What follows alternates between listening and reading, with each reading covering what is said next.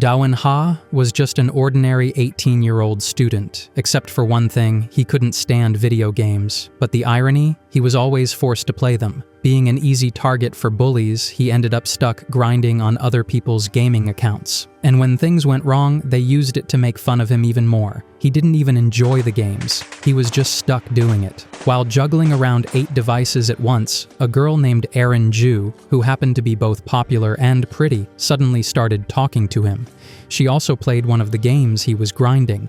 After trying to give her some advice on how to play, he was surprised when she mentioned his name like she actually knew who he was. But while being distracted by her, he ended up dying in one of the games. Not just a minor death either. He lost a super rare item. That game account belonged to a bully named Cheol-U, who didn't take the loss well. Even when Dawen offered to replace the item with one from his own stash, Cheol decided to beat him up anyway. To make things worse, Cheol gave him an ultimatum: get him the Fire King's greatsword from the Game Roast RPG in a week, or face another humiliating beatdown. The twist? Dawen was secretly a huge fan of games. He just hated being someone else's puppet. On his own accounts, though, he was a beast. Turns out he used to be max level in Roast RPG, but after a recent update, the level cap had doubled and the drop rates were trash unless players paid real money. So Dawen grinded non-stop for 6 days straight, getting nothing but garbage from the toughest bosses. Just when it seemed like all hope was lost, a high-level player swooped in,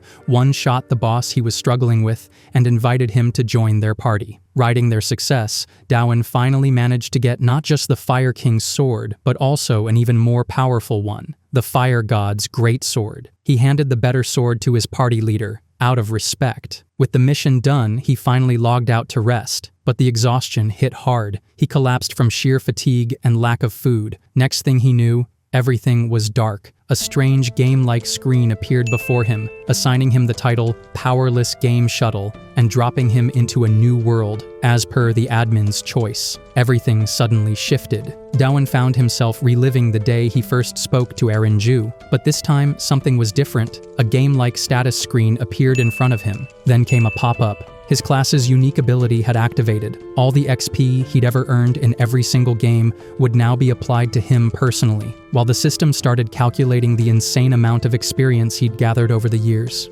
Cheol-U showed up again, ready to dish out the same beating from earlier. But unlike before, Erin returned to the classroom while Dawen was still getting hit and stepped in. Seeing someone else try to protect him struck a nerve. When Cheol tried to raise his hand at Erin, Dawen jungped in and stopped it mid-air with a punch straight to his palm. Just then, the system finished loading. Dawen's class upgraded to Superior Game Shuttle. He instantly gained a new attack skill and unleashed it, easily flooring Minwoo. Still shocked at what just happened, Dawen received a message from the system, apparently from the same mysterious helper he'd met in Roast RPG. Then, another notification appeared. He'd defeated the monster Cheol-U, and the XP shot him straight to max level. His new class? Sealed Game Shuttle. His stats maxed out across the board. All skills from every game he'd ever played were now available to him. And just like that, they were sealed. Every stat dropped back to 1. Still, he got a golden key classified as a legendary item. So it was a small win? Things only got worse. He ran into Shin Jae-min, a well-known troublemaker. Turns out Jae-min had seen what Dawen did to Cheol and believed he was secretly powerful. Wanting Dawen on his side, he invited him to a drinking party that night. Dawen, being the one guy with a shred of sense, refused at first. But then the system slapped him with a quest. If he didn't go, he'd suffer unbearable pain in a very sensitive area for a whole hour. No choice. At the karaoke bar, Dawen sat with Jae-min and some girls, a little dazed by the whole setup. Just as he thought maybe Jae-min wasn't all bad, the guy showed his real self. He was using another student, Yu-ji, to foot the bill, treating him like dirt. The scene hit Dawen hard. Yu-ji reminded him of how Cheol used to treat him. Unable to stand by, Dawen stepped away, thinking there was nothing he could do with his sealed stats. But the situation bugged him too much to ignore. He returned and tried to intervene. But just as he was about to say something, one of Jae-min's so-called friends appeared, an older, mafia-looking dude. Daewon panicked and backed down, pretending he just wanted the mic for karaoke. As he took the stage, another system message popped up, a new quest titled One Who Judges Injustice. The goal? Smack Jae-min on the head with the mic. Time limit, 30 minutes. Or else, same brutal punishment as before. Even with the quest pushing him, Daewon couldn't bring himself to attack Jae-min right away. After everyone sat back down, Jae-min's friend Yukman Chun questioned how a guy like Daewon could have beaten Chloe. Jae-min, confident, confirmed it and finally revealed the real reason he brought Daewon there. He wanted him to join their gang. With Daewon's power, they could become the most feared group around, and Daewon would never be bullied again. It almost sounded tempting. A life without fear. No more humiliation. But a quiet reminder from Jihan made him think twice. Was he really going to side with the same kind of people who had ruined his life? Sure, he'd be safe, but at what cost? Trying to avoid the pain the quest threatened him with, Daewon went to the bathroom to think, but the guilt kept gnawing at him. When Jae-min followed him in, Daewon finally acted. He smashed the mic into Jae-min's head, knocking him out cold. Determined to help Jihan escape, Daewon grabbed Jae-min's phone and sent nonsense messages to Yuk to lure him out. But before anything could happen, a shadow loomed over him. Yuk had seen through the trick. He beat Daewon down, hard, like brain-rattling hard. While Daewon lay on the floor, desperate for any edge, a skill window appeared, still locked. But finally, something clicked. He had a golden key from earlier. Just as Yuk checked on Jae-min's condition, Daewon stood up, glowing with energy. He wasn't going down that easily. Then came the unlocked skill, Falcon Drop. A devastating dropkick with one big downside. It cost 120 mana. Daewon only had 100. After another painful round of beatings, Daewon remembered something. He had a copper key from defeating Jae-min. Maybe that could help. He crawled back toward the key's location, dodging Yuk along the way, and tricked him into letting him go. Total bluff. But it worked. Reaching the copper key, he used it to boost his mana by 100. Just in time, too, Manchen was right on him again. With his mana finally at the required level, Daewon launched the Falcon Drop, pushing off Yuk's knee and slamming into him with a kick strong enough to shake the building. It worked. Victory. He received another key, this one silver, but barely had time to breathe. More trouble walked in. Gan showed up, Jae-min's older brother, and he wasn't alone. A bunch of older guys followed, clearly not there to help.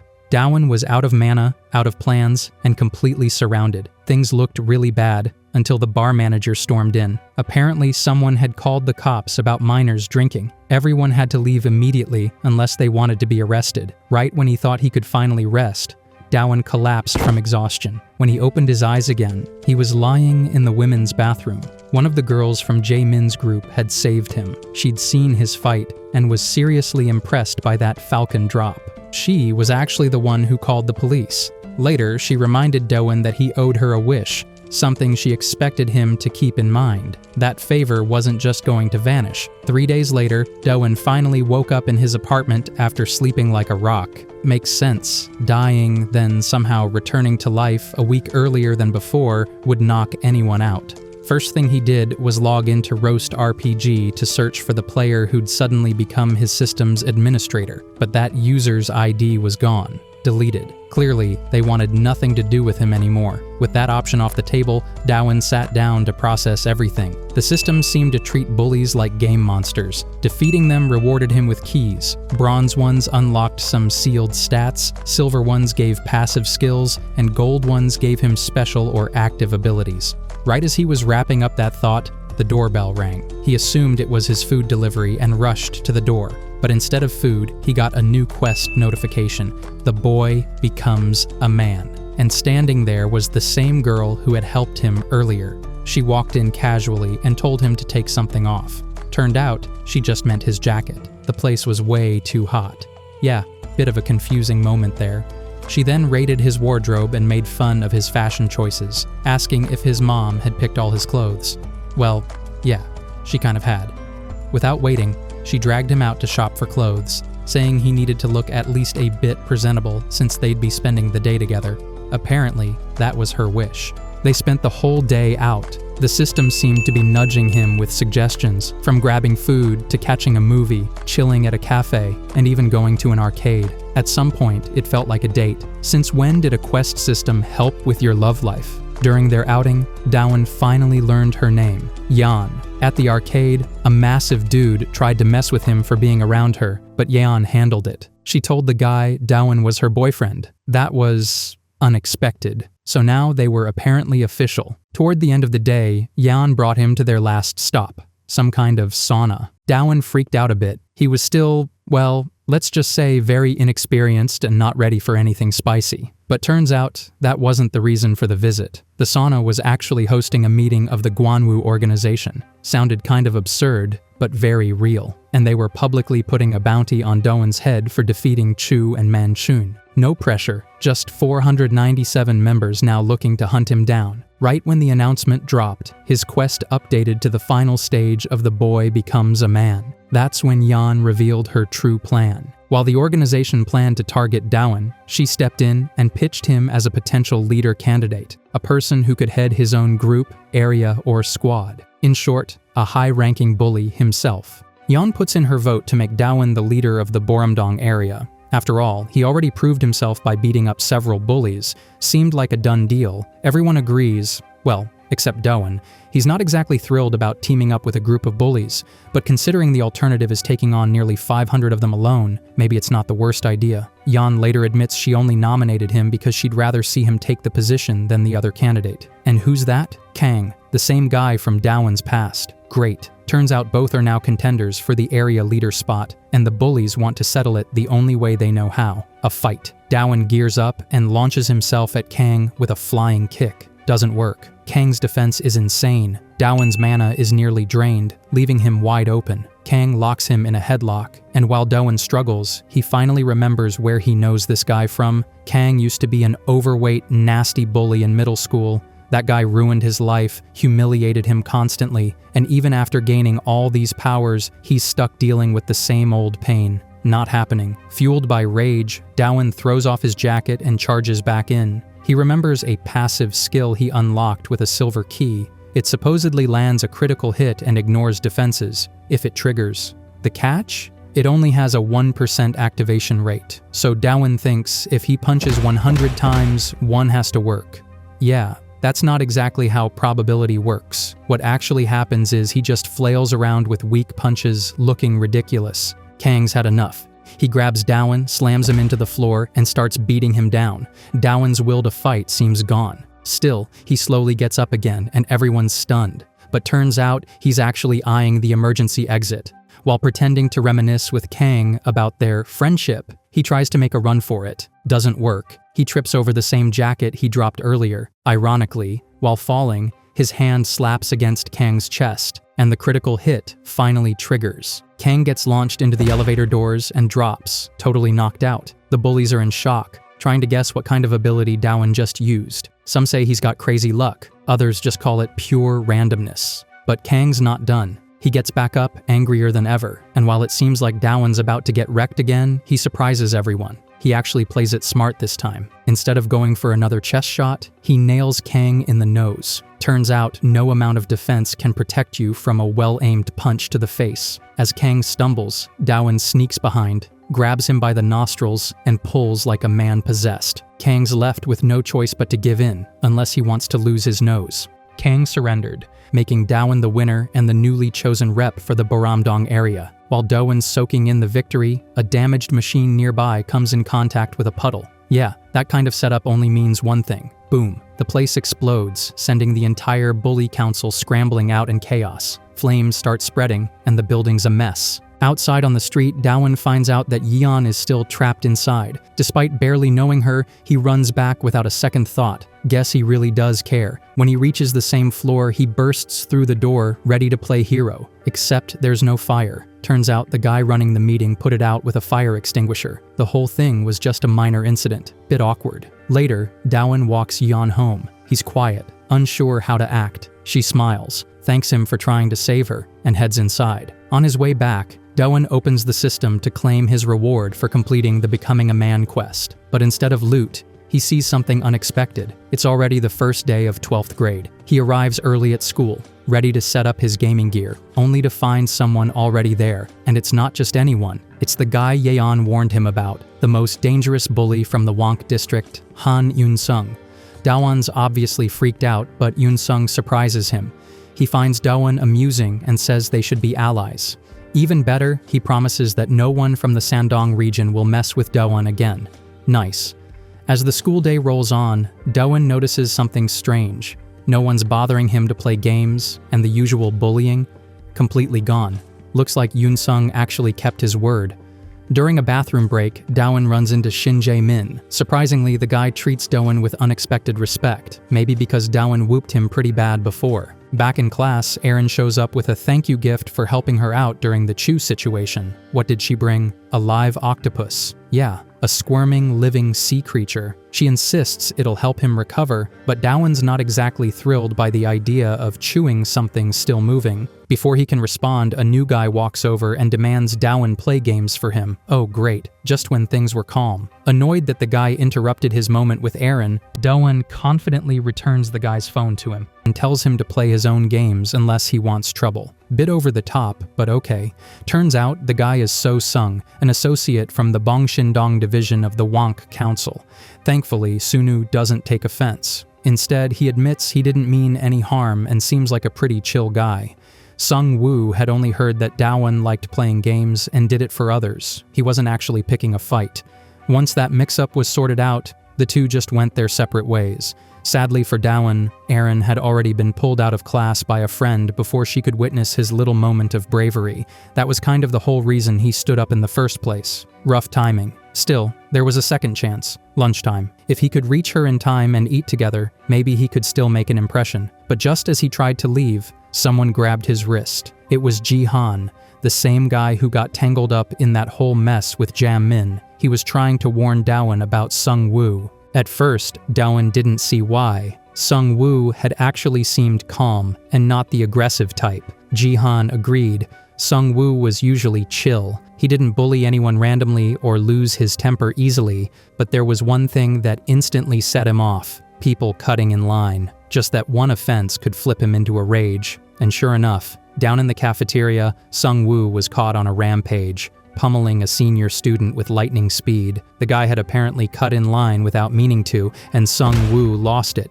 With that scene in mind, Dawon figured as long as he avoided cutting in front of him, he'd be safe. Unfortunately, the system had other plans. Just as he was heading home, a new quest popped up. Full sprint. Within the next 10 minutes, Dawon had to find Sung-woo and cut ahead of him, or face the painful penalty promised by the system. Talk about cruel timing. Dawon rushed through campus trying to locate him. On the way, he found a nerdy kid named Lan, crying in an alley. Turns out, he had accidentally cut ahead of Sung-woo while rushing to class, and got wrecked for it. Seeing him in that state triggered something in Dawon. He handed Lan a tissue and, with just 2 minutes left on the clock, promised to make things right for both of them. He grabbed a keychain holding his system keys, stomach churning with nerves. 6 days ago, he had earned 4 bronze keys and 1 gold key from completing the quest with Yeon. Instead of using them right away, he'd saved them for a moment like this, waiting until he knew his opponent's style so he could adapt. Now that he understood Sung-woo was a pure speed-type fighter, he used his gold key to unlock a new skill called Blind Spot Strike. It only cost 20 mana and let him deliver multiple attacks without worrying about running dry. To be extra safe, he used 1 bronze key to raise his mangacap to 300, then dumped the remaining bronze keys into a single stat to give himself a solid edge. With everything set, he sprinted to the bus station. Only 2 minutes left. At the scene, Sung-woo was about to lash out at a girl who had rushed past him trying to catch her bus. Not cool. Just before he could grab her, Dawon stepped in. Grabbing Sung-woo by the hoodie and yanking him back, Dawon steps right past Sung-woo, clearing the first part of his quest. But before he can even catch his breath, the system activates the next stage: defeat the monster, which in this case is Sung-woo himself. That's definitely not going to be easy. Before Sung-woo can fully react, Dawon hits him with a blind spot strike. It lands, sure, but it doesn't slow Sung-woo down one bit. Trying to create some distance, Dawon runs, but Sung-woo is on him instantly, ripping off his backpack like it's nothing. In desperation, Dawan fires off a triple blind spot strike, hoping a flurry will do more damage. Individually, they're weak, but combined, they pack a decent punch. Unfortunately, that just makes Sung-woo angry, like next level serious. He slams his own backpack to the ground with a loud crash, and suddenly, he's right in front of Dawan. The speed is insane, faster than Dawan can follow. From there, it's a blur. Sung-woo's attacks are non-stop. Dawan can't land a single hit and barely keeps from getting knocked out. Backed into a corner, Dawan does what he's best at, treating the whole thing like a game. Shifting into gamer mode, he uses his blind spot strike as bait, then lands a clean back fist straight to Sung-woo's face. Just a normal punch, but it hits hard. Turns out, Dawan had used some of his bronze keys earlier to crank up his attack power, since he knew he couldn't win in a speed match. So even a basic hit hurts now. With the system still looking and feeling like a game to him, Dawan stays focused. He tries to predict Sung-woo's moves like it's a pattern, but Sung-woo suddenly switches things up. He stops using his fists and lands a surprise kick to Dawan's forehead, knocking him flat. Dawan gets back up and tries the blind spot strike trick again. Doesn't work. Sung-woo's already seen through that move. He grabs Dawan's arm mid-attack, then heel kicks him right in the chin, sending him crashing to the ground. That's when it hits Dawan. He's been using his fingers to activate the skill, but the system never actually said it had to be fingers. With that realization, he charges in with a leg sweep infused with blind spot strike. Sung-woo is caught off guard and stumbles. Now it's time for Dawan's secret weapon, the octopus. Yeah, seriously. He still had the live octopus that Aren gave him and had secretly slipped it into Sung-woo's hoodie at the beginning of the fight. While Sung-woo's monologuing about his tragic past, bad childhood, awful dad, the usual villain origin story, the octopus suddenly climbs up and latches onto his head. Panicking, Sung-woo tries to tear it off, but the octopus sprays a burst of ink right into his eyes, blinding him. Dawan doesn't waste a second. With Sung-woo stunned, he charges in to end it, with a powerful double-handed axe strike aimed right at his head. Dawan took Soo by surprise with a headbutt that landed clean on his chin, ending the fight. He won and silently dedicated the victory to Aren. As a reward, he got another bundle of keys, 1 gold and 2 bronze. Since his HP was low after the battle, he used one of the bronze keys to boost it. Then he used the golden key to unlock a random active skill. Lucky for him, it turned out to be multi-hit strike, the same move he once used to defeat Chu before his powers were sealed. The skill was powerful but needed 200 mana to activate, so he used his last bronze key to upgrade his MP to 400. Feeling content, Dawan decided to keep Aren's pet octopus and named it Squishy. Not exactly a creative name, and he wasn't too aware of his surroundings either. Turns out Squishy ended up in a cat's mouth. Just like that, Dawan lost a companion. Gone too soon, but not forgotten. Back at home, he got a call from his mom, reminding him about his dad's death anniversary next week. She couldn't come this time due to work, so he had to visit the grave alone. The following day at school, Jihan mentioned that Someu wasn't in class, which was unusual. Dawan pretended not to know anything, but deep down wondered if defeating Someu finally brought him some peace. That hope didn't last. A group of thugs suddenly stormed into his classroom. Their leader demanded Dawan come with them to Banandong. With all his past experiences, Dawan immediately sensed danger. When he refused, the leader questioned whether he could handle all 10 of them alone. Just then, Silim Shin Sihi walked in and questioned the thugs. One of them tried to act tough, but Silim barely moved. Just a small leg swipe, and crushed the guy's leg, sending him to the floor. Calm and cold, he told the rest they couldn't have Dawan and dropped a brutal line. "You think 10 of you are enough?" Then, without breaking a sweat, he dismantled every thug in the room. After wrecking the crew, he left the leader behind and casually invited Dawan to the snack bar. While they were hanging out, Silim asked Dawan why he became a bully rep and still fought other bullies. The question caught Dawan off guard, and he accidentally snorted juice from his nose. Trying to look cool, he answered that he was a bully hunter.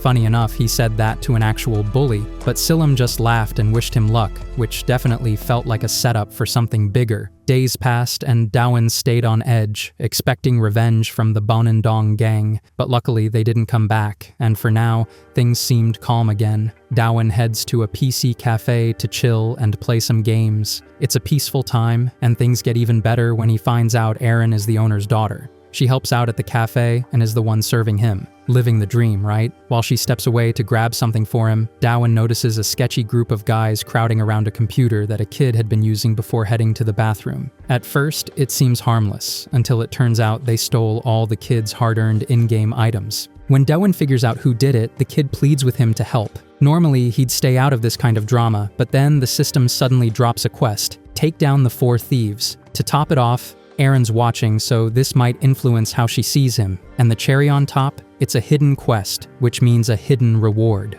Once Dawan sees what it is, a date with Erin, he doesn't hesitate. He chases after the thieves right away. In an alley, the thieves are celebrating their loot when one of them suddenly hits the ground. Dawan's arrived. He's ready to fight all 4. But when one guy shrugs off Dawan's blind spot strike and gets back up, Dawan panics and bolts, leading the group on a chase. They corner him in another alley, which turns out to be a dead end. But when they enter, Dawan's nowhere in sight, until he drops down from above, landing a solid falcon kick on one of them. Now realizing they're in real trouble, the rest of the thieves prepare to fight. Dawan introduces himself as the bully rep from Baradon, but they don't take him seriously, even questioning what a bully council even is. Not that it matters. They rush him without thinking. The second guy charges and eats a blind spot strike to the throat. The last 2 try to flank him, but Dawan hits both with clean strikes to the stomach. He's on fire today. With the 3 dazed and cornered, Dawan uses his newest move,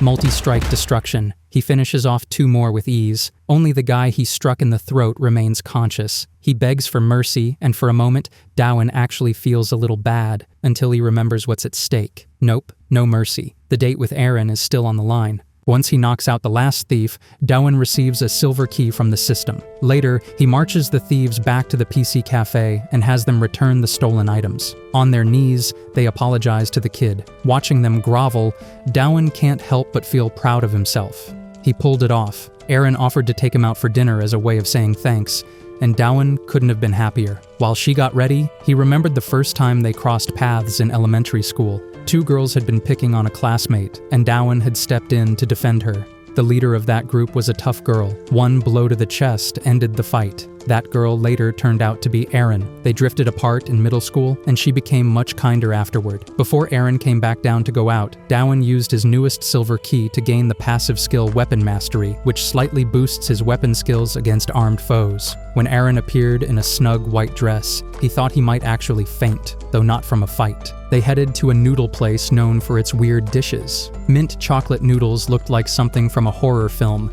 but Dawan swallowed them with nothing but praise, especially since it was Erin's favorite. Next stop was a game lounge where they tried Jenga, a lie detector challenge, and more. Afterward, they spotted a strength tester stall, a hammer and nail game. Aaron went first and lost, so Dawan stepped up, aiming to impress her. Right then, a system quest popped up. Slam Aaron's head with full force within 5 minutes. Shocked, he glanced at the timer. Instead of the big hammer, he found a toy version at a nearby booth, and with a few tries, smashed it against Aaron's head, just hard enough to complete the quest with seconds to spare. Walking home, Dawan worried that Erin might be angry, but she burst out laughing. She said it had been ages since she'd lost so hilariously and asked to play again sometime. They parted ways at her dad's PC cafe and all seemed well, until a huge thug showed up with a foam bat. He claimed to be a friend of the thieves Dawan had beaten and said he'd lost interest in revenge, but then made a disgusting remark about planning to play with Erin next. That enraged Dawan. He grabbed the man's shoulder and told him to follow, and a hidden quest to take down Sunman Jui activated. In a nearby alley, Dawan began landing blow after blow, desperate to land a critical hit after going all out. After using all his active skills against the thieves earlier, Dawan was completely out of mana, and since he hadn't rested yet, there was no way to recover it. Sunman Jui, clearly annoyed, knocked him back and pulled out a pair of brass knuckles, planning to end things for good. But Dawan wasn't done just yet. His passive skill, Weapon Mastery, kicked in. With his power slightly boosted, he dashed in and smacked the smug attitude right off Jui's face. Confused and rattled, Jui demanded to know where Dawan suddenly got a metal bat, but a closer look revealed the truth. It wasn't a bat at all. It was the half-broken toy hammer from the game stall. Thanks to Weapon Mastery, even that makeshift weapon worked just fine. Dawan matched Jui's strike for strike until Jui got dirty and tackled him to the ground. Quick to recover, Dawan used the hammer's handle to counter and smashed the toy straight into Jui's head. That hit did the trick, but the hammer finally snapped for good. No more weapon, and this time, it mattered. With nothing left in hand, Dawan took a brutal beating. Jui, swinging those brass knuckles, landed blow after blow, making disgusting comments about Aaron and running his mouth about how being a villain was the smart way to live. That's when something inside Dawan snapped. Bloodied but unbroken, he stood up again, this time with a new weapon, his own belt. Once weapon mastery kicked in again, Dawan lashed out like a pro. He whipped Jui like batter in a bakery, and when the bigger guy tried to stop the belt, Dawan flipped him clean over his shoulder. That final move ended the fight. After quietly checking that Aaron and her dad were okay from a distance, Dawan dragged himself home to rest. He couldn't help thinking about what Sunmin Jui said. Honestly, he didn't have a strong argument against that lifestyle. Being bad might be easier. He wondered what his dad would say about all this. But instead of diving into deep thoughts, he focused on the good part, the rewards. He got 5 bronze keys. With fights popping up out of nowhere lately, he figured it was time to stop saving and start spending.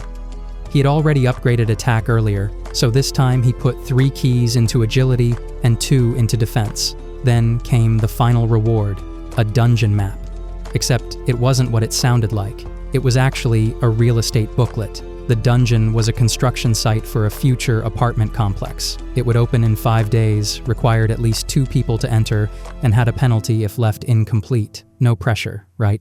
Desperate for a teammate, Dawan tried asking a few people. Sun turned him down straight away. Jihan had already dealt with enough bullying, so Dawan didn't want to drag him into something dangerous. The problem? Dawan didn't really know many people to begin with. After school, Yan waited outside and insisted it was time for him to meet the Boramdong bullies, the ones he was technically a rep for. He braced himself, but there were only 2 others. One of them was Kang Si-hoon, which already made things awkward. Yan scared them both into behaving before introducing the final member, Shin Si-hee. At first glance, Shin looked like a chill middle-aged guy, except he was apparently a high school student. Somehow, as the meeting continued, Dawan found out the Boramdong group used to be much larger, but it had been cut down hard after some incident with a previous representative. Shin Si-hee didn't share much about the past rep's downfall and quickly changed the subject, asking if Dawan had kept himself out of trouble lately. No picking fights with other bullies, no causing chaos with random thugs, right? Of course, Dawan definitely wasn't doing any of that. Probably. Regardless, Shin Si-hee told the group to lay low for a while since Boramdong's reputation and strength were still shaky. 4 days later, however, trouble was clearly brewing at the dungeon site.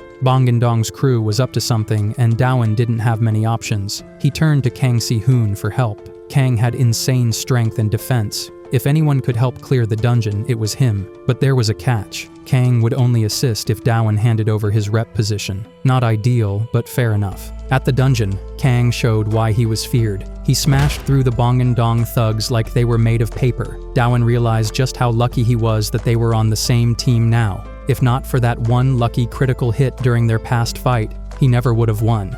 Dawan was ready to let Kang handle everything until a system message popped up. Dungeon Novice. Defeat 5 normal monsters. Reward, gold key. Now that was worth fighting for. Armed with his toy lightsaber and weapon mastery, Dawan jumped in. He overwhelmed one guy with a combo of hits, tripped and jabbed another, and quickly brought down 2 enemies. Kang, watching nearby, was impressed. Dawan had come a long way since their duel. While Kang cleaned up the rest of the enemies, Dawan kept going and took down 2 more. He only needed 1 more to complete the quest. Unfortunately, the last enemy was already in Kang's grip. Dawan tried to ask for a pass, but Kang wasn't giving it up. Lucky break though, the thug managed to pull out a knife and tried to stab Kang. Keyword, tried. Dawan hurled his weapon like a javelin and knocked the guy out cold, saving Kang in the process. Kang got all awkward about being saved and immediately stormed off to find Jae Chang, the deputy of Bongandong. On the way up the construction site, they ran into the same guy who had led the school raid earlier.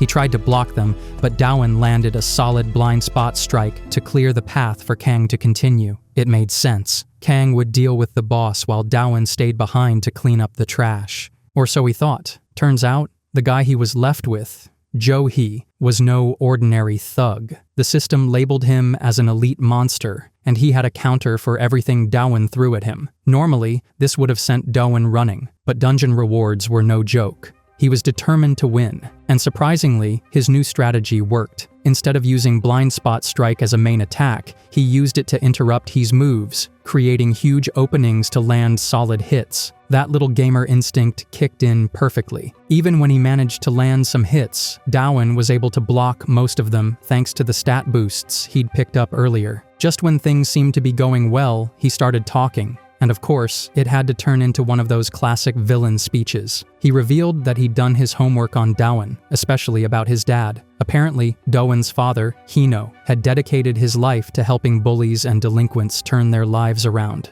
Dowan, already worn out and annoyed, snapped and told him to leave his dad out of it. Meanwhile, upstairs, Kang and Baek Chang were locked in a pretty balanced fight. During the exchange, Kang casually mentioned that all of Baek Chang's men were already taken care of, and only one was still being dealt with by Dowan. That's when Baek Chang dropped a bombshell. He wasn't just any thug, he was their toughest fighter. No matter how hard or how often he got hit, he just kept getting back up. His stamina was practically unlimited. Back down in the fight, this was proving painfully true. Dowan had hit He with everything. Blind spot strikes, a falcon drop, full-on combos, but the guy kept standing. Battered and with barely any mana left, Dowan attempted to use his ultimate move, multi-strike destruction, but his body was too worn down. The skill failed to activate. That's when he struck back hard, knocking Dowan into the ground. He stood over him and kept running his mouth, mocking his efforts and dragging his dad's name through the dirt, saying Hino would be ashamed of his own son for joining the bully council. Dowan, bloodied and furious, got back up, grabbed He by the collar, and warned him one last time. Don't talk about his dad. Then he brought out his newly acquired active skill from the gold key, Stun Smash. It cost 90 MP, but was his last hope. The skill was inspired by a video game he used to play with his dad, where the final boss could never be defeated by brute force alone. Dowan activated the skill and slammed him into the ground with all he had. That should have ended it. It didn't. He got right back up again. Still not giving up, Dowan tried to fight on, but his punches were slow, his energy gone. He, on the other hand, was still throwing solid punches and kicks, hammering him down. While pounding Dowan's face, he kept taunting him, saying both he and his father were failures. But those words lit a fire inside Dowan. Even with no strength left, he stood up and threw one last punch, and somehow, critical hit activated. The blow sent him flying to the edge of the staircase. It wasn't enough to finish him though. He got up again, determined to counterattack. But that's exactly what Dowan wanted. They were now at the top of the construction site's staircase. Dowan grabbed He's face and Youngped, dragging the so-called unbeatable man with him. While falling, he activated Stun Smash again, but this time, something changed. Just like in the game he played as a kid, the trick to winning was simple. Grab the boss and throw him down from above. With the drop, Stun Smash evolved into Stun Slam, a more powerful version of the move. Just like his dad once told him, no effort is ever wasted. Jo Iluk finally goes down. Without wasting a second, Dowan rushes to the rooftop where Kang is fighting Baek Chang. When he gets there, he's shocked. Kang's already on the ground, and Chang is just about to land the final blow. Dowan jumps in, smacks Chang away, and tells Kang to run. He takes the blame for dragging Kang into all this and insists on holding the enemy off. The problem is, Dowan's completely out of mana and has barely any HP left. Fighting the dungeon's boss monster like this is basically suicide. Just as things are about to go south, someone unexpected shows up. Young Seok-young. Despite looking elegant and serious, Dowan can't help but notice he's kinda short. But power-wise, there's nothing small about him. One kick is all it takes for Young to knock Chang out cold. Turns out Chang's been going rogue for a while, and Young's here to put him in his place. After teasing Dowan a bit, Young mentions that he came because of Yunsong. Even though Yunsong didn't want to tag along before, he apparently remembered the address and decided to show up anyway. With the dungeon cleared, Dowan and Kang head out. Since Kang's hurt, Dowan helps him walk. On the way, Kang warns him Yoon-song probably has a hidden motive. Dawon casually says Kang can worry about that since he's the new rep now, but Kang refuses, saying Dawon saved him twice tonight, so the rep title still belongs to him. He'll take over next time, so Dawon better not die before then. Later, once Dawon's alone, he opens the system to claim his rewards. Since he didn't land the finishing blow on the boss, the rewards are expected to be weak, but surprisingly he gets 12 bronze keys. Not bad. A few days later, Dawon visits the place where his father's ashes are kept. He quietly reflects on the crash that killed him. According to the report, his father had to swerve into a pole because of a brake failure while avoiding a pedestrian. It was fatal. While he's lost in thought, a familiar voice breaks the silence. The person says Dawon's father was a good man, but what if his death wasn't an accident? What if someone close to Dawon planned it? These words come from Eun-sung-han, who steps forward. Dawon's stunned and asks how Eun-sung even knew his father. Eun-sung thinks back to when he was younger. A man once approached him, gave some life advice, and showed concern for his health. That man claimed he used to be a bully hunter. Brushing that aside, Yoon-sung says, "What's important now is the truth." Dawon argues that the crash was declared an accident by the police, but Yoon-sung tells him otherwise. The guy who was with him the other night, Jang Soo-yang, has video proof that the crash was deliberate.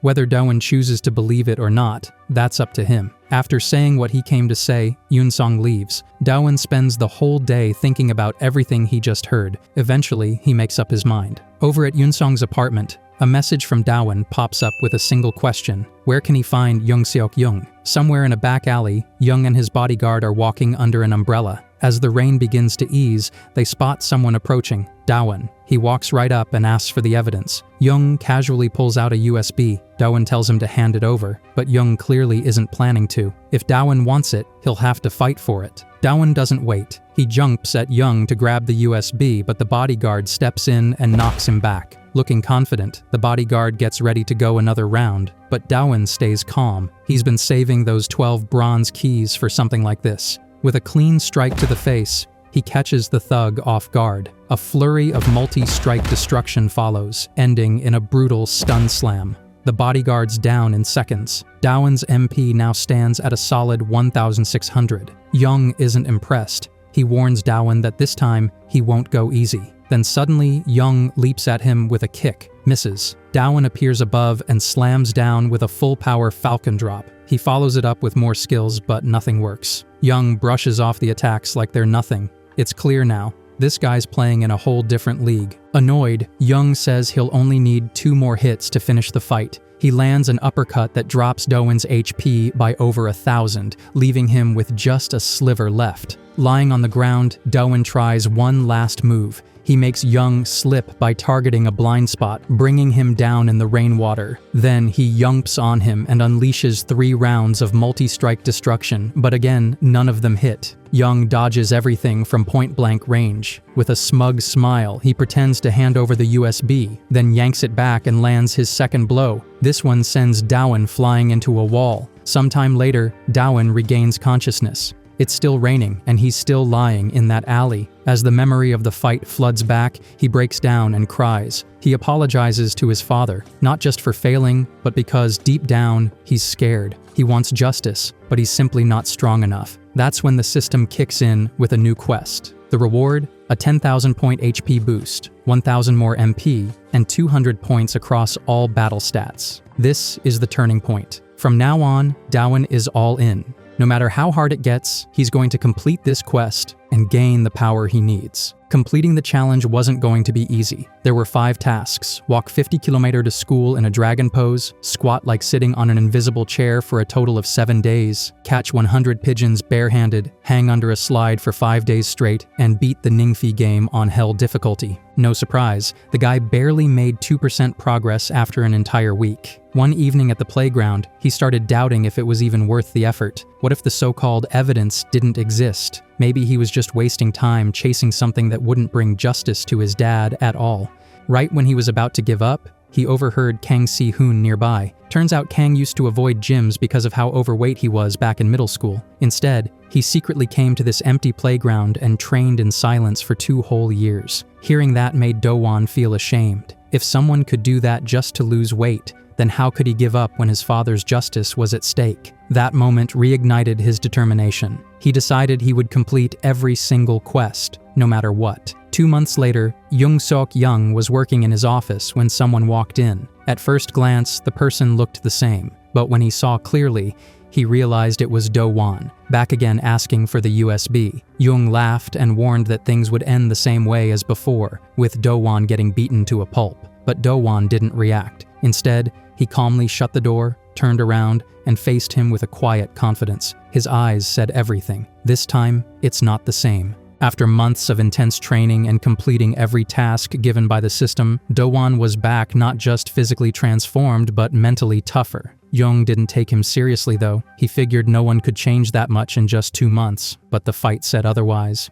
Every hit Jung threw was either blocked or dodged effortlessly. Trash talk didn't work either. Do-won didn't even blink. His defense and agility had gone through the roof. He barely had to move to make Jung's attacks look like a joke. While getting wrecked, Jung remembered something Jung's son had said a while back. Something about Do-won having hidden potential. Maybe this was it. Still, he refused to believe he could lose. In a final desperate move, he ran his mouth about Do-won's dad. That was the last straw. One uppercut and a solid body shot later, Jung was flat on the ground, gasping for air. That was the real awakening. Loud, brutal, and long overdue. After taking that last hit, Jung did something unexpected. He laughed. Instead of backing down, he seemed excited to finally face someone who could keep up. The two exchanged blow after blow, but it didn't take Jung long to notice something. Despite Do-won's new strength, his fighting instincts were still raw. Using that to his advantage, Jung tried to mess with him using things around them,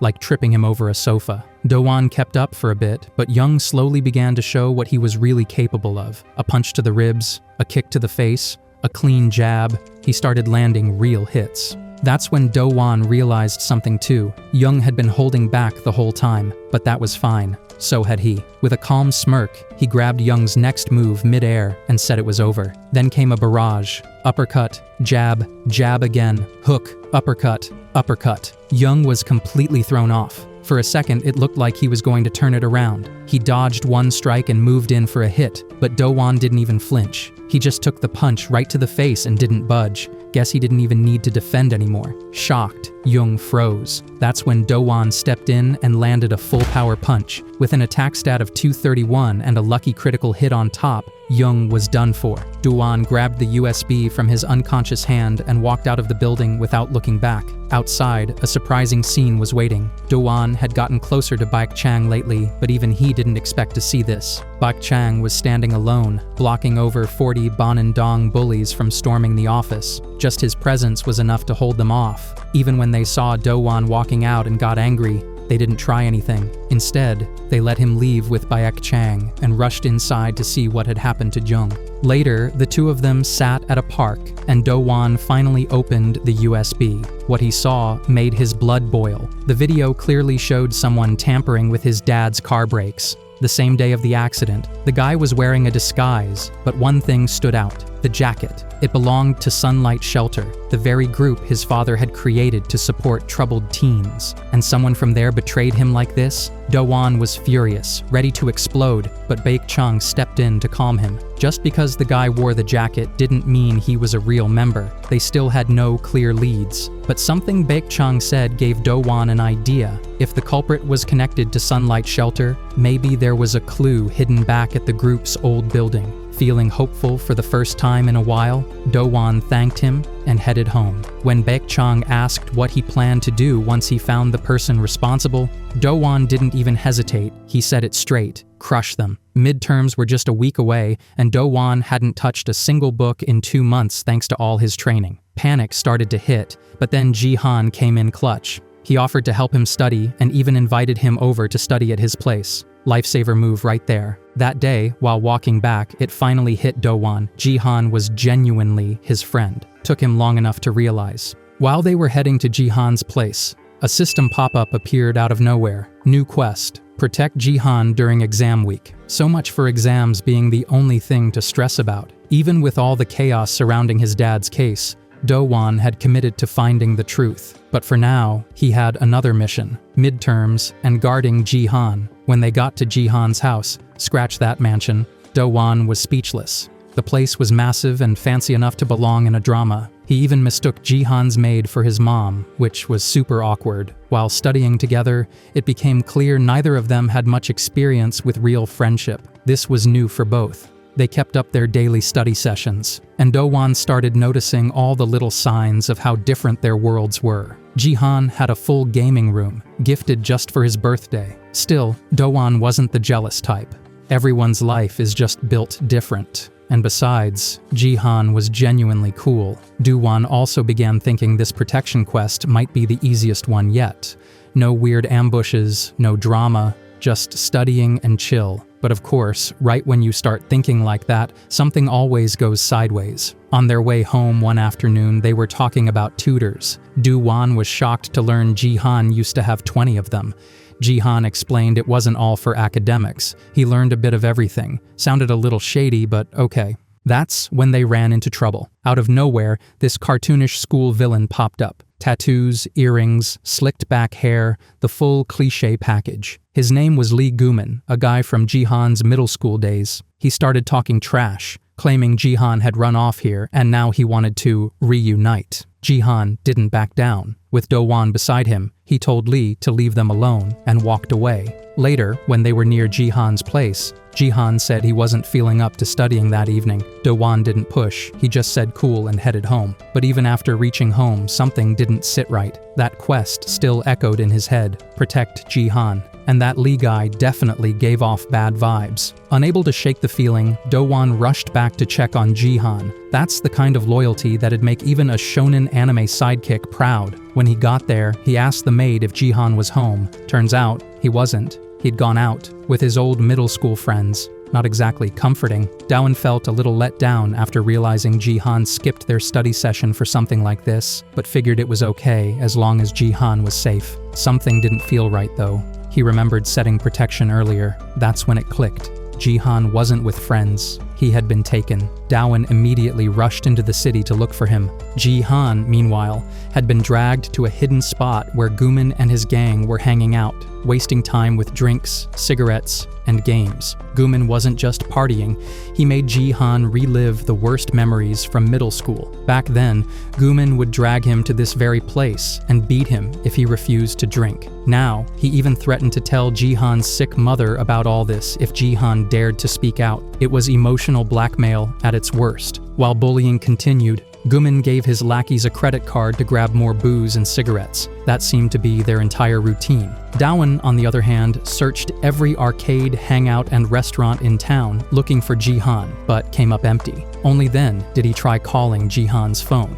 And surprisingly, Lee Gan picked up. After some arguing, Gan gave him the location and challenged him to come get his friend himself. As time passed, Gan's crew got annoyed waiting for their booze, but just then the ones sent out came crashing back in, literally flying through the door unconscious. Do-won had arrived and wasn't holding back. Before the fight gets intense, a bit of backstory. Guman and Jihan actually started off as friends in middle school. Both were rich, had sick mothers, and didn't hang out with many others. Things changed when Guman lost his mom. His jealousy over Jihan's mother still being alive turned into hatred, and the friendship fell apart. Back in the present, Do-won stormed the hideout and took out almost every thug with quick, precise strikes. One big guy stood his ground, too heavy for a normal hit to work. Do-won solved that by hitting harder, knocking out both the guy and his teeth with a clean combo. Two older students stepped up next, acting all tough, but they got beaten so badly it didn't even need to be shown. With everyone down, Do-won rushed to help Jihan. Guman, desperate now, called in a stronger fighter, someone way above the rest. This new guy jungped in to surprise Do-won, but got countered easily. Impressed, he introduced himself as Kim Gang-jae, the top fighter of the Guman crew. Even his presence gave off a heavy vibe. Do-won could already feel this fight was on a whole different level. As the clash with Gang-jae continued, it became obvious. His regular attacks weren't landing with the same impact. Even his blind spot hits were getting shrugged off, like nothing. Meanwhile, Gang's punches were piling up damage fast. Trying to turn the tide, Do-won prepared one of his stronger moves, but Gang grabbed his wrist before he could use it. Just when it seemed like Do-won was cornered, he flipped forward mid-stance and attempted a falcon drop right onto Gang's head. The move missed slightly, but still tore into Gang's shoulder, leaving a serious injury. From the side, Guman yelled in frustration, questioning whether Gang would lose like everyone else. Fired up, Gang shouted that he wasn't even at full power yet, clear signs he was just trying to convince himself. His attacks grew sloppier, and Dawan C heezed the chance, landing a heavy stun smash to Gang's head, smashing him into a pillar. Barely staying on his feet, Gang was clearly shaken. Dawan stepped forward, ready to end it with a multi-strike destruction, but suddenly stopped. Gan had grabbed one of the nearby pointed darts and was now holding Jihan in a chokehold. One wrong move and Jihan could be seriously hurt. Dawan froze. Taking advantage of the situation, Gang started beating Dawan down, and Dawan didn't resist, afraid to risk Jihan's safety. Meanwhile, Guman warned Jihan to stay put unless he wanted his mom to see all the humiliating videos and pictures from the past. It was more emotional manipulation, and it nearly worked. But something snapped inside Jihan. Thinking back to how Guman changed after losing his mom, part of him regretted not doing more to help. Still, he wasn't going to let himself be a victim anymore. With sudden resolve, Jihan flipped Guman over his shoulder and slammed him into the floor. Turns out, he had the strength all along. With Guman down, Jihan grabbed the dart and held it to Guman's throat. He looked at Dawan and told him to finish it. Dawan's fist lit up with a blue glow as he met Gang Jae's eyes. Then, without hesitation, he unleashed the full force of multi-strike destruction. Flashback hit again, back to when Guman had just lost his mom.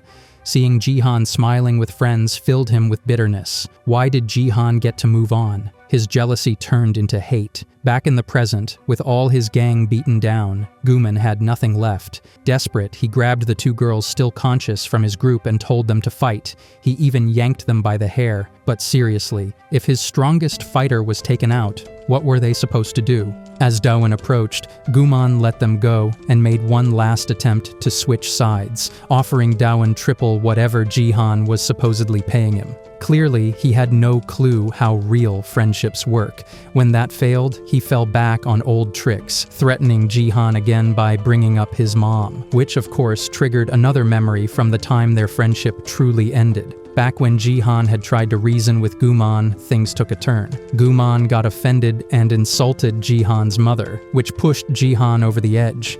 In anger, he beat Guman up. Unfortunately, the situation spiraled. His mother, already in critical condition, collapsed after hearing about the incident. Since then, Guman had been using recordings of bullying Jihan as blackmail, threatening to show them to her and worsen her health. In the present, Dawan wasn't having any of it. He snatched Guman's phone, deleted all the videos, and warned him, if he ever messed with Jihan again, there'd be consequences. Dawan was on Jihan's side now. Guman, still clinging to every lame villain trick in the book, tried one last sneak attack. Bad move. Jihan kicked him straight in the face and knocked him out cold. Later, Jihan shared how everything that happened to his mom had left him too scared to fight back. But having Dawan around gave him the courage to finally stand up again. He even planned to slowly tell his mother the full story, so Guman could never use it against him again. Like his mom once said, if someone has a friend they can trust, and be trusted by, they can get through anything. After thanking Dawan, they went their separate ways. Meanwhile, in the same park where he trained, Dawan received a hidden item as a reward for protecting Jihan. Its aura was intense, and it turned out to be just a black lock. According to Dawan, it had a really broken ability, though he didn't say what it actually did. Later on, midterms ended and Dawan just barely passed, thanks to Jihan's help.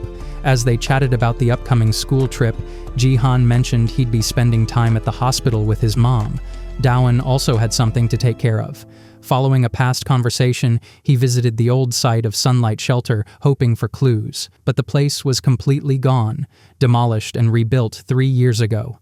A nearby old man told him the only thing left was an item found in his father's old office, a small case holding a pair of broken glasses.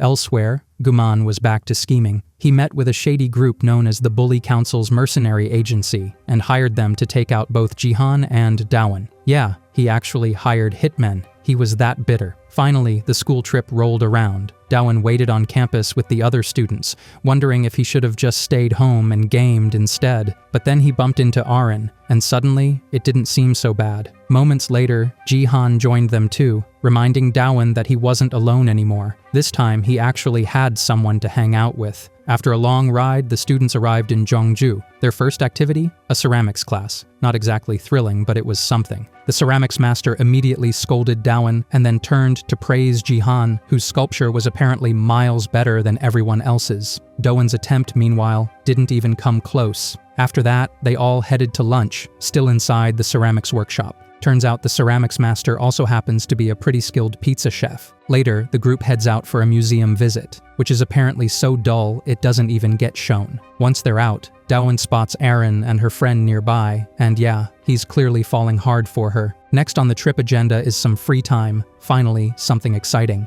Dawen and Jihan team up to explore the area. They're completely unaware that two shady figures have been watching them from a distance. Eventually, they reach an ATV rental stand, where they spot Aaron and her friend already riding. Thanks to the rental guy, the group gets split into two pairs. Dawen ends up riding with Aaron, while Jihan is paired with her friend.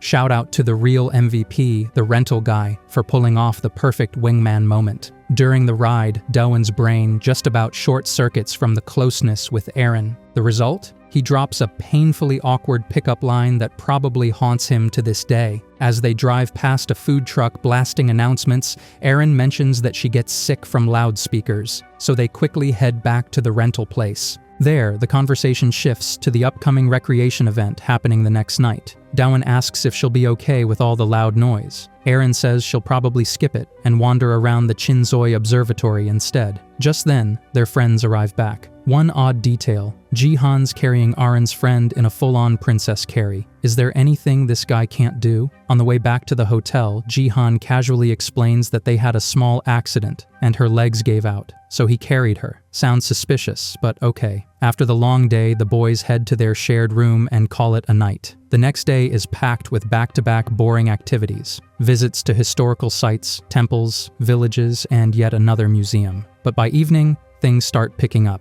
At the auditorium, the school's dance club is putting on a performance. Even better, a few people get front row seats on the stage, except those spots are reserved for the dancers' boyfriends. Wait a second, one of the guys on stage looks just like Jihan. Turns out it is Jihan. Minhee Choi brought him up there as her boyfriend. This dude moves faster than Wi-Fi. Feeling a bit left out, Dawen remembers Aaron's plan to sneak out. Curious, he quietly slips away to check on her. But as he heads toward the spot she mentioned, he suddenly gets a system notification. In a wide-open field, a new event has started. Event Dungeon King's Tomb. Just as he wonders where the enemies will appear from, someone comes charging at him from behind. Dawen blocks the hit, but another guy sneaks in with a clean shot. These aren't random attackers. They're the Hyop and Tuck brothers, part of the mercenary agency hired by Guman. As the three prepare to clash, Dawen stands his ground, completely calm, even as the younger brother tries to ambush him from behind. The younger brother charges in, but ends up catching a brutal backfist from Dawen straight to the face,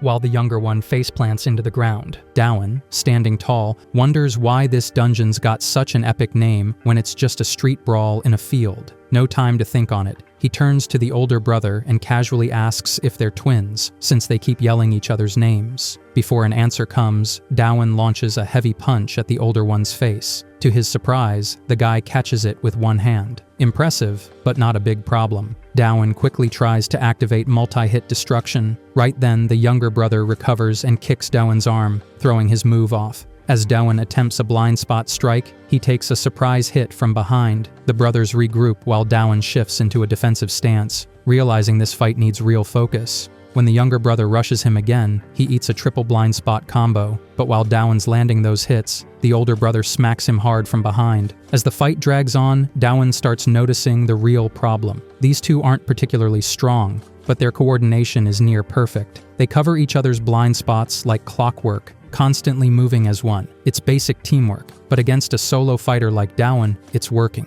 Realizing he needs to land one massive blow to turn the tide, Dawen charges in with a plan. He fakes an attack toward the younger brother but turns last second to strike the older one. The older brother, however, reads the move and counters with a sweep. But Dawen had anticipated that too, using the sweep's momentum to flip mid-air and go for a falcon drop. Plot twist. The younger brother had also predicted that Dawen would predict the older one's counter. While Dawen's in the air, he grabs his hoodie and slams a punch right into his face. With both brothers working together, they finally catch Dawen in a full hold, each grabbing an arm and preparing to snap them. What they didn't see coming was just how strong Dawen actually is. From within their grip, he pulls both their heads together and crashes them into one another with a vicious, stunned smash. Both go down hard. As Dawen stands over their unconscious bodies, a random motorcycle appears on a nearby hill, completely unmanned. Suspicious. Moments later, the two beaten brothers start rising again,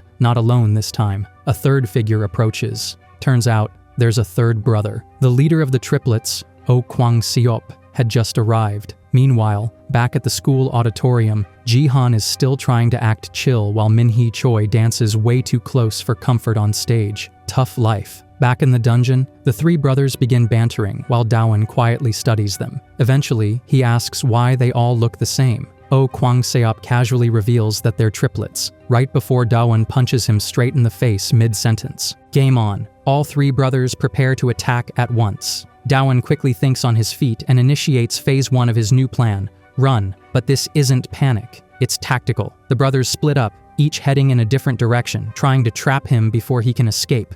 What the brothers didn't realize was that Dawen had planned this from the start. By splitting them up, he managed to isolate the middle brother and land a punch that knocked the wind right out of him. As the younger brother rushed in to strike from behind, Dawen bent forward and launched a reverse split kick infused with a blind spot strike. The uppercut-style kick smacked the younger brother so hard he collapsed immediately. Just when it looked like Dawen had the upper hand, the oldest brother attacked from above, catching him off guard and sending him flying.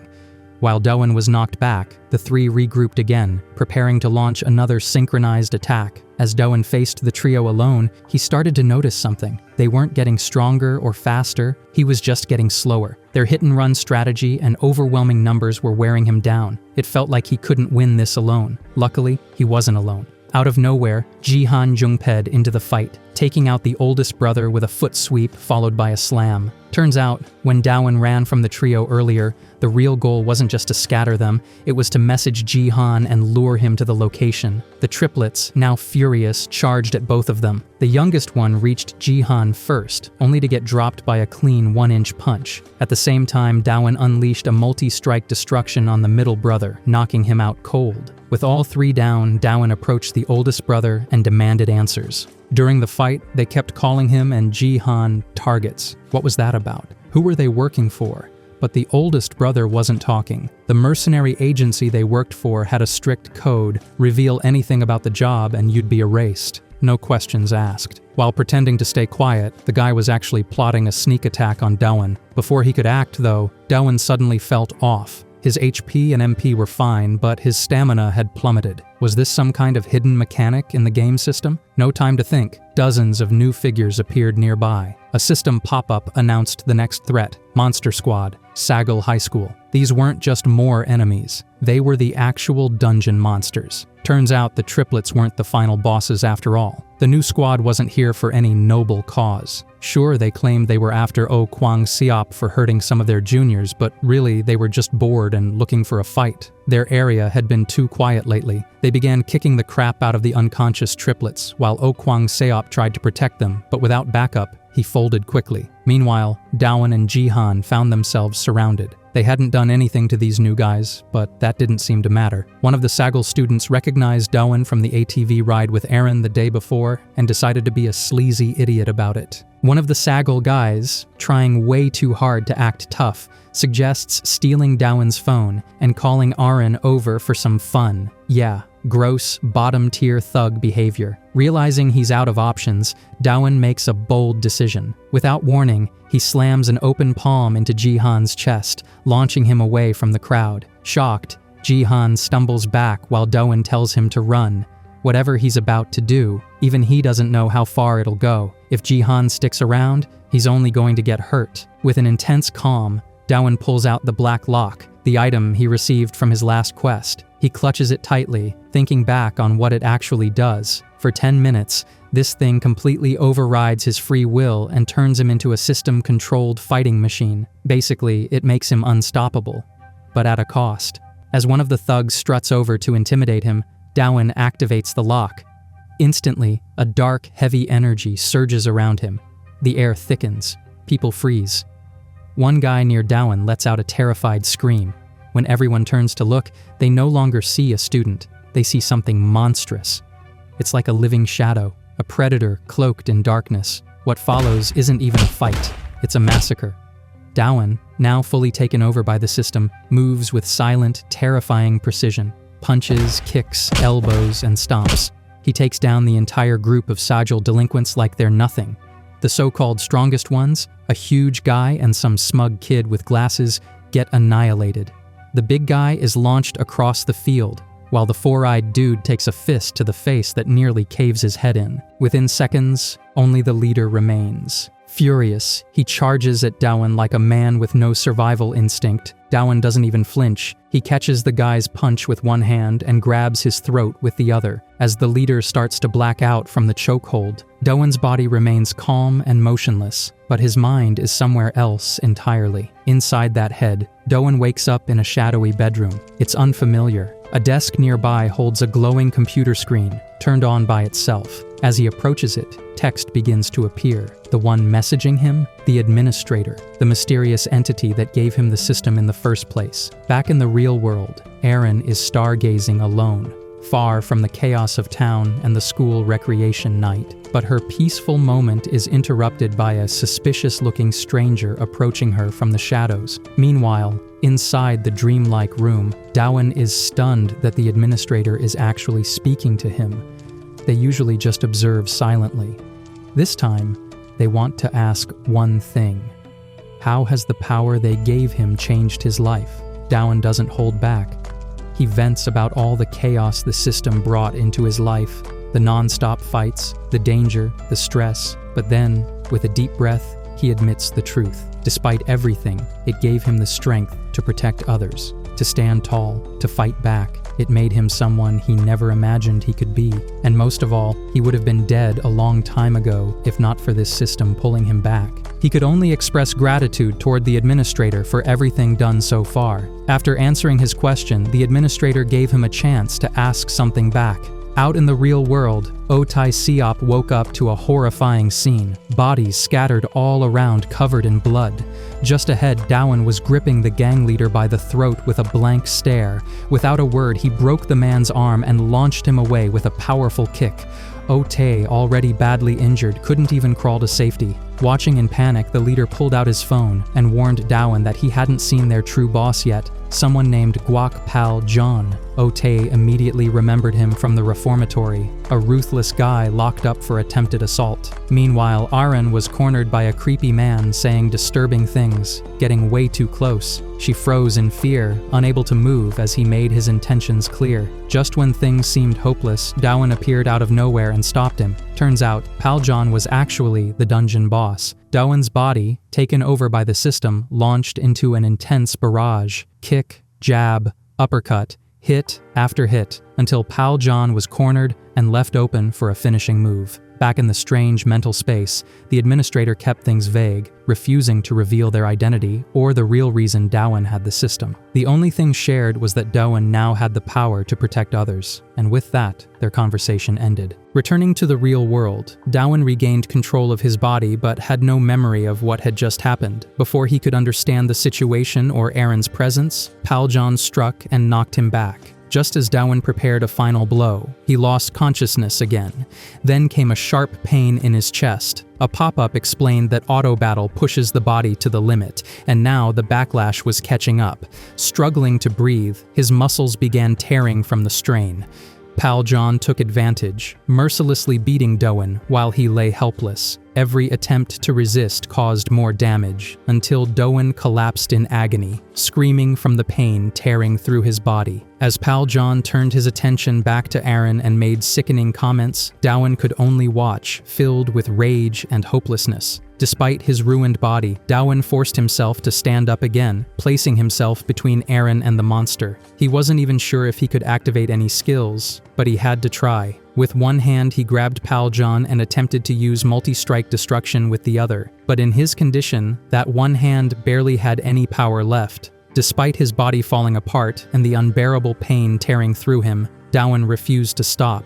He abandoned defense entirely and charged at Jun with wild fury. Each hit renewed the agony, but his rage only pushed him further. Like a cornered beast, he unleashed a relentless barrage of multi-strike destruction and blind spot attacks, overwhelming Pal John within seconds. With the dungeon cleared and Aaron safe, Doan finally collapsed. Later, he woke up in his hotel bed, shocked not just to be alive, but to find Aaron next to him, holding hands no less. He had no memory of what happened after the battle. Turns out, after he passed out from the injuries, Jihan and Aaron carried him back and treated his wounds. A hospital was out of the question due to the gang fight. Fortunately, the dungeon rewards included a gold and silver key. While half-conscious, Doan used the silver one, which granted him a passive healing ability that worked while he slept. Thanks to that, his recovery had already begun. Still, he was more focused on the fact that Aaron had stayed by his side and accidentally dozed off in the same bed, not that he was complaining. Meanwhile, Jihan and Choi had gone to Gyunju Land, acting like it wasn't a date, though it clearly was. Since loudspeakers triggered Aaron's childhood trauma, theme parks weren't her thing. Instead, she and Doan went to a quiet restaurant. There, she shared how she preferred nature, places like mountains, beaches, or quiet stargazing spots. Unfortunately, that meant missing the fireworks show,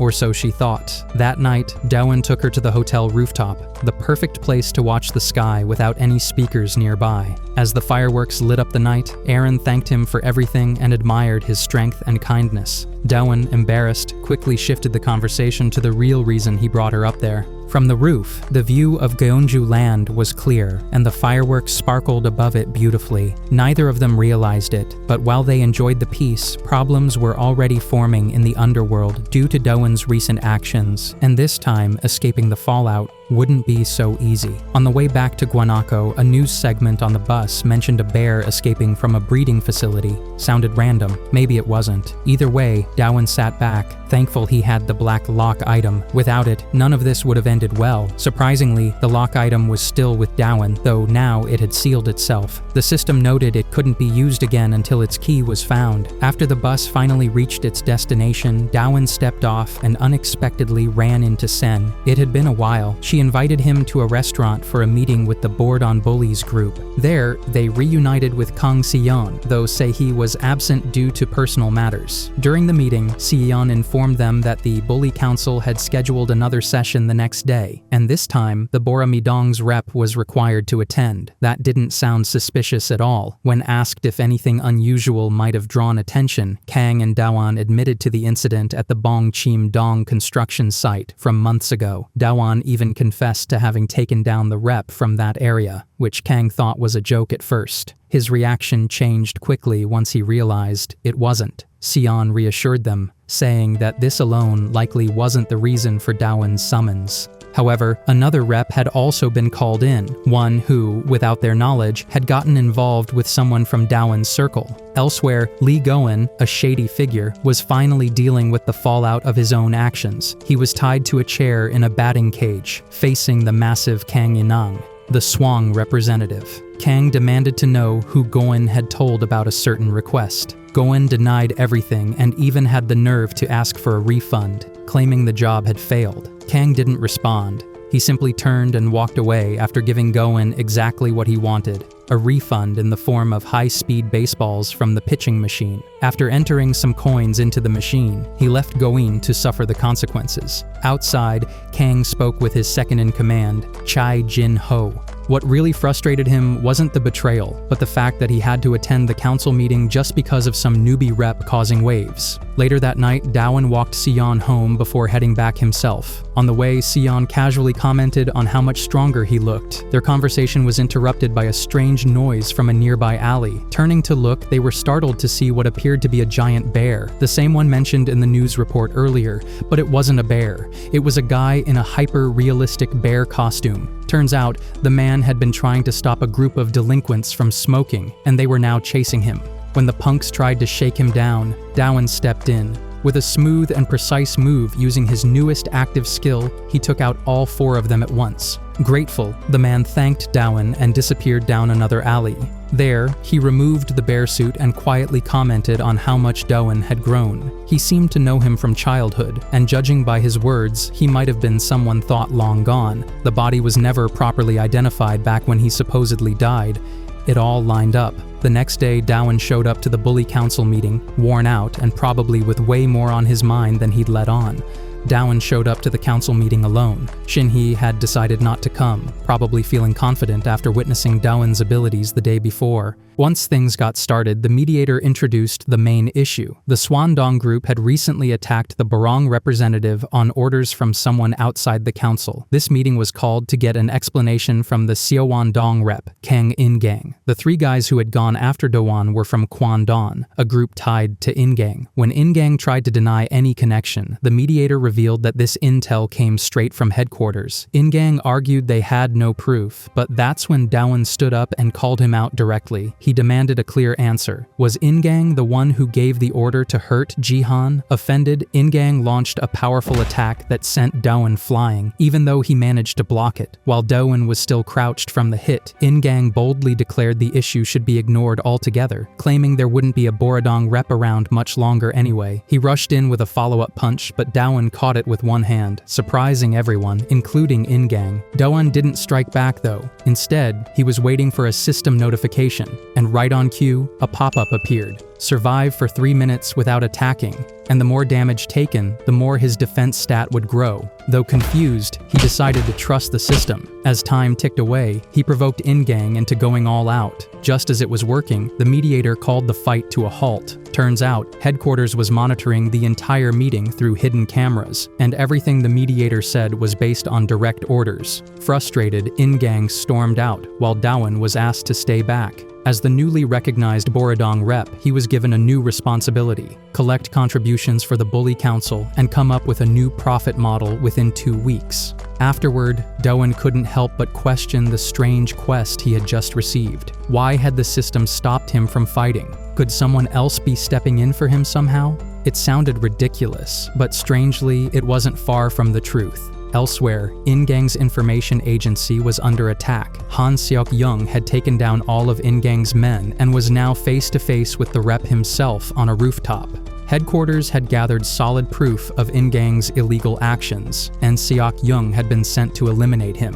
Back at the park where Dawan had completed his training quest, he met up with Sion and Kang Si-hoon. They started brainstorming ways to meet the council's demands. Sion mentioned that certain groups were exempt from contributions, like Swandong and Silumdong, because they served special functions. Silumdong's crew, for instance, worked directly under headquarters, acting as their enforcers and eliminating traitors in the Guan Gully groups. It wasn't just important work, it sounded kind of epic. Meanwhile, the rooftop battle between Seok-young and Ingang had turned into an all-out brawl. Seok-young clearly had the upper hand and gave Ingang several chances to surrender and work with the council again, but Ingang wasn't interested in peace. He just kept fighting. Eventually, Seok-young managed to beat Ingang down, leaving him barely conscious at the edge of the rooftop. Meanwhile, outside the building, Chae Jin-ho and his crew arrived with the intention of retrieving all the data before Silumdong could get their hands on it. Unfortunately for them, blocking their path was Kim Gi-jin, Seok-young's right-hand man. Judging by Unsung's strength, it was clear Gi-jin wasn't someone they could easily push past. Back on the roof, Seok-young turned his back, thinking the fight was over. But in a twisted move, Ingang stood up one last time and dragged Seok-young toward the edge, yanking him right over. Seok-young clung to the rooftop with one hand, dangling over the side as Ingang looked down at him, smug and confident. He taunted that if Seok-young died, it would throw the entire council into chaos.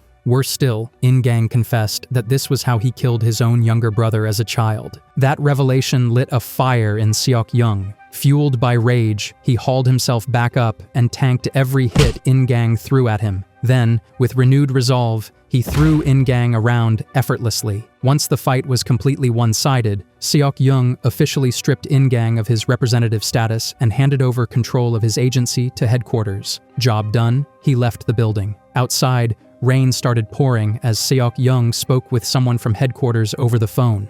According to the caller, everything he did in the council's name had been for his younger brother, explaining his reaction to In-gang's disturbing confession. Still, Seok-young insisted his loyalty was to headquarters above all else. The person on the line accepted his word and gave him a new assignment, another target to take care of in his region. Meanwhile, Daewon had finally returned to his apartment after the long day dealing with council matters. As he reached his building, he found Seok-young already waiting for him outside. That was concerning, considering everything that had just gone down. While waiting, Seok-young had received a call from Kim Gi-jin. All of Si-won-dong's minions had been taken down, though there was one issue. Chai Jin-ho, the deputy, managed to escape during the chaos. After Daewon arrived, Seok-young joined him inside the apartment. Daewon, being a good host, offered tea before asking what the visit was really about. Turns out Seok-young came to discuss Baramedong's new profit model. He suggested that Daewon and his group take over the information agency previously run by the now-defunct Si-won-dong group. The agency had some shady operations, but Daewon was told he could keep things clean and still profit well. Though it was a tempting offer, practically the best option available, Daewon politely refused. No matter how much money it could bring in, he wasn't willing to associate with anything remotely illegal. More importantly, he didn't want to drag the other Borame members into something risky. Right then, Seok-young got a call from Gi-jin. Turns out the entire information agency had gone up in flames. No doubt about it now, Daewon had made the right call in turning down the offer. The destruction screamed Sandong's involvement. Clearly, they were trying to bury something serious, and it looked like Chai Jin-ho was the one behind it all. From the way things lined up, he seemed to be the actual mastermind running the show. Unaware of the full picture, Gi-jin didn't realize that Jin-ho wasn't far. Just a street away, the slippery deputy was making his escape, struggling to carry his injured boss, Kang. During Gi-jin's chaotic battle, Jin-ho had received news of Kang's defeat and immediately bailed, choosing to help his superior flee. If nothing else, he was loyal to the end. The next day, Daewon showed up at Boramai High School. Since Sion and Se-hee both studied there, and Se-hee was currently missing, Sion had asked Daewon to come to them this time. Fair enough, though she could have asked a bit more nicely. After finishing his own classes, Daewon rushed over as fast as possible to catch her before school ended. All that running had left him dehydrated, and after chugging down several soft drinks, nature called badly. Panicked, he bolted into the school to find a restroom. He almost barged into the girls' bathroom by mistake, but caught himself just in time, or so he thought. The door he picked next turned out to be another girls' bathroom, and this one had people inside. What kind of school was this? Turns out the full name was Boramai Girls High School. Yeah, he was doomed. Trying to escape the scene while apologizing like crazy, he ran straight into the flood of students being let out. Talk about terrible timing. But then, like a twist straight out of a rom-com, a girl with white hair stopped him mid-panic, narrated his entire blunder aloud, and then grabbed his arm. She casually told him he was just her type. Suddenly, Daewon went from public embarrassment to living the dream. After he finally found an empty bathroom and did his business, he stepped out to see the same girl still waiting. She said she overheard him talking to himself earlier about Se-hee and that she knew where he'd gone. But there was a catch. She'd only take him there if he played along and acted like they were in a full-blown relationship for the day. He'd have to do couple stuff. Real hand-holding, photo booth posing, theme park hanging out kind of stuff. Poor guy. Must have been terrible. She dragged him from one date spot to another, photo studios, indoor amusement parks, manga cafes, and kept upping the romantic gestures. Meanwhile, Sion was blowing up his phone trying to reach him, but Daewon wasn't even looking at it. Finally, they reached the last stop, a snooker lounge. The girl agreed to tell him where Se-hee was after this, but right as she lined up her shot, some creepy older guys came over to bother her. One of them tried to hit on her, and that's when things flipped. She swung her cue stick back with enough force to make one of the guys regret every decision he'd made that day. Before she struck, though, she said something strange. She called Dowan by name and told him he'd need to save her again. Wait, was she the person in the bear costume back then? No way, right? That would really throw off the whole maybe it was his dad theory. One of the creeps at the snooker lounge, clearly not thrilled about getting wrecked, raised his fist to hit the girl. But before he could even think about throwing the punch, Dowan had already grabbed his arm and slammed him to his knees with pure brute strength. Calm but firm, Dowan told her they'd talk later. First, they had to get out of there. He kicked the guy out cold and turned to the next opponent, a huge dude built like a wall. Normally, a problem, unless you've got a passive skill that ignores defense entirely. One clean critical hit later, the big guy was down. Another thug tried to sneak up from behind with a cue stick, but Dowan destroyed the weapon instantly with a blind spot strike. That guy pulled out a glass bottle, ready to stab, while another thug approached from the other side wielding a small axe? He actually called it Heaven's Best Axe. Cute. Dowan picked up a cue stick and used his weapon mastery to demolish the bottle guy, then showed off his throwing skills by knocking Axe Boy out with a flurry of snooker balls.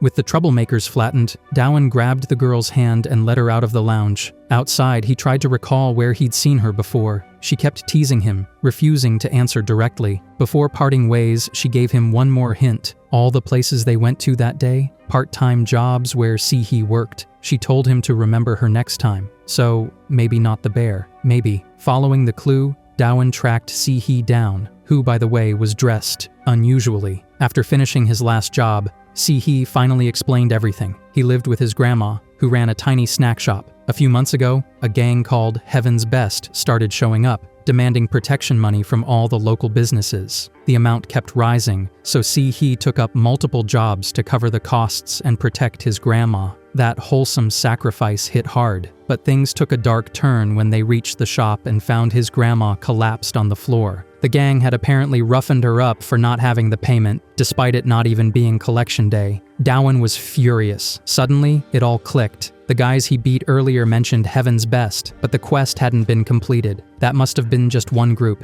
He had to take on the whole gang. Determined, he asked Sihi if he knew where the gang's hideout was. Unfortunately, he didn't. All Sihi ever saw of them was when they came around for collections. Dowan asked why they didn't just move the shop somewhere else, but Sihi explained that his grandma had been running it for decades. Too many memories were wrapped up in that place, and in the food itself. Speaking of which, Dowan finally tasted the food and nearly gagged. Yeah, that explained the lack of customers. Suddenly, out of nowhere, Jihan appeared behind him. She was mad as hell, and for good reason. He'd ignored all her messages the entire day. Jihan had been waiting at the school, and Dowan knew he was in trouble. Thinking fast, he shoved a piece of the awful food into her mouth. The taste was so bad it stunned her into silence. Crisis, barely, averted. Later, Sen, Kang Si-hoon, Dowan, and Sihi met up at the snack shop for a group meeting. Once they heard everything Sihi had been going through, everyone agreed that the Heaven's Best gang needed to be dealt with. Sihi, though, strongly opposed taking any action against them and insisted they leave it alone. With that, the meeting ended for the day. The next morning, Sihi walked into the shop and was shocked. Everyone from Boromai was already there, working. They'd talked things over and decided the group's new profit model would revolve around the snack shop. Not only would they help the business grow, but when the gang came around again, they'd be ready. Naturally, the first thing that had to change was the food. Dowan brought in Jihan, who had some legit culinary training from a fancy academy. Once he started cooking, even Kang abandoned his diet and began shoveling food like there was no tomorrow. 4 days later, the gang finally showed up for collection, at night. But instead of the frail grandma they were expecting, they were met by Kang and Dowan. Kang took care of the lackeys while Dowan faced off against the squad leader, Umji S. The guy was stronger than the average thug, sure, but Dowan wasn't exactly your average high schooler either. Then came the real show. Dowan activated his new skill, Fast. Yeah, that's what it's called. It cranked his agility way up for 30 seconds, though he couldn't use any other active skill during that time. A small price to pay. Dowan zipped around the guy like a blur, completely overwhelming him. Once the skill wore off, Dowan ended it with a brutal multi-strike destruction that knocked the dude out cold. With the gangsters taken care of, Dowan and Kang moved on to phase 2 of their plan. They headed to Moonlight Room Salon,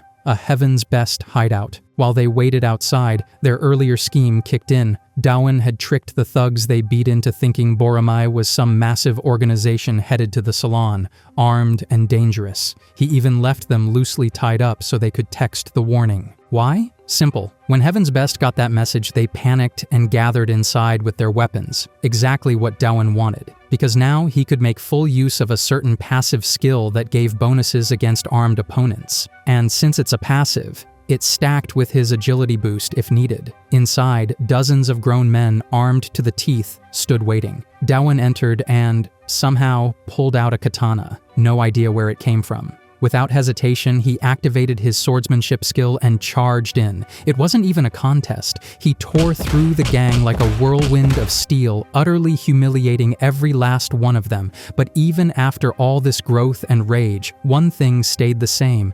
Daewon refused to kill. Daewon, always the mindful fighter, uses the blunt side of his katana and the hilt to knock thugs out cold instead of going lethal. With clean, precise movements, he slices through their weapons and clears a path, leaving the disarmed goons to Kang. Moving like a true swordmaster, he cuts down every threat in his way. But just as he's nearing the end of the hallway, one thug gets in a lucky hit. His katana snaps in half from a metal bat strike. Without missing a beat, Daewon pulls out an extendable baton and keeps swinging, knocking guys down like it's nothing. Spotting a couple of thugs still standing, he pauses for a moment to ask them a question, though it's less about curiosity and more about intimidation. After that, he calls out to Kang, telling him to finish off the leftovers while he heads deeper into the building to end things for good. While Daewon descends to the lower level, Kang finds himself in a serious battle. His opponent, the second in command of Heaven's Best. Meanwhile, Daewon calmly knocks on the boss's door in the basement, polite as ever. But when he steps inside,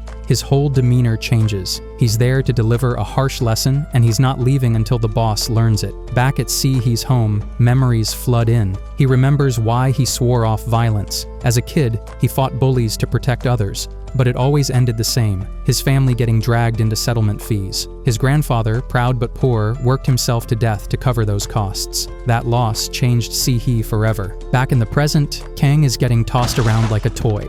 Choi is a beast, towering over even Kang and using his size to dominate the fight. Every time Kang stands up, he gets slammed back down, but he refuses to stay down. Choi finally gets tired of playing and offers Kang a deal. Serve under him and he gets to live. Kang's answer? A middle finger. Plain and simple. As Choi prepares for the finishing blow, someone unexpected walks in, Se-hee. After finding out his grandfather had always been proud of him, Se-hee realized that fighting isn't wrong, not when it's to protect someone. His glasses are off, his hair is tied up, and his face says it all. He's ready, and honestly, he's giving off serious Titan Slayer energy as he steps into the fight. Kang recalls the first time meeting him about a year ago. He became Kang's junior in the Borang bully group. Oddly, his reason for joining was to avoid fights. Everything he did seemed aimed at that, wearing glasses to avoid eye contact, Hawaiian shirts to look strange so people would steer clear, and a grown-out beard so peers wouldn't bother him. Every detail appeared designed to avoid any negative contact. Kang never really held this against him. On some level, he understood and even respected those reasons. So seeing him now, ready to fight for someone else, was surprising. Using the last of his strength, Kang warned that Choi was too dangerous, then collapsed. Se-hee turned to Choi, who threw a punch that was blocked. He followed with a kick and jab, both blocked as well. Things weren't going well yet, but it seemed like he might improve with time. Downstairs, Daewon hesitated before fighting the disabled man in front of him. He wondered if he could really attack him. When Daewon tried a stun smash instead of a direct hit, the old man used his crutch to hold steady and responded with a palm strike and a kick, sending Daewon crashing into the wall. Despite having one good leg, the old man packed serious power. Upstairs, Choi held Se-hee by the wrists while talking. After Se-hee said he was there to destroy everyone who hurt his loved ones, Se-hee used the hold to deliver an uppercut kick to the chin, then kicked him hard in the stomach, knocking him down. Watching this, Kang remembered a conversation with Se-hee from long ago, how Se-hee swore off fighting because when he fought, he lost control and focused only on destruction. Se-hee grabbed the fallen Choi by the head. Meanwhile, Daewon had a realization downstairs. He stood up, feeling embarrassed for hesitating just because the boss was disabled. After all, he was a villain, and shouldn't show reluctance. Sehi and Dowan both faced their opponents, preparing to finish the fight. Sehi finished off Choi, but Dowan struggled with the disabled old man. The man was surprisingly quick and dodged every attack, countering effectively. He even used his crutch as a weapon when close. As Dowan kept losing, he started talking to the man about what he was doing to Sehi's snack shop and similar businesses. The man decided to explain since he figured he wasn't leaving alive anyway. He revealed that some higher-ups planned to buy the land in that neighborhood and redevelop it into a more profitable district. Since they refused to pay the market price for the land, they hired Heaven's Best to make the snack shop suffer until it fails. Once that happens, the owners will be forced to sell, no matter the price. A group of men has already been sent to physically destroy the shop. The man even found it amusing that such a poor snack shop kept managing to pay them. This was the last straw for Dowan. No matter what, he couldn't forgive anyone who mocked Sehi and his family like that. Fueled by anger, he activated his speed booster skill and charged at the boss. Dowan landed a quick jab and kick, dodging the boss's counterattacks. After watching the boss's limited attack patterns, Dowan planned his next move carefully. He lured the boss into throwing a kick followed by a jump, then dodged both and deactivated the speed booster. In a split second, he activated Falcon Drop and stunned the boss with a powerful kick. Before the boss could recover, Dowan took away his crutch and finished him off with a stun slam. Heaven's Best was done. As for the men sent to the snack shop, they were in for a beating. Dowan left his men to guard the place. Flashback to not long ago, Kang and Dowan were informed of something shocking. The first time she met Dowan was at a mixer where she was only there to meet Jihan, interested after hearing about his combat skills. But she was disappointed to find a timid kid who was bullied. When Dowan showed his skills that night, CM decided to quickly find a representative for Borang and chose him as a substitute. The original pick had been Jihan. Back at the snack shop, the gangsters were finished with a capital F. One rushed at Jihan with a crowbar, but Jihan shattered the man's jaw with a Magos stance, knocking him down. Since the thugs were armed, Jihan picked up the crowbar and faced them. Before they could react, he dashed between them, dismantling them with ease using various fighting styles. The others were worried he was using too much force, but he didn't hold back. They deserved it. Meanwhile, the fight between Dowan and the old gang leader continued. Despite being beaten and now without his crutch, the old man stood up for one final move. After telling Dowan about the gang's past, he pulled out a gun. Why he didn't use it earlier was a question. Pointing it at Dowan, he said he had heard too much about the gang's illegal actions and that Dowan couldn't be allowed to live. Dowan had one last plan. His phone had been recording everything since he entered the gang's base.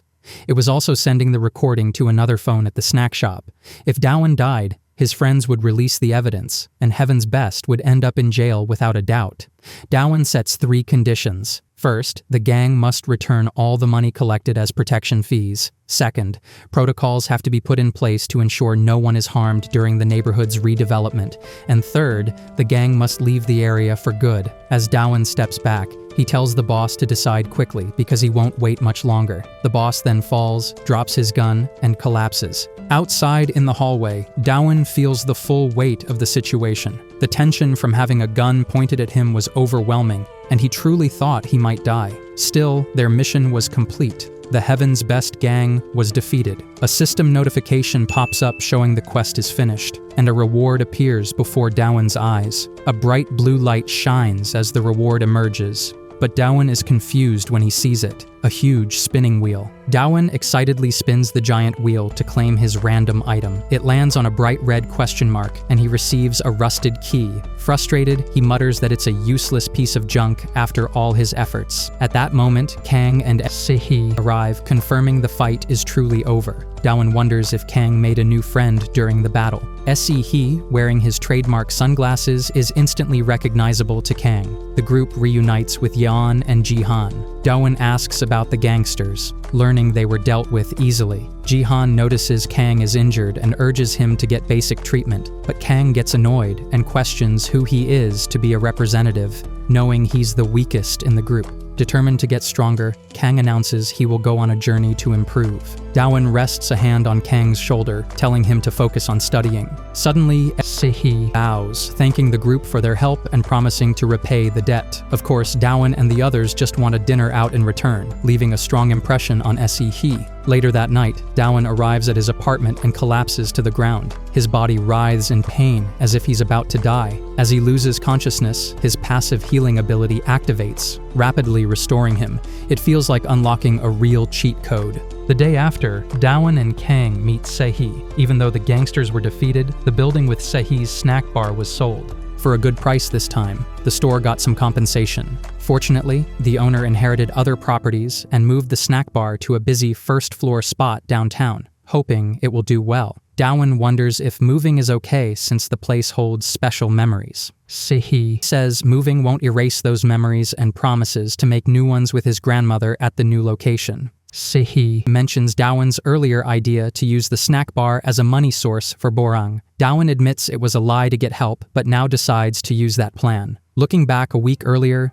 Doan meets Han, the Simdong leader. Han asks what plan Doan has to pay the bully council. Doan says he won't pay them at all. Han expected this and suggests a plan. Since Sindong lacks fighters, they'll team up with Borang. Silimdong will watch the bully council to find traitors. Dawan agrees, realizing this means being a violent informant. To prove himself, he must clean up Cheongyang Tech High School, the only area in Guanaco not part of the bully council. The school is full of troublemakers, and only a figure called the Dragon keeps order. When Dawan arrives at Cheongyang Tech, he is notified he's entered a dungeon named Dragon's Nest. He wonders how to handle it alone. Han says Doan's role means fighting either a region's leader or the entire region. Dawan asks why Cheongyang isn't in the bully council. Han explains joining is voluntary and that group never wanted to join. Now, headquarters wants to test Doan's strength since there are reports Cheongyang plans to expand into other areas. Dawan was given the job of punishing those responsible,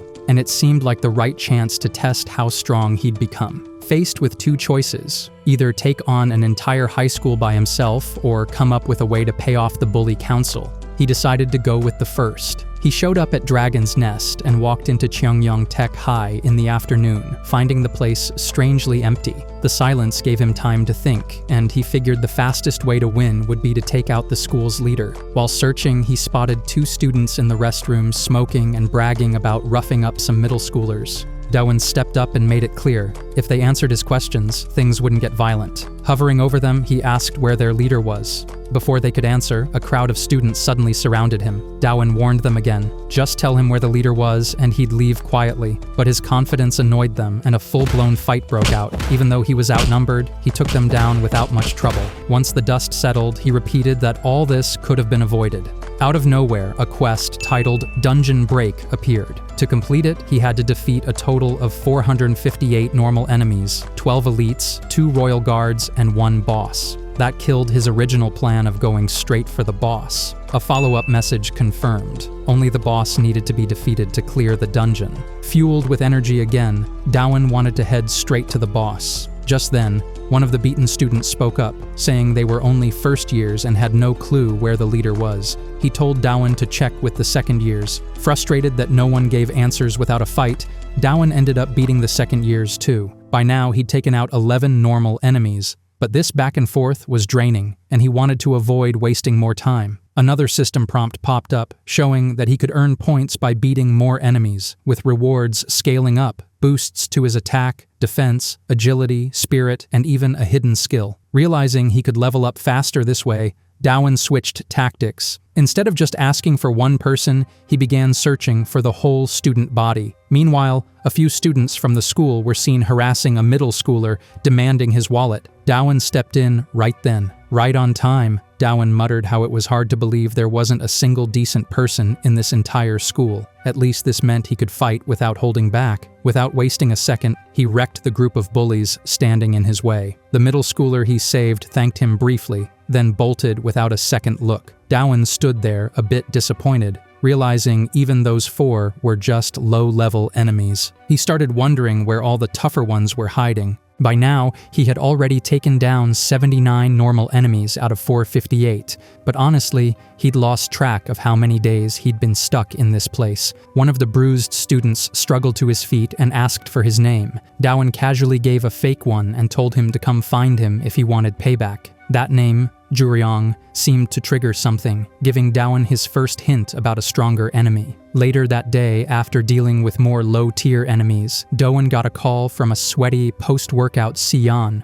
She wasn't selling gym gear, but she did spill some key info. Apparently, most of the money flowing through Cheong Yunsong came from extortion and theft. The stolen valuables all ended up with someone called Choi Ju Ryong, the guy in control of Cheong Yunsong Tech High. That meant this person had such a strong grip on the bullies that they were willingly stealing for him. Sion gently reminded Dawan that if taking down the school alone became too much, there was no shame in backing out, but that wasn't even an option in Dawan's mind. His current stats, 231 in attack, 251 in defense, 231 in agility, and 201 in spirit, were nothing compared to the 300 boost he'd get by finishing the quest. That alone was worth pushing through. Thanks to his recovery ability, even a short nap worked wonders, and Dawan dozed off to recharge. Meanwhile, somewhere else, one of the thugs who'd gotten beaten was whining to his boss about the failed money grab. Instead of sympathy, he got a brutal slap that sent him flying. The man dishing out the punishment had long, flowing orange hair, cold, drifting eyes, and a giant dragon tattoo down his back. This was the dungeon's boss monster, Choi Ju Ryong. Turning to his bald lackey, Ju Ryong asked for an update on the mysterious attacker who'd hit Shangmong Dong. The bald guy explained that all the fake names given by the victims pointed to one truth: this wasn't a team effort. One person was behind it all. Luckily, one of the guys who recently got taken down managed to snap a blurry photo of the culprit, Dawan. Seeing the picture,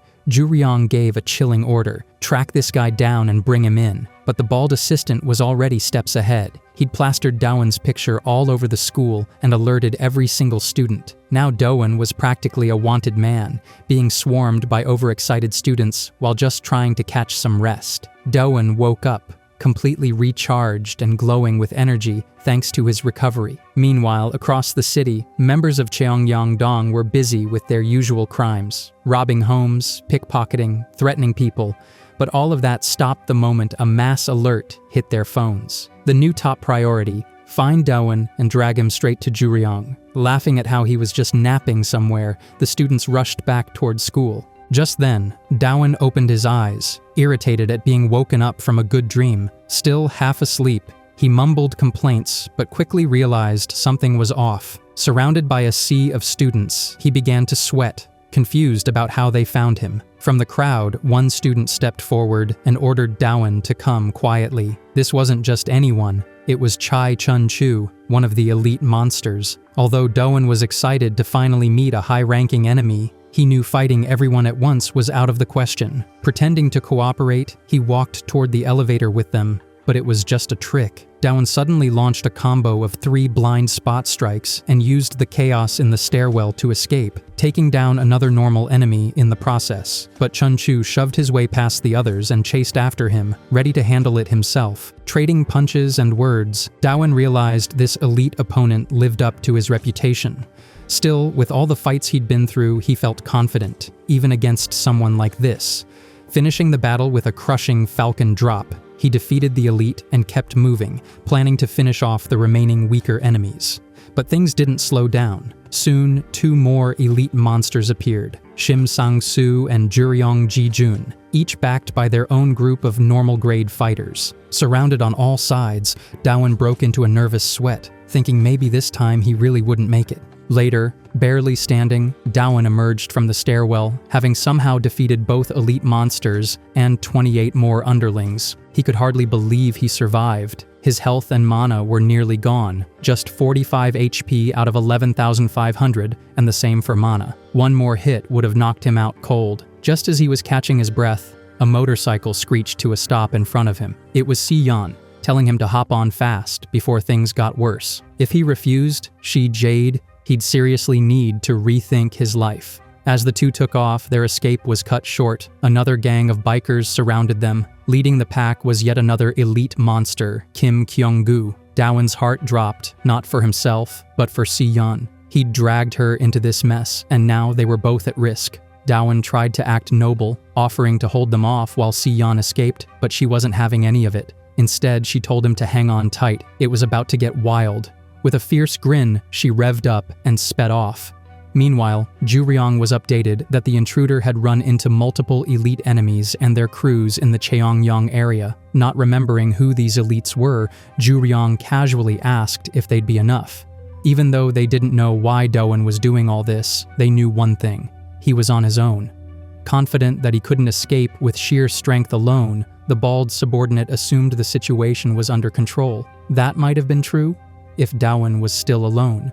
But things had changed. Weaving around Kim Kyung-gu and catching him off guard with her intense presence, Si-yeon zipped out of the trap with Doan clinging on for dear life. He couldn't help but admire her skills, thinking maybe they were in the clear, but the gang wasn't done yet. Kyung-gu, fired up from the thrill of a real chase, started closing in, shouting about punishing the hot biker girl. Si-yeon told Doan to brace himself again, cutting through traffic like she owned the road. She managed to pull ahead a bit, but it only made the biker gang more excited. These guys weren't just random thugs, they were pros, trained in both riding and crime. So she switched strategies. Slowing down, she let one biker pull close enough for Doan to drop a traffic cone square on the guy's head. The other goons debated ramming into them, but Kyung-gu had something nastier in mind. Curious to see how many flips someone would do if hit with a chain at top speed, he sent two bikers ahead to trap them near an overpass. As Doan panicked, Si-yeon pulled a wild move, stopping hard on the front wheel, flipping the bike mid-air, and crashing the rear wheel into the oncoming bikers.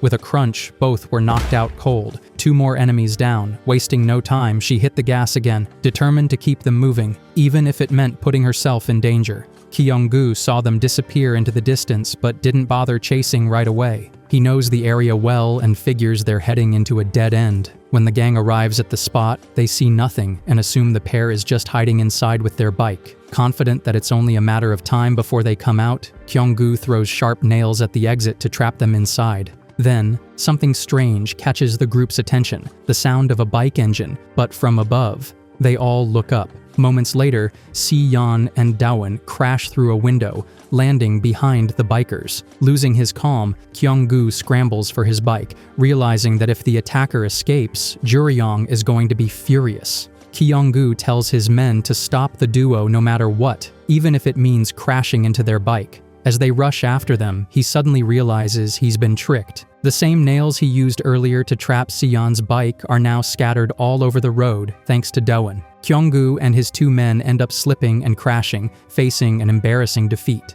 Afterward, Doan throws up from all the stress, but keeps thanking Si-yeon for helping him, barely able to speak between breaths. Si-yeon reminds him that he can quit any time, and that he's already done more than enough by acting as Bordong's representative. Still, she questions why he keeps putting himself in such risky situations. That makes Doan reflect deeply. He starts wondering if he's doing all this because of the penalty, a desire to get stronger, a sense of justice, or maybe for the sake of his friends. But even he doesn't really know. When Si-yeon asks about it again, Doan just says he doesn't have a clear reason, and admits he's unsure why he's going this far. For now, he just wants to follow his own way. Hearing that, Si-yeon's face changes. Doan notices and asks if he said something strange. She says it's not that, but she's heard those same words before. It reminds her of a guy in a suit who once said the exact same thing, that he would start living on his own terms. That man had been Bordong's previous representative. Si-yeon couldn't believe it when he said he was leaving, unsure how things would move forward without him. He had told her not to be too upset and promised that he wouldn't be gone forever.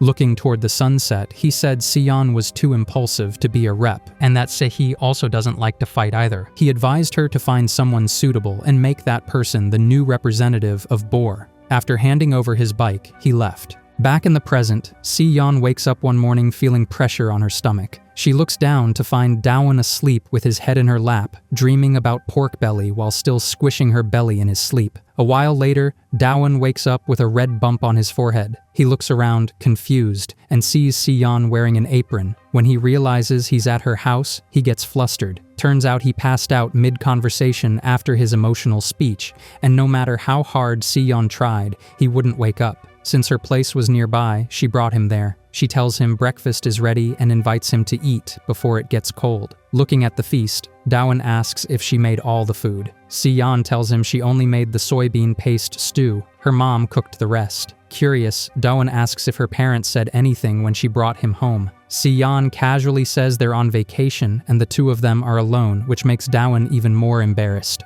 Understandably so. Then they brings up the concern of what Dawan plans to do now that Cheong Myeong-dong has seen his face, but Dawan doesn't seem too worried, thinking it's not a big deal since they still don't know his name. Still, he's aware that the gang won't stay quiet forever. Realizing that going headfirst like he did before could be risky, he decides to take a step back and watch things from a distance for now. Then he quickly shifts the conversation to complimenting Si-yeon's Korean soybean paste stew. Watching him eat so eagerly, Si-yeon says she won't stop him from continuing the fight with Cheong Myeong-dong, but in return, he needs to keep his promise and rest for a while.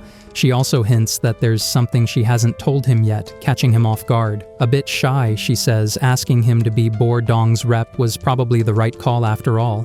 Dawan, trying to play it cool, jays that her request sounded more like a threat. Meanwhile, Si-yeon wonders what things would be like if the previous rep returned. She's about to bring it up to Dawan, but stops when she sees him falling asleep again, clearly exhausted. Smiling, she reflects on how hard he's been pushing himself. Still, there's something bothering her. She was the one who told him to take the role temporarily, yet now she's feeling sad about it. She doesn't fully understand why. Later that night, Dawan returns to his apartment, still tired despite getting sleep at Si-yeon's place. But his mood quickly shifts when he finds the door open. Inside, everything's been turned upside down. Shocked, he grabs his phone to call the police, but before he can, a tall man with two-tone hair steps out of the bathroom. This is Song Chi-hyun, one of the royal guard monsters from Cheong Myeong-dong.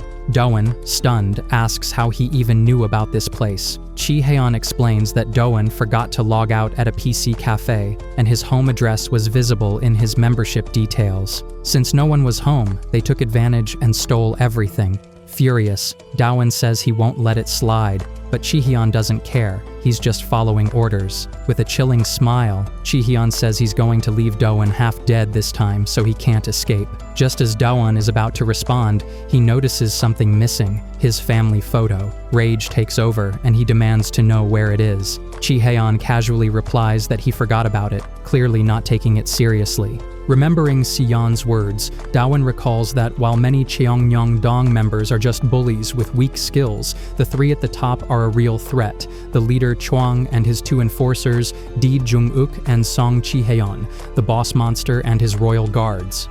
Realizing this is only the beginning, Dawan prepares himself with a serious, determined look. Chi-hyun keeps taunting Dawan, acting like he genuinely doesn't remember where the photo is.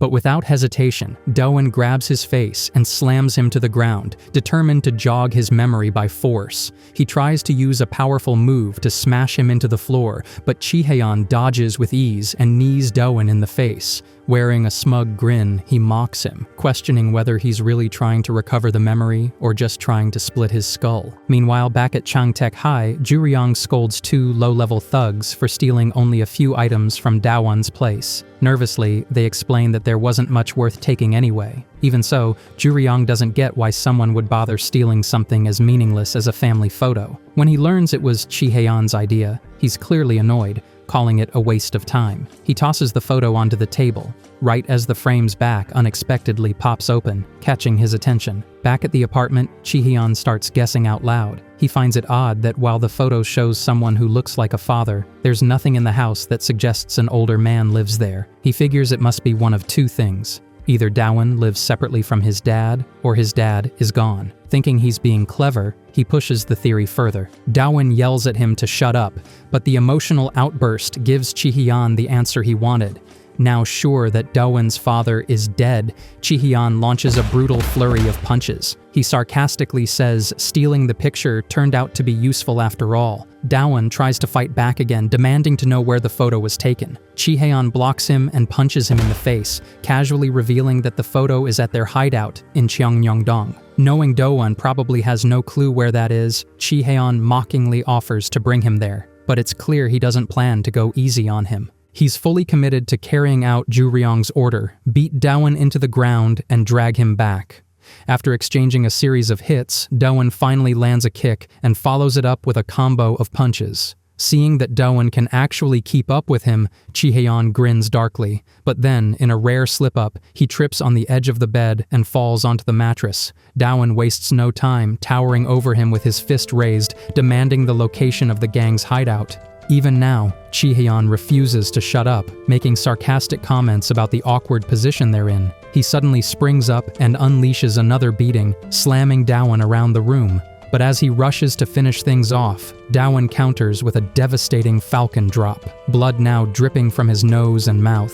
Jihan still manages to get up, wipes his face, dodges Doan's next attack, and trips him. Jihan then shoves Doan into the bathroom, lands another hard hit to his face, and gets ready to end the fight once and for all. Chi grabs a hand shower and wraps the cord around Doan's neck, trying to choke him out. With a smug tone, he tells Doan he'll wake up exactly where he wants to be, Cheongyongdong's hideout. But before things get worse, Doan blasts Chi in the face with a stream of hot water, managing to escape the chokehold. He tells Chi that at this point, he's not holding back anymore. Not in the mood for pointless back and forth, Doan shoves Chi's head into the toilet and demands the location of the hideout one last time, warning him there won't be another ask. Elsewhere, Juryong, the boss monster, is frustrated. Despite gathering a huge force yesterday, they still couldn't capture the intruder. Even today, Jihan hasn't reported back since being sent to Doan's apartment. Tired of the constant failures, Juryong lashes out at his bald underling, asking how much longer his patience is supposed to last. He reminds him of the promise to bring the intruder in personally. The underling, shaking, begs for forgiveness, but Juryong warns that if things go wrong again, he'll take matters into his own hands and kill the guy first. Just then, the door bursts open. Doan walks straight into the enemy's base on his own. Juryong immediately realizes what this means. Jihan was defeated. Shocked by the implication, he doesn't even react right away. Doan looks around and spots something on the floor, the broken frame of his family photo. Boiling with anger, he asks where the photo is. Juryong, grinning, holds up a crumpled paper ball and mocks him, unfolding it to reveal the picture. He reads the words written on the back, "To be beside my beloved family," and ridicules the message, calling it worthless. Doan, done with the disrespect, demands he hand it over, but instead, Juryong says he doesn't feel like it and starts tearing it in half. Before he can finish, Doan kicks into high gear. With a powerful aura building around him, he uses his booster to launch forward and kicks Juryong right in the face. The force sends the family photo flying out of Juryong's hand. The bald henchman watches in stunned silence as Doan stands tall over the gang leader and declares that this is only the beginning. Somewhere in Doan's memories, a moment from the past plays out. A father asks his son to smile for a photo. It was that same family portrait taken during a rare outing. Though his parents were always busy, those moments meant everything to Doan. And whenever he felt down, his dad would tell him that even though his mom couldn't be there, she missed him too and had no choice. Because of his dad's job, Doan rarely got to spend time with him, but whenever they did, his father would promise to make up for it by dedicating an entire day just for him. Those few moments became special, and from those times together, Doan understood that his father also wished they had more family time. Now, that wish only lives in Doan's memories, and that's why he's burning with anger at the guy who dared to destroy it. Fueled by that rage, Doan unleashes a fierce barrage of attacks, completely overwhelming Juryong. Even after his booster runs out, he keeps the pressure on, stunning everyone, including the bald underling. By making the supposedly unbeatable boss monster look like he's on the back foot, Doan then lands a monstrous stun smash, sending Juryong crashing to the floor, but Juryong isn't done. From the ground, he grabs Doan's collar and growls that making this kind of fuss over a photo is a huge mistake. Then, still lying down, he hammers Doan in the face and sends him flying into the wall. Doan bounces right back and launches himself toward Juryong, claiming that the real mistake is underestimating him. But Juryong catches him midair and delivers a brutal rib shot that sends him rolling across the ground. While Doan struggles to get up, Juryong reminds him that he brought this fight to Cheongyongdong and that he'll find out the reason for the attack later. Focusing back on the battle, Doan gathers his aura and dives in with a falcon drop, but Juryong grabs his leg in midair. He declares that Doan will now pay for his actions and slaps him hard across the face. The bald guy watching breathes a sigh of relief, convinced now that Juryong can't lose. But that confidence doesn't last long. Refusing to give in, Dawan uses his only free limb, his right leg, and lands a direct kick to Juryong's face. The blow hits hard. Dawan calls it a critical hit, clearly proud of it. Juryong, however, quickly recovers and finishes Dawan's sentence for him, saying that one lucky hit isn't enough. He charges and knocks Dawan down with a vicious elbow. Marching forward, Juryong mocks him, asking if he got overconfident after beating the small timers. He buries Dawan under a heap of furniture and coldly declares, "I am Cheongyong Dong." Just then, the bald guy gets Doan's identity report. He announces that Doan is an 18-year-old named Ha Doan, currently part of the Gwanak-gu Bully Council and acting as Boromai's representative. He figures out that the council likely suspects Cheongyong Dong of stepping into Gwanak-gu territory and sent Doan to gather proof. Juryong, seeing an opportunity, decides to hold on to Dawan for now. He tells the bald guy to keep him locked up until the next day, when he'll personally decide what to do with him. Juryong suddenly hears a loud thud behind him. Dawan's back on his feet again. At this point, Juryong doesn't think he's persistent anymore, just plain stupid. And honestly, it's starting to make sense. Dawan, on the other hand, knows exactly what he's up against. He understands that Juryong is stronger, tougher, and clearly out of his league. No matter how many times he tries, he won't win like this. Regretting how he let his emotions take over and rushed in blindly, Dawan recalls the rusted key he received earlier, silently wishing he had arrived 5 minutes later instead. Right then, a notification appears. 24 hours have passed, the rust is gone. Exactly a day ago, Doan had been limping up the stairs, barely alive after taking down 3 elite monsters and over 100 normal ones. For that effort, he'd been rewarded with a rare item, the Basilisk Solution. It removes rust from metal items in 24 hours. Curious about the mysterious key he'd gotten from the spinning wheel, he had soaked it in the solution, hoping for something useful. Now holding the transformed key, Dawan steps forward. Juryong thinks he's lost his mind, but Dawan isn't bluffing. He's holding the hidden blood-covered key, a special item that massively boosts critical hit chances. The passive 1% chance he had before, now multiplied by 100.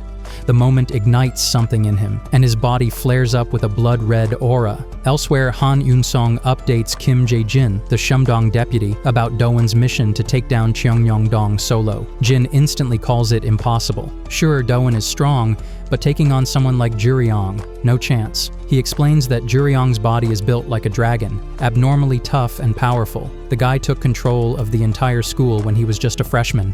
Jin can't even picture Dawan defeating someone like him. But Yun-song, with a sly smile, reminds him that Doan keeps breaking expectations. Plot armor too real. Back in the hideout, Doan steps forward, now glowing with that deadly crimson aura. Juryong is stunned, asking if Doan still hasn't realized the massive gap between them. Doan doesn't say a word. He just throws a punch. Juryong blocks it and starts to scoff. But before he can finish, Doan's fist smashes through his defense and sends him crashing into the wall. It was a full-on critical hit. The impact rattles Doan's entire arm, but he stays standing. The bald guy watching is completely stunned. He just saw the dragon of Cheongyong Dong get rocked. Dawan looks down at the fallen boss and says it's time to really test just how tough Juryong's body is. Thanks to the blood-colored key, Dawan's critical hit rate has been boosted 100x for a total of 7 hits. The fight turns into a brutal endurance match. Juryong, not willing to let the boy leave, tells his bald underling to lock the door. He then asks Dawan if he knows why they call him the dragon, before leaping in, claiming it's because he has no equal. Dawan doesn't waste time answering. He just lands another bone-crushing critical hit. With 5 hits left, the blood-covered dragon rises again, now glowing with a dark energy. Taking this seriously now, Juryong vows to make Dawan regret everything. But when their fists collide, Juryong's entire left arm goes numb. He can't believe it. His mind can't accept that this is even happening, but Dawan doesn't stop. Hit after hit,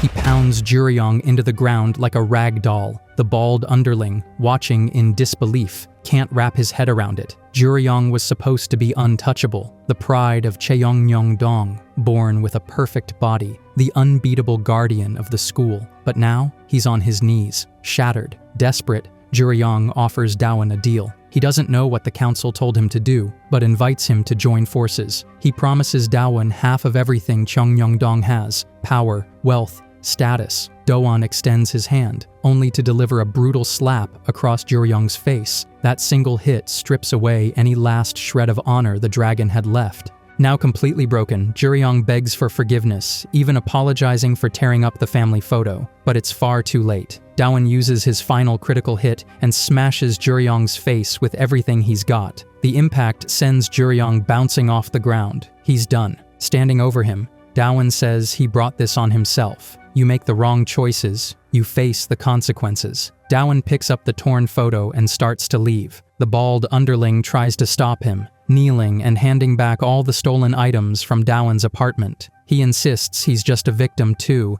that everything was Juryong's fault. But Dawan isn't buying it. He tells him that being under orders doesn't excuse his actions. If he was too scared to say no, he should have at least had the guts to run away. Hearing this, the bald guy bows again, pretending to agree, but it's all fake. Inside, he's gritting his teeth. While the odds of Juryong losing were almost non-existent, he had still planned ahead, just in case. Before Dawan even showed up, he secretly summoned every remaining member of Cheongnyeongdong to the hideout. He's sure Dawan is completely drained now, and his trap is about to be sprung. The second the door opens, the bald guy thinks Dawan's done for. What he doesn't know is that Dawan just leveled up big time. Completing the quest boosted his stats massively. Attack, defense, agility, and spirit all shot up by hundreds. He even unlocked a hidden skill. His aura now flares with unstoppable power. Dawan already knows what's waiting outside, but it doesn't bother him anymore. 2 years ago, Juryong laughed at the idea of building profits or following council structure. To him, only raw power mattered, especially for under 18s. And with his dragon-like physique, he just crushed everyone beneath him and made them work for him. But now, he's sitting there beat up and broken, still delusional enough to say he can keep fighting all day. Suddenly, a calm voice interrupts him. A man wearing a cross steps in, unimpressed with Juryong's tough talk. When Juryong demands to know who he is and where Dawan went, the man simply says Dawan's already long gone. Moments earlier, when Dawan had opened the door expecting a swarm of enemies, he found this same man instead. Thinking he was a threat, Dawan went in for a punch, but the guy quickly clarified he's actually an ally, someone from the Bully Council headquarters. His name's Choi Sun-jae, Dawan's senior. Dawan, confused, asks why someone from HQ is here. Choi Sun-jae breaks the news. Dawan has passed the test. Beating Juryong was the final condition. The rest, Baldy and the gang, don't even matter. Choi Sun-jae does bring up one issue though. Technically, Dawan got help from Boromai and didn't exactly solo the whole cleanup. But despite that, he still passed, even with some points deducted.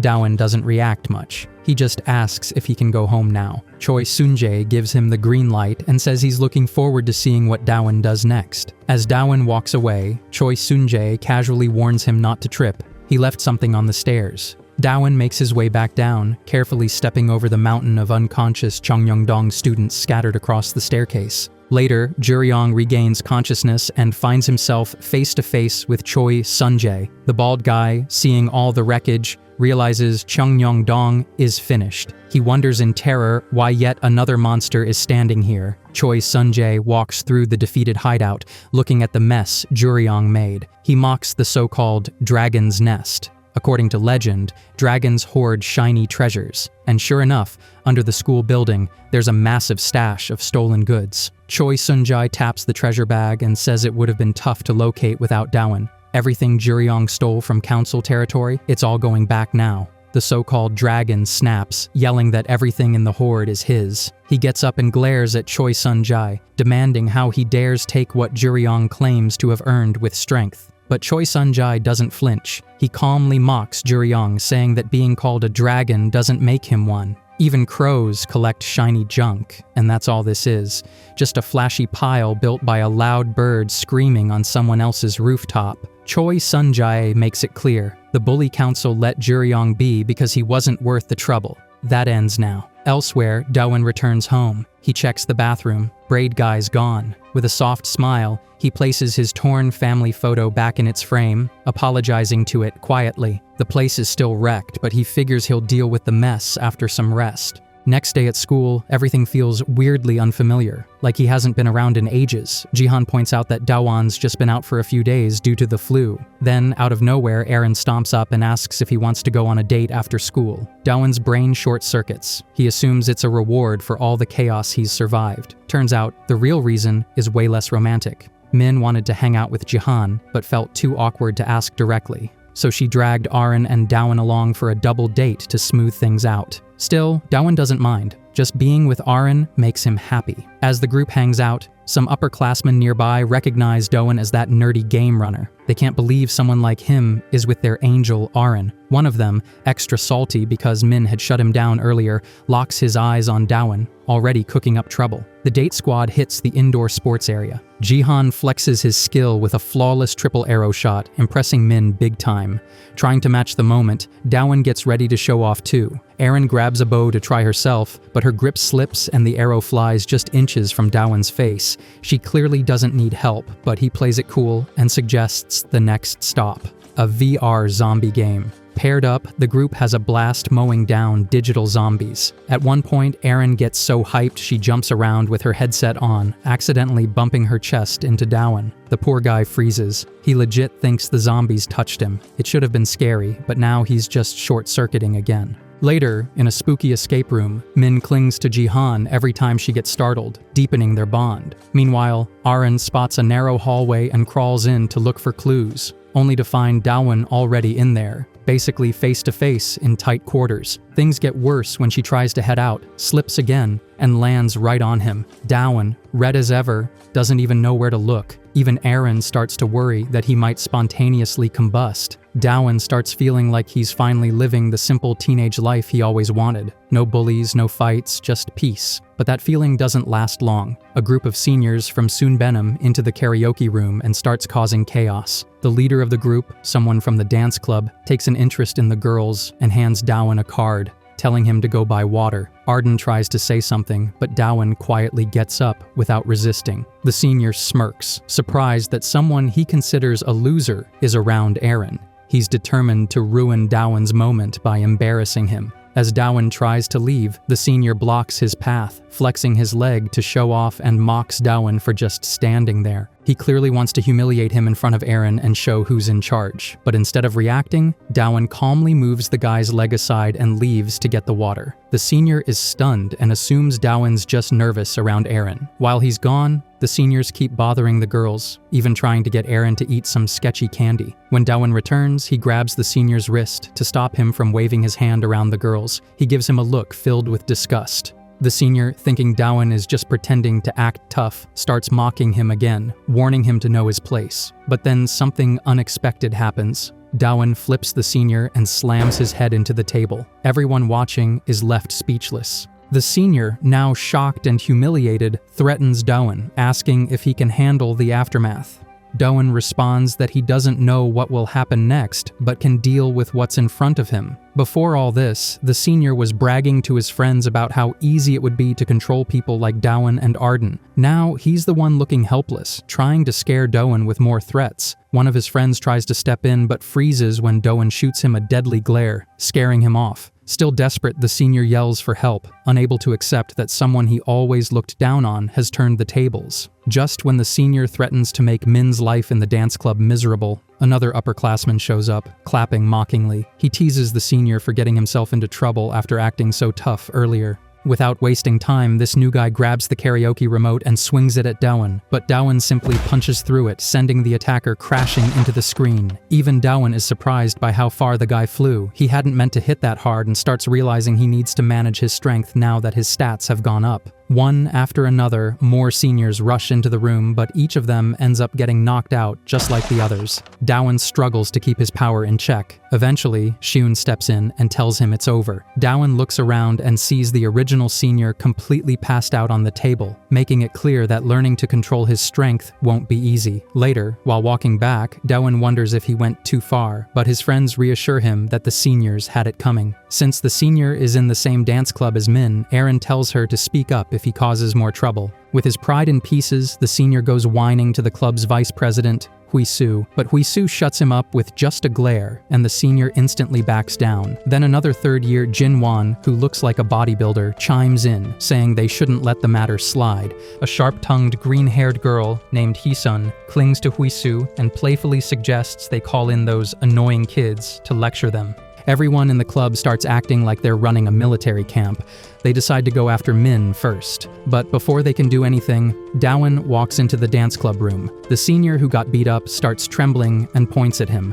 The vice president demands Dowan step forward, and though the senior tries to act tough again, he's clearly panicking. Huisu climbs onto a chair to physically look down on Dowan, questioning why he's there. Dowan, completely unfazed, just asks who the highest-ranking person in the room is. This infuriates Jinwan, who pulls off his jacket to show off his muscles, vowing to beat the so-called delinquent. Dowan fires back, saying Jinwan looks more like a bully than anyone else. Hayasun laughs, while Jinwan doubles down on his threat. Right then, Huisu interrupts and asks about what Dowan is holding. Dowan shows them a strange-looking candy that the senior had dropped in the karaoke room. Everyone in the room suddenly turns serious. Dowan comments that it's the kind of thing often seen in the news for messing with people's heads. Even the usually sarcastic green-haired girl goes quiet. Jinwan asks what Dowan plans to do with it. Looking at everyone's reaction, Dowan figures out that the senior wasn't working alone. At this point, everyone in the room is starting to act like they're in a detective drama. He sits down and asks if Dowan came to threaten them, but the boy simply replies that he came to return what was dropped. He promises not to tell anyone about the candy. This confuses Hisun, who questions why Dowan would go out of his way just to give it back. Dowan says it's because they're seniors of his close friend, Min. As he walks out, Hisu realizes that this wasn't just a casual visit, it was a silent warning. Furious, he scolds the senior who started it all for not listening to instructions and getting caught, calling him a fool. Jinwan then roughs up the guy in frustration. Elsewhere, Arin and Min reflect on what happened the day before. Since the senior involved had a bad reputation around girls, Min can't help but worry about what might have happened if Dowan hadn't been there. She remembers how he stood up for them in that karaoke room, thinking of that moment with a sense of relief. Meanwhile, Dowan watches the girls from a window at school. He knows that pushing the issue with the third years could make things worse for Min, so he decides not to escalate anything, hoping things settle down. But later that day, he discovers his desk trashed, with garbage all over it and a bloody cross drawn on it. While he and Jihan try to figure out who's behind it, others in class whisper that his desk got wrecked during PE. Then Dowan realizes his bag is missing too.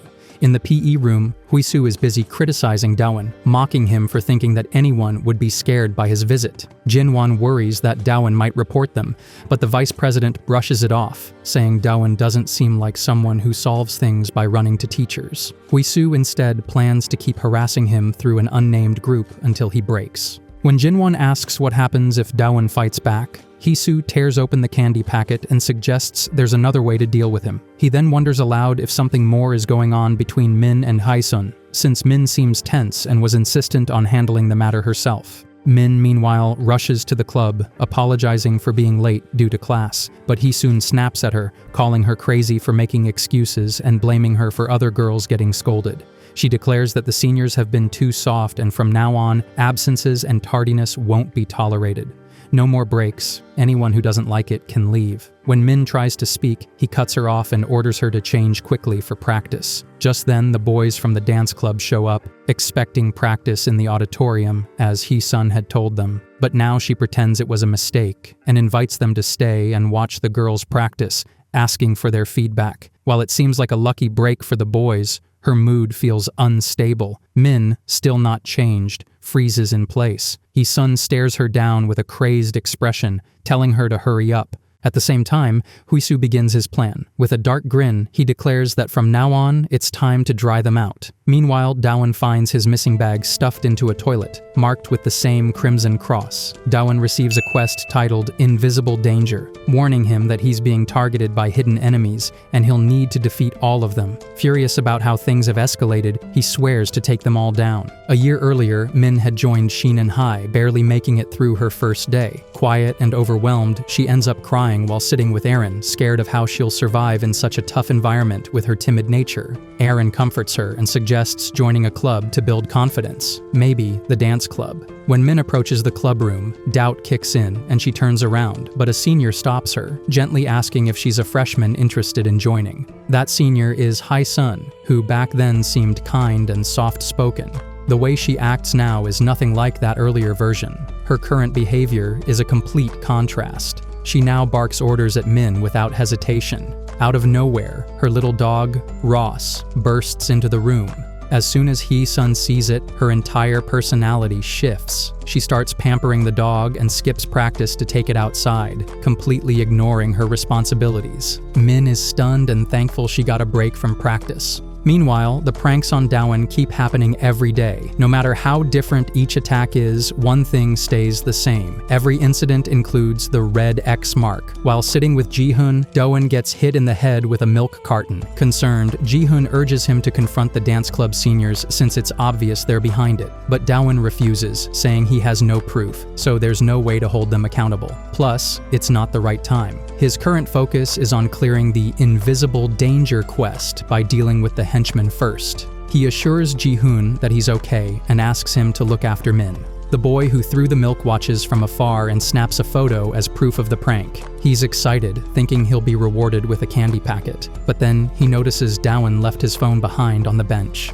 Elsewhere, Hisu is pleased that the latest prank was successful. He's impressed by how much control the candy packets give him over his followers, but he also senses that Dawan won't stay passive for long. It's about time he reacts. Back at the PE court, the dance club's underlings brag about how many pranks they've pulled and how much candy they've earned. The guy who threw the milk shows up, proudly showing off Dawan's phone, which he picked up from the bench. Just as he starts daydreaming about getting more candy, a hand suddenly grips his wrist. It's Dawan. He had left the phone on purpose to trace the culprit. Whispering to himself to avoid the face to prevent teachers from noticing injuries, he lands a powerful body shot that sends the guy flying across the court, coughing up blood. As the attacker lies on the floor, bleeding from the impact, Dawan looks at the rest of the henchmen and coldly says that their actions reminded him of who he used to be. Back when Dawan was constantly bullied, it left deep scars. The current situation reminds him of those days. But this time, things are different. He's not the victim anymore. Now it's his turn to return the favor. After knocking down the latest batch of henchmen, he coldly tells them to pack up, calling it their early dismissal. He's had enough.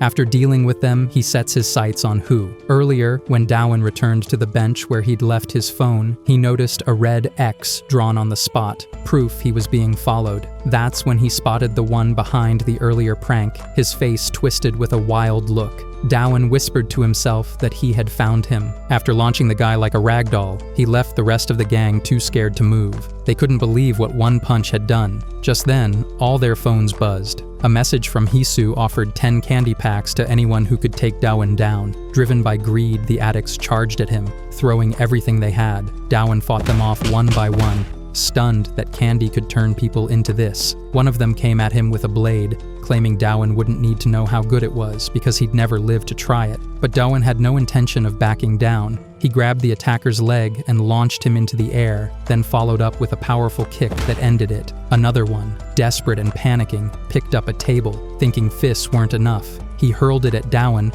but the boy caught it mid-air by one leg with just one hand. After that, finishing off the rest of the gang was easy. As he walked away, he told them to pass on a message, tell Hisu that he's coming. Suddenly, a voice called out. Dawan spun around, ready to strike, but it turned out to be a frail-looking guy who apologized for scaring him and begged not to be hit. This was the same person who'd been taking care of Hai-sun's dog earlier. He explained that he too had once been marked with the red X for getting on the bad side of the third years. He warned Dawan that Hisu was extremely dangerous and advised him to stop before things got worse.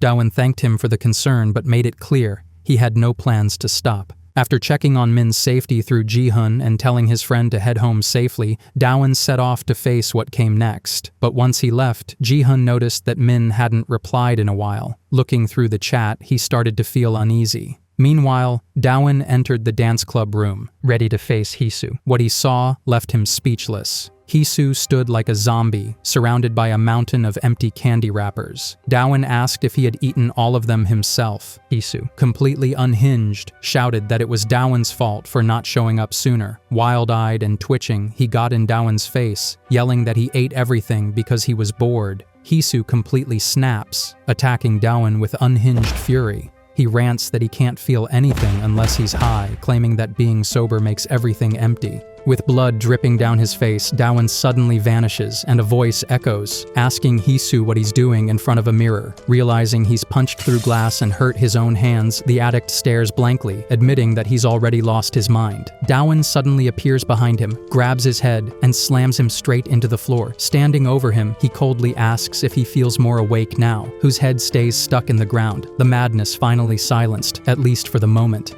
Meanwhile, sometime earlier, Jihoon walks with Min and compliments her for learning dance despite her quiet nature. Blushing, Min listens as Jihoon opens up about wanting to overcome his own meek personality. He shares a memory about attending an academy and hearing someone talk about auto-suggestion, a way of repeating positive affirmations to push the mind and body in a stronger direction. Inspired by it, Jihoon feels a new sense of motivation, and even notices that his feelings for Min are being returned. But as he gets ready to leave class later, one of Min's concerned friends approaches him. She reveals something Min had been hiding. She's been getting bullied in the dance club for a while. The seniors, especially Hae-sun, have been treating her horribly.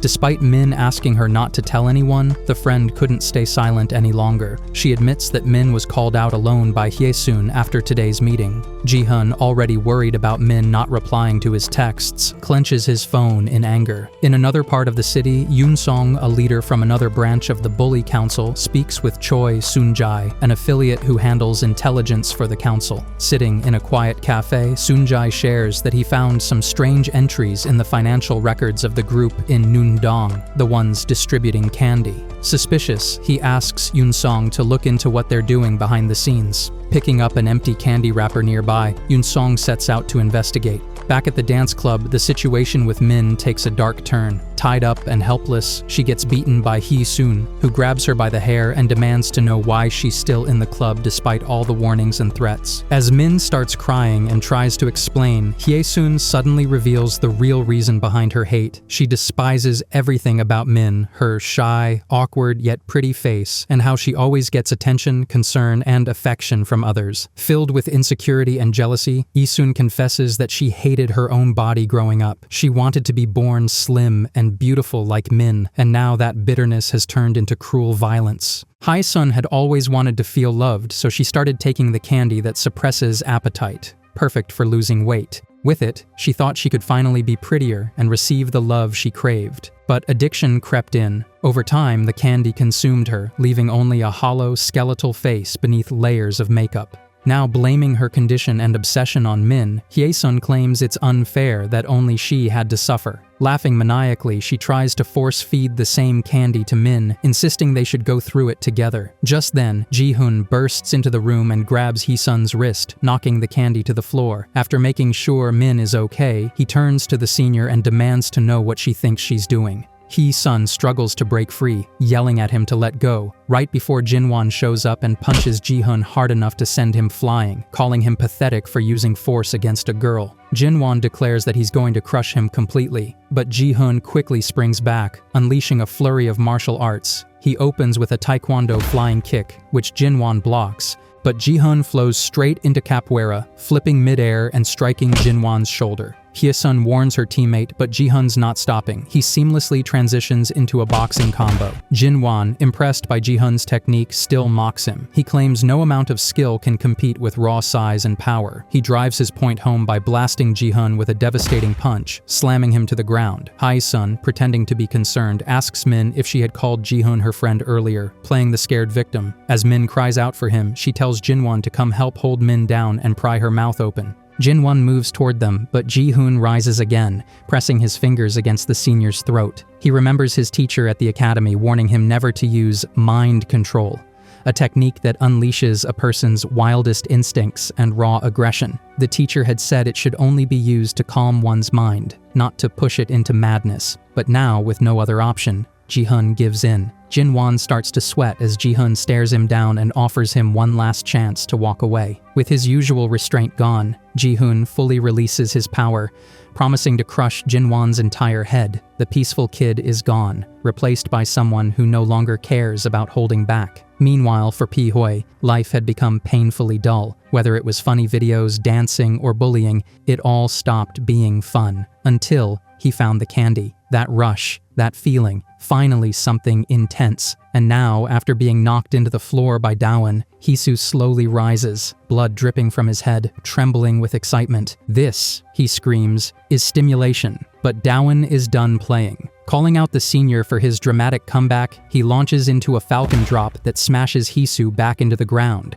Looking down at him, Dawan tells him to just stay there and starts walking away. Dawan thinks the quest is over after defeating Hu, but then a new prompt appears. Henchman defeated. Confused, he realizes Hisu wasn't the real boss, just another pawn. At that moment, his phone rings. The caller ID is restricted. The voice on the line knows who Dawan is and mentions that being Boromai Dong's rep is likely what made Hisu fall so easily. Confirming that he's now talking to the actual boss, Dawan receives an unexpected invitation to meet. Meanwhile, back in the gym, Jihan, completely unhinged from using mind control, is still clashing with Jinwon. Hisun yells at Jinwon to fight seriously, while Min stares in awe, clearly overwhelmed by what she's seeing. Jinwon charges at Jihan, demanding respect, but Jihan only grins. He remembers his martial arts teacher once saying that honor is more important than winning. When Jihan asked if someone smaller could ever beat someone bigger, the teacher explained, "It's tough.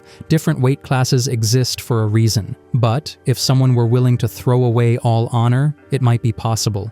Jihan does exactly that. Tossing aside any remaining sense of decency, he spits in Jinwon's face to create an opening, then lands a brutal elbow to the neck. Even though Jinwon counters and lands a heavy blow, Jihan laughs through the blood. That laugh isn't for show, it signals something darker. With all his restraints gone, Jihan grabs Jinwon's mouth and brutally stretches his jaw open with his fingers and thumb, completely breaking all limits. He's no longer fighting by rules. He's surviving, like in primitive times. Driven by instinct. Using self-induced mind control, Jihoon reaches a level of savagery most people never tap into. He finishes the fight with a devastating headbutt and kicks Jinwon's limp body right into Hye-sun, silencing her once and for all. Breathing heavily, his crazed expression slowly softens. "See? I win," he mutters, as he starts to return to his normal self and rushes to untie Min, who can barely believe what she just saw. Meanwhile, Dawan reaches the hideout of the real boss. Looking around the dimly lit place, he mutters how bad guys always love hiding in the dark. He finds a shape under a cloth and pulls it back, expecting a person, but it's just a mannequin. A red X is marked on its forehead. Suddenly, liquid sprays from the X, soaking Dawan. A voice from the shadows declares it LX7, a drug 10 times stronger and more addictive than the candy. To Dawan's shock, the real villain steps out. It's the same weak-looking caretaker who had earlier warned him. With a creepy calmness, the man admits he prefers staying in the background, hiding behind others and manipulating them. It's easier than getting involved himself. Dawan's body starts trembling when the boss says he'll treat him like the others and get him hooked on drugs. As Dawan's vision blurs, the boss tempts him with unlimited access to drugs, but only if he agrees to follow orders. The boss briefly mentions someone named Nanyang Dong and the Bully Council, but gets distracted when he sees Dawan collapses. After collapsing, Dawan suddenly gets back up and shakes it off. He was expecting something worse but feels surprisingly fine. The boss panics, confused that Dawan isn't affected.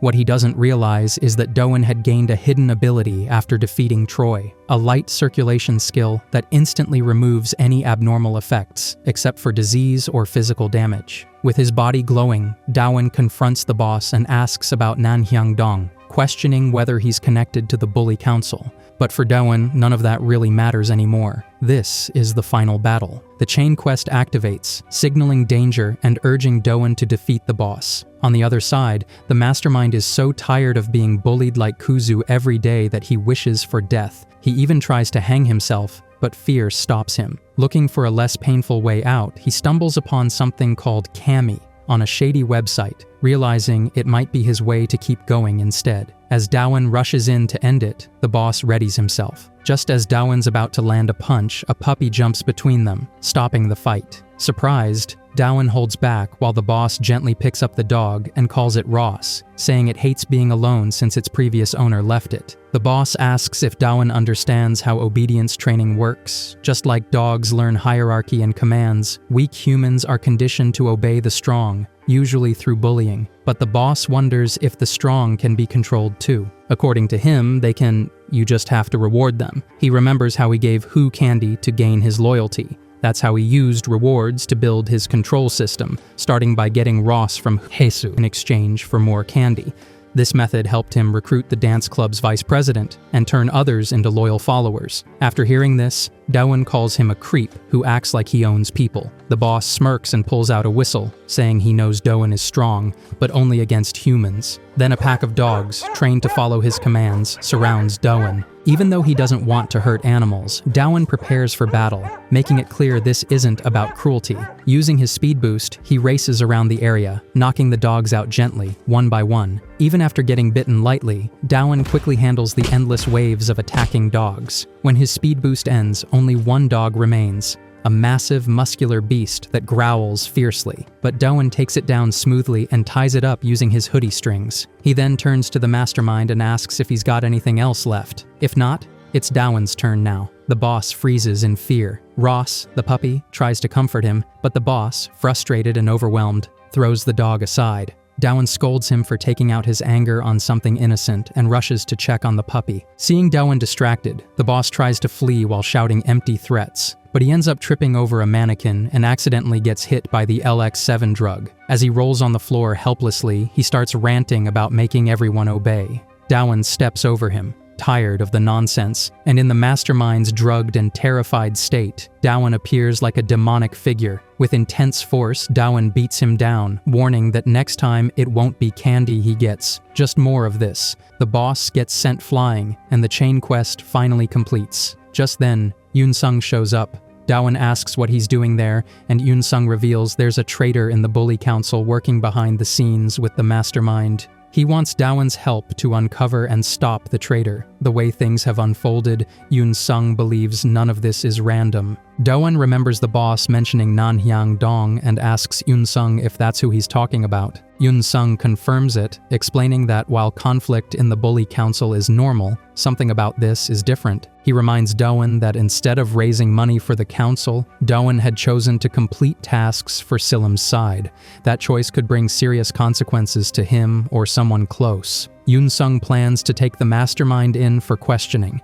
Suddenly, a smoke bomb explodes, filling the space with thick red smoke. In the chaos, a mysterious person in a biker outfit enters, grabs the unconscious mastermind, and announces that the plan has already started. Yoon-sung is left puzzled, unsure of what that means. The masked rider tells them to wait until they're approached and speeds off, leaving Doan irritated that someone rescued the so-called glasses pervert. Later, the mastermind wakes up shivering in an ice-cold bath. A voice calls out, warning not to keep him waiting. That voice belongs to Kim Ho-seong, a high-ranking figure from Nanhyang Dong, dressed sharp like some sort of authority figure. The mastermind shakes in fear, realizing things just got much worse. Ho-seong questions why it was so difficult to train just one headquarter dog. The senior tries to blame it on the drug not working, but Ho-seong shuts him down, calling it a weak excuse. He says he had hoped to reach the Boromai Dong rep before the plan kicked off, but now the senior won't be getting any more candy. As the mastermind pleads desperately for another chance, Ho-seong grows more irritated. He reminds the senior who's really in charge and says he's the one who gives orders, not takes them. Ho-seong adds that playing boss at school must have made the guy forget his true place.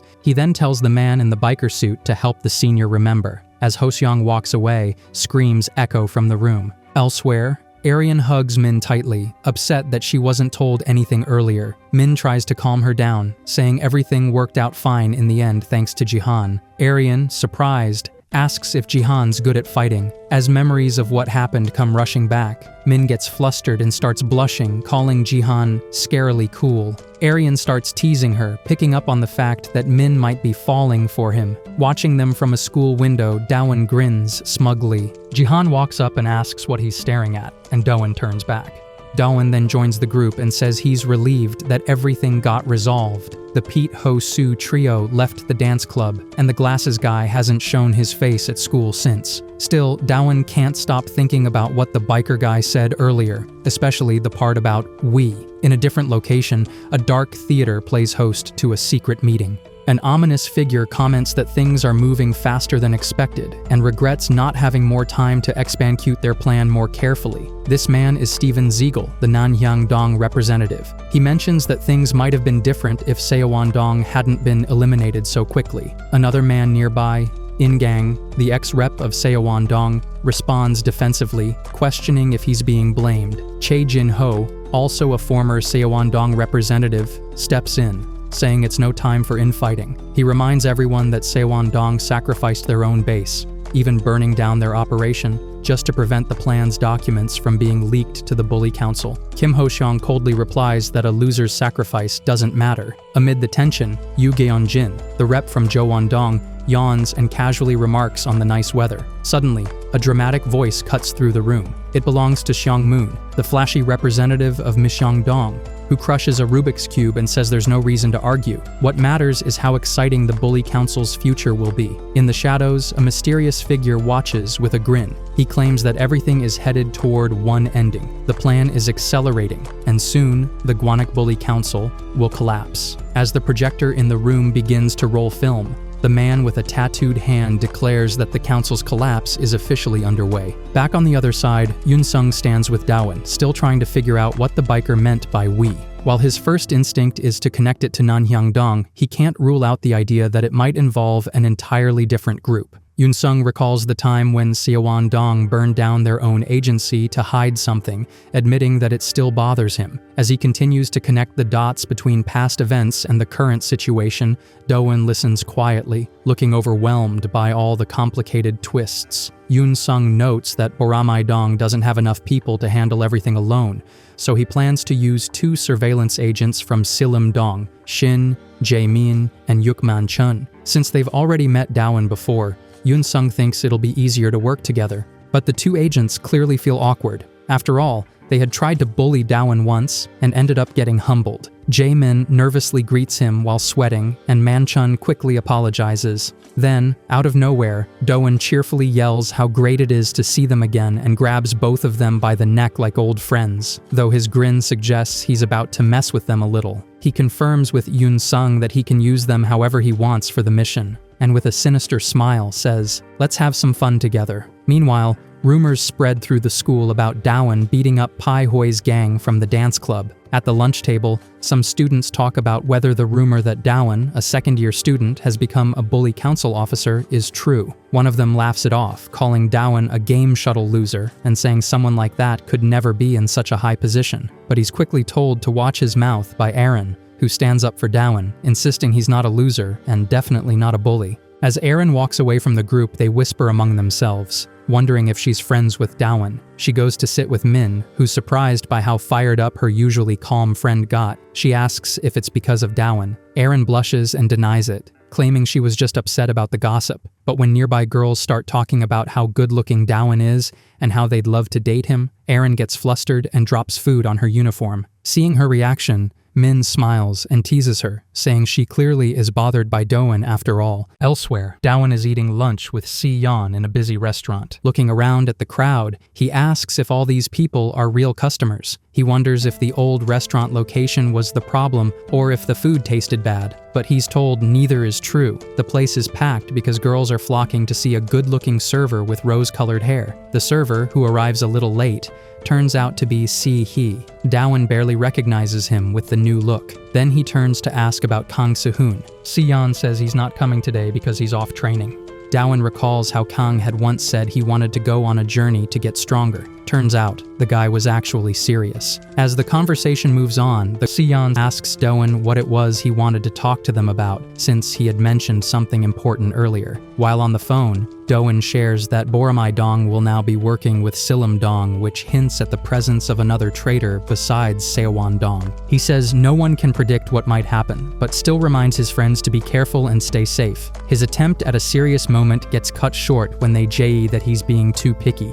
He asks if there's anything specific they should do, but Doan simply tells them to stay as they are, believing that he alone can handle things for now. Elsewhere, Kim Ho-seong reads a newspaper while speaking with the drug manufacturer about their profit model. He's informed that it's nearly ready. Ho-seong orders him to finish it and then checks his watch, declaring that the collapse of the Gwanak-gu Bully Council is about to begin. Back with Dawan and Yoon Sung, the two arrive at Nanhyang-dong's hideout. Yoon Sung explains that they'll secure the location first, and then look for evidence of betrayal and details about the enemy's plan. He reminds Dawan that he already warned him about the risks. Dawan understands but says doing nothing would just endanger everyone around him. Switching moods quickly, he makes a JE about breaking in like they do in the movies. Yoon Sung notes how much Dawan has changed to be acting like this in such a serious moment. As they approach, Dawan mutters under his breath that he still can't tell what's really going on. At the same time, Ho-seong is asked if he feels nervous about everything happening.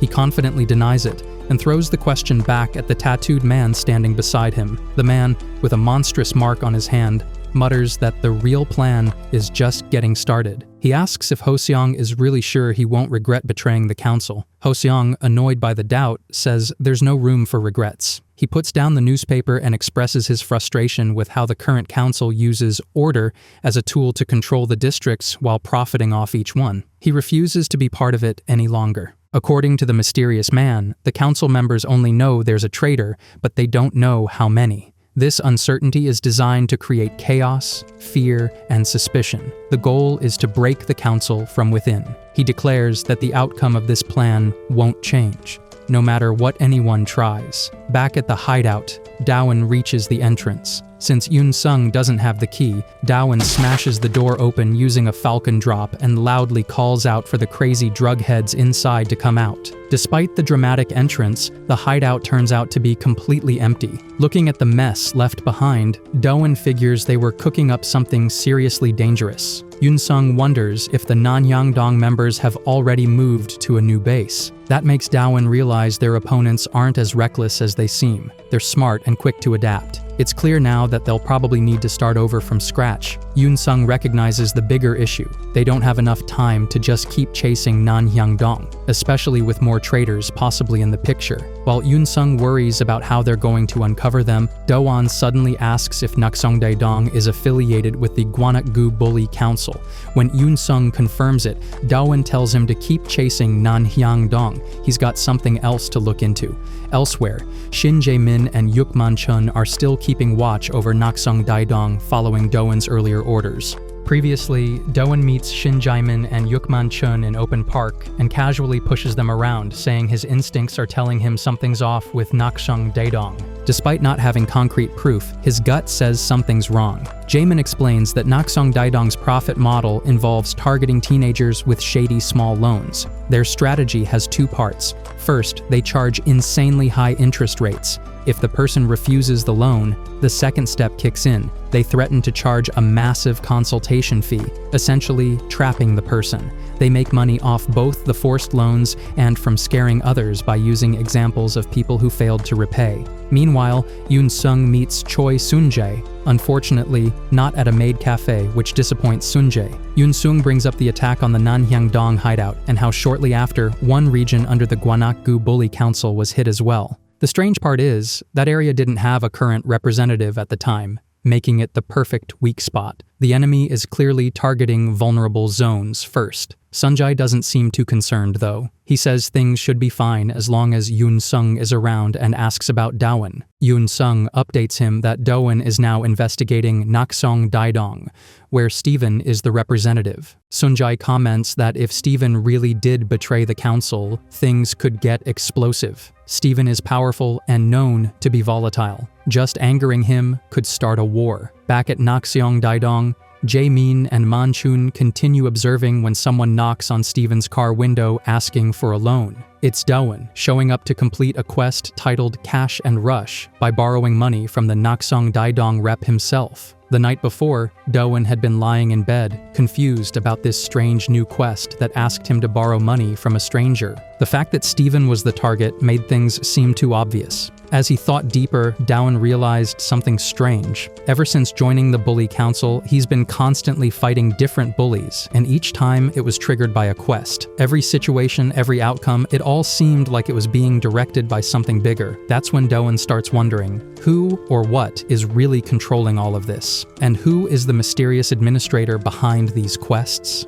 Standing in front of Steven Jigal, Doan casually asks for a loan of 201. Steven stares at him, thinking it's a joke, but Doan assures him he's serious. Steven steps out of the car and towers over him, saying it feels like Doan is purposely ignoring him. Doan looks confused. Steven flashes back to his childhood. He transferred as a second grader into a Korean school after living abroad because of his parents' jobs. Though he built up the courage to introduce himself, he was laughed at. His name, his way of speaking, even the fact that he wasn't considered good-looking despite being mixed, everything became fuel for bullying. He was mocked for not fitting the fantasy image people had of mixed kids. Now, grabbing Doan by the collar, Steven says being ignored is what he hates most, so much that it makes him want to kill. Not wanting to set him off, Doan plays along and says he actually meant to borrow 20 million won, not 200. The more the merrier, he jayes. Letting him go, Steven asks what Doan plans to use the money for. Doan replies it's for a sure-win internet Toto bet, claiming that if it works out, even 200 million won would feel like pocket change. Steven raises an eyebrow and says he knows Doan is the Boromai Dong rep. So why is someone like him asking for money from a Naksong Daidong rep? Doan explains that with his credit being trash, it's better to borrow from someone he's already sort of familiar with, especially since they're technically on the same side. Steven points out they usually deal in small loans and begins heading back to his car, but Doan casually drops the idea of using his status as Boromai Dong's rep as collateral. That changes everything. Steven knows that Boromai Dong and Sim Dong are the ones dealing with traitors right now. Nanhyang Dong tried to bring Doan to their side and failed. Steven figures there's no concrete evidence of his betrayal out there yet, so if he can manipulate Doan, he might gain an even bigger position. Suddenly, Steven becomes eager to help and confirms Doan wants as much money as possible. He pulls out everything they've got, 50 million won, and hands it to Doan with a reminder. There's a 30% interest rate per day. Watching from the sidelines, Jaemin is stunned. He remembers Doan's plan. By taking the loan, he becomes the decoy and draws attention to himself. That'll give Simdong's agents space to sneak in and find solid evidence of betrayal. Jaemin still worries what happens if Doan can't repay the money. But Doan whispers something in his ear, and whatever it is, it completely shocks him. A week passes since Doan took the loan. Steven sits with his crew, doing the math. With principal and daily 30% interest for 7 days, Doan now owes a jaw-dropping 150.5 million won. Steven stares at the number, amazed that Doan vanished without paying up. For the past 3 days, Doan hasn't picked up any calls. Furious, Steven swears he'll recover every bit, principal, interest, collateral, no matter what it takes. Meanwhile, a guy with a burn scar on his neck shows up at Doan's house, backed by a crew of thugs. This is Lee Jin-young, deputy rep of Naksong Daidong. Just as they start to invade, a man steps up and asks what they're doing at his brother's place. The bullies look confused. The guy casually compliments their tteokbokki, saying it's tasty enough for anyone. Still not understanding, they move toward him, only to get slammed. Choking one out, he calmly says he's switching to the spicy version now. This guy, it's Si-hee, and he's not playing around. Previously, Doan meets with Si-yeon and Si-hee, telling them to avoid danger and just stay how they are for now. He'll handle everything alone. Si-yeon calls him a buzzkill, and she scolds him for trying to act cool like that. Boromai Dong isn't as weak as Doan thinks. Flustered, Doan tries to explain, but they tell him he doesn't need to protect them. They're with him. Si-hee says he's not going to sit by and let his brother carry the load alone. He'll do his part too. Doan is touched. Se-hee also mentions Kang Se-hoon, who watches silently from a distance. He tells Se-hee not to act like he's gone. Doan checks if Se-hee's really okay with how serious this might get, knowing he doesn't like fighting. But for Se-hee, this is about protecting his loved ones, and ultimately, himself. Even their grandfather would have told them to fight back, Sehee says again, like the old man isn't still alive. Back at the house, Lee Jin-young sees his guys getting wrecked by Sehee and mutters how this is rough. He prefers a different kind of hot flavor. Telling his men to hurry up, he reminds them they need to catch Dowan soon. Sehee, surrounded but totally calm, gives them a single warning: back off now and walk away. No one listens. Left with no choice, Sehee dives into the fight, defending the people he cares about. As the bullies come at him in waves, they mock his dramatic lines, but he doesn't care. In fact, he embraces it, saying that's exactly what makes him who he is. One by one, he smashes through the attackers while dropping lines as cheesy as his punches are strong. The thugs end up on the ground, whining for their parents. Lee Jin-young watches from the side, surprisingly impressed. He starts to see something familiar in Sehee's odd charm. Back in high school, Lee had been bullied and pushed aside because of the burn scar on his neck. He never fit in, always alone, always mocked for just being different. But then he met Steven, someone who didn't mock him for how he talked or looked. The Nakseongdae Daeong gang earned their fearsome rep by beating down anyone who dared mock or ignore them.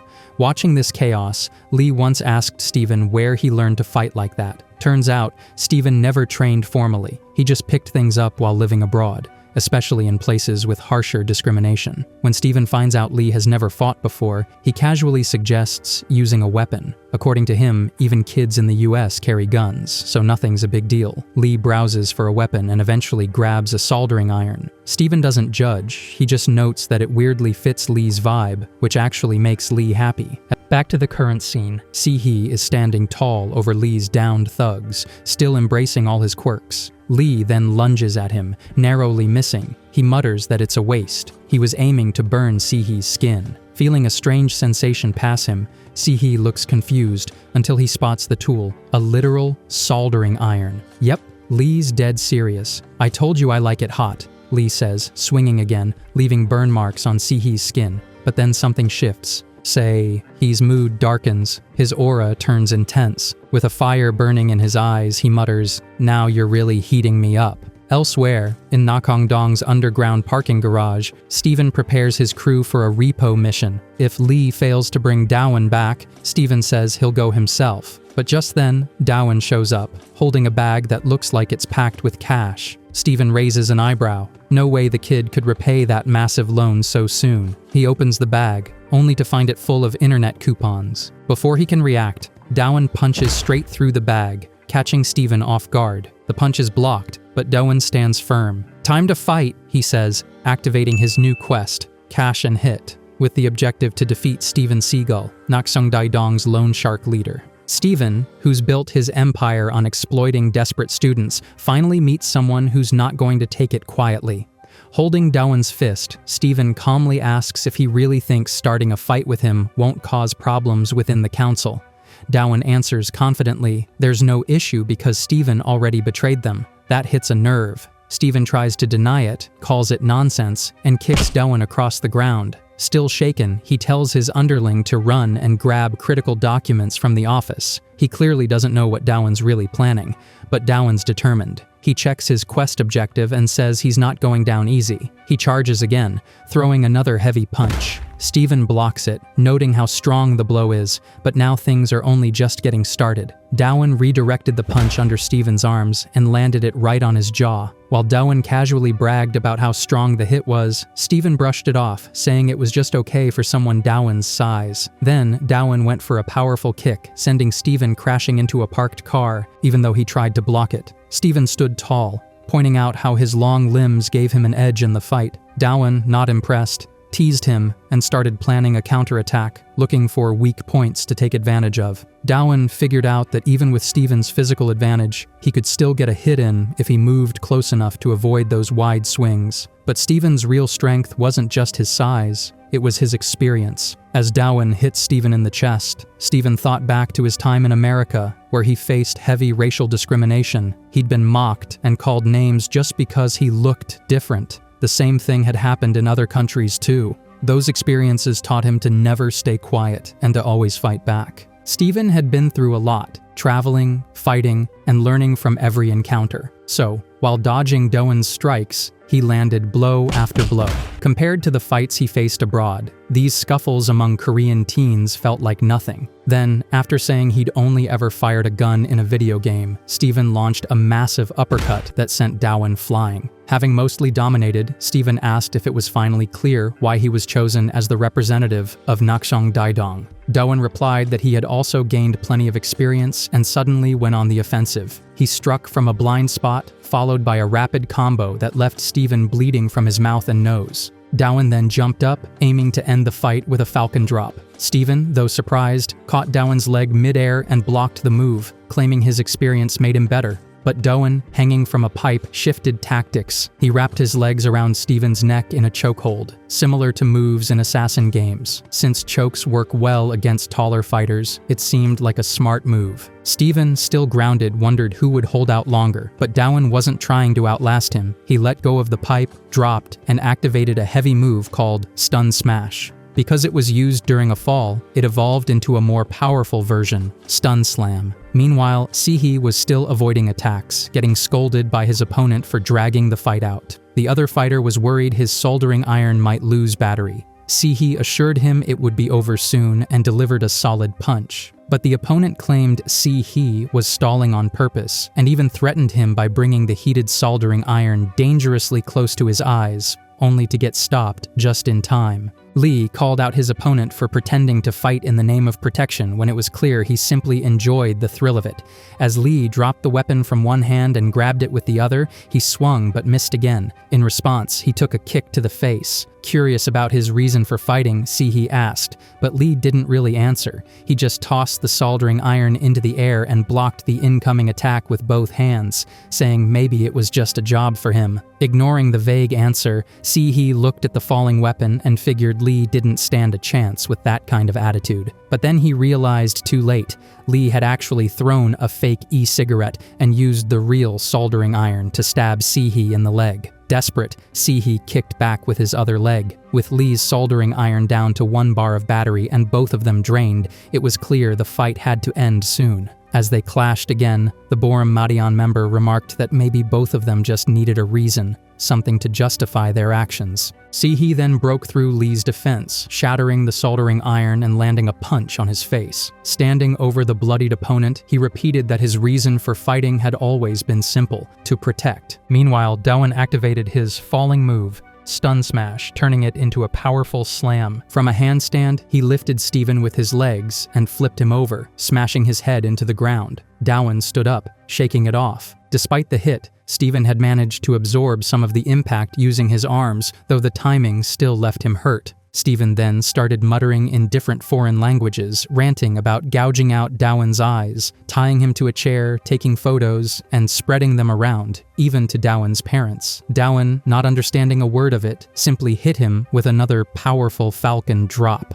As Dowan walked up to Steven, he said the fight should be over by now. He also mentioned that Steven's underling, who had gone to fetch documents, had likely been caught. Standing over him, Dowan claimed everything was finished and there was no escape left. But Steven didn't back down. He shouted that if there wasn't a way out, he'd make one. Then Steven scattered the internet tokens Dowan had brought earlier and sprayed Dowan with a fire extinguisher. While Dowan was disoriented, Steven ran for the car. As he rolled down the window, he reminded Dowan that the interest was still building and that he'd be back to collect. Then he drove off in a rush. Dowan, panicking, wondered how he was supposed to chase a car. Refusing to let Steven escape, he watched as the lone shark clumsily drifted through the tight parking lot, crashing into corners. Despite it all, Steven was determined not to let things end without purpose, and eventually burst out of the lot.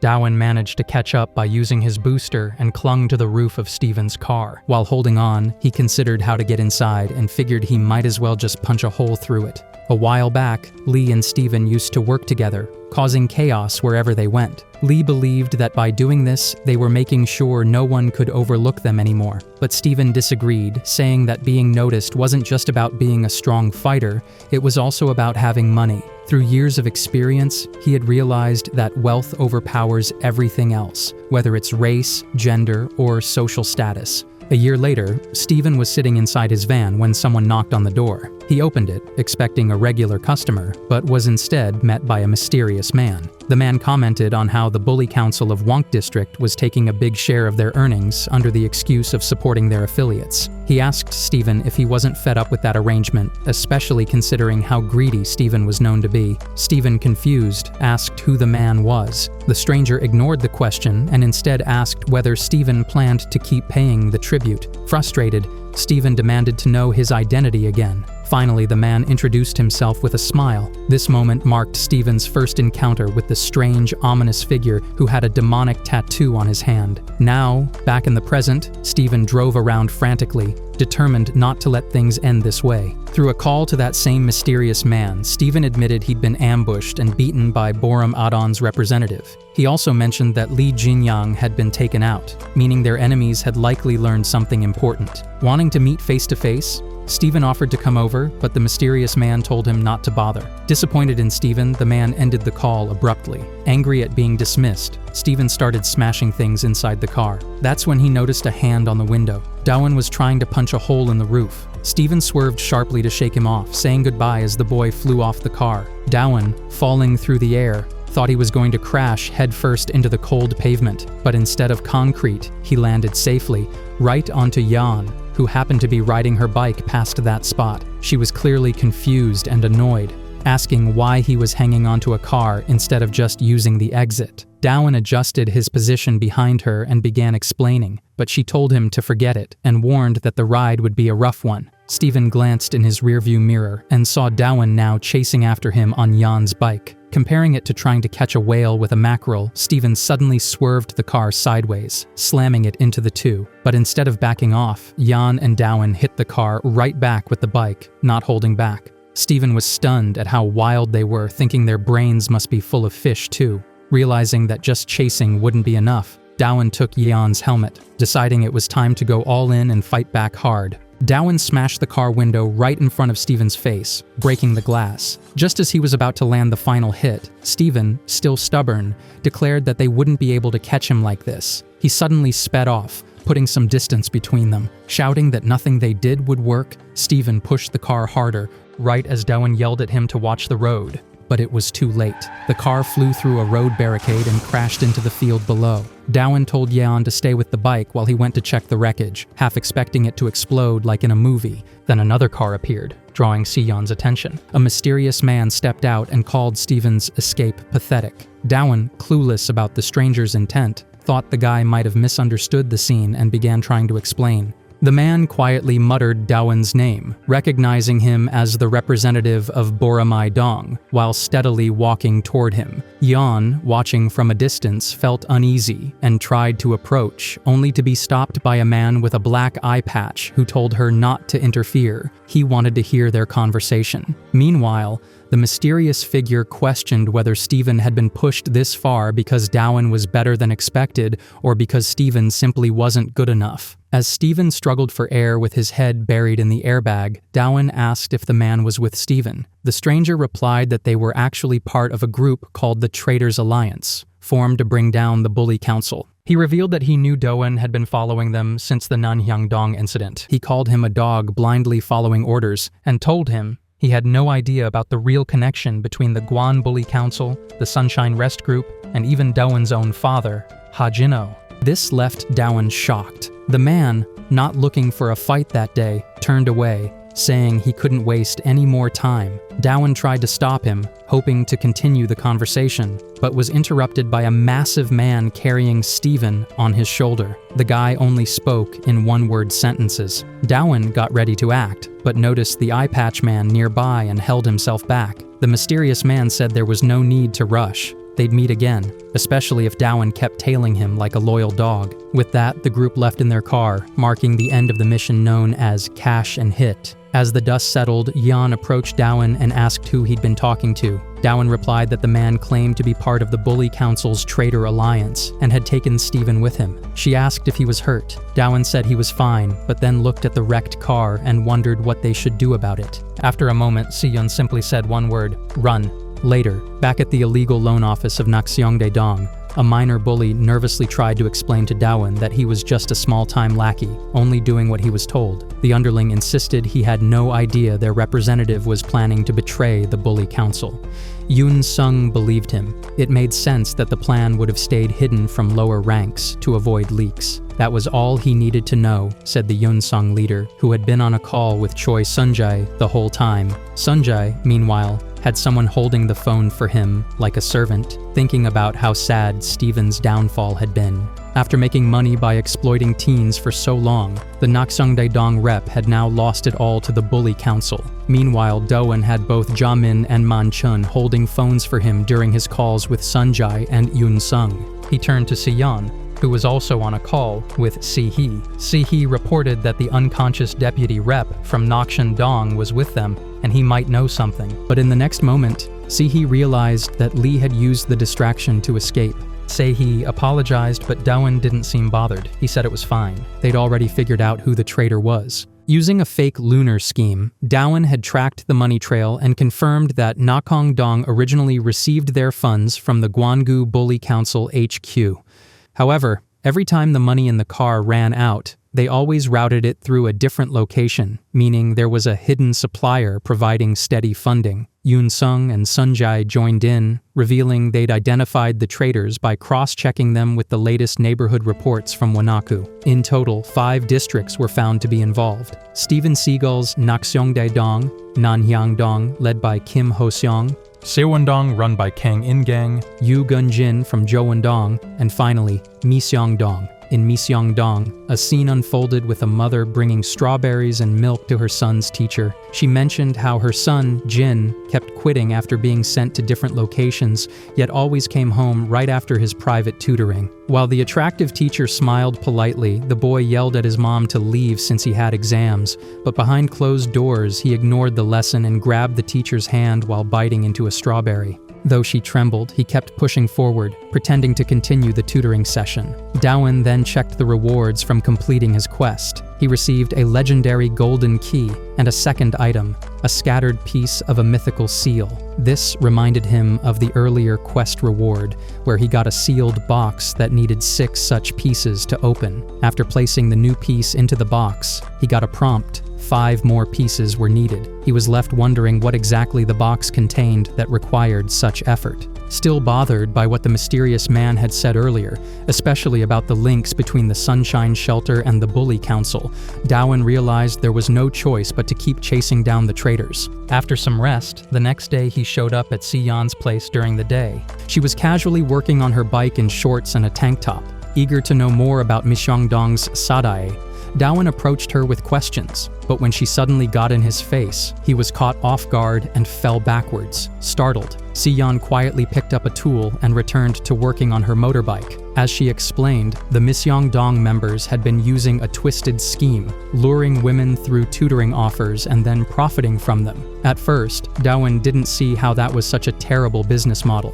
especially under the Bully Council. But Si-yeon clarified, these so-called tutors were actually minors, and the tutoring wasn't academic at all. It was all part of an exploitation ring. Some of these guys, like Sun Jin, took advantage of girls while living off their parents' money. Eventually, they'd get exposed when their families caught on. In one such case, a furious mother stormed into her son's session and screamed at the teacher, only to be stunned when the tutor revealed that Sun Jin's father had been doing the same thing to her too. Just then, the father walked in, offering to pay the teacher to stay quiet and leave. But the damage was done, and the mother passed out from shock. Later, the exhausted teacher met Sung Moon, the crimson-haired rep of Miseong-dong. He embraced her and said he was moved that she'd go this far for him. In return, he gently told her she could stop if it was getting too difficult. Blushing, she thanked him for caring and promised to keep going, for his sake. Back in the present, Si-yeon told Daewon that Miseong-dong's operation often started from dating apps.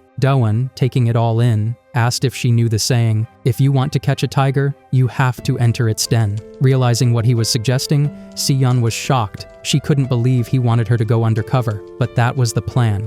She would play the role of a vulnerable girl to draw out the loose henchman and eventually reach the rep himself. While Si-yeon waited nearby in character as Princess Minnie, she muttered about wanting revenge. That's when Sung-moon appeared and asked if she was his date. Noticing something different about her, he leaned in and whispered that this wasn't the right place, and that they should move somewhere more private. He knew how to read and manipulate people, especially women, making Mi Seong-dong's crimes centered around psychological control and sexual exploitation. Most of the time, the victims didn't even realize they were being used. Daewon could only describe the group as disgusting scum. Si-yeon continued, explaining that like before, all the money Mi Seong-dong made was funneled through an overseas messenger app, making it hard to trace. Suddenly, Daewon pushed again, urging her to go into the tiger's den. Frustrated, she told him to leave her house immediately.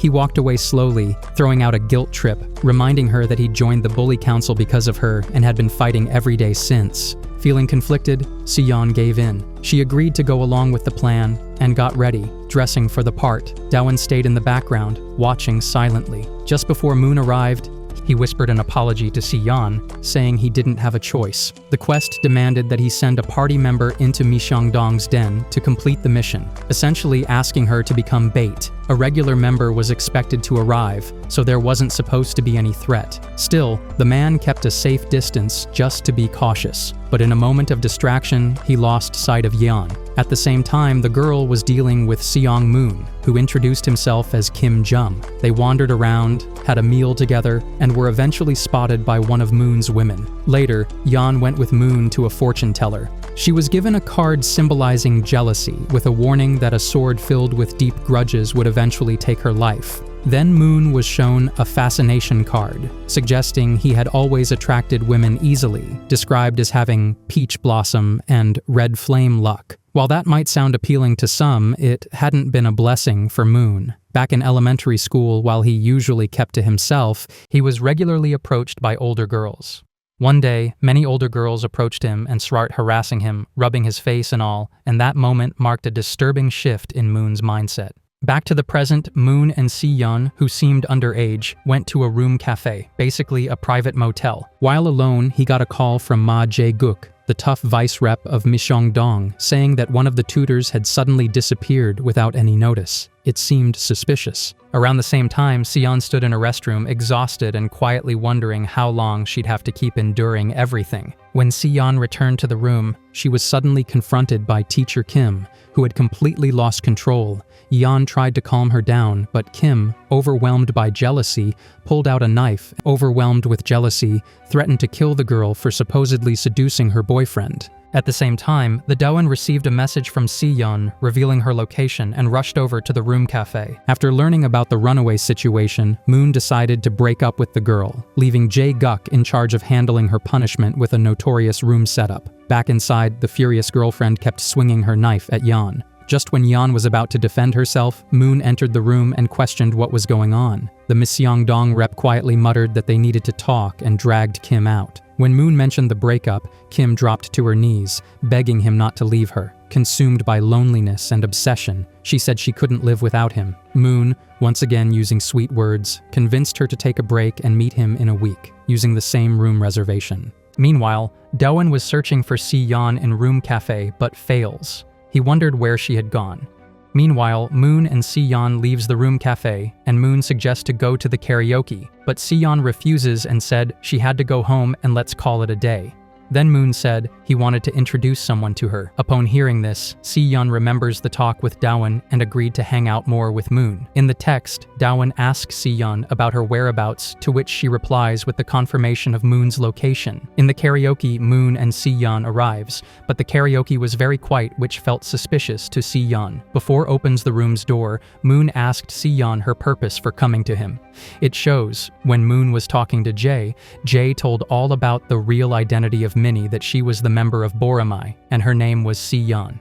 Back to the present, Moon calls Si-yeon too bold and opens the door of a room saying he wants to introduce her to someone. In the room, there were some VIP clients of Mi Seong-dong. Upon seeing them, Si-yeon gets shocked, while Moon closed the door behind Si-yeon. The VIPs started approaching her with a short, revealing cloth and some adult toys, asking her to wear that. Surrounded by creeps, she pulled out a taser and tried to fight back but was quickly overpowered and disarmed. Just as things were about to get worse, the door suddenly burst open with force. Dawan stormed in, furious, knocking one of the guys out. His body crackled with electricity as he apologized to Yeon for arriving late and demanded to know what those monsters had done to her. Meanwhile, Ma Jae-guk, the vice rep of Myeongdong, was watching live footage from hidden cameras. When one of his men asked about the purpose of the room, he just gave a creepy smile and said it was meant for using up those who were no longer of any use. One last time. Elsewhere, Seong-moon was sitting in a large stadium, casually solving a Rubik's Cube. In his twisted view, the room was a way to test the girl's love for him, even though he knew they'd be ruined in the process. Back in the room, Dawan finally reached Si-yeon and apologized for arriving late, asking what the creeps had done. Seeing him, the men started mocking, wondering if he came to rescue his girlfriend. Their strange behavior gave Dawan chills. One of them even bragged about his fighting skills from back in the day and threatened Dawan. But before the guy could do anything, he was knocked out cold with a brutal uppercut, followed by a heavy stun punch. Dawan didn't stop there. He promised to destroy these men so thoroughly that they'd never live normal lives again. After seeing his overwhelming strength, the creeps panicked and started begging for mercy. But Dawan wasn't about to let them go. He dropped one of them with a massive falcon drop, furious at how people like them could even exist. Just then, Si-yeon shouted a warning, but it was too late. Dawan got handcuffed to a stripper pole by one of the creeps who'd snuck up on him. The perverts jibed that they hadn't planned to use the pole this way, but found it amusing. Dawan, unfazed, declared they were the ones who deserved to be cuffed. Using sheer strength, he bent the metal and broke free, leaving the creeps in shock. He immediately punched one of them so hard, the man flew across the room. One of the remaining guys charged at Si-yeon, thinking she was vulnerable. Dawan yelled for him to stop, boosting forward, but it turned out he didn't need to. Si-yeon handled the guy herself, knocking the life out of him with ease. She even commented that the man was weaker than expected, while Dawan caught his breath and apologized for not staying closer to her. She fixed her hair and warned Dawan that if he ever put her through something like this again, she'd kill him. Then Dawan asked where the guy was, the one who brought her there. Si-yeon looked confused, saying she thought Dawan had already met him on the way in, but Dawan had seen no one. Suddenly, a stranger appeared, stopping them from leaving. He wanted them to play a little longer and said he was going to extend their time. Holding a Rubik's Cube, the man revealed himself to be none other than the red-haired Seong-moon. Si-yeon confirmed that he was the one who had brought her to that place. Dawan began questioning Seong-moon, but Moon flipped the blame, saying Dawan was no better. He had used a girl as bait, knowing the risk just to lure him out. This hit hard, leaving both Dawan and Si-yeon stunned. At that moment, a new quest appeared for Dawan, Lash of Love, which required him to defeat Seong-moon. That confirmed it. The ominous figure in front of him was indeed the representative of Myeongdong. Dawan turned to Si-yeon, and she simply muttered, "I know," recalling their earlier run-in with the Traitors Alliance. Not wanting to hold him back, she began to walk away, but warned that if he lost to that red-haired freak, she'd kill him herself. After she left, Seong-moon casually placed his solved Rubik's Cube aside, mentioning how much he hated being disliked. Then, using a sleight of hand with the cube to distract, he suddenly jumped into the air and launched an attack. His wild kick landed on Dawan's face, but Dawan blocked the next hits with his arm. He questioned why Moon did such terrible things if he cared so much about not being hated. Moon, appearing behind him with chilling speed, said that was exactly why he did it, because he didn't want to be hated. Then came a series of brutal hits from Seong-moon, landing solidly on Dawan's ribs. Dawan, gritting his teeth in pain, realized Moon wasn't just fast. His reactions were nearly instantaneous, like pure reflex. It was almost like he had unlocked some kind of real-life ultra instinct. Dawan responded with a flurry of 10 strikes, but none of them connected. Desperate, he tried to activate his booster skill, but the cooldown hadn't finished. Frozen in hesitation, he was left wide open. Moon took the opportunity and mercilessly kicked him around, laughing about how emotions worked. He said the girls had genuinely felt joy working for him, even though they were being used like products under Myeongdong's system. Wearing a twisted expression, Seong-moon questioned if sacrificing oneself for someone else wasn't just another form of love. Dawan, bloodied but standing, finally snapped. He told Moon to shut up and swore that someone like him, someone who had hurt women, deserved to be beaten so badly that he'd never harm anyone again. Power surged around him as he activated a new ability, Don't Open Your Eyes. This new move tied back to a past moment. Back in his childhood, during an ice hockey game, Seong Moon had been chosen as a substitute despite having never played. The reason? His insane reflexes. He couldn't be touched. But instead of playing fair, he beat his opponents to a pulp, ignoring any sense of sportsmanship. Now, facing that same brutal opponent, Dowan stood still, with his eyes closed. Confused, Seong Moon mocked him, asking if he was praying. Dowan calmly told him to wait. What was really happening? Dowan was building up 200 mana to unleash Charge Shot, a devastating, unavoidable blow that gained strength over time. But the catch? He was completely vulnerable while charging it. Seong Moon wasn't about to wait and let that happen. Despite Seong Moon's furious assault, Dowan kept his eyes shut, completely focused on charging his power. He gave up on attacking and went full defense, determined to endure everything and reach the second level of his charge shot. Seong Moon, getting bored, appeared right next to him. Dowan, caught off guard, reflexively opened his eyes, but not before releasing the second level charge shot with his glowing fist. The attack landed hard. Seong Moon was launched across the area, crashing to the ground with a bruised and confused expression. For the first time, he couldn't dodge. Dowan admitted that he had accidentally opened his eyes mid-charge, but promised it wouldn't happen again. With that, he closed them once more to build toward the next level. Seong Moon, curious and annoyed, kept attacking him, wondering if Dowan was using some strange meditation trick. He rained down hits, even slamming a heavy elbow from above, but Dowan refused to open his eyes. Seong Moon mocked him, saying he was backed into a corner with no way out, but Dowan remained focused. Then, with deadly calm, Dowan let loose a 5th-level charge shot. The explosion of force launched Seong Moon through a building alongside his spinning Rubik's Cube. The red-haired rep was left coughing blood, his ribs shattered. Dowan walked toward him, smirking at how satisfying it felt to hit that hard, even if the setup was annoying. Without skipping a beat, he shut his eyes again, preparing for yet another charge. Elsewhere, Kim Ki-jin, vice rep of Sillim-dong, arrived at the burned-down headquarters. He hadn't realized back then that the group had torched the place to wipe out all signs of betrayal. He was joined by Yoon Sung, who updated him about the situation. The Traitors Association had been attacking multiple neighborhood groups, causing massive losses. During Jung Sok-young's absence, Bongchong-dong's base was nearly destroyed. Ki-jin questioned where Sok-young had disappeared to, especially since even now, headquarters insisted on staying inactive and just told the districts to focus on profits. Yoon Sung explained that only the groups without profit models, like Sillim and Boromai, were free to act. Just then, a ping came through on his phone. Back in the fight, Dowan finally opened his eyes,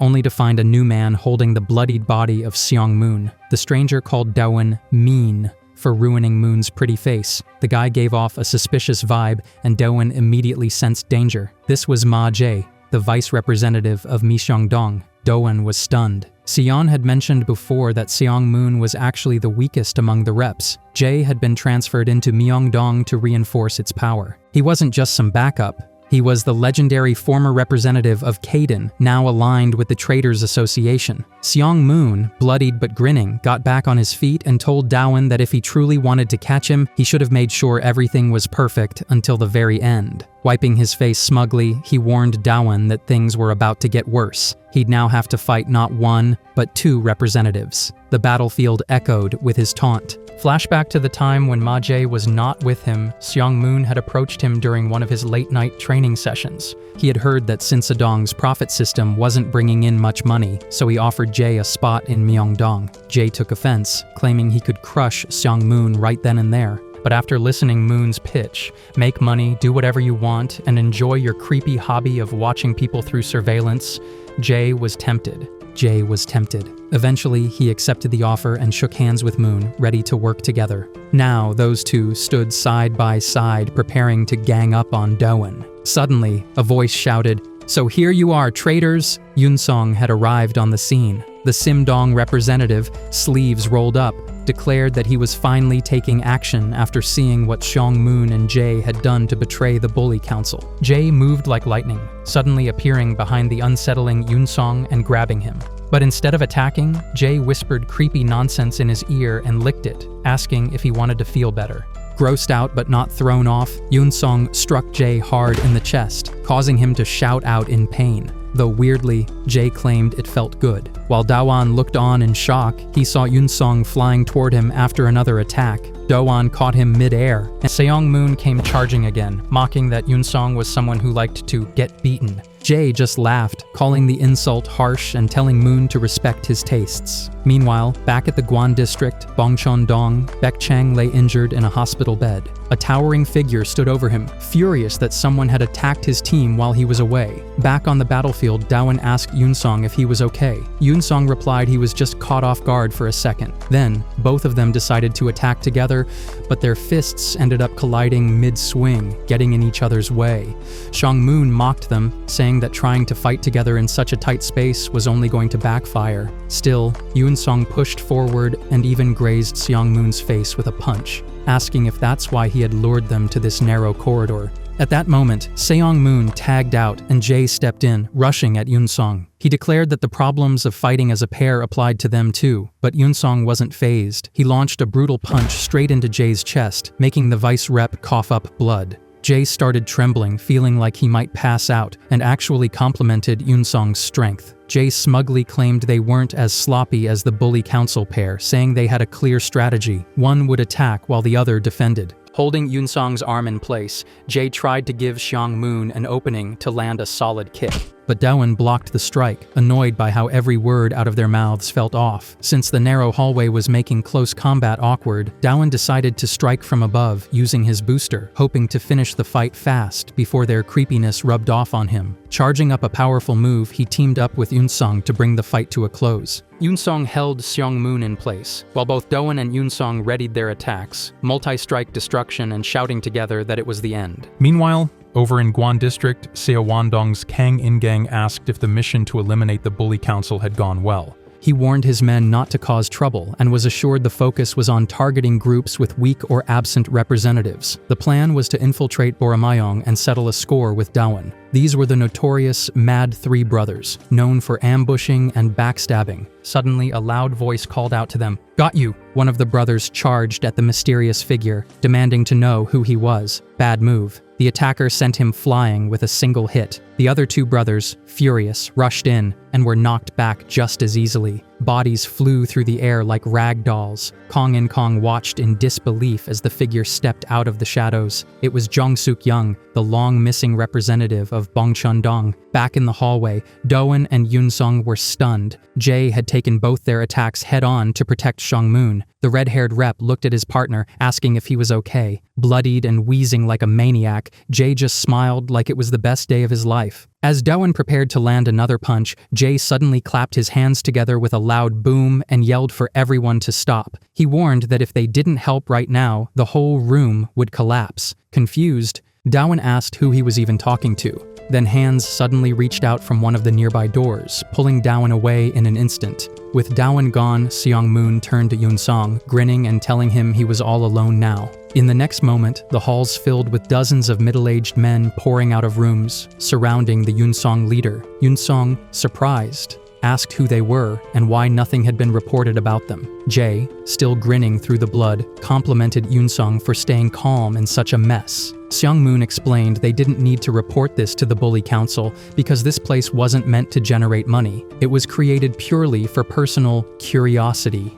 Yong physically recoiled at the statement. Jae had previously asked Moon why he made a place like this, since it wasn't for money or any usual twisted reason. Seong-moon replied with a question of his own. "Are you curious?" He pointed to a Rubik's Cube, turning it slowly. It started out unsolved, chaotic in color. Then, with every turn, the pieces began to match. Slowly, one by one, the colors aligned, until finally, there was nothing left to change. Seong-moon believes that real love means adapting to your partner. He's curious to see how far someone can go in adjusting for someone they care about, maybe even to the point of self-sacrifice. That's the reason he created that special room, hoping to experience what complete love feels like. As the voices of women echo in his memory, the red trash regrets that the room is being destroyed before that ideal love could happen. Meanwhile, Jae points out that things are turning bad. Yoon-seong should be tired by now, but surprisingly, he's still going strong, beating up the middle-aged men easily. The leader of them is getting closer,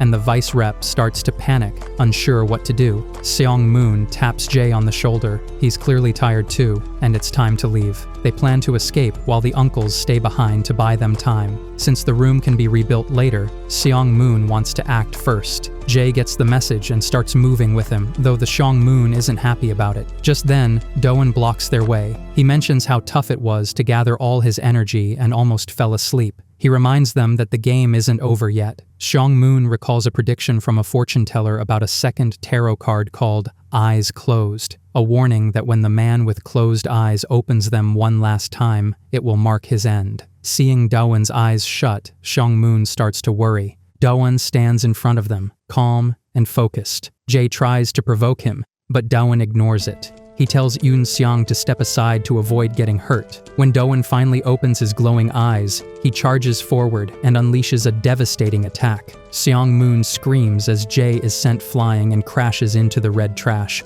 The shockwave ripples through the place. Yoon-seong is stunned. With that blow, the fight ends. Both Seong-moon and Jae are defeated. Doan, smiling, casually calls it the disposal of trash. The mission, called Lash of Love, is complete. Elsewhere, Kang In-gang is being choked out. the rep is in disbelief that Jung Seo-kyung, the once reckless kid, has become this powerful. Covered in sweat, Kang asks if the order to catch traitors has been given. Seo-kyung doesn't care about traitors. He says he's just here to eliminate anyone who messed with his people. From a distance, one of the three mad brothers yells that they weren't the ones who attacked Bongcheon-dong. Hearing this, Seo-kyung drops the rep and walks off, leaving him furious. Back near Doan, Yoon-seong says he's taking the Mi-seong-dong duo to HQ for questioning about the traitor group. The Barong rep, curious after hearing about the council HQ so many times, finally asks where it is. Meanwhile, Choi Sunj finishes a phone call. He's just been told that Seong-moon and Jae have been captured. He suddenly gets distracted by a bear head mounted on the wall and casually asks the man beside him if he's into hunting. The man laughs it off, saying it's not a real bear, just a costume he wore once when he wanted to meet someone. Curious and amused, Seon-jae's about the weird hobby and runs around the room, teasingly asking if the person he wanted to meet was a girl. At that moment, the mysterious man stops writing and asks who exactly is approaching with the Mi-seong-dong duo. A powerful presence enters the scene.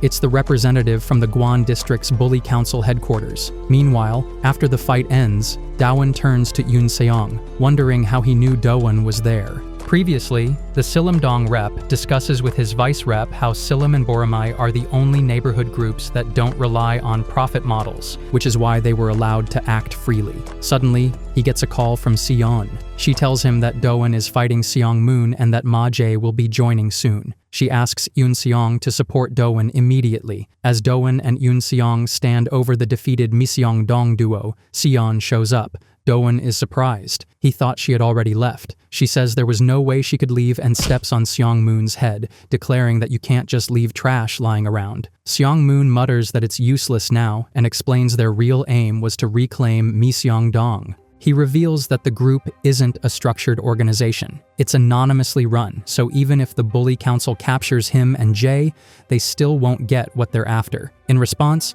Yoon-seong calmly tells him they'll just get all the info from his phone, every instruction and record. Seong-moon smirks, confident they can't crack it. He worked hard building the system and won't give up the password. Just then, Doan casually shows him the unlocked phone, leaving Seong-moon speechless. Turns out, Doan had completed a follow-up quest called Use Your Friend, where Seon was sent to the scene. Her job was to find a way to unlock the phone without raising any alarms. She managed it cleverly, using a coloring marker typically used on motorcycles to trick the facial recognition sensor. Since Seong-moon often checks his phone and manually enters the password when Face ID fails, Seon managed to figure it out.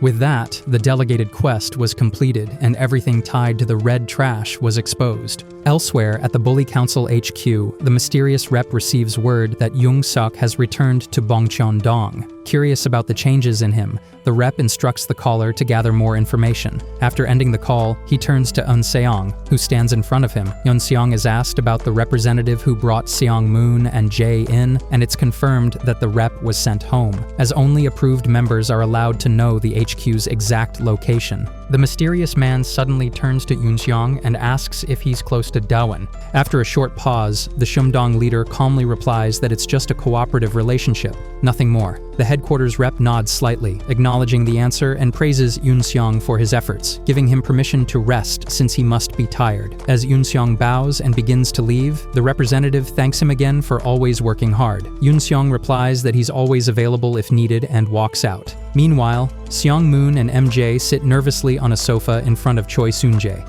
visibly shaken and sweating uncontrollably. Despite the tension, the man in front of them keeps a calm tone, telling them they can speak freely and just needs to know who leads the Traitor Association. Seong-moon and Jae insist they don't know, explaining they only joined because the offer was appealing and that they never learned anything else, even after asking multiple times. Hearing this, Sunjae stands up, and a heavy, ominous pressure fills the room. He picks up a knife and wonders aloud why they're so panicked when he just wanted to have a conversation. Jae, terrified, waves his arm around while insisting they're telling the truth, accidentally pulling up part of the sofa cover and revealing dried bloodstains underneath. Sunjae, now sharpening his knives, mutters that he had only recently changed that sofa cover and casually says he'll need to buy another. His friendly act drops completely, replaced by something far darker. Elsewhere, Daewon receives 2 rewards from the recently completed delegated quest handled by Si-yeon, a gold key and a piece of the seal. On top of that, he's also supposed to receive a main quest reward.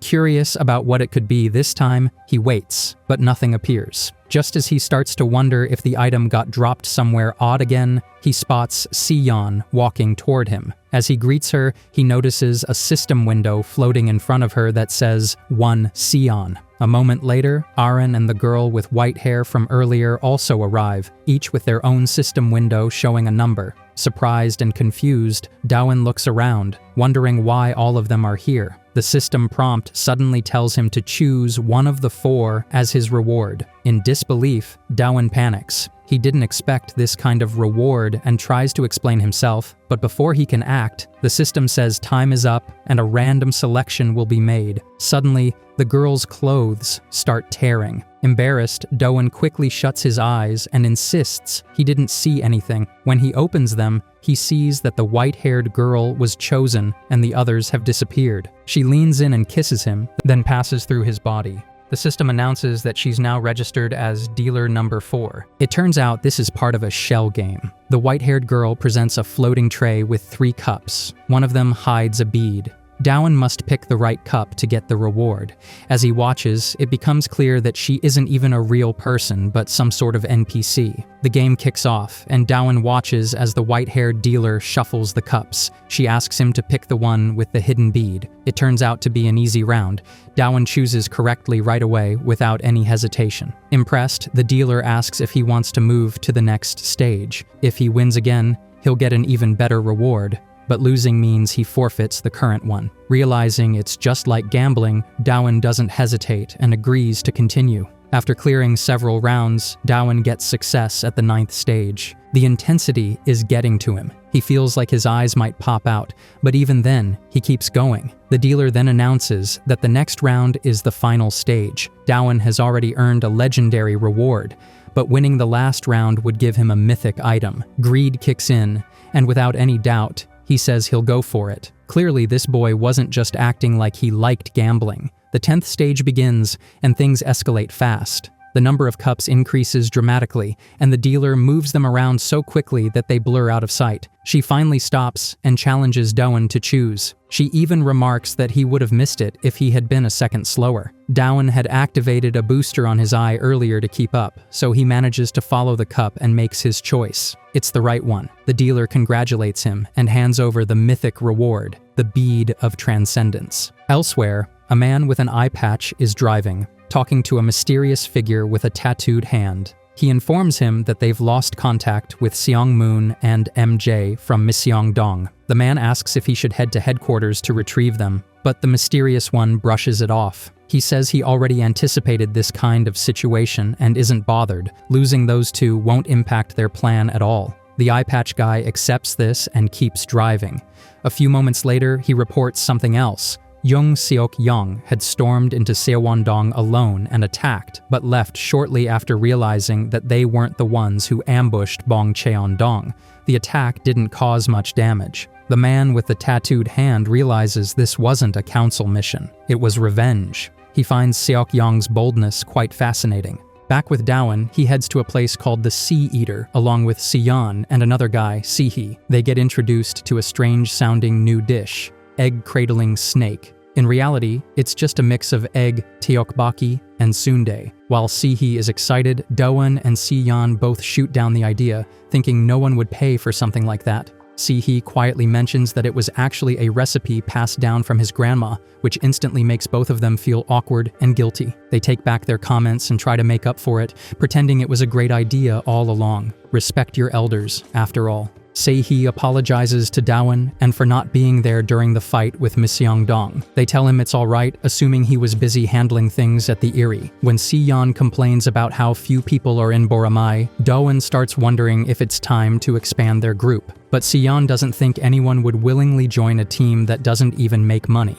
Dowan and Sehee that the only perk they'd have to offer is unlimited tteokbokki. Just then, someone walks into the Eyrie. At first, they think it's a customer, but it's Jung Seok-young. He heads straight to Dowan, who's casually eating sundae, and questions whether they were behind the ambush on Bongcheon. Dowan, caught off guard, asks who he even is. Siyeon recognizes Seok-young and asks why he's in Boramai, remembering his group had taken serious damage in a past attack and supposedly couldn't operate anymore. Seok-young mutters that she seems to know the story well and then suddenly grabs Dowan by the collar, lifting him into the air, declaring he's here for revenge. While being held up, Dowan struggles to breathe and ends up spitting a long string of sundae onto a tray that Cheon's holding. Relieved, he mutters that he almost choked. Siyeon, watching this whole scene unfold, is mortified. Turning back to Seok-young, Dowan realizes who he is, the representative of Bong Chandong, and notes how much he's changed, especially the scar now running near his eye. He comments that Seok-young looks even more intense now. This doesn't sit well with Seok-young, who immediately starts throwing punches. Before things go too far, Dowan explains that it wasn't them who attacked his group, it was the Traitor Association. Seok-young lets him go, and Dowan tells him to do proper research next time before picking a fight. Annoyed at being wrong again, Seok-young decides to leave. Dowan casually invites him to stay and have some tteokbokki anyway. With a serious tone, Seok-young says that every time he closes his eyes, he still remembers the night Dowan defeated him. He promises that once his current issue is settled, Dowan will be next. After he's gone, Dowan comments that it's dangerous. When Sehee assumes he's talking about Seok-young, Dowan actually admits he meant the new menu item. It's so bad, it's dangerous. Later at school, Dowan watches Arin and Min during sports practice, but each time he looks at them, memories of his reward from the main quest pop up, specifically the scene when their clothes started ripping. He covers his eyes and begs for the images to go away, swearing to his friend Jihan that he didn't actually see anything, while Jihan looks at him totally confused. Dowan overhears a student bragging to his friends about making huge profits at a place called the Treasure Warehouse. Confused, he turns to Jihan, who explains that it's actually a popular gambling spot these days, an offline, private setup.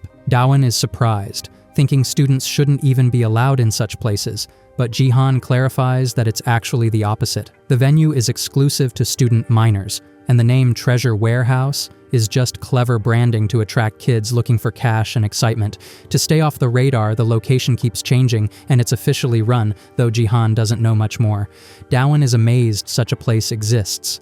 Not far away, a student nearby sits quietly, looking completely drained and gloomy. At the same time, over in Jeowon-dong, a man at the Treasure Warehouse announces that all phones must be handed over at the storage counter upon entry. People are told to follow a strict waiting list. Inside, the warehouse is packed with students gambling away their parents' money. The depressed guy from earlier is also there, convinced today will be his lucky break. He walks in, hoping to leave with pockets full of cash, buying into the idea that this place offers dreams and hope. Meanwhile, a man shuffles cards while giving a status update to his superior, saying the warehouse and gambling business are running smoothly. But there's concern that the rising number of customers could trigger unwanted attention from the bully council. He complains that the council hasn't responded lately. The man he's talking to sits silently, back turned, calm and focused. This is Yu Gunjin, the representative of Juandong and a known member of the Traitor Association. With a samurai-like presence, Junjin listens quietly as the card guy mentions Yun Seong from Silimdong and Doan from Boramai, both investigating the traitor activity. To stay ahead, the warehouse location keeps shifting. After wrapping up his report, the man leaves. Junjin finally gets up,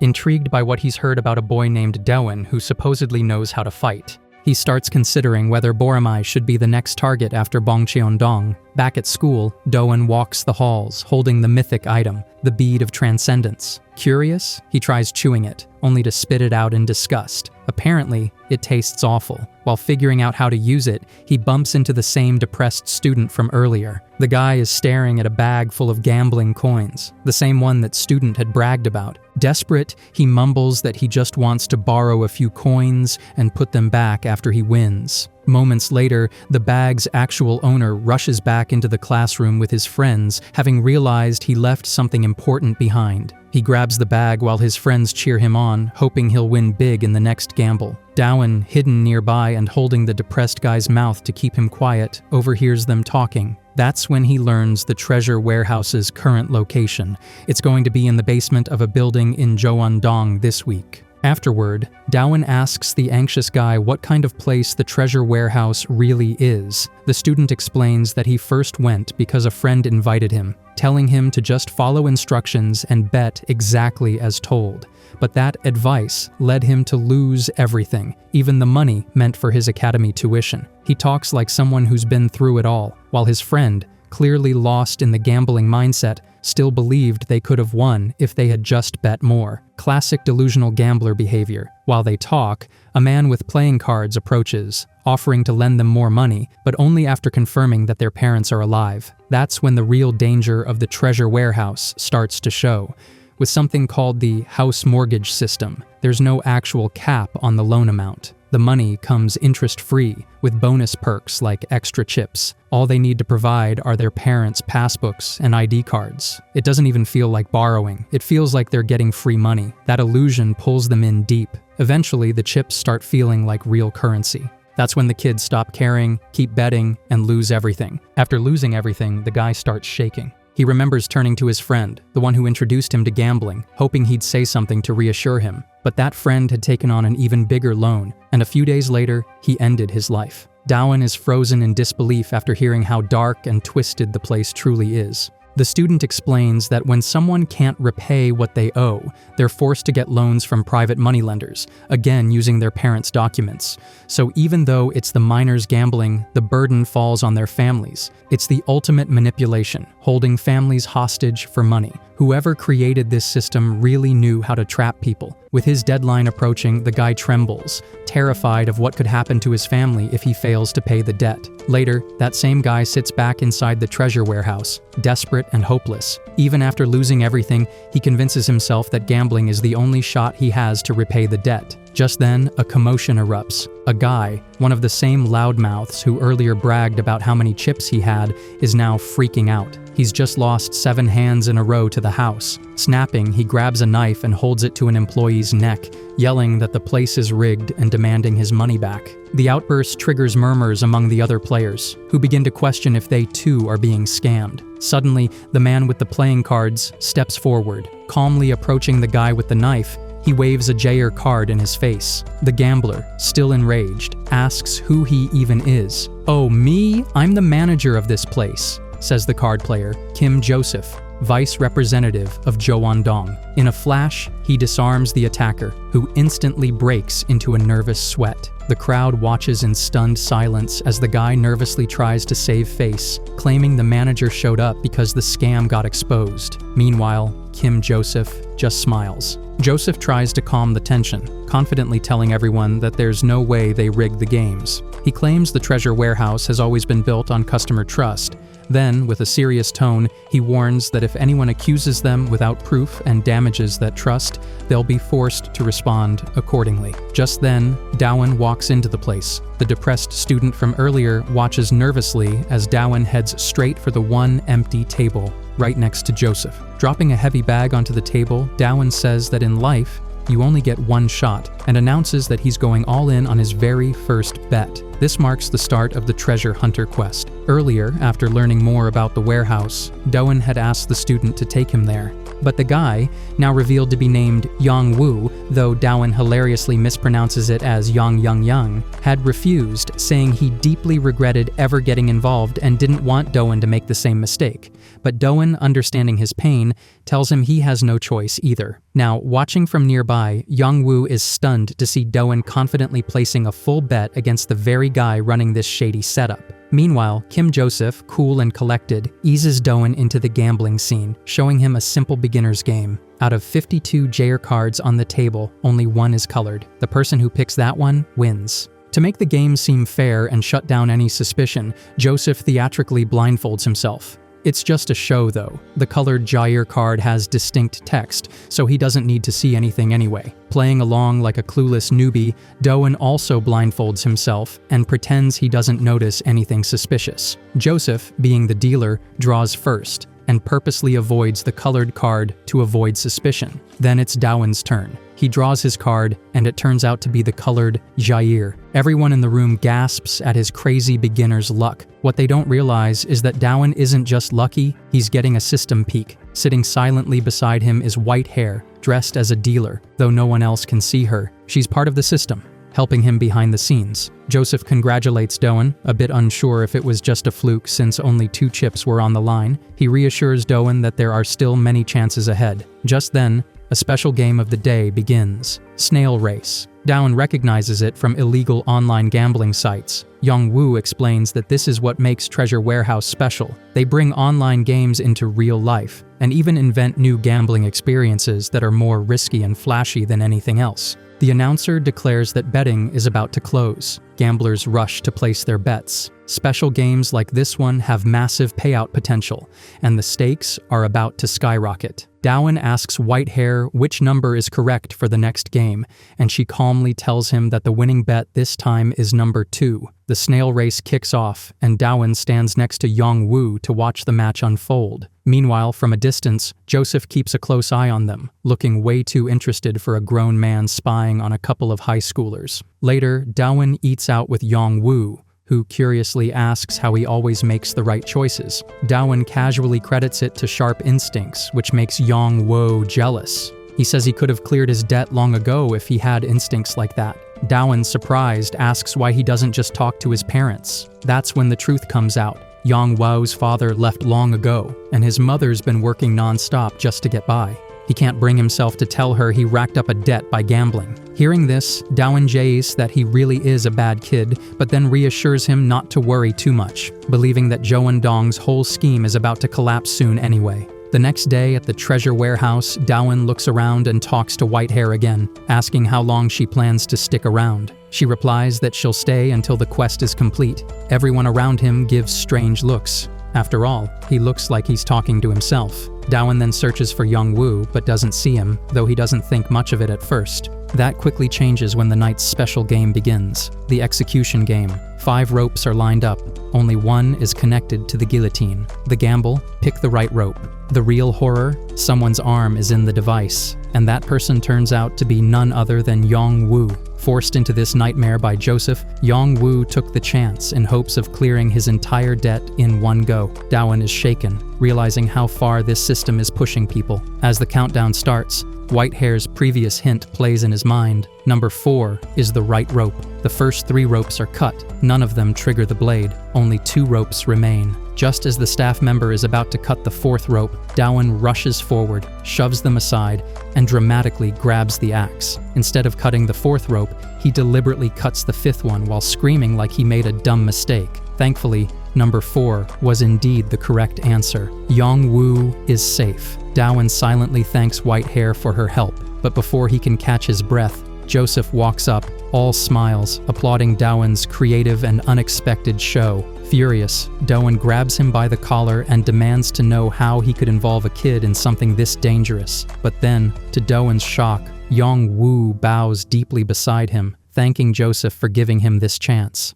Turns out Yong-woo had agreed to the game himself, in exchange for getting his entire loan wiped clean. Dowan stares in disbelief as people around the room begin to question whether rope 4 really was the correct one and demand proof. Dowan snaps, yelling that everyone is insane for even caring about that. Joseph simply picks up the axe again, calmly cuts rope 4, and the guillotine slams down hard. Joseph smirks and says that not being insane in a place like this is what really makes someone strange. He glances over at Yong-woo, who's already back at the tables, gambling again like he learned nothing. It's a heartbreaking sight. Afterward, Joseph meets with Yoo-gyun-jin, who just took both a VIP customer's chips and a finger during a game. When asked why he came, Joseph explains that he wanted to report the Boromai Dong rep, who's been stirring up trouble in the treasure warehouse. He adds that Dowan doesn't even realize they've already figured out who he is. Joseph then starts ranting about gambling like he's teaching a class, all while wondering what exactly Dowan is planning. Over the next few days, Dowan keeps winning back-to-back, completing a quest called Successive Victories. His consistent streak even earns him a small fan club at the warehouse.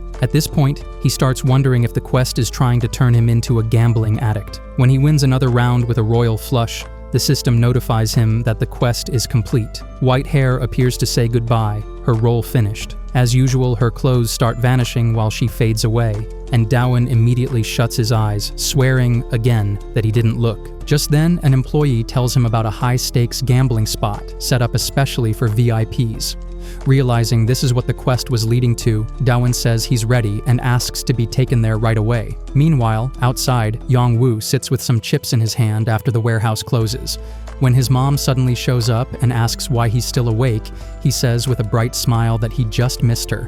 Tossing all the chips into the gutter, he walks off with her to grab some food. Maybe things aren't so hopeless after all. Back at Joandong's base, Joseph prepares to launch a surprise attack on Boromai Dong while Dowan is stuck in the VIP room. But to his shock, he walks into the gathering only to find Jang Seok-yong already standing in the middle of the room, surrounded and ready for payback. Seok-yong declares that he's there for revenge, having finally pieced together the truth. At the same time, Dowan arrives at the new VIP gambling location, throwing in everything he's earned so far. Meanwhile, Dowan is caught confronting Yong-woo, threatening to chop off his hands to stop his gambling habits. Yong-woo tries to defend himself, claiming he's not an addict, though his daily visits to the warehouse suggest otherwise. Then, Yong-woo remembers there was one day he didn't show up, the day the warehouse was suddenly closed. Dowan follows that lead to track down Jang Seok-yong at an employment office. Remembering their earlier clash, Dowan directly asks him why he let his group fall apart. Seok-yong gets irritated and demands he get to the point. Dowan then reveals the truth. It wasn't the bully council who ambushed Bong Cheong-dong, it was the Jeongdong crew.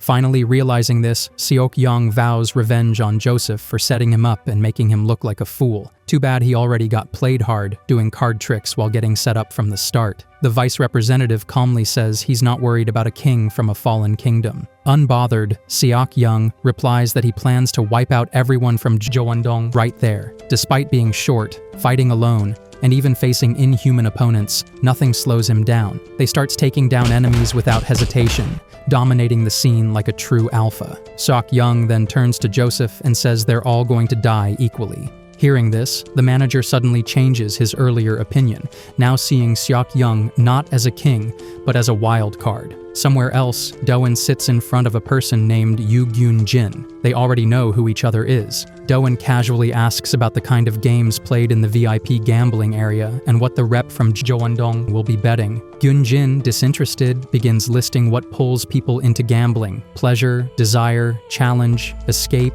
regret, greed, and most of all, danger. He He swings his blade at Dowan, making him step back, and declares that in this gamble, their lives are at stake. Dowan grabs a sword from the wall, asking if this setup works for his opponent. Confident in his weapon skills, he shows off his swordsmanship. As Dowan attacks with precision, the clash between them causes shockwaves through the room, even knocking the cannibals back. Both are evenly matched. Though it's Dowan's first time in a fight like this, he's got no choice but to see it through. The final part of his quest begins, a sword duel where he must defeat the Jowondong's Rep Yu Gyunjin. Flashback to middle school. Gyunjin had shown early signs of being a kendo genius, quickly rising to the top of the division. One time, even though real swords were banned, a jealous student challenged him with one. In the fight, Gyunjin didn't block and got cut. While the opponent panicked and tried to get help, Gyunjin, eerily calm, picked up his sword and insisted they keep going. That same energy flows into his fight with Dowan. He swings to kill, believing it's the only way to make Dowan swing back with the same intensity. That's what real gambling means to him. Gyunjin keeps attacking, even slicing through the cannibals like nothing. He lands a clean cut across Dowan's face, still pushing forward. Dowan starts wondering why the Traitor Association is full of lunatics like this guy. After landing a solid hit on Gyunjin, Dowan notices something strange. His opponent had purposely taken the blow. It's a literal take on, let your flesh be cut to break your enemy's bones. Gyunjin fights like that, using pain strategically. But Dowan dodges the next move with his speed booster, then punches Gyunjin away, mocking his earlier literal interpretation with a jab of his own. Dowan slashes Gyunjin and drags him across the ground. In a defensive stance, Gyunjin questions why Dowan didn't go all in with his last strike. Dowan throws the question back, pointing out that Gyunjin hasn't been using full strength either, because he's not fighting to kill. Gyunjin explains he's trying to push Dowan into desperation, then casually brings up what's happening with Boromai. At the same time, an elite squad linked to Zhou Wang reaches Dowan's neighborhood group, planning a surprise attack. There, they run into Sayan, who's just out jogging. The squad members start ogling her, and their leader says he feels guilty about what he's about to do to someone so beautiful, but he's still ready to hurt her. Clearly, this guy's got no charm. When Dowan hears this, he asks if they're targeting Sion too. Gyunjin confirms there are no exceptions. Then he taunts, asking if this raises Dowan's urge to kill him. But Dowan surprises him by saying he's actually relieved. Turns out, Dowan has linked Sion to his system using a skill called Approval Stamp. It allows him to share all his passive skills with her. Now empowered, Sion goes on a rampage, showing she's not just a pretty face, she's a force to be reckoned with. Back when Sion was exercising, Dowan showed up offering a cucumber for hydration. She gave her usual annoyed reaction, wondering why he kept following her and insisting they train together. But Dowan had a reason. He suspected the Traitors Association might strike anytime, and wanted her to have some kind of backup protection. The approval stamp, though, needed physical contact to activate, specifically a stamp placed on the lips. That left Dowan awkwardly trying to figure out how to complete the skill. Just as he was stressing over it, a bird swooped down for the cucumber in Sion's hand. Startled, she fell right into Dowan, and they both hit the ground. That unintentional contact was enough to activate the skill. Now fully boosted, Sion starts wrecking the Jowondong attackers using a skipping rope. She has no idea why she's suddenly this strong, but makes it clear none of them are walking away. Park Tai-hong tells his crew not to panic, calling Sion just one of many thorny flowers out there. He orders a full charge. As Sion takes them down one by one with spinning rope attacks, she starts noticing that her body is reacting on its own, faster, sharper, and stronger than ever. She feels unstoppable. Soon, only Park Tai-hong is left. Saying that one must get rid of danger before holding something beautiful, he pulls out a knife and cuts Sion's jump rope. Since weapon mastery doesn't apply to broken weapons, her power starts fading. He begins harassing her, and in response, she slaps him across the face. But it has no effect. Sion, shocked by her own power, lands a lucky critical hit that sends the creep flying into a lake. The system announces that the battle is over, and the approval stamp is deactivated. Getting back on her feet, she fumbles over her words, wondering if the status window itself might be malfunctioning. Elsewhere, Young Sok Young lies on the ground, and Kim Joseph stands over him, commenting that just because he's the vice representative, people shouldn't underestimate him. His strength, he claims, surpasses even that of Bong Cheon-dong's rep. With a mocking tone, Joseph asks about Seok Young's friend, who's still in the hospital, saying he remembers how the guy put up a strong fight till the end.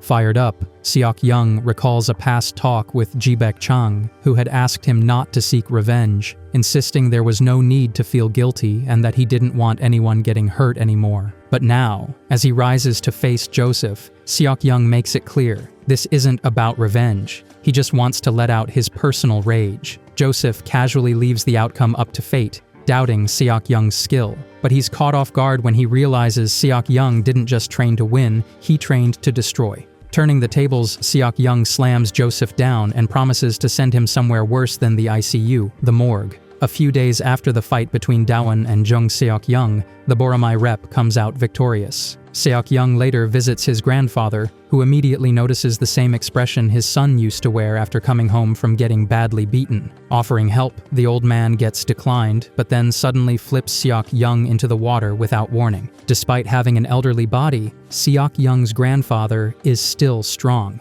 In contrast, Seok Young, though youthful and powerful, feels hollow inside. Not wanting his grandson to keep getting hurt, the old man promises to release at least one carp into his empty pond, a cryptic way of saying he wants to give him purpose or spirit. With his new resolve, Seok Young throws a massive punch, sending Joseph crashing away. The Jeowon-dong vice rep is stunned to see someone actually use a rare battle technique that redirects the force of an enemy's attack. Seok Young even makes opposing forces collide backwards, a risky move that would have hurt him too if Joseph hadn't blocked. Still trying to stay in control, Joseph changes his attack pattern mid-fight, making it harder for Seok Young to counter. But the other rep quickly adapts, grabbing Joseph by the shoulders and crushing them with raw force. As Joseph screams in pain, Seok Young tells him he won't be able to talk anymore.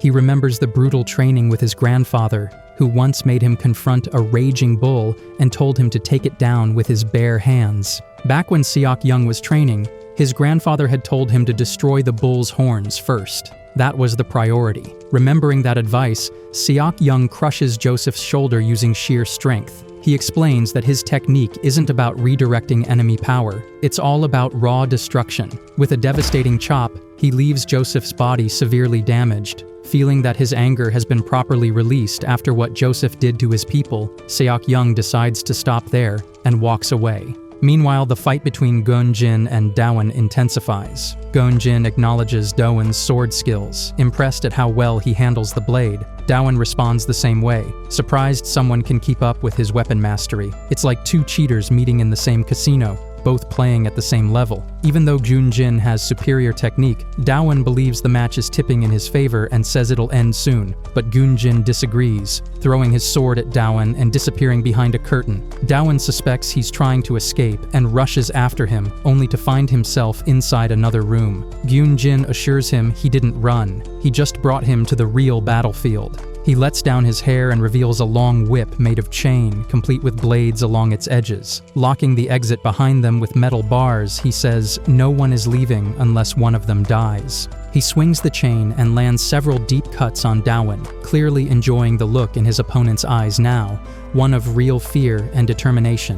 Daewon prepares for a battle to the death. When humans face intense pleasure or life-threatening fear, their bodies react in powerful ways. Racing hearts, bristling skin, adrenaline rushes, gambling, and near-death experiences trigger the same feelings. Fueled by this mix of thrill and horror, Geun-jin grins manically and spins his chain weapon again. He repeats that no one's getting out unless someone dies. Daewon charges without hesitation, slashing the very walls with his sword. He's aiming to kill. This is the kind of fight he's been ready for. Geun-jin dodges and counters, cutting Daewon again with the whip. Still, Daewon doesn't slow down. The chain is faster but not as strong as a sword, and Daewon uses that advantage to slice near Geun-jin's neck. His blade gets blocked, but it proves that he's still in the fight. Geun-jin smirks and admits he loves this weapon. It lets him feel death up close. In contrast, Daewon doesn't know much about the sword he's been relying on. It's already worn out. Gun-jin then breaks Daewon's blade and removes the bonus effects tied to weapon mastery. With the sword shattered, Daewon loses his edge. Gun-jin presses the advantage, taunting him and asking how it feels now that death is right in front of him.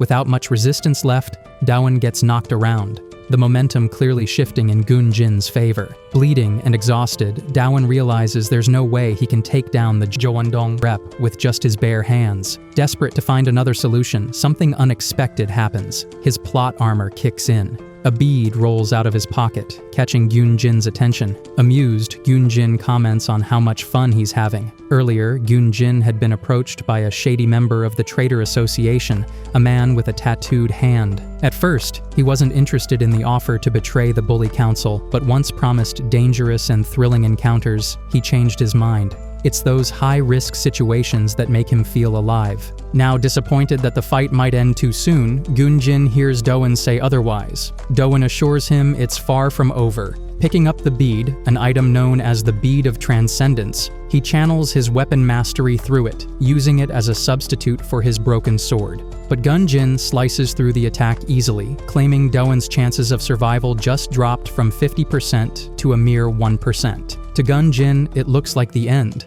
but Daewon isn't giving up. In that moment, he figures out the true purpose of the bead. As Gun-jin lunges for his throat, the mythic item activates. One of Daewon's random skills, Transcendence, gets triggered. His usual move, Falcon Drop, evolves into Falcon Revolve. Using the upgraded skill, Daewon spins on the ground with incredible speed, knocking Gun-jin off balance and separating him from his weapon. With perfect timing, Daewon lands a massive critical punch straight to Gun-jin's face, sending him crashing through the metal bars of the room. The fight hits its climax. As the dust settles, Daewon reflects that sometimes even a 1% chance can be enough, whether it's in a game or a gamble. Instead of finishing off Gun-jin, he chooses to spare him as a final message. Now he knows what it feels like to stand on the edge of death. The treasure hunter quest is marked complete, and Daewon exhales in relief. Suddenly, the entire room starts shaking and then bursts open. For a moment, he's alarmed, until he realizes he's just being escorted to the rewards area. Now standing in front of 3 golden doors, Daewon hears the system prompt, "Which door will you choose?" Daewon Ha stood before the doors of the rewards. A voice asked him which door he would choose. The voice is none other than his system screen. He thought about it and assumed that he would receive a different reward depending on the door he picked. There were several doors named Snake Room, Weapon Room, Flower Room, and so on. He decided to go with the Weapon Room because he had fought the battle using a weapon. The voice announced that he had chosen the Weapon Room and asked him to enter to receive his reward. As he stepped inside, all of his wounds were healed in an instant, like a sudden swoosh. He wondered how amazing the reward was going to be.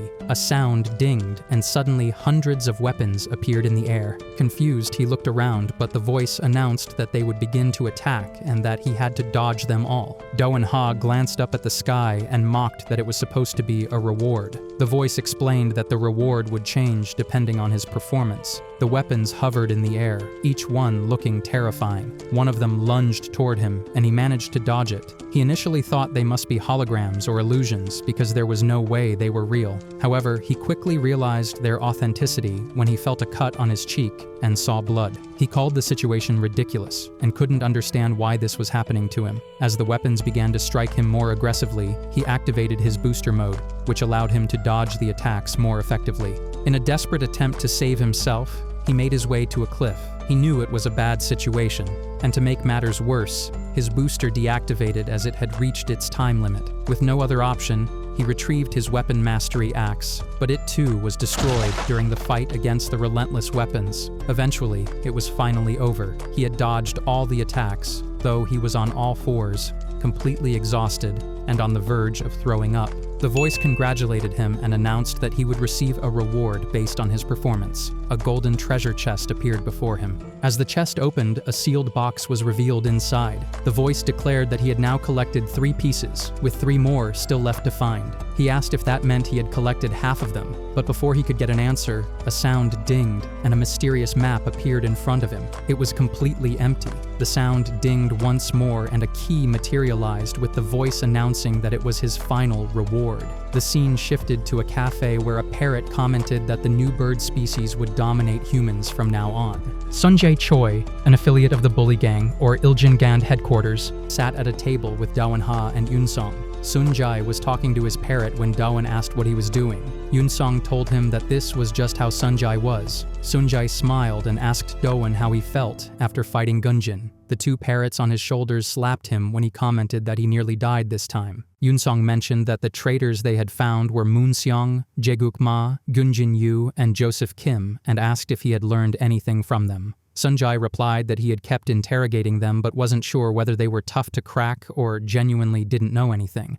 Still, he told them not to worry because he would get the answers about who was leading the traitor alliance and why they were doing this. A few moments later, Dawan arrived at Seihi's Teokboki, where Seon hit him with a skipping rope. They were busy arguing when Shin Seihi apologized for interrupting and pointed toward a man standing in the corner with his arms folded, asking what Seok-young was doing there. Dawan explained the situation, saying that Sunjae had told him Bongchon was disbanded, and all its members, including Baekchang the deputy, wanted to leave the Iljin gang. Seok-young accepted their request, and he was now affiliated with Boramai, so the headquarters had placed him there. Seok-young commented that he had joined under the condition of getting an official revenge match with Dawan. Dawan grew nervous and said that he hadn't been able to sleep and would let him know when he felt refreshed. Seon glanced at him and commented that he had been sleeping a lot lately, but Dawan asked her to keep quiet. Seihi said he would welcome Seok-young with a new menu item, fruit salad teokboki. When the dish arrived, Dawan and Seon thought it was terrible, but Seihi urged Seok-young to try it. Seok-young said it tasted revolutionary. Dawan wobbled as he made his way toward the hospital, commenting that he kept seeing the trump card floating around after visiting the gambling house for the past few days.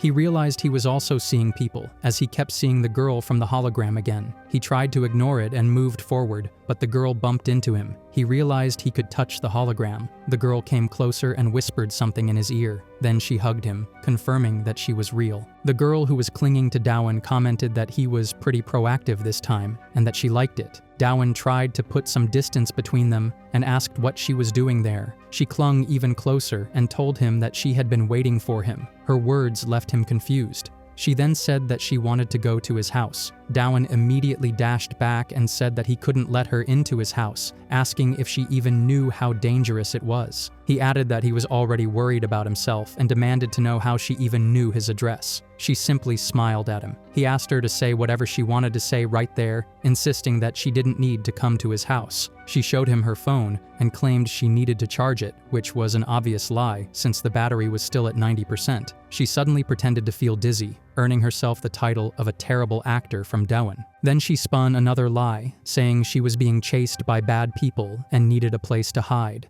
Dawan told her it was too late to make up such excuses. She then asked if he remembered what she had told him last time. Dawan recalled their earlier conversation, when she had warned that she would pounce on him if he failed to remember her. She looked into his eyes and asked if he remembered her now, and what exactly was between them. Dawan started sweating, realizing he had absolutely no idea who she was or what had happened between them. As she got closer, he decided to bluff and claimed that he did remember her. She turned away and told him to hurry home. Then she pulled out a card and commented that it was only natural considering everything they had been through. Dawan's eyes widened when he saw that it was his house's keycard. She laughed. A few moments later, they arrived at his house. The girl was already lying comfortably on his bed when Dawan asked what she was doing there. She sniffed his blanket and remarked that it smelled nicer than she had expected. Dawan told her to stop and get out of the bed. She told him not to act shy between them. Dawan looked at her, confused and frustrated, wondering who she really was and how he could not remember anything, or whether she was simply lying.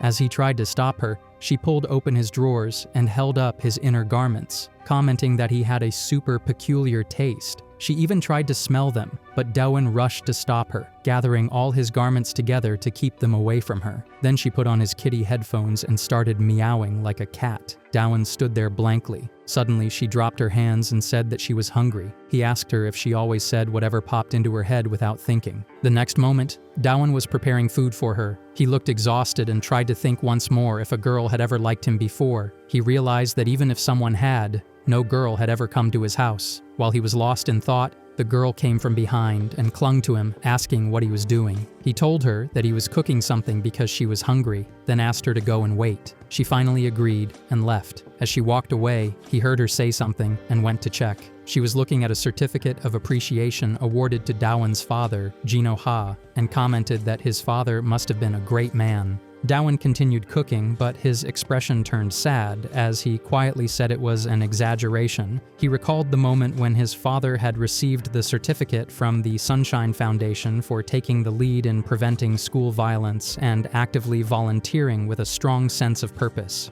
Along with it, he had received a piece of cloth bearing a colorful logo. Daewon also remembered a conversation he had with his father as a child. His father had explained that the logo belonged to the Sunshine Foundation, representing a place warmed by sunlight where children could feel safe. Little Daewon had called it childish, but his father had smiled and said that was all right because it was his dream. Now Daewon had made the same dish for the girl that his father used to make for him. He called out to the white-haired girl, asking her to come and eat. Clutching his head, he tried to remember her name. He felt like something was coming back to him but couldn't quite grasp it. He got up to search for her. She wasn't in the bedroom or the bathroom. Eventually, he walked toward his father's room and finally found her there. Before he could say anything, she asked if it was his father's room. He stood there, confused. She looked at him and asked if he still hadn't figured out who she was. Then she slowly pulled aside her white hair to reveal the Sunshine Foundation logo on the back of her jacket, leaving Daewon in shock. The scene shifted to a cafe where Daewon and Yoon-song sat together.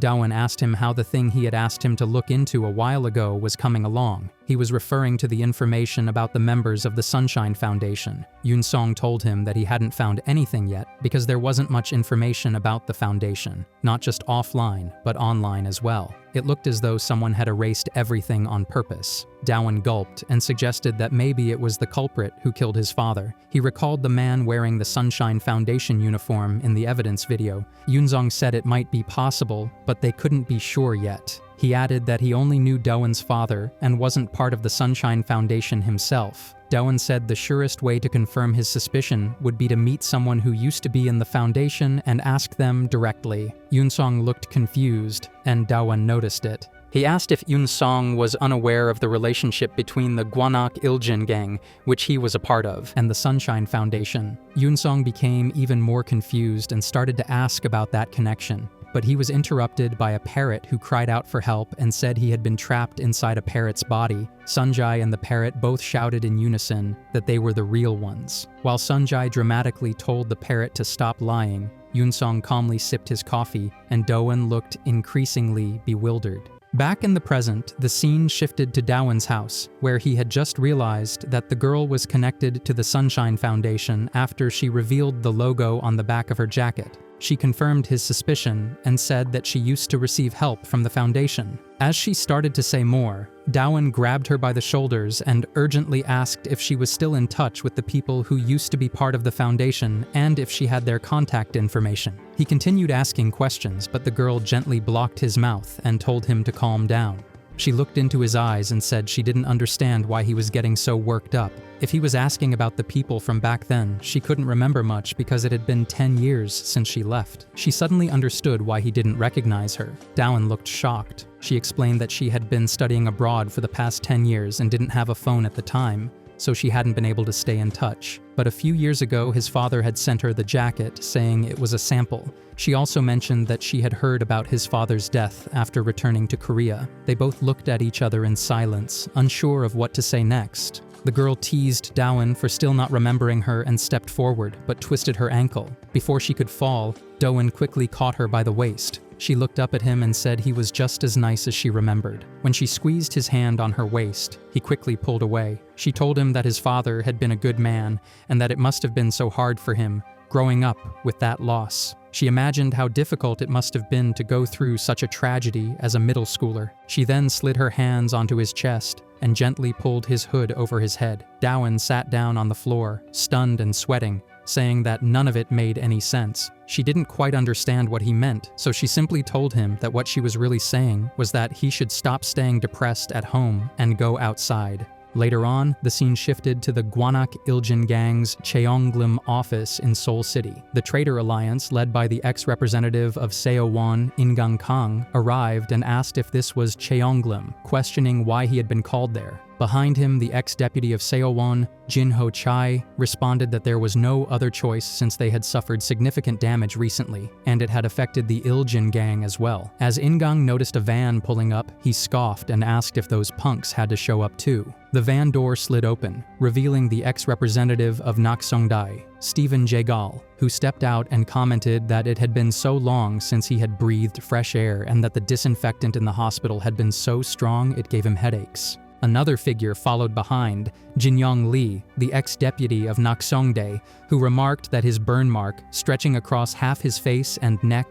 was still stinging. The four of them gathered, exchanging snide remarks and criticisms of each other. As their bickering escalated, Jin Ho Chai stepped in and urged them to settle down, reminding them that they were there to work. He explained that their superior had sent them to ensure the enemy was wiped out with as little manpower as possible. They began climbing the stairs of the building, with Jin Ho briefing them further. He told them that their target today was Cheonglim, a group that wasn't going to be easy to deal with. Once they reached the target location, the group stood before the door, confident and dismissive, commenting that a single neighborhood stood no chance against 2 representatives and 2 deputies. Ingang clacked the door with his knuckles, saying they should just get it over with and go home. The door creaked open, and all 4 of them stepped inside, only to find the place empty. They looked around and speculated that the members must be nearby, probably busy working on some super profit models. Just as they were still talking, someone entered behind them, speaking on the phone. It was none other than Sunjai,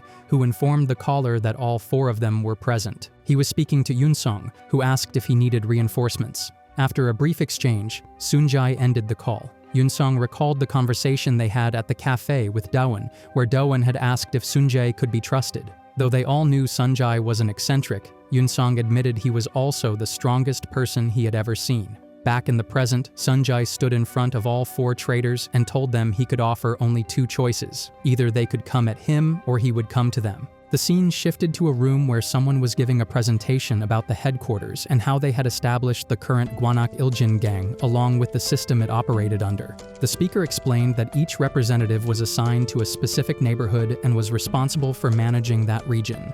They further commented that while they had been able to manage the Iljin gang, their ultimate goal remained the extermination of the headquarters. However, they still had no information about who the members of the headquarters were or where they were based. Several people were watching the presentation, including the 2 representatives and 2 deputies, as well as the representative of Nanyang, Ho Sung Kim. One of the attendees remarked that the headquarters always operated from the shadows and had never revealed themselves to the representatives, with one exception. The presenter moved on to the next slide, which showed an image of Sunjai Choi. He explained that Sunjai was the only known member of the headquarters who had ever been seen publicly, and he only stepped forward when a major incident required the headquarters' direct intervention. Despite being the #1 person of interest, there was very little known about him. What was clear, however, was that he was incredibly strong and had become one of the most influential figures not only in Gwanak but throughout Seoul, purely through his strength. The presenter added that he hoped none of them would ever have to face him, but if they did, the best course of action would be to run away. The scene shifted back to the present, where the 2 deputies and 2 representatives stood face to face with Sunjai Choi. Sunjai calmly locked the door and crushed the handle with his hand. He said that since no one had answered his challenge, he had decided to come to them instead. One of them muttered that they had no choice now but to take him on. Sunjai smiled and invited them to come at him all at once, noting that people usually preferred to attack him one by one. All 4 charged at him together, but Sunjai effortlessly countered their attacks. One of them shouted that they didn't have the luxury of taking their time with him. As he dodged and deflected their strikes, Sunjai remarked that this was exactly what he had expected from representative-level punks like them. He added that he shouldn't even call them representatives anymore. since they had betrayed the Iljin gang. He speculated that their betrayal was likely rooted in having different values and personal ambitions, which was only natural for humans striving for gain. One of them rushed toward him, pleading to be let go. But Sanjay grabbed him and said it wouldn't be that easy because this was his job. With swift and brutal precision, he took down each of them one by one. As they struggled on the ground, he told them they should start doing their work like their lives depended on it. Later on, the scene shifted to Dawan and the girl, who were far away from the city on a hike. The girl asked him if he was all right. Dawan lay on a wooden plank and asked her why she had brought him all the way up there. She smiled and replied that it was the perfect place to take a walk. Dawan sighed and commented that the place was too high and felt more like a serious hike than a casual stroll. He also questioned why she had made him change clothes. She looked at him and explained that people often say a change of outfit can help lift your mood when you're feeling down, and being in open spaces helps you breathe better. As he quietly reflected on what she said, she added that this was the place where the stars looked the prettiest at night, out of all the places she had ever been to.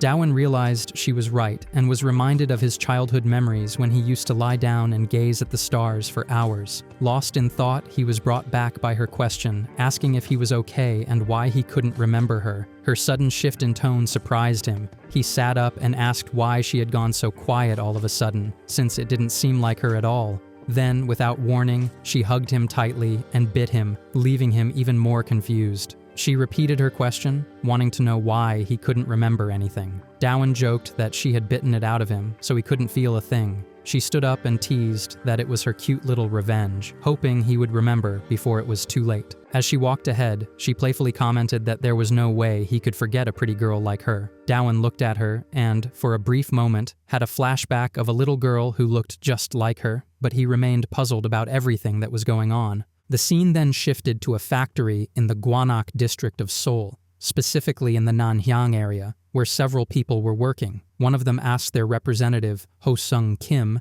what he planned to do about Dawan Ha, who kept interfering with their operations.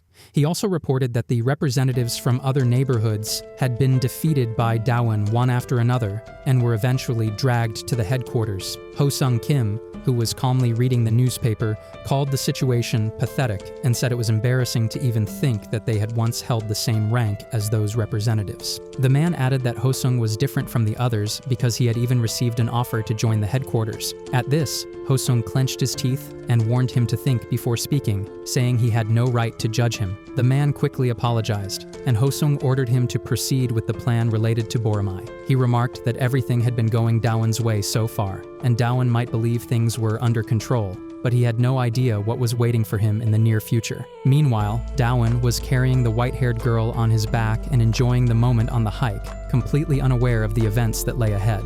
The scene shifted to a moment from the past at the Sunshine Foundation, where a little girl was scribbling something on a piece of paper. Dawan's father, Mr. Ha, approached her and asked how her drawing was coming along. She replied that she was just getting started and asked if it was really okay for her to design the logo for the Sunshine Foundation. Mr. Ha assured her that it was perfectly fine, saying that she liked drawing and could become a famous artist in the future, so it would be an honor to have her create the logo. As he got closer, he commented that her drawing looked like a cool gimbap, but the girl quickly corrected him, saying it was a penguin. While they were chatting, a little boy suddenly shouted from outside the window. The boy called out that he had brought lunch for Mr. Ha, who then realized he had forgotten to bring his own. The girl looked at the boy and realized he was Mr. Ha's son, Dawan, but she remarked that he looked really dumb. The scene returned to the present, where Dawan and the girl were coming down from their hike. Dawan was carrying her on his back and asked her to at least give him a hint. She laughed and brushed it off. He asked if something had happened between them, like a promise to marry or to love each other forever. The girl suddenly got excited and asked if he had finally remembered, which caught Dawan off guard. She clung to him and called him babe, making Dawan flustered, and he quickly placed her on the ground. Seeing his reaction, the girl laughed and told him she was just joking. Then she turned around and said she would never marry a guy who didn't even know her name. A few moments later, Dawan followed behind her and asked if she had studied abroad for 10 years. He also questioned why she was at the Sunshine Foundation despite her family being well off, Before he could press further, the girl suddenly exclaimed with joy upon seeing something. Dawan looked over and saw that it was a stationery store. She sat on the PlayStation there and turned to ask him if he wanted to play around. The scene then shifted to Cheonglim in the Gwanak district, where Sunjai stood before two representatives, holding them upside down by their legs. He commented that they looked exhausted and asked if it was time to start chatting. He told them there was something he wanted to check, and, realizing what he meant, the two asked if he planned to mess around with them. Without hesitation, Sunjai threw them in opposite directions. The other two deputies rushed at him, shouting that they would kill him.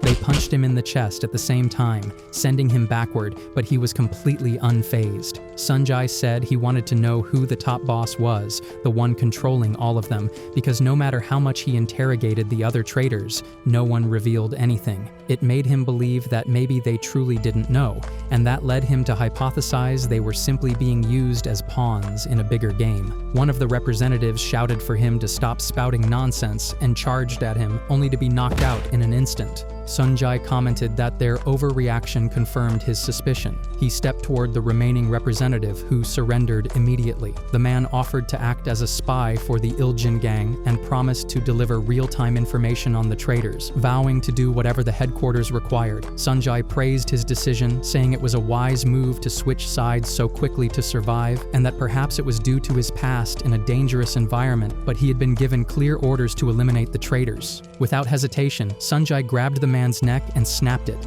All four of them lay unconscious on the floor, and Sunjai noted that only Nanyang remained, and it would be the most troublesome one of all. Later on, the scene shifted to Nanyang. Ho Sung Kim was lost in his thoughts and commented that he was absolutely not going to obey either the Iljin gang or the Traitor Alliance. He also commented that they were sorely mistaken if they thought that they could control him because he was going to make both of them end up working for him, but to do that, he had to make Dawan join him. A few moments later, the scene shifted to Dawan and the girl, who were playing at the PlayStation. The machine announced that the game was over, which irritated the whitehead girl. She commented that it was no fun, but Dawan told her that it was because she was not good at it. He commented that it was his hobby to have his name in the arcade top rankings since he was little, and told her to see if he still got it. He began playing the game, and the machine told him that the top scorer in this neighborhood was JSH, which confused him. He suddenly had a flashback of his childhood with a girl sitting on the same machine where he commented that he was good,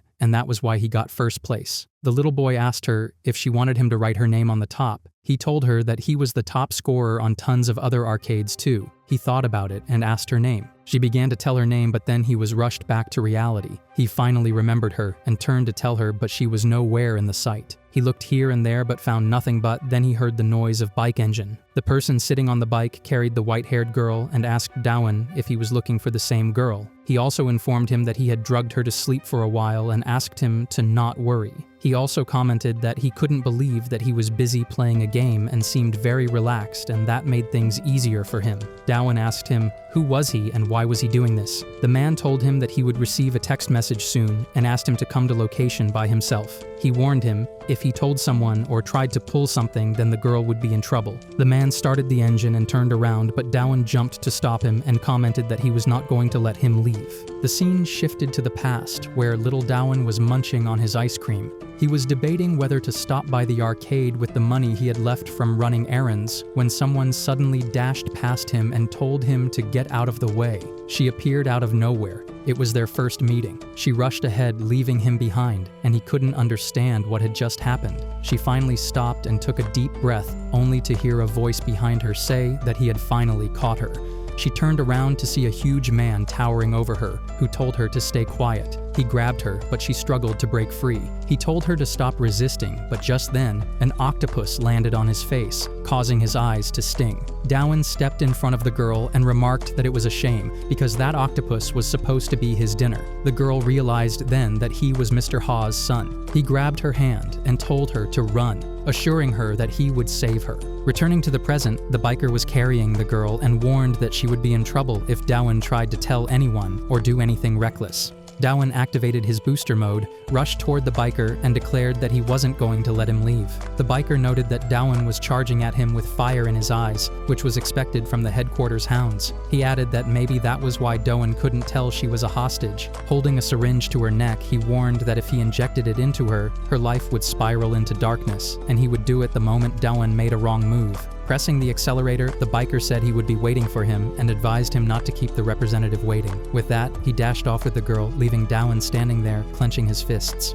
A few moments later, the girl was tied to a chair, still unconscious. After some time, she slowly began to regain consciousness, though she couldn't remember when she had fallen asleep. As she opened her eyes, she saw a man in a robotic mask and uniform staring at her. She screamed out of fear and tried to move away, asking him who he was, but he stepped back without answering and left her alone. She noticed that it was cold and couldn't understand where she was. Several men were working in front of her in what looked like a factory. She stood up and asked who they were and what they intended to do to a pretty, fair, and innocent girl like her, but no one responded. Realizing no one was paying her any attention and that it was freezing, she decided to go outside to warm up. She clacked open the door and came face to face with the representative of Nanyang, Ho-sung Kim. He looked at her and asked why someone like her, an impurity, was there. One of the men explained that she was the girl who had been with the representative of Boramai, and they seemed close. She had played a key role in luring him to their location without alerting headquarters. The girl immediately understood that they were talking about Dowan. Ho-sung questioned whether all this effort was just to bring Dowan there. The man apologized, but before Ho-sung could say anything more, the girl stepped forward and grabbed his collar.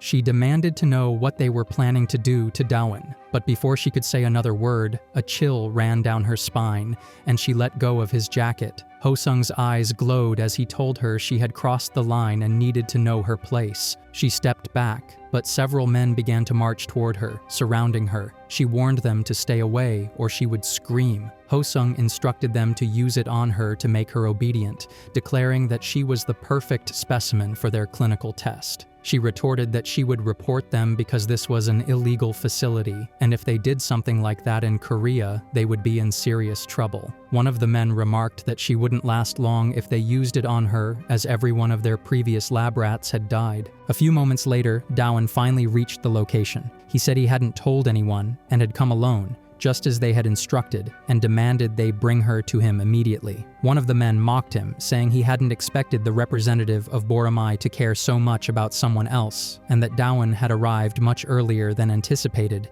but he was in no position to worry about anyone else. An army of men stood before him, and he realized that his quest was to wipe out all the monsters of Nanyang. He insisted they bring her out first, but they refused. Without a choice, he began taking down the monsters one by one. However, he quickly realized there were too many of them, and it would take forever at that pace, so he activated his Falcon Revolve. Ho-sung appeared behind him and delivered a powerful kick, sending him flying several feet away. He told Dowan to stop causing a scene in his neighborhood. As Dowan looked up, a notification sounded, indicating that he had received an unexpected quest. Ho-sung told him it was obvious he was going to lose. Dowan stood up and saw the details of his new quest. He had to take down Ho-sung Kim, the representative of Nanyang. Dowan stood in the middle, surrounded by several men, with Ho-sung Kim standing tall in front of him. He asked Ho-sung if he had done something to her. Ho-sung replied, asking if he meant the white-haired girl because he had gotten rid of her since she was making too much noise.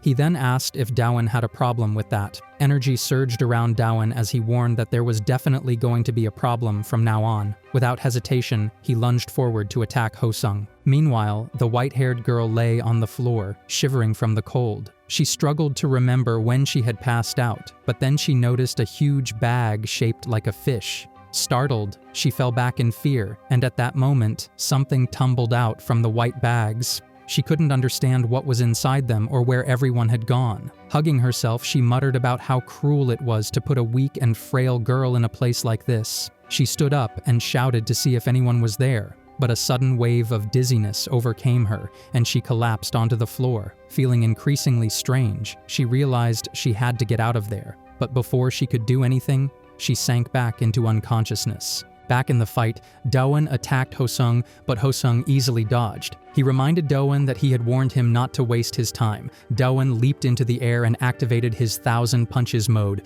landing a powerful blow that threw Ho-sung a few feet away. Dowan declared that he didn't have time to mess around anymore. One of the men asked if they should help Ho-sung, but their leader warned him not to interfere, saying that stepping in would be crossing a line. Dowan demanded to know where the girl was and launched a falcon drop attack.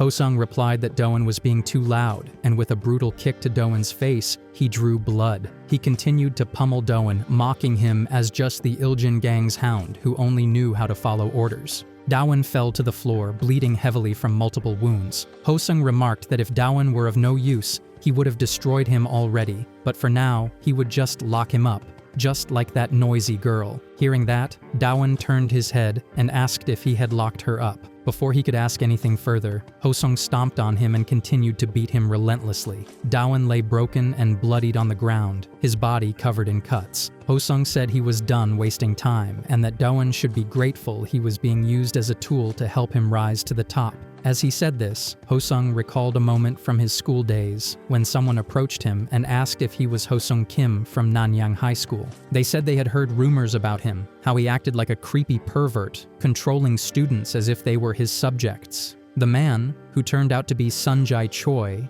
then invited him to join the Iljin gang. Later, Hosung sat in a car with an Iljin gang member who told him he was different from the other representatives and that even the other headquarters had taken interest in him. He also warned that the Gwanak Iljin gang would soon vanish, but promised to help Hosung get what he wanted. He asked him to join them. Hosung replied that he had never intended to be part of any group from the beginning. They were just stepping stones for him to climb over, because he was determined to reach the very top on his own. Coming back to reality, Hosung ordered the guards to make sure Doan didn't escape, then turned and left. One of the guards looked at Doan and remarked that even a tiger wouldn't be able to break free from those chains. They tied him to a chair, wrapping several chains around his body, and then left him alone. Slowly, Doan lifted his head and muttered that Hosung's kick had hurt like hell, but at least he hadn't been found out yet. He was relieved that he had pretended to pass out from the attack and allowed himself to be dragged there. He realized that no one would have suspected there was a hidden space in the basement,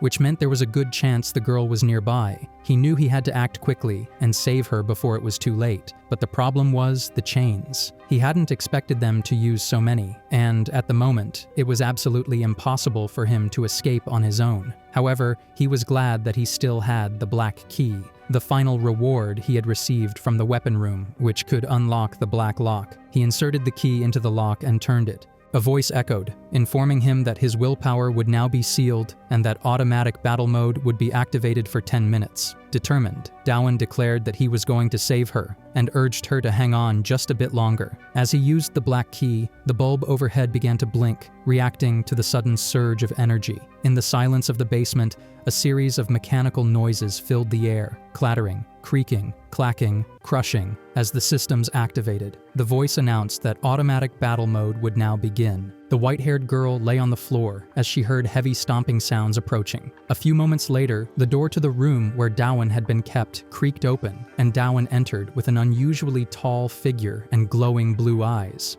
A voice echoed in his head, instructing him to search for the monsters. On the third basement level, several men heard clacking sounds echoing through the corridors. They looked around and questioned what that noise was. One of them commented that Doan must have woken up and was causing a disturbance, but insisted there was no way he could have escaped. Before he could finish his sentence, Doan was already heading straight in their direction. They were stunned, unable to understand how it was even possible, but Doan kept advancing. One of them quickly pulled out his phone to report to their boss, but Doan smashed it with the chains wrapped around his body, crushing it completely. The voice confirmed that a monster had been found, and Doan immediately began hunting them down. He attacked them one by one mercilessly. Other members came out to see what was happening but found no one. Then, suddenly, one of their men was kicked violently to the ground, bleeding heavily. One of them looked up and realized Doan was on the ceiling. Without hesitation, Doan dropped down and began to annihilate them one after another.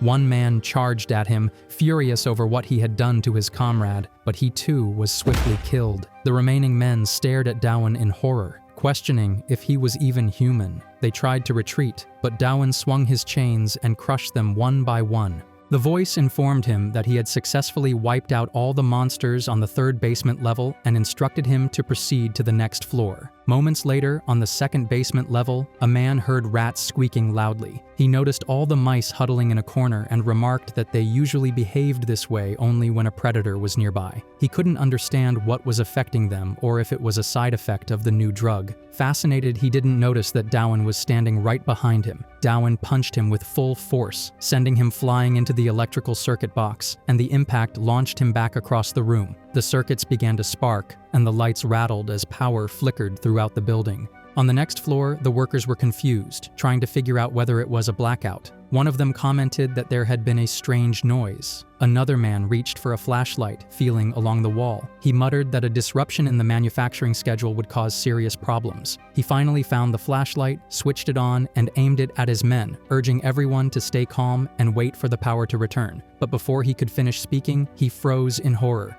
Dowan had already killed all the other men. As Dowan approached him, the man pleaded with him not to come any closer. Dowan ignored him and continued forward, but then suddenly staggered and fell to his knees. The man watched in confusion, unable to comprehend what was happening. A voice told Dowan that a highly toxic substance had been detected and that his skills could not be activated during auto-battle mode. The voice advised him to hold his breath temporarily. A man wearing a protective suit entered the room and calmly stated that he would handle the impurity, referring to Dowan. Dowan lay motionless on the ground as the man approached, holding a rat in his hand. He explained that this was the unrefined raw substance of LX7, a highly toxic compound that could destroy internal organs and brain nerves even with just 1 microners absorbed through the respiratory tract. That was why they always wore glass masks when handling it. He scolded the staff, questioning how they could overlook something so basic when dealing with such deadly materials. He added that he was only there because everyone else was incompetent. As the two men squatted beside Dowan, preparing to take him away, they suddenly realized something was off. Dowan had only been pretending to be unconscious, and he was wearing a glass mask. Without warning, he punched one of them so hard that the man was slammed into the ceiling. The other man raised his hands in surrender, insisting that he hadn't done anything yet and begging Dowan to calm down. But Dowan grabbed his mask and ripped it off, instantly exposing him to the toxin and killing him. The voice then announced that all monsters on the second basement level had been eliminated and instructed Dowan to proceed to the next floor. A few moments later, Dowan opened his eyes and realized he was somewhere entirely different. He felt weightless, like he was floating. Looking down, he saw that he was high above the ground, in the sky. Suddenly, he began falling from the top of a building. Just before he hit the ground, his body came to an abrupt halt, hovering inches above the surface before gently landing. Confused, he looked around and wondered whether he was dreaming or hallucinating. Then he noticed where he was. Standing before him was the Sunshine Foundation building, the very same one that had been demolished 3 years ago. He couldn't make sense of it. As he tried to process what he was seeing, the front door of the foundation creaked open, and someone stepped out. Dowan froze in disbelief. Standing in front of him was his father. He stared in stunned silence, unable to understand what was happening. Dowan stood in shock, unable to process what he was seeing. His father, who had died in an accident 3 years ago, was now standing right in front of him. He couldn't understand what was happening, but he couldn't deny the deep ache in his chest from missing him all this time. Struggling to believe it, he asked if this was even real. His father replied that it was, and the moment he said it, Dowan stepped forward to hug him, only to pass right through his body. He froze as he noticed his father was speaking into an earpiece, having a conversation about Dowan, saying how much he loved games more than anything else in the world. That was when Dowan realized the truth. This wasn't real. It was a creation of the system. Still, his father's words struck something deep within him. He was telling the caller that he believed everything he was doing would help Dowan find his purpose in life, and that he had grown up to be a good kid. He added that he trusted him, just like any father would. Dowan felt tears welling up as he listened, overwhelmed by the sound of his father's voice, something he hadn't heard in years. It felt like a dream. Then he heard his father mention something about going camping, and it hit him. This was the day of the car accident, the day someone had tampered with the brakes. As Dowan stood lost in his thoughts, he saw his father walking away and getting into the car. A sinking feeling overwhelmed him as he realized this was the very day his father had died. Meanwhile, the scene shifted to the first basement level, in the cold storage room where the white-haired girl lay on the icy floor, half-conscious. She mumbled that she kept seeing strange things, like tuna swimming around her, though she knew none of it made sense. She couldn't figure out what they had done to her. Suddenly the door creaked. Her blurry vision focused on someone bending and sliding the door open with their bare hands. It was Dowan, tearing through the entrance with sheer force. Without hesitation, he grabbed her by the clothes and lifted her into the air. The voice in his head announced that a monster had been located, and he halted, preparing to punch her. But just then, a noise from the side drew his attention. A man with a cutting weapon stepped forward and declared that he had found the jailbreaker. 2 more men followed with different weapons, mocking that they would slice him up like a frozen tuna. Dowan responded instantly, kicking them aside while still holding the girl in his arm. The voice announced that he had secured an ally and instructed him to proceed to the next floor. And then once again, Dowan was pulled into the hallucination created by the system. He couldn't understand where he was now. Everything around him felt unfamiliar, and he realized that what he was witnessing was completely different from what he had always believed. Across the road, he saw a pedestrian standing still, wearing a hood that concealed his face. At the same time, his father was driving toward that very spot. As the car approached, the pedestrian suddenly stepped into the middle of the road. Mr. Ha honked several times, but the man didn't move an inch. Unable to tell if there was an emergency, his father decided to stop and check just in case something was wrong. But when he pressed the brakes, nothing happened. Dowan had always been told that the cause of his father's accident was the failure of the brakes, and that he had crashed into a telephone pole to avoid hitting a pedestrian who hadn't made it across the street. But what he saw now was completely different. The pedestrian had deliberately blocked the road, ignoring the blaring horn, and wore a chilling smile on his face. Mr. Ha tried again and again to stop the car, but the brakes had truly failed. In that moment, he glanced at the family photo on his dashboard one last time. Then, with resolve, he turned the steering wheel. Dowan heard the screech of tires and watched helplessly as the car slammed into the pole. He dropped to his knees, overwhelmed by the weight of the memory. He knew it wasn't real. It was just an illusion conjured by the system. But still, the pain felt raw and real. He clenched his fists and punched the ground over and over until his hand began to bleed. Struggling to pull himself together, he reminded himself that now was not the time to break down. There had to be a reason the system was showing him this. He made up his mind to find out who that pedestrian truly was. Back in reality, Dowan found himself on the first floor, in the boss's room. Hosung entered and commented on the chaos Dowan had caused in his absence. He mocked the guards, wondering if it was really that difficult to keep one representative locked up. Without warning, Dowan lunged at him, but Hosung countered with a powerful kick. Dowan recovered quickly and retaliated with a fierce blow that made Hosung stagger. Touching his chin, Hosung saw blood on his hand. He smirked and said that he wasn't going to bother locking Dowan up anymore, or deal with any other tiresome measures. Launching himself forward, Hosung promised to make him crawl. A voice announced that the boss raid had begun. The system shifted the scene once more, taking Dowan back to the day of his father's accident. This time, Dowan stood behind the pedestrian, ready to uncover the truth the system had been hiding all along. The scene opened with a tall building where a man knocked on one of the doors, accompanied by a young child. Inside, the owner was reading a newspaper and called out for them to come in. The child was a 9-year-old Hosung Kim.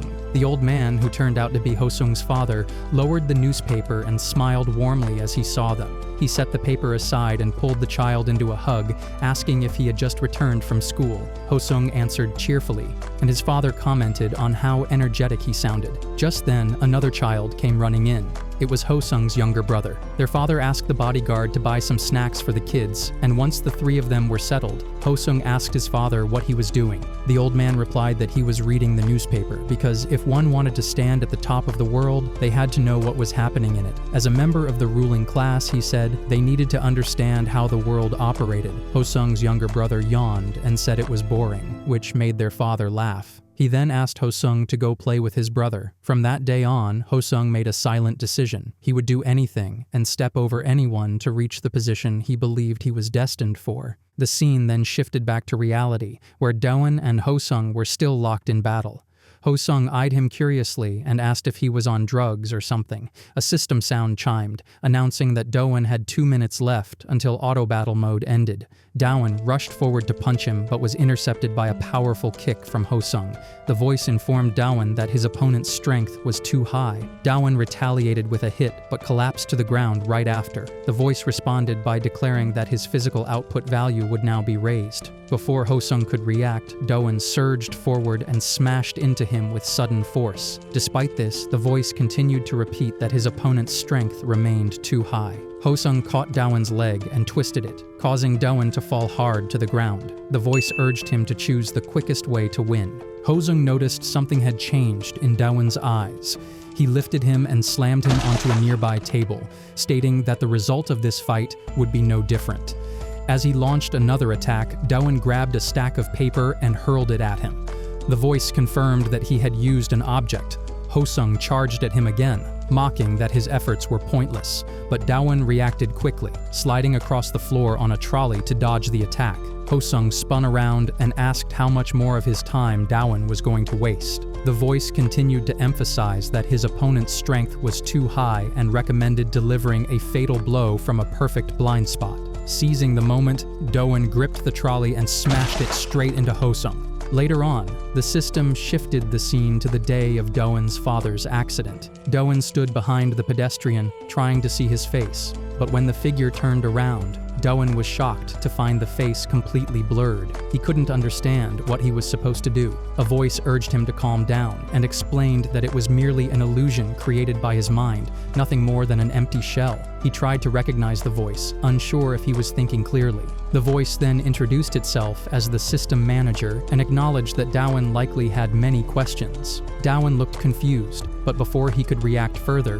the system transported him to a vast space surrounded by galaxies. The voice commented that this would be an appropriate place for introductions. The system manager explained that it was both the beginning and the destroyer of this world, but that Dawon couldn't possibly comprehend its existence with his current understanding. As Dawon began to ask something, the system manager interrupted him and explained that the reason for its reappearance was to finally reveal the system's true motive. It remarked that Dawon hadn't understood the meaning behind the numerous quest windows that appeared in front of him and forced him to complete each one. It revealed that everything was tied to his father's death, which left Dawon completely shaken. He looked at his own reflection in the blood-stained, broken rearview mirror of his father's car and tried to speak, but the voice cut in again, stating that this was all it could reveal for now. The space around him began to rumble and crack. The voice instructed him to become stronger, to defeat more opponents, and to follow the quests because they would ultimately lead him to one truth. As the surroundings cracked open beneath him, Dawon tried to ask more questions, but the voice disappeared and he fell into the ruptured ground. The scene shifted back to the present, where Dawon struck Hosung with the trolley. Everything around him faded, and he returned to his senses. The system voice informed him that auto-battle mode had been deactivated. Dawon looked down, deep in thought, which puzzled Hosung. It became clear to Dawon that the quests were connected to his father's death. Suddenly, an unexpected quest appeared, one that tasked him with taking down Hosung Kim. Hosung noticed the change in Dawon's eyes and pointed it out. Dawon demanded to know if he was on the same side as that punk. He recalled his earlier suspicions about a connection between the Gwanak Iljin gang and the Sunshine Foundation. Dawon asked if Hosung knew anything about the foundation and his father, Jino Ha. Hosung, clearly confused, asked what he was talking about and added that this was the reason he had captured him in the first place. He claimed he wasn't obligated to answer any questions, but before he could say more, Dawon grabbed him by the neck and slammed him into the wall. Dawon told him to speak, or he would die, because he had to find out the truth right now. The scene featured a meeting between Dawon, his group members, and Yunsong. One of them remarked on how muscular Dawon had become when he took off his shirt. Jaemin Shin commented that guys really needed to work out. Manchun added that exercise was only for people with cursed bodies, while those like him, who were naturally bulky, didn't need to bother. Another member pointed out that wasn't the point, and asked why Manchun was wearing swimming goggles. Manchun confidently claimed that he was a natural and no safety goggles fit him. One of the members took out a picture of Hosung Kim, saying it turned out well and identifying him as the last traitor. He asked if they knew there was no deputy in Nanhyang, explaining that Hosung didn't consider any of his subordinates important enough to rank. Manchun remarked that Hosung was arrogant for someone who wasn't a natural. The man holding the photo noted that Hosung's belief wasn't entirely baseless, as the current Iljin representatives possessed overwhelming strength, each with their own specialty, much like professional soccer players. He added that Hosung was one of the top-tier representatives, and the same could be said for their own representative, Yoonseong. Yoonsung sat quietly in the corner, looking at pictures of the Iljin gang members while listening to the conversation. The others expressed pride in Yoonsung and said they were glad they had chosen him. Jaemin asked what they thought about Do-won and Ho-sung. Finally, Yoonsung spoke, saying that Ho-sung was much stronger in terms of raw power. Jaemin agreed, commenting that Do-won wasn't all that strong, and Manchin chimed in, saying it was the limit of an unnatural. Yoonsung then remarked that strength wasn't the only factor that determined the outcome of a fight. One of the members began to respond, but Yoonsung interrupted, saying he wasn't sure who would win if they fought. He couldn't predict it. The scene then shifted to Do-won and Ho-sung, where Do-won had Ho-sung pinned against the wall by the neck. He demanded the truth and tightened his grip. Ho-sung struggled, kicked Do-won in the stomach, and warned him not to touch him with filthy hands. He kicked Do-won again, this time sending him flying through the air. As Ho-sung stood up, his leg suddenly throbbed with pain. Confused at first, he soon realized the pain was from the earlier hit with the trolley. Slipping off his jacket, Ho-sung admitted he made a mistake, but insisted there was no way Do-won could overpower him just because of an injury. He launched another kick to Do-won's face, but Do-won retaliated and demanded answers.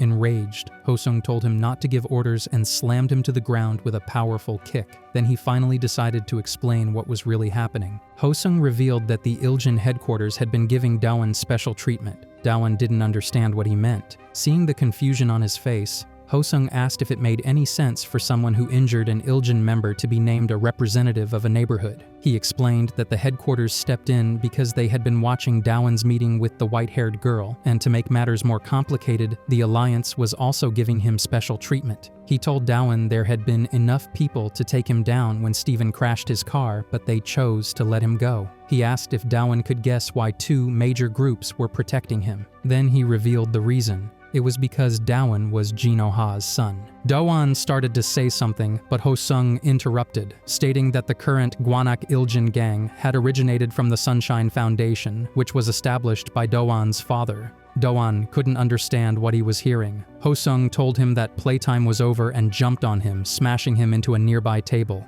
He added that by using someone who received such special treatment, he could negotiate better deals with both groups. He declared that he would use every possible means to rise to the top, to the place he believed he truly deserved. The next moment, the scene shifted to a memory from the past, where young Ho-sung and his little brother were playing together. While they were busy playing, their father entered the room and asked if Ho-sung was playing with his younger brother. He suggested they play after dinner, but the little one replied that he wasn't hungry. Ho-sung stood up and began walking toward his father, but accidentally bumped into his brother, causing the younger child to fall back. Their father noticed the incident. Ho-sung stood before him and asked what was for dinner, but before he could say anything more, his father slapped him. Ho-sung was stunned. His father demanded to know how he dared to push his younger brother. Turning to the bodyguard, he asked what he had been teaching him. The bodyguard immediately apologized and asked for forgiveness. The old man commented that he felt sorry for the bodyguard, knowing that he was raising the boy alone as a single father, and that his baby son liked Ho-sung so much that he sometimes referred to him as his own. The younger boy then asked Ho-sung if he was okay. The old man turned to the bodyguard again and asked whether he thought Ho-sung was actually his son or something. Ho-sung stood silently, listening to their exchange. The bodyguard knelt on the ground and said it was his fault for failing to educate him properly. The old man remarked that the whole situation was making him look like the villain, but he would let it slide this time. He told the bodyguard to set his son straight. Later, Ho-sung stood alone in his room and watched the bodyguard leave. The man told him that his father would be late because of work and instructed him to watch TV, have dinner, and go to bed. He reminded him not to forget dinner, then shut the door behind him. Ho-sung stood motionless, confused about whom the bodyguard had meant by his father. After a few moments of thought, he came to a realization. His father was truly pathetic. Returning to the present, Ho-sung told Do-won that his father had created a completely fake foundation, pretending it was meant to guide troubled teens in the right direction, but in reality it became the birthplace of the worst crime gang. He told Do-won that if he hated his current situation, he should blame his father.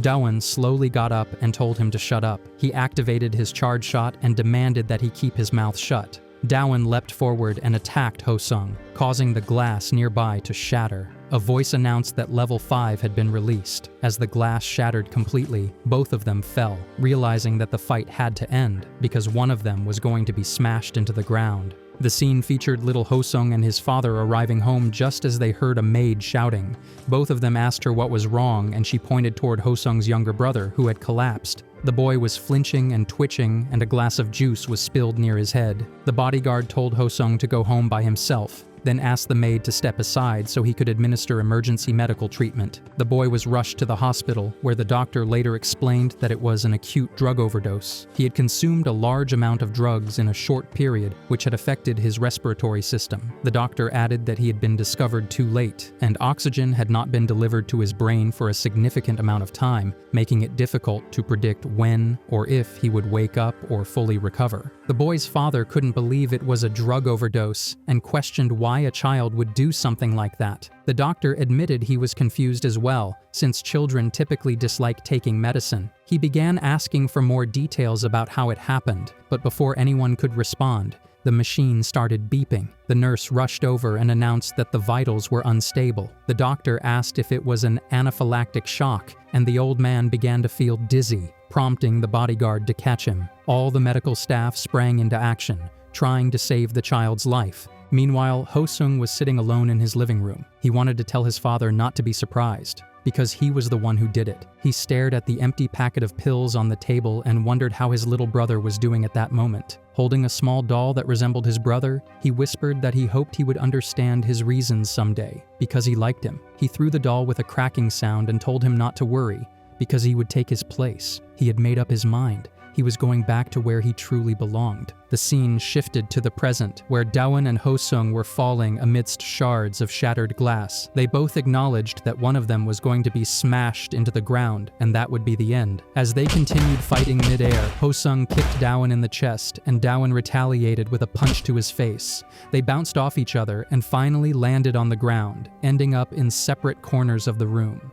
Hosung told him to know his place and not to get in his way. He warned him not to stop him and to obediently play his given role, because Daewon was merely a step in his path to return to where he belonged. Daewon responded that he was jealous Hosung had somewhere to return to and admitted that he wished the same for himself. He longed to return to the day when his father was with him, when he could enjoy a simple childhood. Hosung grew furious and demanded to know what he meant by that. Daewon calmly replied that it was something that was never going to happen for him, no matter what. Stepping forward, Daewon realized what he had to do now. He had to become stronger than Hosung, defeat more opponents, and pursue the truth that all his quests pointed toward. And to reach that truth, he had to smash Hosung to pieces right here and now, because his quest was to take down Hosung Kim. Hosung clenched his knee and yelled that it would never happen, then charged toward Daewon. A warning rang out, alerting Daewon that he was in overdrive. His body began to crack, throb, and ache as the recoil from auto battle mode surged through him. But Daewon was determined to endure it, to push through no matter what, because he couldn't afford to lose anymore. Both of them rushed toward each other at lightning speed, throwing punches and kicks, their bodies colliding repeatedly. Blood poured from their wounds as the brutal fight continued. Daewon summoned every last ounce of power he had left and struck Hosung with everything he had. The battle finally reached its climax. Everything fell apart, and thick smoke filled the area. Daewon dropped to his knees, blood pouring from his nose and mouth, while Hosung lay unconscious on the ground. A voice informed Daewon that he had successfully wiped out the boss monster, Hosung Kim. Gasping for air, Daewon recalled Hosung's words about resenting his father for everything. Daewon whispered to himself, questioning how he could ever resent his father, because in the end, he was his father, after all. The voice then announced that he had completed King's invasion. Daewon tried to stand, but suddenly jolted as fragments of memory from the ally he had secured began to resurface. He saw the white-haired girl and realized that this was a memory from during the auto-battle mode. He must have found her then. However, he couldn't understand why she looked so unwell. Looking down at Hosung's unconscious body, he grabbed him by the collar and demanded to know if he had drugged her. As he stared at him one final time, the realization struck him. She was in danger. The scene shifted to a dim chamber, where the white-haired girl was lying in distress. She clutched the sheets in agony, her heart pounding so violently it felt as though it might explode. Just moments earlier, a group of men wearing glass masks stood nearby, observing her. They discussed how the drug was beginning to take effect, noting a significant delay in absorption time due to the cryogenic environment. One of them questioned whether the new drug was even ready for human testing, but another dismissed the concern, insisting they follow orders from their superiors. They remarked that the fatality rate during animal testing had been 100%. The girl cried out in pain, trembling and gasping, saying it felt like this was the end, and that if she closed her eyes now, she would never open them again.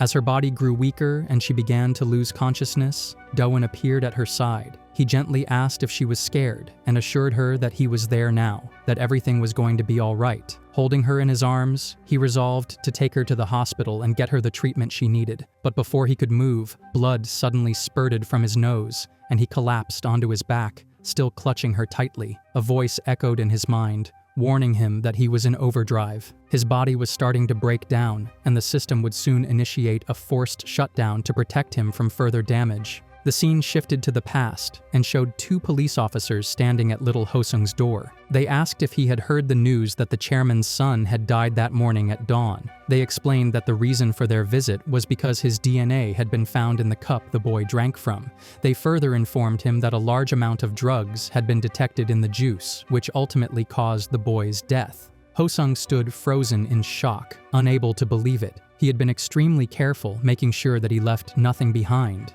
It didn't seem possible. The officers then declared that he was the prime suspect in the case and that an arrest warrant had been issued. But the warrant wasn't for Hosung. It was for his father, Mr. Kim. They cuffed his father, who calmly surrendered and admitted to the crime. Hosung stood in disbelief, unable to understand why his father was taking the blame. As Mr. Kim sat inside the police car, Hosung stood outside, trying to speak, but Mr. Kim cut him off and said things would only become more complicated if the truth were revealed. He told Hosung that this was the only thing he could do for him as a father and apologized for not being able to give him the life he deserved. He asked him to stay healthy and eat on time. Hosung put a hand over his mouth and turned away. The officers thought he was crying, shaken and trembling in grief, but in reality, he was suppressing laughter. The officers asked him to go back inside as they were leaving. After they drove off, Hosung commented that he deserved to be arrested because the whole situation had happened due to his own incompetence.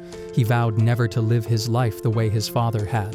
He raised his hand and silently waved goodbye. The scene returned to the shattered building where Doan and Hosung had fought. Hosung finally regained consciousness and muttered that he couldn't lose, that this wasn't the end. He still had so much left to accomplish, and getting back on his feet was nothing. He claimed his castle wouldn't crumble over something like this. Just then, a man in a glass mask entered and remarked on how bright the moon was that night. He said it was fascinating how the moon seemed to light up the whole world from above the clouds, even though it couldn't produce any light on its own. Hosung asked him where he had been and what took him so long. The man replied that the moon simply reflected the sun's light, making it meaningless. Hosung demanded to know what nonsense he was rambling about, but before he could react further, the man injected something into his neck and said the moon was just like him. As he pushed the syringe deeper, he told Hosung that he knew his real intentions. Hosung collapsed, hitting the ground head first. The man turned to face him and said he knew Hosung planned to betray not just the Iljin gang, but the Alliance too.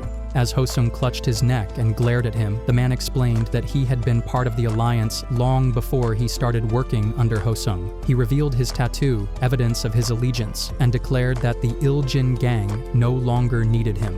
But still, he admitted, Hosung had played his role exceptionally well. Furious, Hosung demanded to know how the drug he had created was. The man began walking away and, without turning back, said he hoped Hosung's wish would be granted this way. He left him alone in the darkness, bidding him sweet dreams. The scene shifted to the chamber where the white-haired girl regained consciousness and remarked that it had been a good nap. She felt completely refreshed, noticing a light circulation flowing through her body. Though she couldn't quite understand what had happened, a voice interrupted her thoughts and informed her that the poison in her body had been broken down. She commented that even breathing had been difficult earlier, and yet somehow she had managed to receive the stamp of approval. Finally, she looked down and saw Doan beneath her. Confused, she wondered how he had ended up in such a state, once again trying to save her. Realizing it was no time to be sitting on top of him, she quickly stood up. She knew the men in glass masks might still be chasing them, so now it was her turn to protect him.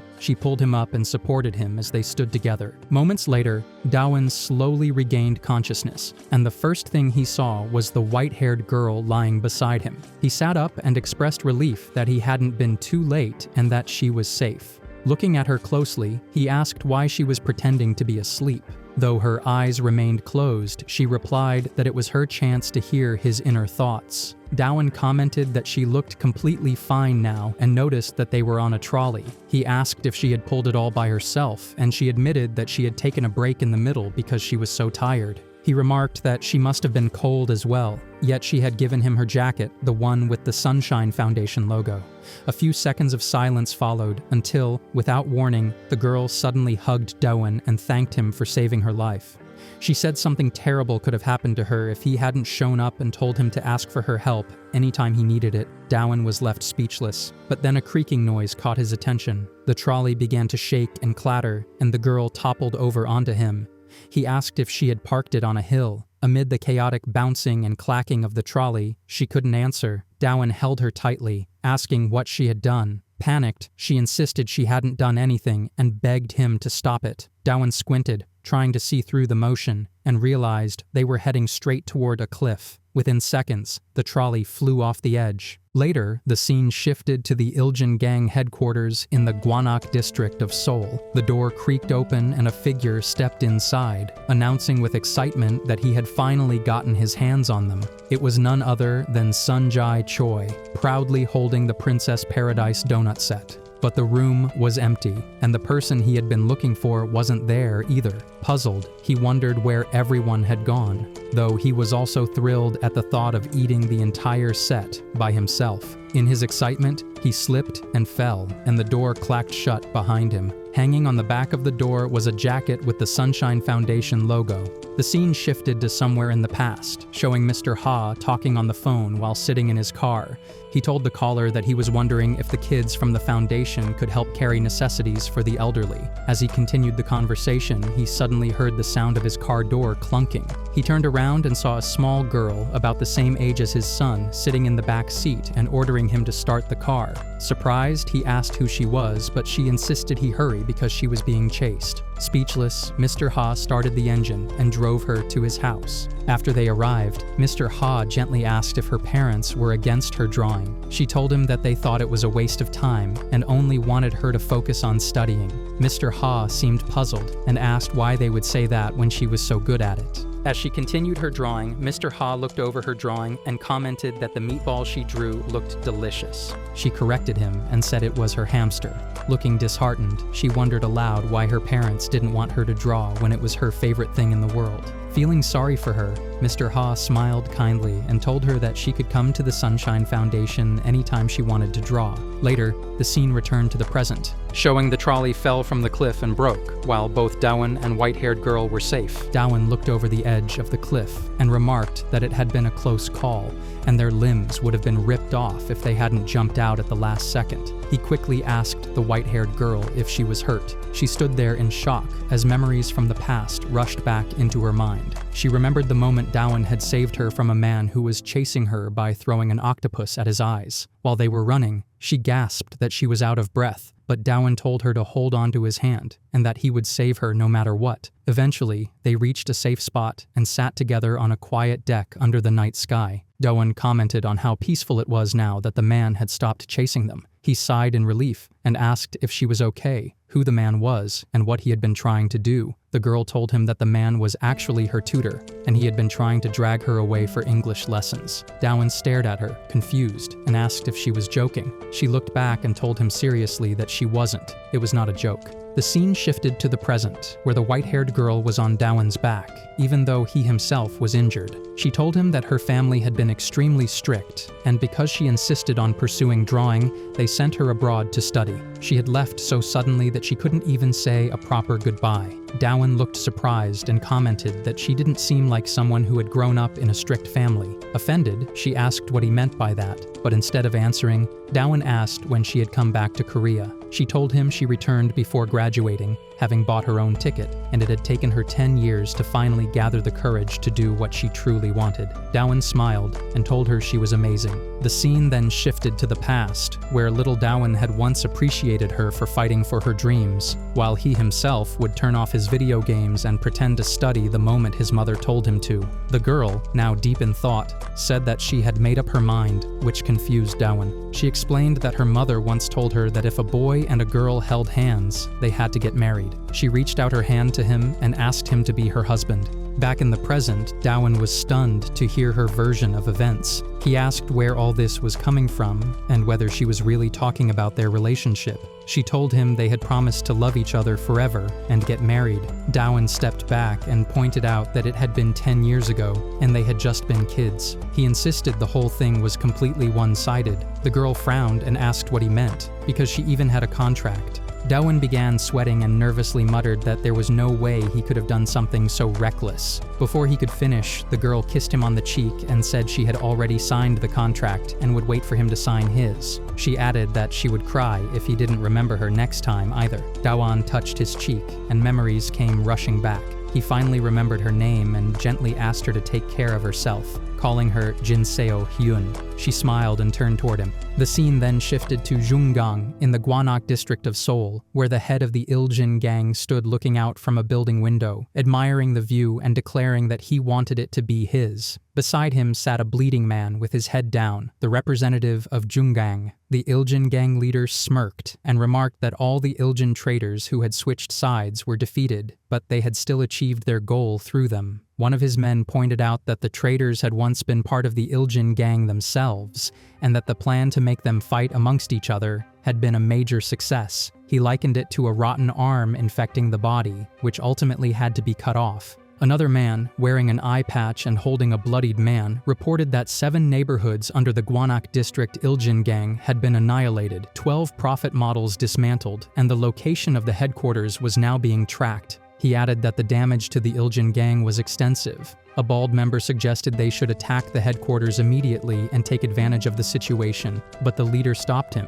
saying that what they had done was enough for now and there was no need to rush. Their ultimate goal was much bigger, and he ordered them to step back for the time being. He then crouched and grabbed the injured representative's chin, asking him to deliver a message to the headquarters that the owner of this view would change by the time they returned. With that, they left, abandoning the man behind. Later, the scene returned to the present at Dowan's school.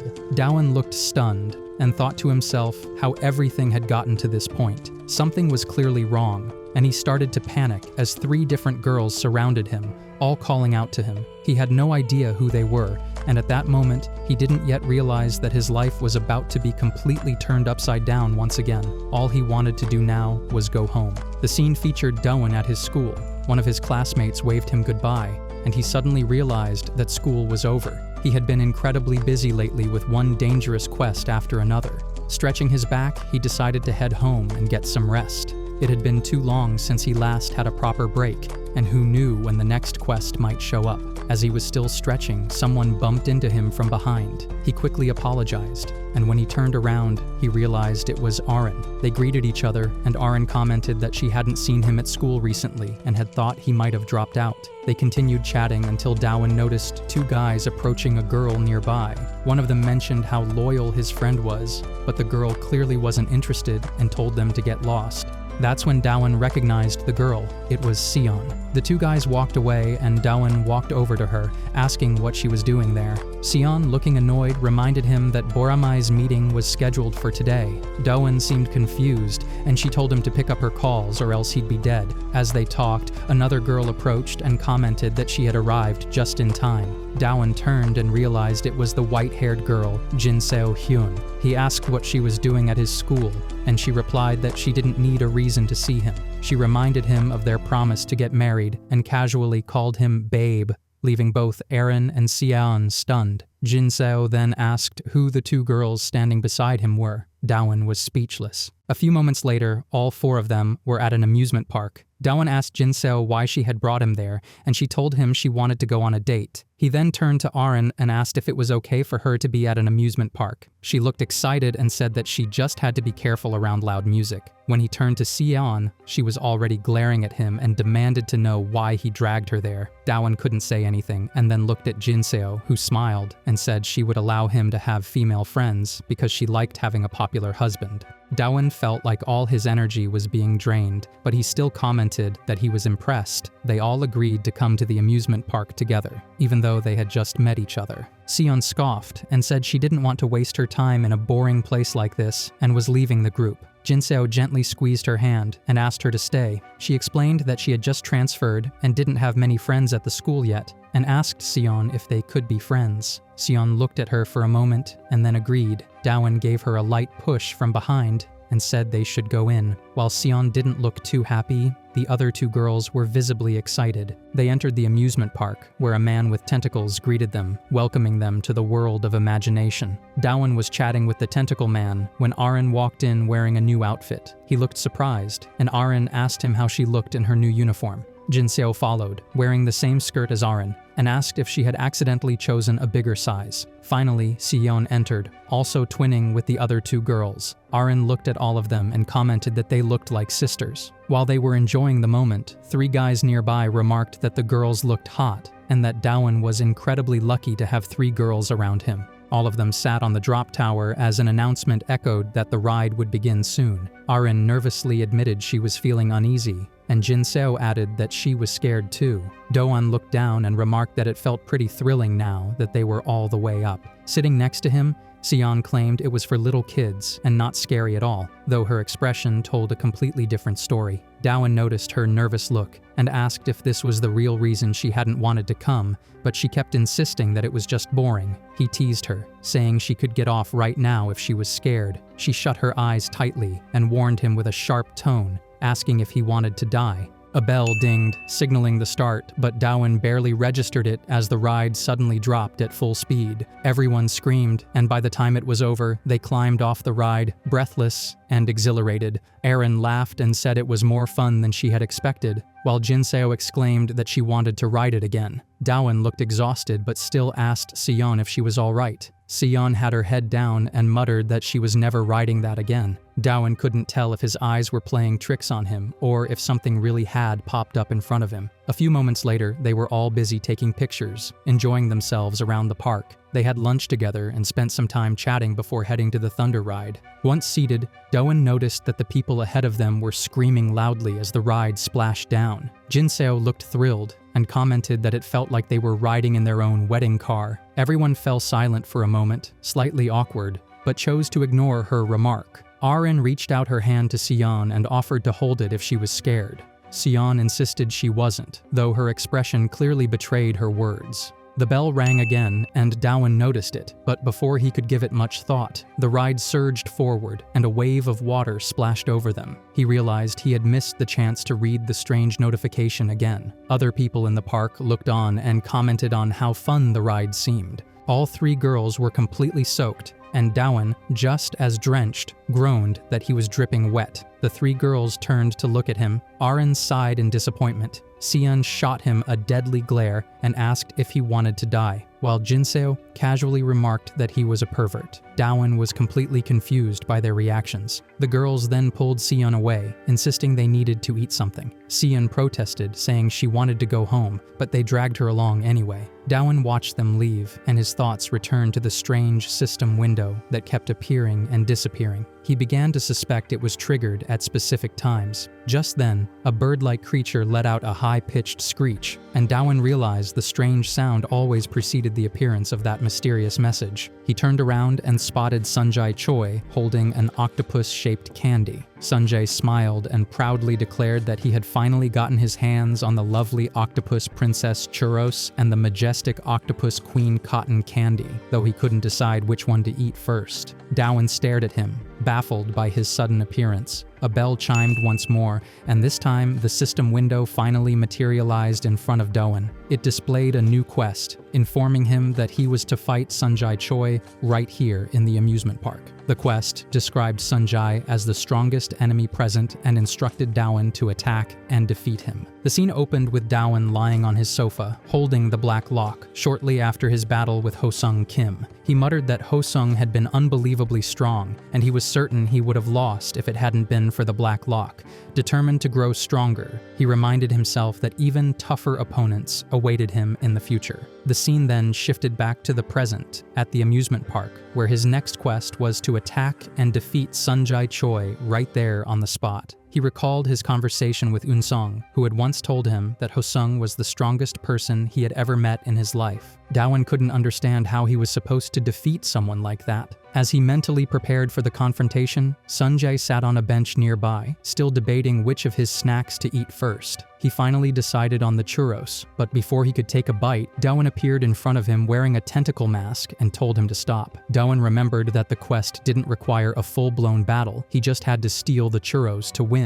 Trying to take an easy route, he offered to buy the churros and asked Sunjae to name his price, thinking it would be a simple exchange. Sunjae stared at him for a moment, making Doan nervous that he had been found out, but then Sunjae commented on the mask and asked if this was some kind of tentacle octopus curse festival event where food was being stolen from the human world. Doan was confused but played along as Sunjae continued, claiming that the tentacle queen wanted a churro and Doan had better act quickly. Doan told him to just hand it over before things got out of hand. Sunjae extended his hand with the churro, and Doan thought his plan had worked. Silently thanking the universe for making Sunjae such an oddball, Doan reached out saying that Her Majesty would be pleased, but at the last second, Sunjae pulled the churro back and declared there was no way in hell he was giving it up. Doan spun around in shock, asking when he had managed to get behind him.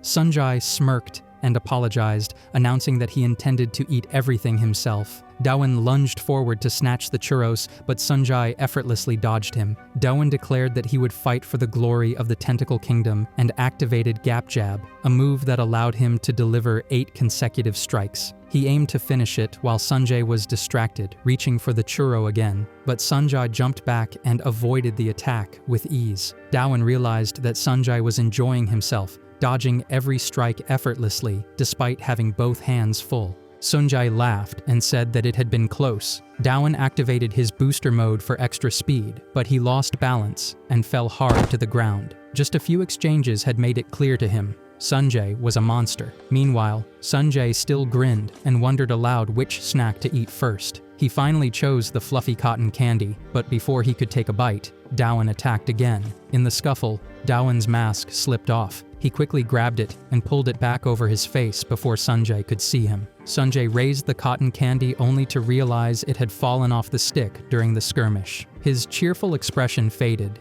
and Doan sensed a shift in the atmosphere. Sunjae turned serious and blamed Doan for ruining his candy. On the other hand, the girls were still wondering where Doan had gone with their drinks. Jinseo suggested they ride the giant swing while they waited, but Sion refused, saying she didn't want to waste any more of her time. Despite her protests, both Jinseo and Aren dragged her along without listening to a word she said. The scene shifted back to Doan and Sunjae. Doan stood with his head hanging low, stunned that Sunjae had sent him flying several feet with just one blow. Sunjae covered his mouth with one hand and asked what he had done, and if Doan was all right. Doan realized that the quest was finally over, because he now had the churros in his hand. Without saying much, he got up and ran off with them, shouting that this was payback for being beaten up. Sunjae dropped to his knees and shouted after him. Just then, an affiliate from headquarters, Cheongwol Kim, arrived and told Sunjae it was time to return. Sunjae smiled sheepishly and asked if he could eat just one churro before leaving.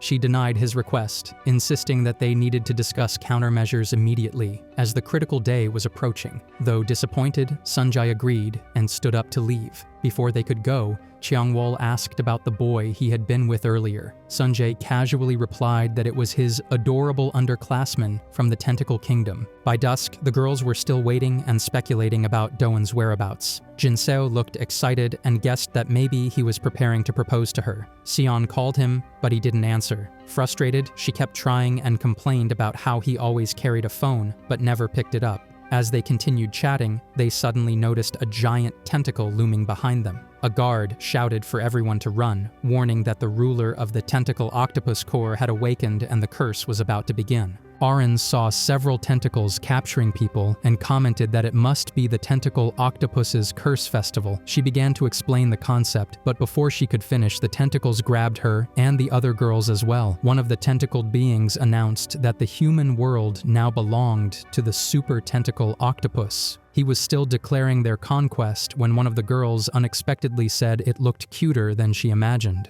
Jinseo then asked if she could take it home and raise it. The creature was thrown off by her bluntness. Aaron stepped in and asked if he had baby tentacle octopuses, while Sion grabbed him by the collar and threatened him, asking if he wanted to die. Meanwhile, Doan sat alone, finally receiving confirmation that his quest was complete. Exhausted, he reflected on the battle. He admitted that although he had somehow managed to clear the quest, he hadn't landed a single punch on Sunjai. He wasn't sure he would have even been able to stand up if the metal gates hadn't absorbed the impact of the blow. Realizing he still had a long way to go, he vowed to become stronger. Lost in thought, he was startled when a statue suddenly appeared before him. It was the adventurer Shekel's hold candlestick, which he received as a reward for completing the quest. As the candle lit up, Dowan muttered that his life had completely changed ever since that day. The system notified him that it was time to grow stronger once again, and it was from that very moment that the journey continued. The scene featured Dowan, who had just received a reward,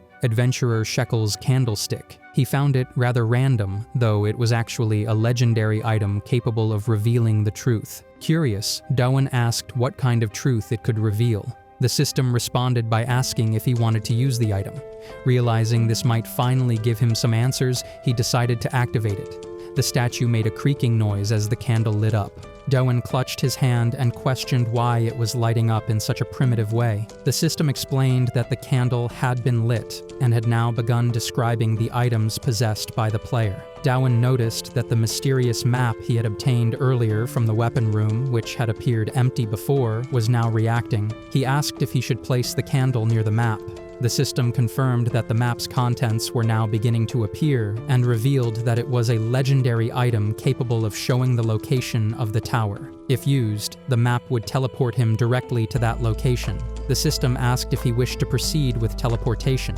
Dowan didn't know what this tower was, but his instincts strongly urged him to go. Trusting his gut, he agreed. A powerful flash of light engulfed him as he was teleported. Moments later, Dowan found himself standing in a wide meadow. Turning around, he realized he was now in front of the tower shown on the map. It was called the Challenger's Tower. Looking up, he commented on its towering height and wondered where in the world such a place could even exist. The system then informed him that the Challenger's Tower was filled with hardships, trials, and adversity, but if he cleared it, all his stats would exponentially increase. Overjoyed, Dowan remarked that he had been waiting for another growth event, and now he finally had it. As he moved to enter, the huge gatekeepers appeared and warned him of the dangers within. They told him that once he entered, he wouldn't be able to leave until the tower was cleared, and if he failed, all his stats would drop to 1. They also informed him that the tower would open in 70 hours, so they would wait for him until then. Before transporting him inside, they told him one last thing, that they truly hoped he would make it out alive. The scene then shifted to the headquarters, where Yoon-seong handed over the data that had been collected on the Iljin gang members over the past month. He reported that there was nothing particularly noteworthy apart from their frequent clashes with traitors. The representative of the headquarters sat back in his chair and asked if that was all. Yoon-seong quietly thanked God that the traitors had finally been captured and added that he had a hunch about the group that had been influencing them from the shadows. The representative instructed him to continue investigating that group. Yoon-seong agreed and asked to leave, but the representative stopped him and handed him a bag, asking him to give it to his younger brother and say hello. Though hesitant at first, Yoon-seong finally took the bag and thanked him. A few moments later, Yoon-seong stood in front of his brother's door. His brother turned out to be none other than Sunjai Choi. Sunjai suddenly appeared beside him, trying to scare him. Laughing, he commented that Yoonsong looked like someone who had dropped cotton candy in a puddle. Sunjae held dozens of churros in his arms and offered him one, but Yoonsong declined, saying he was fine and that he had been planning to come see him anyway. He took a small drive out of his pocket and told Sunjae that it contained the data on Sehi Shin of Boramae, the information Sunjae had requested last time. Sunjae smiled and asked him to just put it in his pocket since both of his hands were full. Just then, Kyungwol Kim, the affiliate from headquarters, arrived and remarked that it had been a long time since they last met. Yoonsong turned to her and agreed that it had indeed been a while. She asked if he had heard about the day. Yoonsong looked confused, unsure what she meant, but Sunjae clarified that the former representatives of the Iljin gang were being released soon. They had been in a juvenile detention center, a facility for minors who had committed serious crimes. He explained that these individuals were essentially the core members of the gang and were notorious troublemakers. With their return, a new wave was sure to rise around the Iljin gang. Elsewhere, the representative of the headquarters sat alone, deep in thought, wondering whether that new wave would be a wave of blood. He smirked to himself at the thought. The scene featured Daewon, who was trying to piece together a sealed box that required 6 pieces to open. He realized that the piece he had obtained from taking down Hosung was the 4th one. He was very curious about its contents. Then he checked his second reward and discovered a broken pocket watch. It was a legendary item as well, said to bring good luck if carried around. The system informed him that 40 hours remained until the Challenger's tower would open.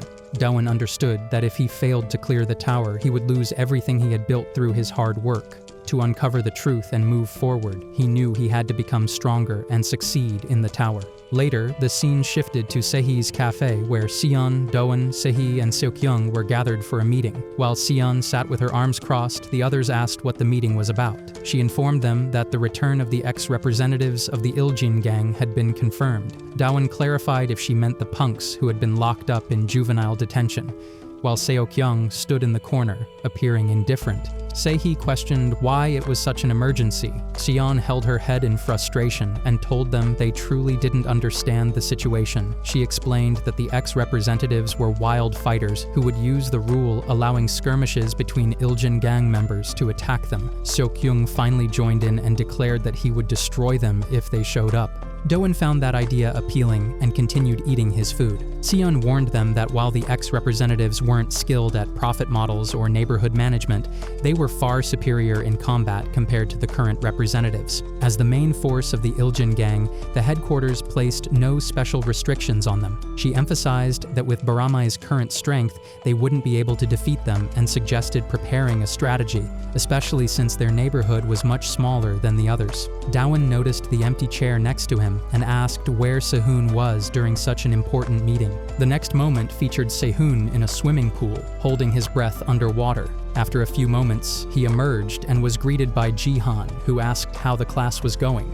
Jihan mentioned that being here reminded him of the old days. Sehun climbed out of the pool and thanked him for the recommendation, saying he was finally achieving the body he wanted. Though he found it a strange question, Sehun asked why Jihan was helping him. Jihan had always wanted to be a representative, but was the weakest among them, though he kept that thought to himself. He replied that he had his reasons, which he couldn't disclose, but assured Sehun they weren't bad. Sehun looked at him with confusion. Their conversation was interrupted when the instructor arrived and reminded them not to chat during class. Sehun quickly apologized and dove back into the pool. Later on, the scene shifted to a village where Seokyoung was with his grandfather. His grandfather was plowing the field when he asked Seokyoung if he had come to see him again, since it hadn't been that long since his last visit. Seokyoung, with a neutral expression, replied that he had come to learn what he hadn't finished learning the last time. His grandfather questioned who told him that he would teach him, but Seokyoung ignored the question and asked him to teach him, insisting that he had to learn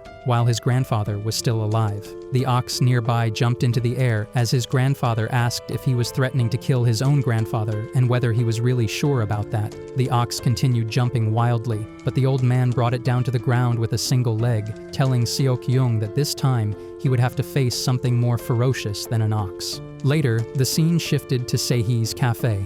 As Seihi was about to serve a table, he heard someone say that it was tasty. He turned around and thanked the speaker, only to be told that the compliment wasn't about the food, but about Seihi himself. The speaker played a video and commented that Seihi turned into a completely different person while fighting. Seihi removed his goggles and asked him what he wanted. The speaker said he had a great offer for him. As he turned to show his face, it was revealed to be none other than Sunjae Choi, who smiled and asked if Seihi wanted to hear his proposal. In the next moment, Sion was seen riding a bike while Daewon stood deep in thought about the pedestrian who had stepped in front of his father's car, wondering why he had done that. He stood on the edge of a building, contemplating the quest he needed to complete in order to uncover the truth behind his father's death. While he remained motionless on the cliff, Aren and her friend spotted him from afar. They couldn't understand why he was standing there, but before they could react, Daewon suddenly disappeared. The next moment, Daewon was teleported from the cliff to the Challenger's tower. The doorkeepers greeted him and announced that the tower had opened. They tried once more to warn him about the dangers that awaited inside, but Daewon cut them off and told them to open the doors. They wished him luck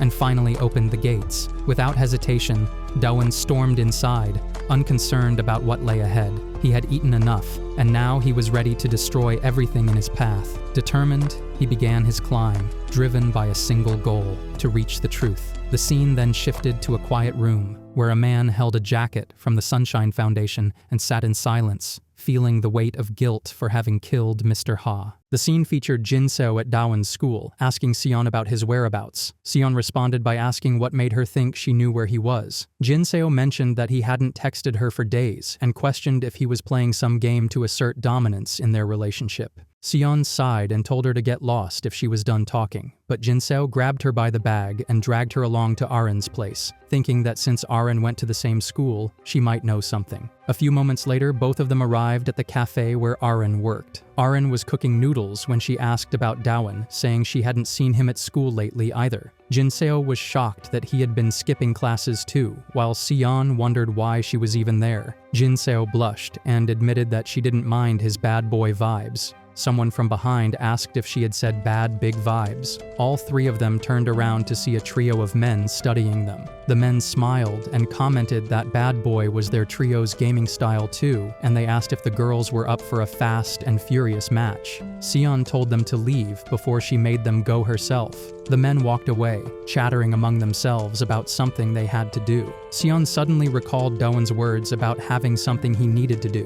A few days earlier, Sion and Daewon had met, and he told her that there was something he had to do. She asked him what he was yapping about, and he said that it was best to at least inform her that he would be gone for a while. He asked her to make sure the others didn't worry about him. Back in the present, Aren tried calling him, but he didn't answer, while Sion stood quietly beside them, lost in thought about the thing he had to do, but unable to understand what it could be. The next scene featured Mr. Ha's room, where a note was kept, reading that may his loving family always be with him. Then the scene shifted to a juvenile prison, where an officer suddenly sat upright after hearing the jingling of a bell. The bell continued to jingle, and it was Sunjae Choi, pushing a trolley full of tofu, selling it. Chungwol Kim stood beside him and commented that they didn't seem to be out yet. Sunjae replied that the tofu had been out for a while, but Chungwol clarified that she was talking about the ex-representatives of the Iljin gang. Sunjae admitted that he couldn't quite wrap his head around the fact that they were getting an early release at the same time for being model prisoners.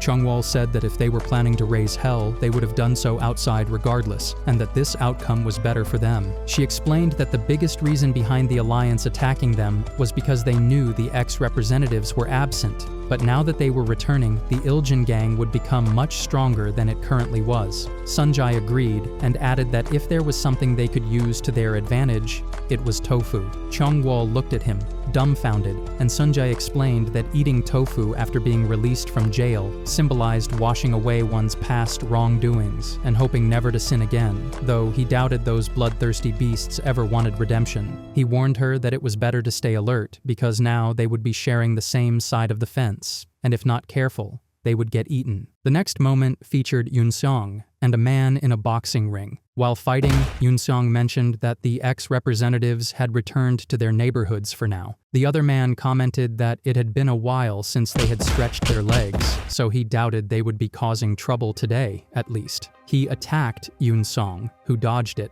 and told him to warn the Silum members that if they were caught filming the ex-representatives, they might end up dead. The man tried to land another punch, but Yoon-seong elbowed him in the stomach, sending him flying a few feet away. Yoon-seong immediately apologized and commented that it was refreshing. The man took a drink of water and remarked that all the other neighborhoods seemed to be on high alert too, except for one, Boramai. Yoon-seong was confused by the comment, so the man explained that all of Boramai's members had disappeared except for a girl named Sion, and the same was true for their leader, Dawan-ha. He added that it was strange for such an odd bunch to go missing at a time like this. Yoon-seong listened silently without responding. Later, Sion sat alone in Seihi's cafe, disappointed and with her head down. She couldn't understand what everyone was even thinking, especially when things could get seriously dangerous this time. She looked at her phone and wondered when Dawan would come back. She had called him many times, but he never answered. At that very moment, Dawan was on his knees inside the Challenger's tower, injured and bleeding.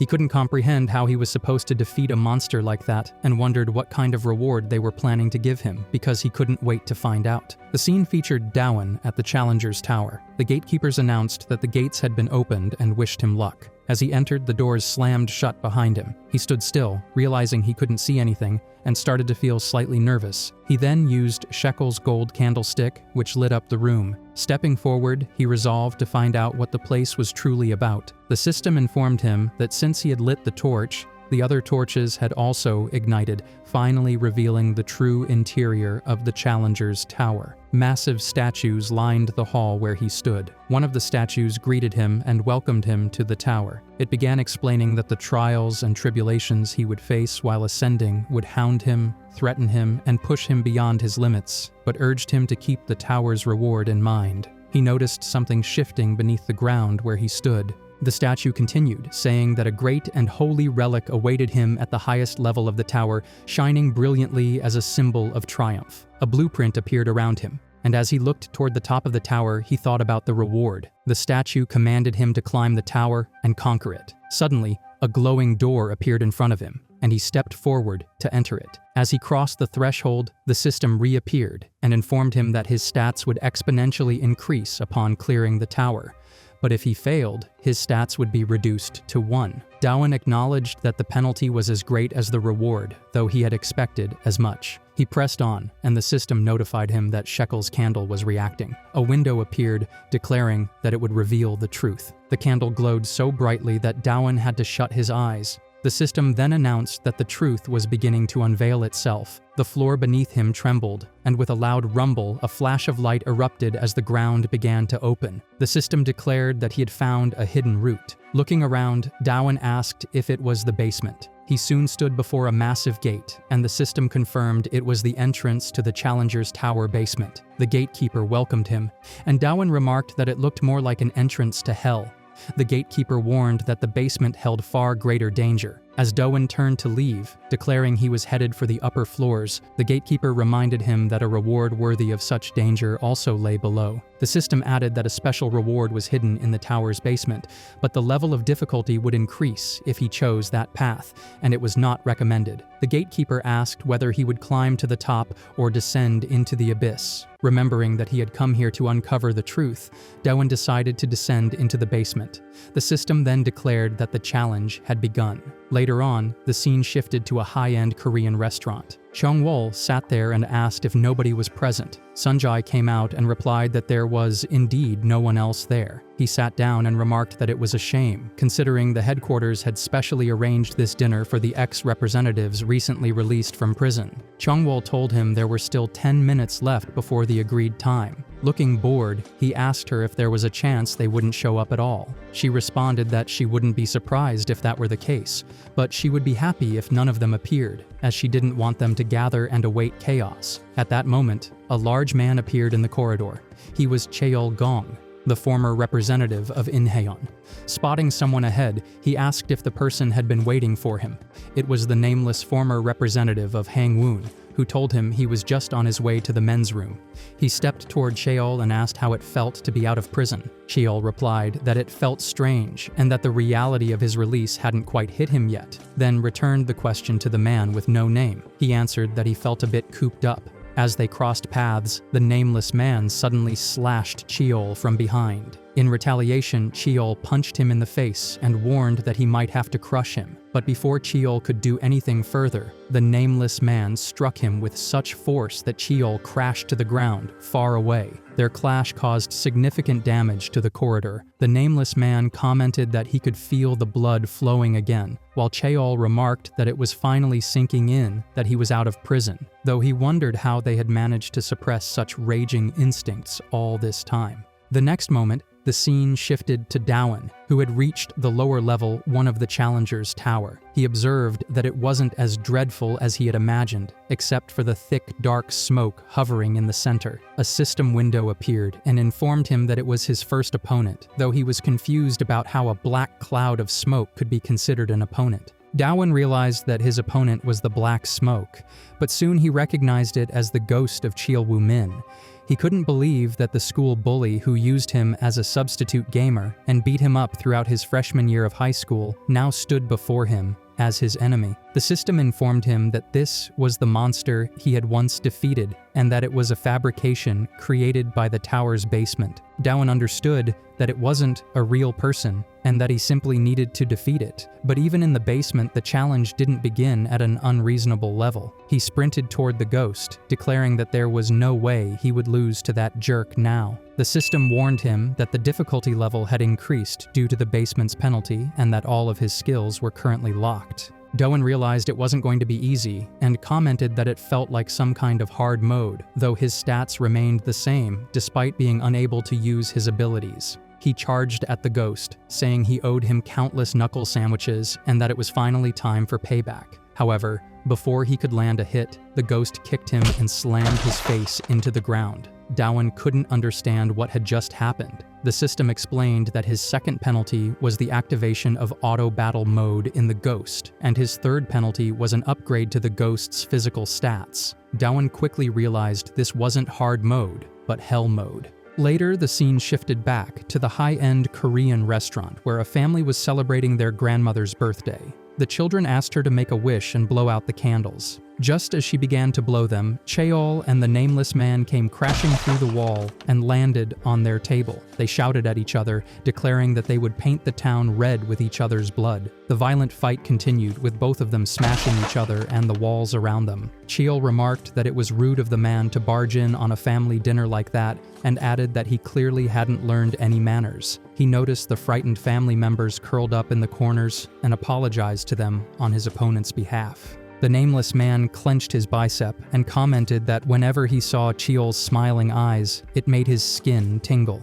He cracked his shoulder as Cheol remarked that true human nature lay beneath the surface, but he was eager to tear off that thick skin. Cheol then rushed forward and smashed into him. He spread his arms and praised himself for his beast-like attack, but before he could revel in it, the nameless man came crashing down on him. Moments later, Cheol reappeared, and the nameless man commented that humans were the only living beings capable of relishing violence. Cheol charged at him again, remarking that it seemed the man had brushed up on his literature during his time behind bars, but before he could finish, the nameless man struck him from behind and blood burst from Gale's shoulder. Pressing on his wound, Cheol watched as the nameless man, also bleeding, smiled and acknowledged it. He picked up a cloth to staunch his own bleeding and casually told a server nearby that he was fond of a certain quote. Then, with a smiling face, he grabbed a piece of charcoal from her tray and pressed it against his wound to cauterize it. Meanwhile, Sunjae asked Cheongwol if she could hear the chaos, and she replied that one would have to be deaf not to.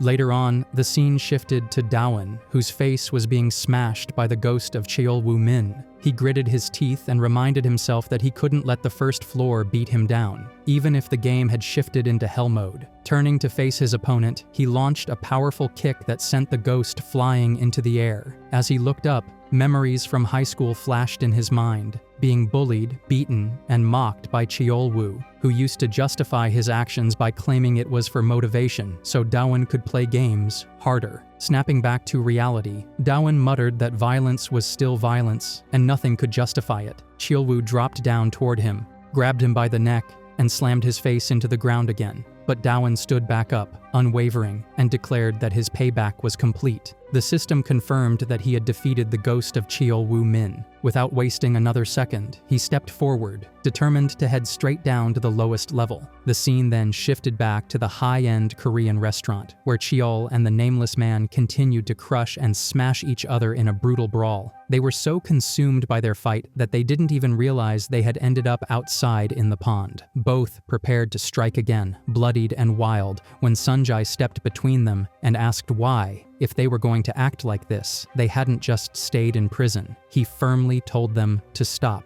declaring that the fight was over. But before he could say another word, fists from both sides hit him simultaneously, trapping him in the middle like a sandwich. After being punched by both the ex-representatives, Sunjae sat at the table and held his cheeks in pain. Cheongwol remarked that it was his own fault for getting drunk and sticking his nose into a fight, and advised him not to drink in the future. She glanced at the ex-representatives and felt a sense of relief now that the ruckus had settled down. Cheol smiled and suggested they wait for the others to arrive. The nameless man, while munching on his food, asked who else was expected. Just then, a rattling sound echoed through the hallway before the door was smashed to pieces by the entrance of a huge man. He was Bunjin Dae, the ex-representative of Nankog, clearly annoyed by the size of the doorway. Sunjae greeted him warmly, while Cheol commented that he was as enormous as ever. Bunjin looked over at the other two and asked if they had been fighting again. He took a seat beside them and warned them to play nice if they wanted to keep their guts inside their bodies. Both replied by daring him to try and make them.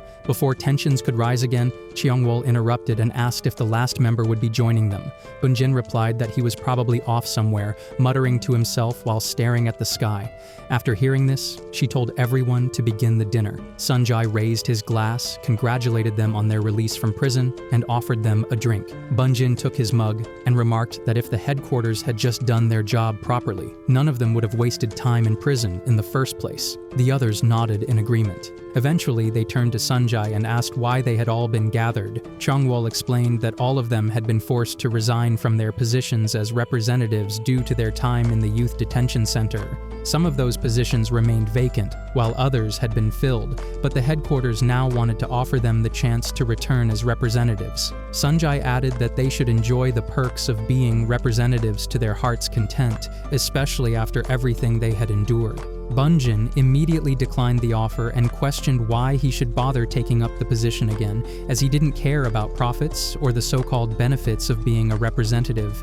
He added that it wasn't like he had ever wanted the role in the first place. Cheol stood up and agreed with Bunjin, saying that they had only ended up in those positions after countless fights and circumstances beyond their control. All three of them stood and began to walk away. Suddenly, a voice from the next room called out to stop them.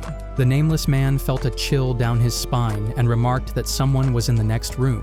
Cheongwol explained that he had come all the way from headquarters just to meet them, and then pulled the curtain aside. A man greeted them, saying it was their first time meeting. He introduced himself as Seonghyun-ji from headquarters. He held a small plant in one hand and wore a cap. He calmly observed that each one of them seemed to have a lot of unresolved issues and then asked them to come to his room one by one. Later on, the scene shifted to the Challenger's Tower. Daewon had just cleared the lower level 1 by defeating the ghost of Cheolwoo Min. As he turned around, he heard a rumbling sound and saw several hands emerging from the ground, which startled him so badly it nearly gave him a heart attack. The system notified him that he had received a reward. The first was the Elixir of Rejuvenation, capable of instantly restoring the player's health points. The second was a special bag that could store an infinite number of items in the player's possession. Daewon retrieved them, shocked that the tower actually gave out rewards. The gatekeeper explained that clearing the tower without such rewards was nearly impossible. In the basement of the tower, all the monsters Daewon had defeated in the past would be resurrected as ghosts, but they would be far stronger than before. The gatekeeper also mentioned that reaching the lowest level would take an immense amount of time, but time inside the tower flowed much slower than in the outside world. Without wasting a moment, Daewon charged forward, defeating every monster that appeared in his path. The system confirmed that he had fully restored his health points. After finally overcoming all the monsters, he sighed in relief and told the gatekeeper that for all his tough talk, there hadn't been much to show for it. The scene then shifted to Sehi's cafe, where Sion was working alone on her computer. She was deep into her research on the ex-representatives of the Iljin gang when Arin and Jinseo suddenly burst through the door, soaked from the rain. Arin asked what she was working on, while Jinseo teased her, saying she didn't seem like the type to be studying online. Sion quickly closed her computer and told them to mind their own business. Outside, the rain poured heavily when someone splashed through a puddle and muttered that everything he did was for the one above the sky. Thunder rumbled and the lights began to flicker. The girls were busy chatting among themselves when a blackout hit the cafe. Jinseo grabbed Sion's hand, who told her to let go. Aaron looked toward the entrance and pointed, saying someone was standing by the door. A flash of lightning lit up the cafe, revealing the ex-representative of Yunshan, Wuju Shin, who stood at the entrance and declared that he would kill to serve the one. Dawen lay upside down against the wall in the Challenger's tower, playing with his broken watch. He wondered which floor he was on, as it had been a while since he first entered the tower. He also began to question how much time had passed outside. Looking at the watch, he sighed and remarked that, of course, it had to be a broken one. In reality, it was a legendary item said to bring good luck just by carrying it. It was the reward he had received after defeating Ho-sung Kim, though since then, he couldn't recall having any particular lucky break. Still, the watch reminded him of Ho-sung, the last monster he had defeated. He remembered that the tower's basement resurrected every monster he had previously beaten as a ghost, and he wondered if that jerk would also appear on the lowest level. Later, the scene shifted to Seihi's cafe, where the sky was rumbling and the rain poured heavily. One of the ex-representatives entered the cafe, startling Arin, Sion, and Jinseo. He stepped toward them and declared that everything would proceed according to their will. Sion stared at him in disbelief, unable to believe that the representatives had come after them so soon, and not just anyone, but Wuju Shin, the ex-representative of Yunshan himself. Arin casually asked if he needed any help, pointing out that the cafe was closed for the day. Jinseo, clutching 2 pens behind her back, commented that he clearly wasn't a customer and that he didn't seem to be up to anything good. She added that if he made a wrong move, she would stab him, but Sion stepped in and told them both to stand down. She addressed him by name and asked what he was doing in Boromai and what he wanted. In a blink, Wuju moved at lightning speed and stood face to face with Sion, who remained completely unfazed. He studied her for a moment, then realized she wasn't the one he was looking for. Glancing around, he muttered that the person he sought wasn't there. He stepped back and turned to leave, saying that the time wasn't right yet. As soon as he exited, the lights came back on. Jinseo commented that he definitely had a screw loose, while Arin asked Sion if she knew him. Sion ignored the question, her mind already on the person Wuju might have been searching for. Outside the cafe, Wuju was walking down the road when his steps came to a halt. Yunsung stood in his path and remarked that Wuju was the only ex-representative who hadn't shown up for dinner. He also asked why Wuju had ignored the headquarters orders. Wuju replied coldly that he only answered to the one and the rest didn't concern him. He then asked how Yunsung knew where to find him. When Unsung didn't respond, Wuju stepped closer and asked if he wanted to die, accusing him of tailing him in Silim ever since he got out of prison. He warned him to stop watching him, as only the one had the right to observe him. If Unsung tried something like that again, he would be brought to judgment. Wuju then pointed toward a direction where a photographer lay hidden in a pipe with a broken camera. As Wuju walked past him, Yunsung stopped him and said he had a message for him. Wuju initially refused, but Yunsung added that he might be glad to hear it. Meanwhile, in the Challenger's tower, Dawen was making his way down the stairs. He knew that only the 5 traitor representatives remained. His skills might be locked, but he still carried the experience of having fought them. If he kept calm and tackled them one at a time, he believed he had a real shot at winning. The first ghost to appear was Ingang Kang. Doan commented that they hadn't finished their fight last time, and this time they would see it through to the end. He sprinted toward him, ready for battle, but what happened next caught him off guard. More ghosts began to appear: Stephen Jegal, Moon Seong, and others. Dawen was stunned, unable to understand why all these ghosts were suddenly showing up together. Then came Gunjin Yu, and finally Ho-sung Kim. As Dawen stood facing them all, he realized that no amount of experience could save him now. The odds were impossible, and there was nothing he could do to win. Time continued to tick on his broken watch. Daewon had no doubt that they were boss-tier monsters, and every last one of them had been opponents he'd barely managed to defeat by squeezing out every ounce of his strength.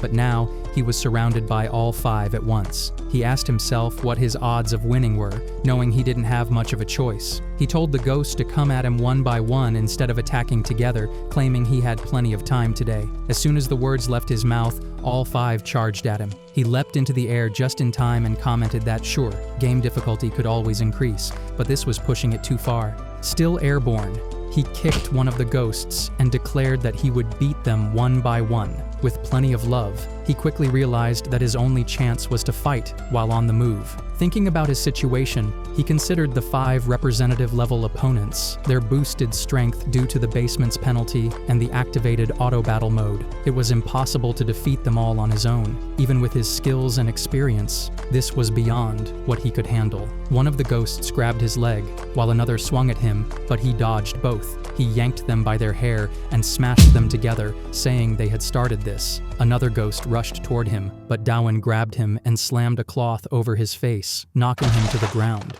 He muttered that he knew someone would try to hit him even while he was speaking. As he struggled with one ghost, Hosung rushed in to attack, but Daewon quickly retrieved his broken watch and struck him with it.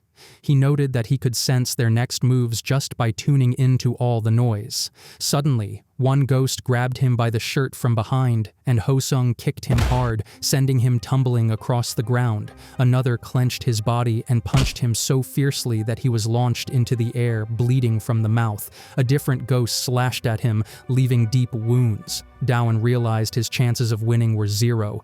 They had crushed his face into the ground and battered him beyond belief. Moments later, he sat slumped in a corner, bleeding, and admitted he had nowhere left to run. Staring at the ghosts before him, he wondered if this was truly the end. As Hosung raised his foot to kick him, the system notified Daewon that he was in a life-or-death situation, and that his only hope was the broken watch. It told him he was in desperate need of luck. As the watch ticked, he understood it only activated when he was on the brink of death. The system confirmed that the broken pocket watch had begun to function.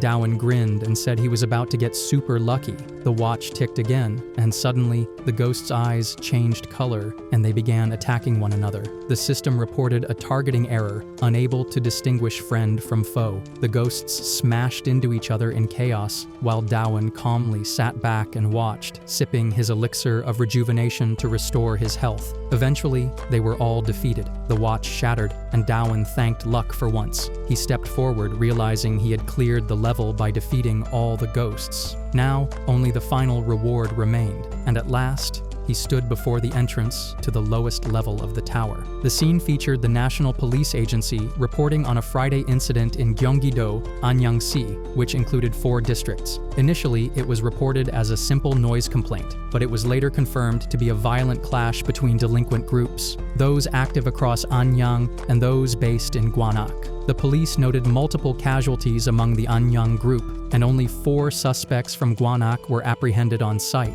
These individuals, once ex-representatives, were tried in juvenile court and eventually transferred to a juvenile prison. This unbelievable incident, caused by just 4 people, was later referred to in the news as Noisy Friday. Daewon watched this news on his phone while eating noodles, but all of it was now in the past. The scene transitioned to the present in Gwanak, Seoul, at Shinan High School in the dark room of the Silum base. Photographs from the Noisy Friday incident were pinned to a billboard. As the disagreements with Anyang dragged on, the headquarters of the Iljan gang deployed the 4 ex-representatives and devastated Anyang. Sunjae looked at the photographs and exclaimed that it was terrifying, questioning why they were so ruthless because it gave him chills. Another man choked on his drink after hearing the comment and spilled it out, but still expressed gratitude since Anyang had been dealt with swiftly, though the poor guys had ended up in juvenile prison. Sunjae recalled a conversation with the ex-representatives during dinner where they remarked that if the headquarters had done their job properly,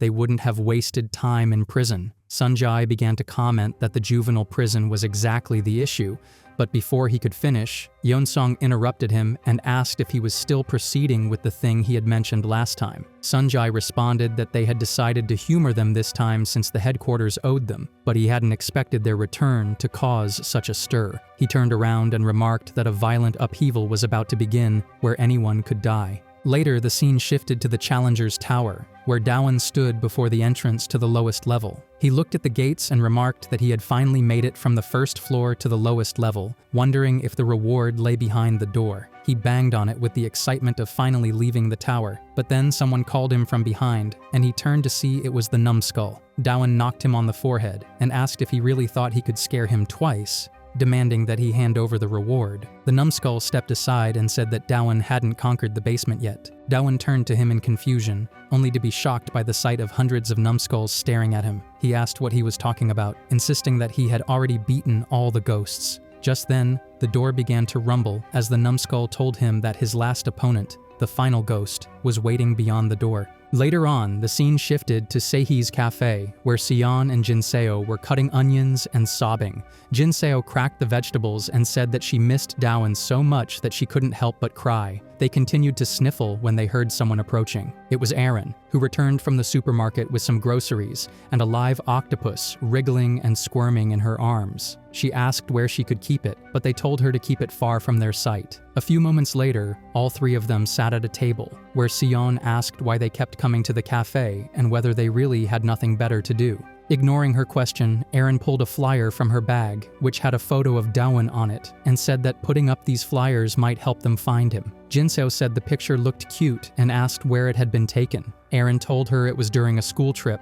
Xian then asked why they were relying on flyers, and Erin said it was in case Dowan had gotten into trouble. Jinseo flipped her phone and said she already figured that much and had posted on Instagram. This time, Erin asked when the picture was taken, and Jinseo replied that it was when she almost fell off a cliff while riding a forklift. Xian looked at them and asked how many times she had to repeat that Dowan had already told her himself before leaving. Both Arin and Jinseo began to say something, but Sion interrupted and asked why they were trying so hard for Dowan's sake. Arin replied that Dowan had her back when she was in danger, and if it weren't for him, she wouldn't be the same person smiling in front of them right now. Jinseo added that he had rescued her when she was kidnapped by men wearing gas masks. She also mentioned that he had made a weird face, and Arin mimicked that face for reference. Jinseo said that he hadn't talked much and didn't seem like his usual self. Sieon sat there dumbfounded as Aaron added that although he was definitely Dowan, he somehow didn't feel like Dowan. Just then, Jinseo's phone slipped from her hand, and as she crouched to pick it up, she bumped into the table and caused Arin's cup to fall and splash its contents all over her. Sion found the entire group noisy and chaotic.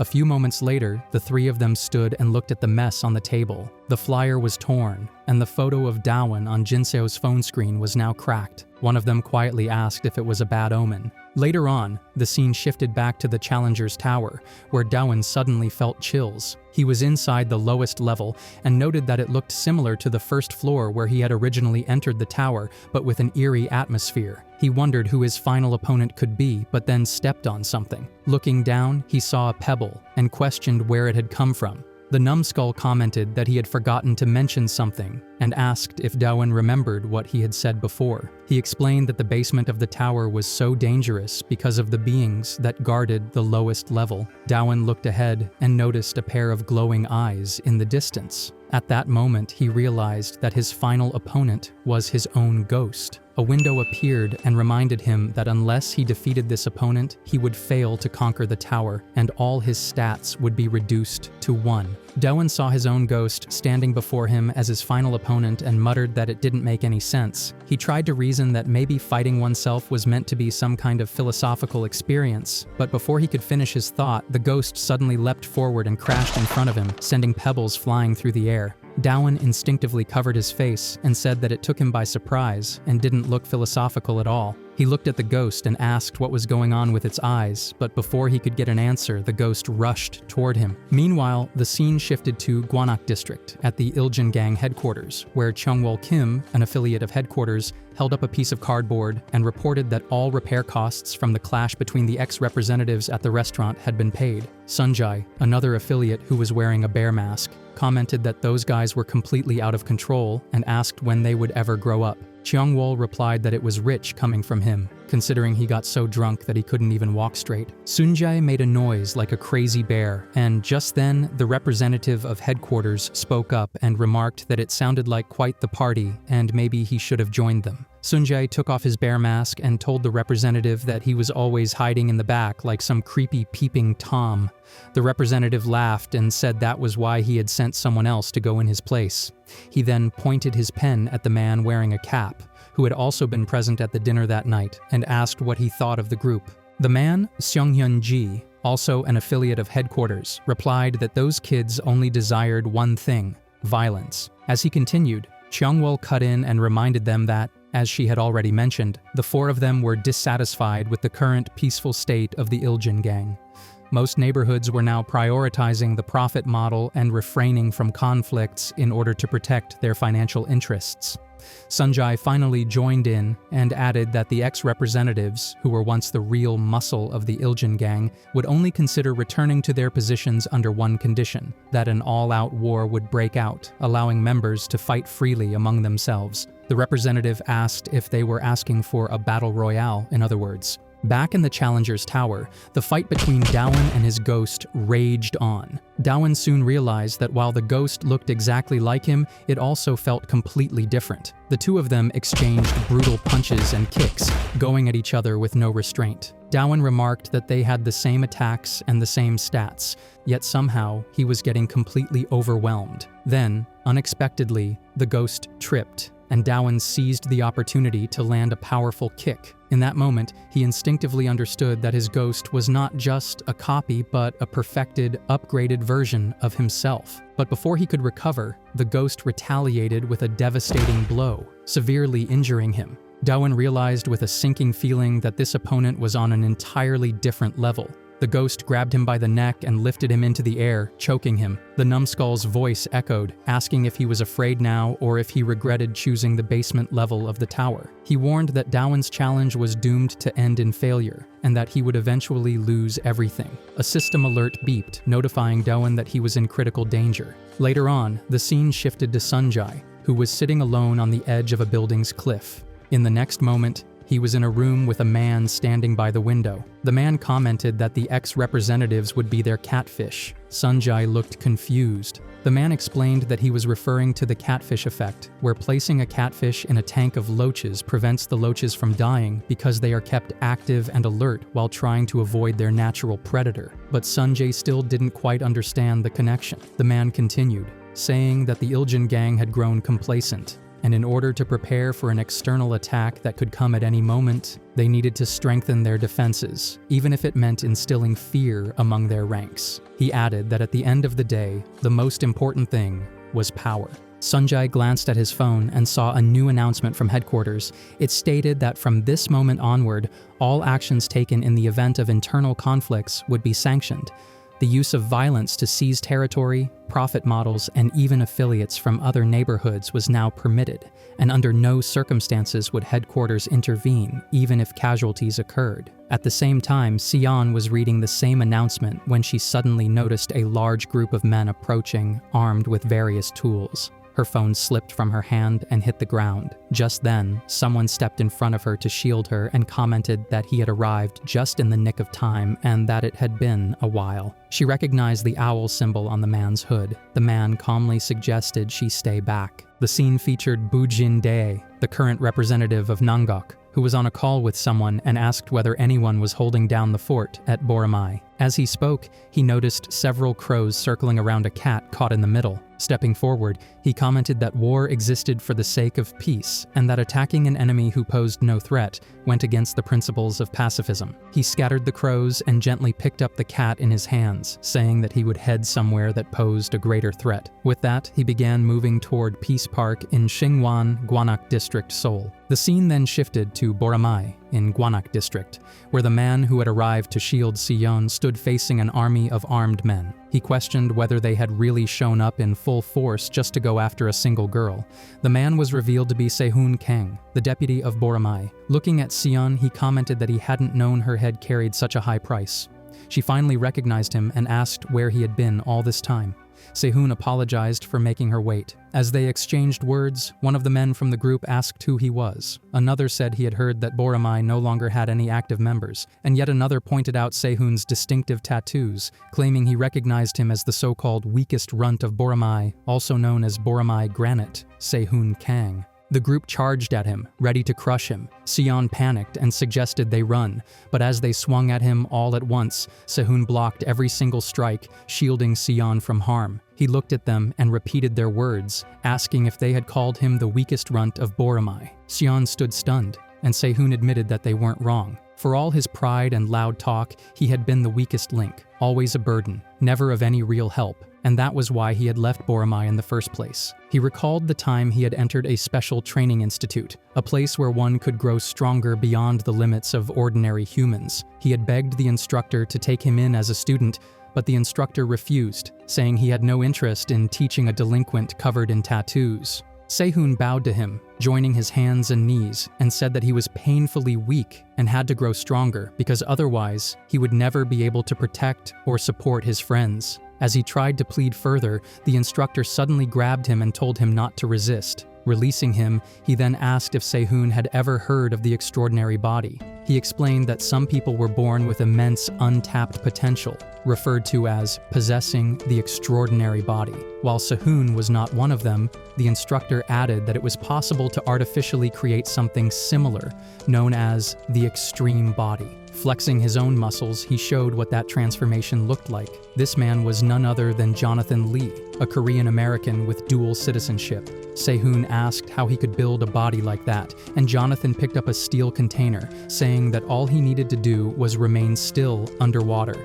He threw the container into the pool and explained that water applied pressure from all sides, strengthening the body over time. However, he warned that the method was extremely dangerous. Many of his former trainees had been left disabled or had fallen into comas during training. But before he could finish explaining, Sehun had already jumped into the pool without hesitation. Jonathan stared in disbelief, muttering that this was exactly why he hated delinquents. Coming back to reality, Sehun remarked that it was time to update them on what they thought they knew. First of all, he had been compressed from Boromai granite into Boromai diamond. He stood motionless as the group of men attacked him with their weapons, but in the next moment, he sent them all crashing to the ground. One of the men gasped that they were dropping like flies with a single blow and shouted that they needed stronger rods and steel bats to break bones. As they charged at him again, another man muttered that diamond was stronger than steel. Sehun crushed them all between his hands and declared that he was no longer the weakest runt in Boromai. One of the attackers jumped on a bike and sneered that at the end of the day, Sehun was still just a human.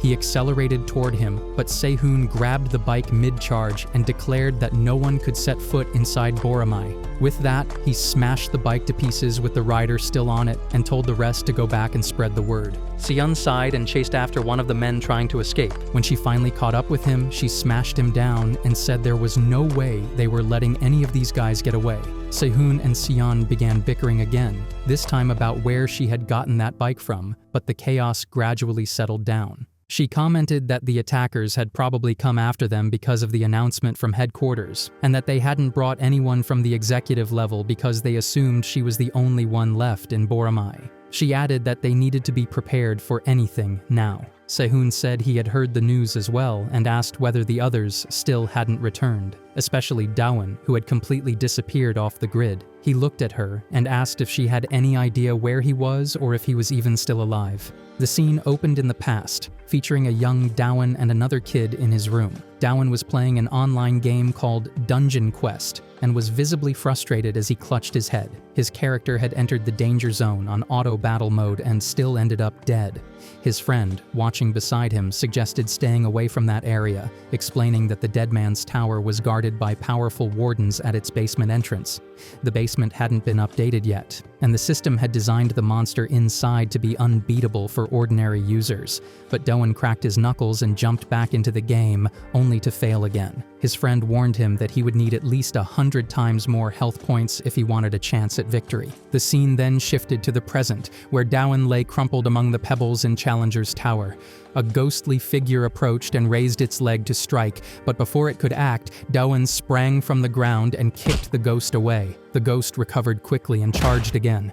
Dawan raised his hand to defend himself, but the impact cracked his hand and sent him crashing down. He realized his hand was broken and looked at the ghost, questioning whether it was even possible to defeat such a monster. Suddenly, the numbskull appeared, taunting him that his challenge was nearing a pathetic end and that he was about to lose everything he had worked for. As the ghost lunged at him again, Dawan accepted that he couldn't match its strength head-on and decided to think fast. He hurled a nearby rock at the ghost, knocking it backward, and took the opportunity to run. While sprinting, a massive rock came crashing down near him, but he narrowly escaped. That's when a memory from his childhood resurfaced, about the unbeatable monster in the game. The ghost resumed its assault and struck so powerfully that the rocks around them shattered, sending a shockwave through the air. Smoke filled the area and the ghost lost sight of its target. As it scanned for Dawan, it noticed a figure and launched its attack again, only to realize mid-strike that it was a statue, not the real Dawan. In that moment, Dawan rushed in from behind, but the ghost turned and pressed its hand against Dawan's face.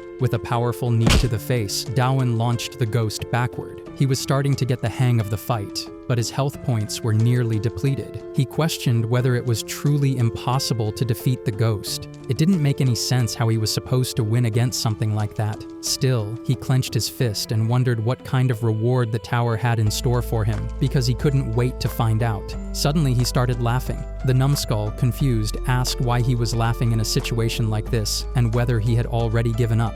Dawan responded that he wasn't even close to giving up and slid something out from his jacket. He recalled his childhood memory, the one simple solution he had used to defeat the unbeatable monster in the game. If the enemy couldn't die, then all he had to do was not die either. Returning to the present, Dawan reminded the numbskull not to play dumb because he had given him the crucial hint from the very beginning. Time passed more slowly inside the tower than it did outside. That was the key. That realization sparked Dawan's lightbulb moment. He pulled out his pocket inventory, which contained the elixirs of rejuvenation earned at every level as rewards. His strategy had been simple: rest off most of his injuries between stages, save all non-fatal damage, and stockpile as many elixirs as possible for the final showdown. He drank one now, instantly restoring his health to a full 100 points. He noticed blood dripping from the ghost's nose and finally understood that the creature wasn't invincible.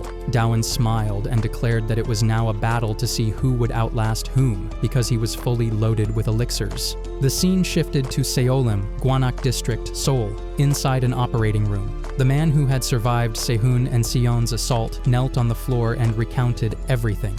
He explained that they had assumed Boromai was unguarded, but Sehun, their second in command, had been there, and even the girl named Sion was no ordinary opponent. He clenched his teeth as he recalled Sion pressing his head down with her foot, demanding to know why they had attacked Boromai. He admitted that he didn't know the full plan, but said the goal was to take over Boromai and expand their profit model. Sehun knelt beside him and asked since when the Iljin gang had started making rules like that. The man replied by asking if he hadn't heard the announcement, explaining that the Iljin gang had sanctioned all acts of violence and many neighborhoods had moved in quickly. He added that even if it hadn't been them, Boromai would have been taken over by someone else. Sehun grabbed him by the neck and ordered him to deliver a message to their representative, warning that if he ever set foot near Boromai again, he would wipe them all out. Back in the present, the representative of Seolim, Seongbin's son, played with a knife and mocked the man for whining about how their fully armed gang was beaten down by just 2 people.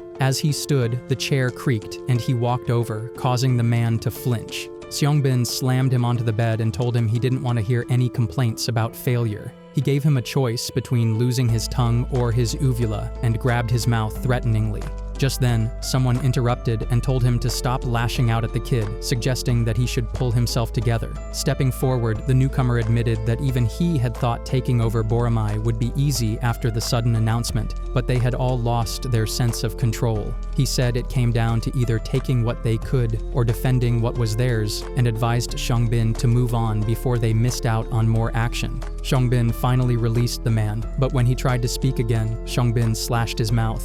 Later, the scene returned to Boromai, where Sion and Sehun stood on a footbridge. Sehun told her that he had been training with his master all this time, and although he still had a long way to go, he had managed to make his body much stronger. He took off his shirt and teasingly asked if she wanted to touch his pecs. She twitched at his comment and warned that she would tear off his nipples. Taking a deep breath, she admitted that things weren't looking good for Boromai, and it didn't seem like Dawan and the others would return anytime soon, but she was glad Sehun was back. He asked what she was thinking, and she looked at him and said that she was simply happy to see him again. He jumped off the bridge and told her not to worry about Boromai anymore because he was there now. Then he began doing pull-ups. Unbeknownst to them, someone was watching from the shadows. The next moment, the scene shifted to Peace Park, where an affiliate of the headquarters was taking pictures of the markings left behind by a recent fight. He couldn't believe that it was truly humans who had caused such destruction. While examining the area, an injured cat clung to his leg and looked up at him.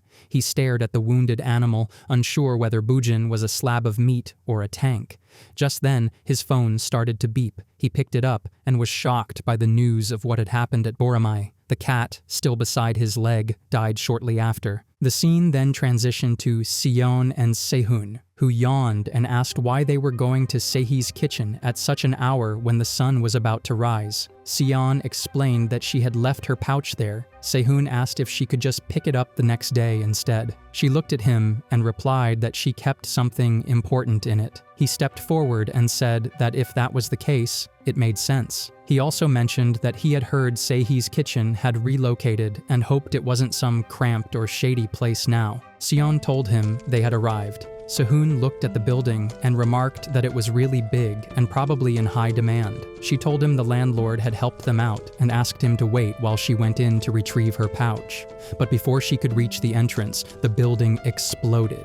Her thoughts immediately went to her pouch, and without hesitation, she sprinted towards the blaze. Sehun shouted after her, but before he could react, a voice from behind commented that they had arrived just in time. It was the representative of Seolim, who asked if Sehun was Boromai's second-in-command. Sehun turned around and demanded to know if he was responsible for the explosion. Another man stepped forward, confirming that they were the ones behind it. He was none other than the representative of Namyeon, Jae-woong Hwang. He revealed that an alliance had been formed, one that included deputies and commanders, who also arrived at that moment. Sehun, furious, declared that he would take on all of them, no matter how many came at him. But before he could act, the commanders pierced him with their blades. Both smiled and remarked that all his training and hard work had been for nothing. They wondered aloud when firearms would finally be legalized. The blades clattered to the ground as Sehun clutched his wound. The representative of Namyeon said that with force they could steal anything, and as he looked at Sion, he asked if that included people too, grinning wickedly. The representative of Seolim turned to Sehun and asked if he was angry because this was the price of provoking them without having the strength to back it up.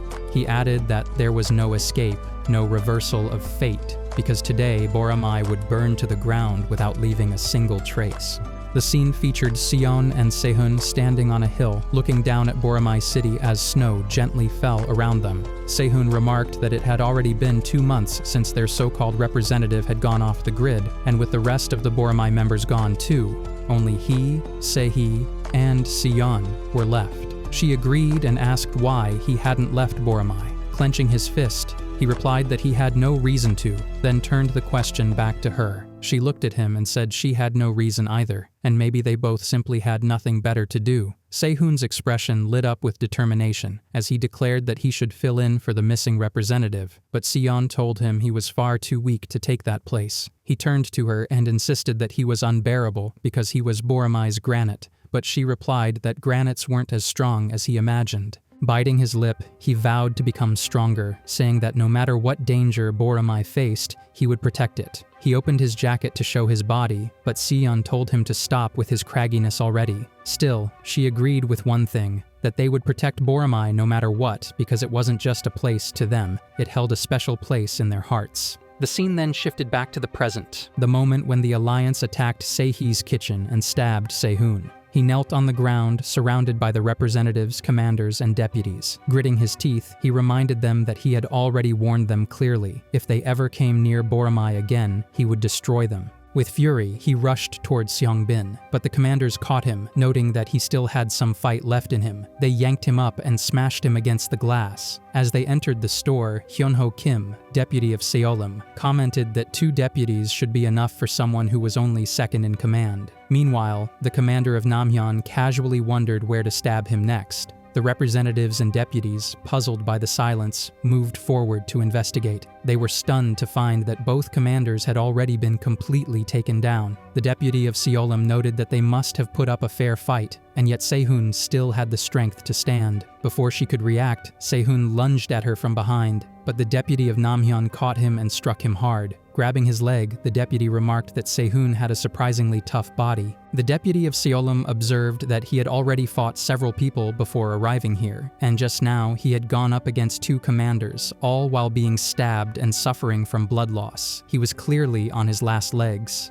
With his head hanging low, Sehun quietly said that he was Boramai's granite, but both deputies attacked him again, punching and kicking him. Summoning his remaining strength, Sehun grabbed them by the collars and slammed them to the ground, declaring that he wouldn't let them burn down Boramai. The deputies exchanged looks, realizing there was nothing more they could do. Suddenly, the ground began to tremble beneath them. Sehun pushed them harder, and the ground cracked open, swallowing both of them as they fell into the rupture. Sehun took a deep breath and asked which representative wanted to go first. But then he realized that both of them were missing. He immediately dashed off to find Si-yeon, but before he could reach her, the representative of Namhyun, Jae-woong Hwang, grabbed her by the throat and lifted her into the air, taunting her to cry for help. Sehun rushed toward them, but he suddenly tripped and crashed to the ground. It was then that he realized his legs weren't working. From behind him, he heard the representative of Seolim remark that Sehun had lasted longer than expected.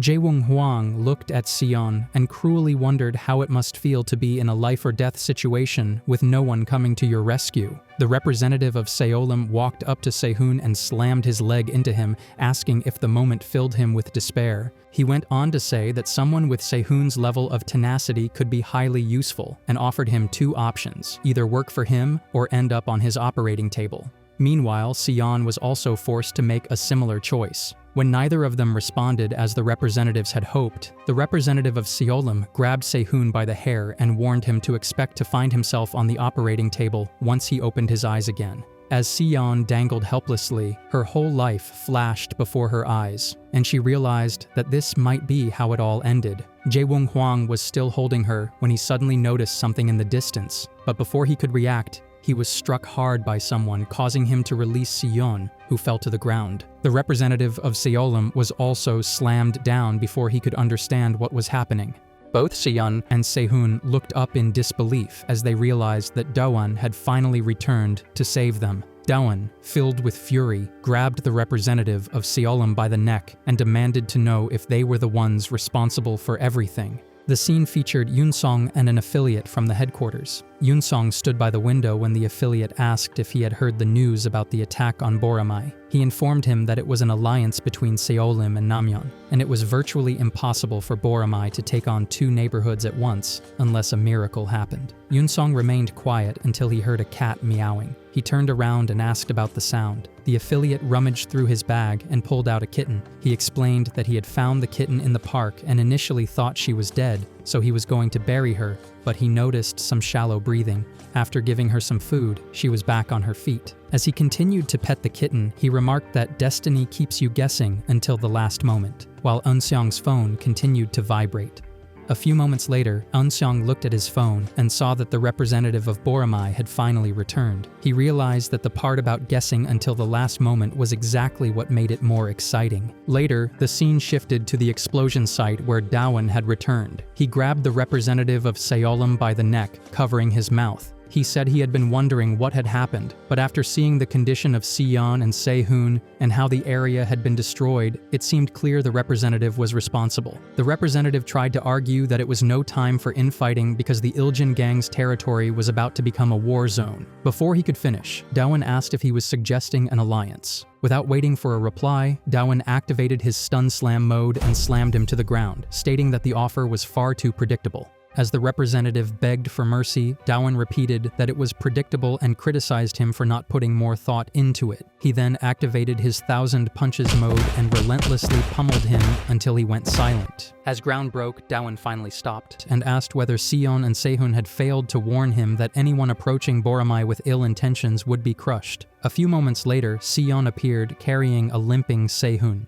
Dawan looked at her and pointed out the blood on her lips, asking if she was okay. He then turned to Sehun and said he was glad to see that he was all right. Sehun looked back at him and realized that just when he thought he had become strong enough, Dawan appeared with an entirely different aura than before. Dawan held the unconscious bodies of the representatives in his hands and asked what they should do with them. Si-yun told him to burn them. Meanwhile, Sehun was finding it hard to keep up with him. Xion, still carrying Sehun, asked Dawan how he had managed to take down not one but 2 representatives at the same time, something that would have been impossible for the old him. Dawan didn't respond, but his mind drifted back to his final moments inside the Challenger's tower. He had asked the ghost to give him a break because he had only barely managed to survive by drinking all the elixirs he had, and yet the ghost was still standing. He told him that there was something he needed to do outside the tower, something that required him to be far stronger. But now that he had run out of elixirs, this would probably be his last strike. Both of them charged at each other and exchanged blows. Dawan delivered a final, decisive strike that finally brought his opponent down. The numbskull commented that Dawan had proven himself as a true challenger. Dawan's ghost form began to rise into the air as the system announced that the lowest level had been cleared and his stats would be significantly increased. A flash of light surged through him as the numbskull declared that the power now belonged to him. Returning to the present, Sion and Sehun explained the entire situation to Dawan, who finally understood why Boromai was in such chaos. Sion noted that it wasn't just Boromai, but the entire territory within Gwanak district controlled by the Iljan gang that had likely turned into a war zone by now. Sehun slammed his hand on the table and said they couldn't just sit around and do nothing. Dawan agreed, saying that staying on the defensive would only put them at a greater disadvantage no matter how they looked at it, so he suggested that they take the fight into the war zone. Just then, the system chimed, issuing a new quest for Dawan to defeat one of the 4 returning representatives. The scene opened at the juvenile prison during the monthly staff meeting. The warden, Jongbai Kim, sipped his tea and asked if there had been any incidents in the past month that he should be aware of. Officer Ando replied that there had been nothing out of the ordinary since the release of the 4 representatives. The warden tightened his grip on the teacup and suddenly slammed it down on the table, trembling with visible agitation. A younger officer turned to the older man sitting next to him and asked why the warden was reacting that way. The old officer assumed the new recruit didn't know and explained that he was probably unaware because he had just joined. The new officer asked if he was referring to the incident known as the Noisy Friday, because he had heard that after the 4 representatives were transferred to the juvenile prison, everything descended into utter chaos and some truly horrific things occurred. He added that he had heard they were released early due to good behavior. The old officer nodded and said that the early release was the only stain on the warden's career, as he had been unable to keep those monsters under control and was forced to take a drastic and unprecedented measure, releasing them early under the pretense of good behavior. The scene then shifted to Dawan's house, where he stood on the balcony, remembering the last time he had a peaceful moment at home. He gazed up at the sky, focusing on one star in particular, and whispered that it was his mom. Memories of his childhood surfaced when he used to stare at the night sky with his father, who once told him that after his death, he would always be watching from above. Back then, the young Dawan had found it creepy, but now he finally understood what his father meant. He couldn't shake off the memory of the accident 3 years ago, one he now knew was no accident, but a carefully orchestrated act. At the end of his quests, he would uncover the truth behind his father's death. And to reach that truth, he had gained a tremendous new power within the tower. The next morning, he was awakened by a rustling sound. As he opened his eyes, he saw Jinseo lying beside him. She wrapped her arms around him and murmured that being in bed with him felt like they were on a honeymoon. Dawan panicked and bolted out of bed. He stepped outside the room, taking a deep breath with his head hung low, trying to process the situation. That's when he noticed a pair of feet in front of him and slowly looked up to see Erin standing there. She asked if he had a nightmare. Still flustered, Dawan asked what she was doing there, but before he could finish, Jinseo came up from behind and squeezed him tightly. and Aaron joined in. Aaron noted that he had been completely out cold. Dowan finally gasped, regaining his senses, and Aaron smiled, saying she was just glad he came back safe. Dowan lowered his head again and apologized for leaving without telling them. Aaron tried to lighten the mood by mentioning that she had made yongho, spicy squid, and mint stew. She handed him a spoon and told him to dig in, but when she looked at him again, she realized he was out cold once more. A little while later, Sion and Sehun were seated at a table, waiting for Dowan. When he finally arrived, Sion asked what took him so long. He apologized and said something had come up, but Sehun remarked that he was old enough to manage his time better. Dowan sat down and asked about Sehi's kitchen. Sion told him it was temporarily closed, and that Sehi wasn't answering her phone either. Sehun added that he hadn't been able to reach Seo-kyung. Then he snapped at Dowan for bringing in a new guy while he was away, especially since that guy used to be the representative of Bongcheon. Sion interrupted their bickering and asked Dowan if he was really sure about this, because ever since the ex-representatives were released from prison, everything had spiraled out of control. She reminded him that Wooju Shin had recently shown up in Boromai with clear hostility, and there was a high chance he would return to cause more trouble. Dowan responded that before anything like that could happen, they would make the first move. The next day, Dowan was speaking on the phone, informing someone that he had arrived in Yunshun at Wooju Shin's neighborhood. He told the caller not to worry because he could handle Wooju on his own, and promised to call once it was over before hanging up. To move closer to completing his quest, Dowan had decided to go after Wooju Shin, one of the 4 ex-representatives. He took a step forward, but then someone appeared in front of him. It was none other than the ex-representative of Hangwoon, X, who looked directly at Dowan and gave him a creepy smile. The scene took place 2 days ago, the day after the announcement from the Iljin gang headquarters. It was in the Gwanak mountain region of Seoul, where the ex-representative of Hangwoon, X, mercilessly slashed through humans. He declared that humans were the apex predators, ruling at the top of the food chain just like him. Laughing wildly at the sky, he commented on how much he loved the smell of blood. While he was busy reveling in the carnage, someone was secretly taking pictures of him. They were affiliates from Silim, whispering among themselves about how terrifying he was, fighting like a beast and questioning whether he was even human. One of them noted that X had grown up in the mountains like a wild animal, while another wondered what someone like him was doing in the Iljin gang. They had only heard rumors that someone had brought him into the city, but the details were unclear. As X was leaving, disappointed that the fight had ended too quickly, he heard a faint noise behind a tree. There, an injured man lay bleeding, cursing X for tearing his flesh apart. He couldn't comprehend whether he had been attacked by a man or a monster. Suddenly, a creaking sound broke the silence, and X appeared. Grabbing him with a cold grip, he told the man that he wasn't the beast and then killed him without mercy. The scene shifted back to the present, where X and Dowan crossed paths in Wooju Shin's neighborhood. They stared at each other, and X moved in close, sniffing Dowan's jacket. Dowan clenched his fists and wondered what he was doing.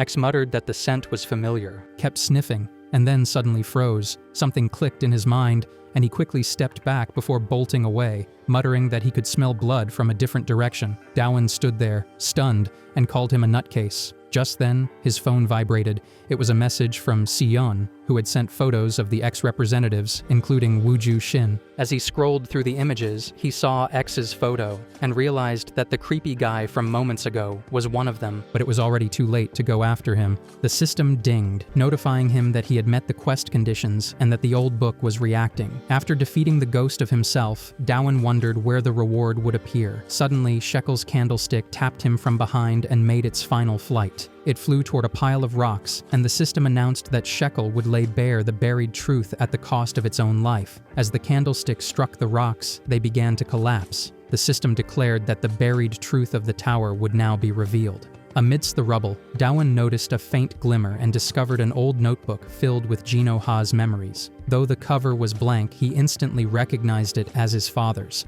In a flash, the notebook opened and transported him into his father's memories. He found himself in a forest, watching his father meet a child who exuded the presence of a wild animal. Dowan jolted as he realized the child was none other than X. The system informed him that he had come into contact with one of the 4 X-representatives, and his quest had been updated. Meanwhile, X also began to realize that the blood scent was from fish, and it wasn't amusing anymore. Dowan struggled to grasp what had happened between his father and the unsettling X. At the same time, X finally recognized the scent he had detected. It was that of Mr. Ha. Still lost in thought, he didn't notice that Dawen now stood directly in front of him because the quest had been updated. Dawen's new mission was to eliminate X. The scene featured Mr. Ha hiking on a mountain. He considered the location for the Sunshine Foundation's next outing, but realized the trail was too steep for the little ones. One wrong step and they might tumble down. Suddenly, he heard a snapping sound and looked around to locate the source. Looking up, he saw someone falling from a tree. A child fell, and Mr. Ha rushed over to check if he was hurt, only to be shocked to see the kid munching on a living snake. When the child noticed him approaching, he threw the snake at Mr. Ha and sprinted off in a different direction. Mr. Ha gave chase and eventually caught up to him. Observing the child closely, he realized the boy was unlike any ordinary kid, wary of people, thin, and clearly not someone who had grown up among others. Mr. Ha asked if the mountain was his home, but the child didn't respond and simply stared at him. Mr. Ha began to suspect that the child didn't know how to speak and thought to himself that stories of children raised in the wild might actually be true. He concluded that the only way to communicate with a child like this was to start with the basics. Extending his hand, he asked the child to give him his hand, but the boy responded by showing him the middle finger and asking if he was out of his mind. Feeling dumbfounded, Mr. Ha rummaged through his bag and handed him a strawberry milk as a peace offering. The child snatched the milk and ran off in a different direction. Mr. Ha tried to stop him, warning that it was dangerous to go that way, but froze mid-step. In the distance, he saw what looked like animal corpses. As he got a better look, he realized they were lying where they had died, rotting, and clearly hadn't been killed for food. He wondered if all of this had been done by the child. Later, the scene shifted to Cheongwol Kim's room in the Iljin gang headquarters. She reported that Wooju Shin had gone off the radar and hadn't made a single move since the announcement from headquarters. Though Cheol Gong and Bujin Dae had locked horns, something interrupted their clash, and no clear winner emerged. However, the last of the 4 ex-representatives had already raised through 2 neighborhoods and was currently the most active of them all. She informed the representative that these were all the updates on the ex-representatives and added that the representative of Boromai had returned. She noted that he had taken out both alliances with his own hands and had come an impressively long way, almost unnaturally so. The representative asked, if Dawen were to come up against one of the 4 ex-representatives, which one would devour the other? He questioned whether the current Dawen Ha truly had what it took to walk away alive from such an encounter. The scene shifted to somewhere in the city, where the affiliates of Silim were still trying to follow X, but they failed. They remarked that he had gone all the way to Yunshin, yet it didn't seem like he was heading to Wooju Shin, leaving them confused about why he had suddenly changed course. They couldn't believe they had lost track of him, even while riding a bike. They began to question if he was even human and were surprised at how far they had come. Looking around, they soon realized they had entered Wooju Shin's neighborhood. Later, the scene moved to Boromai apartment, where Dawen was walking home, unable to shake off the thoughts of his father's memories with the strange little kid. He found it hard to believe that his father and X could have ever been close, especially since the target of his next quest was to eliminate X. As he walked, lost in thought, the streetlights began to flicker and then went out completely. He looked around cautiously when X appeared behind him and said that he had finally found him. Dawen responded instantly, elbowing him and sending him flying. He told him that he had planned to visit him soon anyway, but this encounter handled it sooner. X commented that he had finally remembered that this was Mr. Ha's place. He lunged at Dawen, mentioning that he remembered his name, then slashed him and asked if he was Mr. Ha's son. They continued to fight fiercely, and during the clash, Dawen demanded to know what his relationship with his father had been. X fell to the ground face first and muttered that Mr. Ha had tried to turn him into a beast. He then kicked Dawen hard, sending him flying. X commented that Dawen carried the same stink as his father, then glanced up and noted how dark the sky was. He told Dawen to turn the lights back on, but Dawen was focused on charging his levels. X stared at him and realized he had vanished, only for Dawen to reappear behind him and land a charge shot, launching him backwards. Clutching his bicep, X questioned why he couldn't dodge the attack. But Dawen stepped forward and said he had truly crossed the line by insulting his father. The scene returned to the same mountain where Mr. Ha had first met the kid. He realized early on that the child living in the mountains was deeply resistant to the idea of coming to the city, and bringing in the police or any outsiders could easily scare him into running away. So, from the very first day he saw him, Mr. Ha made the trip to the mountains daily until he finally succeeded in earning the boy's trust. As they drove toward the city, Mr. Ha asked the child his name and about any family he might have. The boy replied that he had neither, which left Mr. Ha wondering what kind of story lay behind those words. Once they arrived, Mr. Ha got out of the car and mentioned that he had a son about the same age, so he would find something that might fit him. The boy looked around, uncertain, and wondered if this was Mr. Ha's home, but instead, he was taken to the Sunshine Foundation. Mr. Ha explained that it was a place for kids like him, where he could make good friends. As he stepped inside, a girl peeked from behind a door and playfully told him to put on some weight. She said to wait while she opened a can of tuna, but ended up cutting herself in the process. Her finger began to bleed, and the boy watched with strange anticipation. Moments later, he stood over the girl, who now lay dead on the floor. It had happened without warning, sudden and brutal, and the boy stood there smiling from ear to ear. These were once again fragments from Mr. Ha's memories. X cracked his knuckles just as Dowan demanded to know what sick thing he had done at the Sunshine Foundation. X grabbed a garbage bag and said that what he had done was simply the most human thing. He then lunged forward to attack, but Dowan dodged him. X grinned and slashed again and again, drawing blood. He remarked that dyeing his hair and inscribing symbolic tattoos were traits unique to humans, and even back then, he was just trying to be human. But before he could land another strike, Dowan grabbed his arm and kicked him hard in the face. Dowan told him to cut the nonsense and answer his question directly. Later, the scene shifted to a juvenile prison, where two officers were lying down, chatting. One of them stared at the ceiling and said it was the scariest thing he had ever seen. His partner asked if the guy they were talking about was really that dangerous. He replied that the marks on the ceiling were all bloodstains. Surprised, the other asked if some kind of massacre had taken place. The man explained that ever since that person had arrived, the warden had isolated him, labeling him high risk. Trembling, he added that all the bloodstains were from self-harm, all from a single individual. But what he knew for certain was that the darker his surroundings became with blood and the thicker the stench of iron in the air, the more terrifying he became. A few moments later, X and Dowan stood face to face, gripping each other's hands. Dowan stated that it was blood that separated humans from animals. X responded that what he did that day, he only wanted to make sure he was human. The scene then moved to Shinan High School, where the first floor lobby was filled with several men. In a dark room, Yoon Seong stood alone, looking over old newspapers that covered the death of the little girl. He recalled a conversation with Dowan, where he had been asked to dig into the members of the Sunshine Foundation.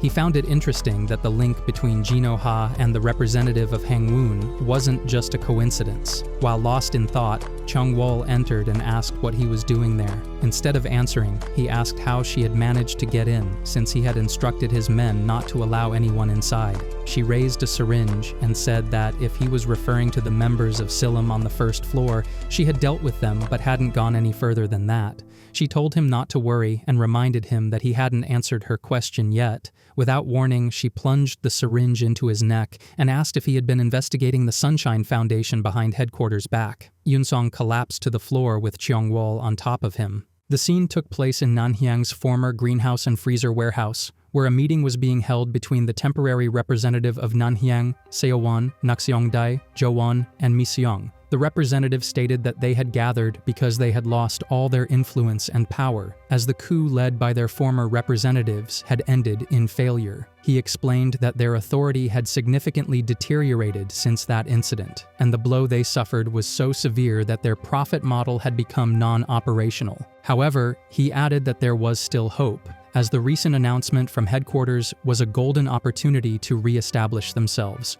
Rising to his feet, he declared that if they went after the bigger figures in the Iljin gang, the reward would be even greater, so they had to target the highest-ranking members. He repeatedly stabbed a picture of Sunjae Choi, saying that he would be the first target because he was unrivaled not only in the Iljin gang, but across the entire Gwanak district, Seoul, and possibly the whole country. He described Sunjae Choi as the apex predator. He also noted that, of all the headquarters members, Sunjae Choi had been the only one they had any intelligence on. But recently, Cheongwol Kim had appeared in public. Her strength, he said, transcended gender and weight class differences because of her chosen weapon, lethal acupuncture needles, which could take lives instantly, regardless of the opponent's identity or numbers. For this reason, she was known as the Serene Blue Moon. The scene then shifted to the headquarters, where Cheongwol had pinned down Yunsong and asked if he had been investigating the Sunshine Foundation behind headquarters' back. He broke free by leaping and sliding her backward, stating that he was simply searching for the truth. Retrieving a needle from the band on her thigh, she advised him to stop looking into the Sunshine Foundation. Rising to his feet, he asked her about the relationship between headquarters and the Sunshine Foundation, but she rushed toward him and attacked, which he managed to dodge. He pressed her further, asking if headquarters was behind the destruction of everything related to the Sunshine Foundation. He eventually pinned her to the wall and demanded to know what they were hiding. She replied that curiosity kills the cat, then launched a needle from her mouth toward his eye. He narrowly avoided it,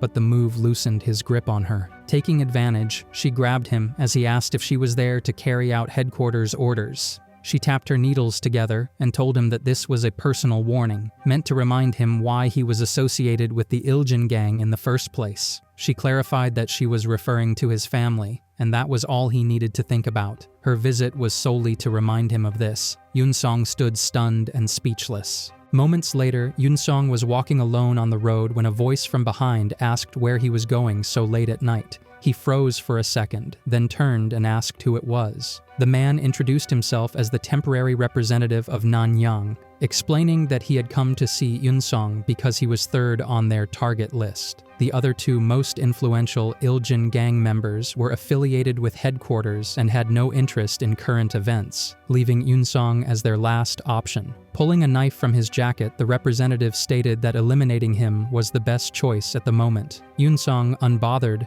asked if he planned to take him on alone. The representative waved his hand, summoning an army of men who surrounded them. He explained that they had been waiting for Yunsong to be alone, as he was an inside man for headquarters, and that Silim carried out all the dirty work for them. Their plan was to take Silim hostage and use him to strike a deal with headquarters. The men stepped closer, forming a tight circle around him. The representative boasted that their numbers made the fight easy and asked if Yunsong had any last words for his only remaining family. Surprised, Yunsong demanded to know what he knew about his family. The representative told him that this place would be his grave, with hundreds of enemies and hundreds of knives. Yunsong rubbed his eye and replied that he was wrong. It was one enemy and 100 graves. The scene showed the affiliates from Silim watching the fight between Dowan and X. They were filming it and wondering if what they were seeing was even real. They could not believe it was the same Do and Ha, and the two were moving so fast that the camera could barely capture them.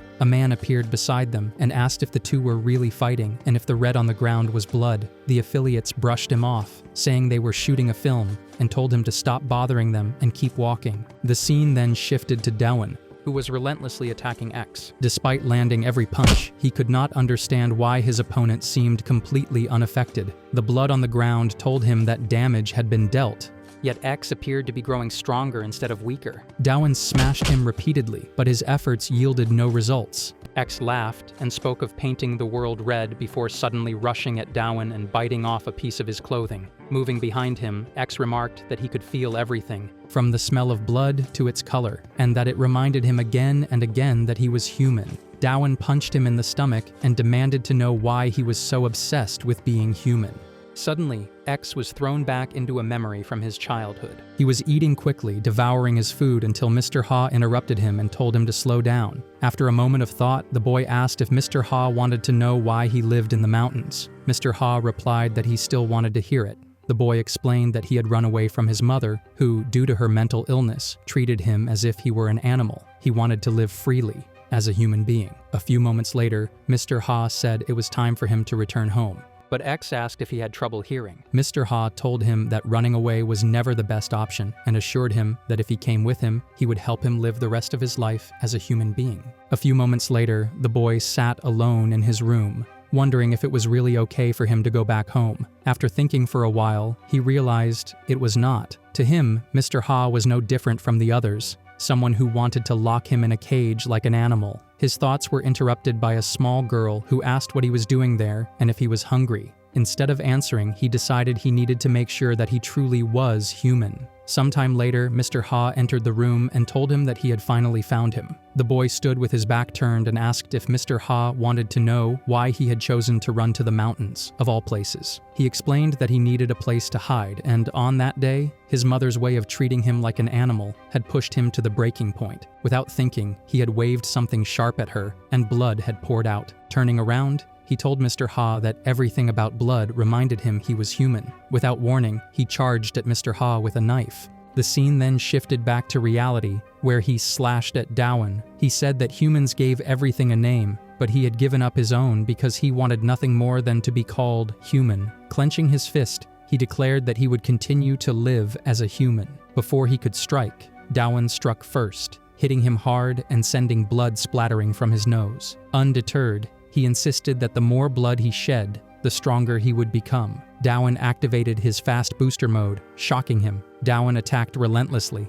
telling him that it was more important to live as a human being than to merely exist as a human. He continued his assault until he finally brought him down for good, remarking that there would be no blood left inside him. Moments later, the system announced that Dawan had completed the quest to eliminate X. The affiliates from Silim, who had witnessed the fight, commented that Dawan was definitely some kind of monster. One of them questioned why they even had to film it, but another explained that it was a direct order from the Iljin gang headquarters. They remarked that the headquarters stayed hidden while secretly collecting footage like this and called them perverts. At that moment, someone hummed beside them, and they realized that the man from earlier was still standing next to them. He remembered what Cheong-wol had told him about Dawan's return and his abilities. Removing his glasses and hood, the man commented that Dawan was just like a character from a game. He was none other than Min-yul Cheon, the representative of the Iljin gang headquarters. The scene opened with Cheong-wol knocking on someone's door, but no one answered. She stood quietly, waiting, when Sunjae Choi appeared behind her and remarked that the boss wasn't inside and had probably stepped out. He asked what she thought of him going out so often when he usually liked to keep a low profile. He added that it was hard to tell what the boss was thinking most of the time,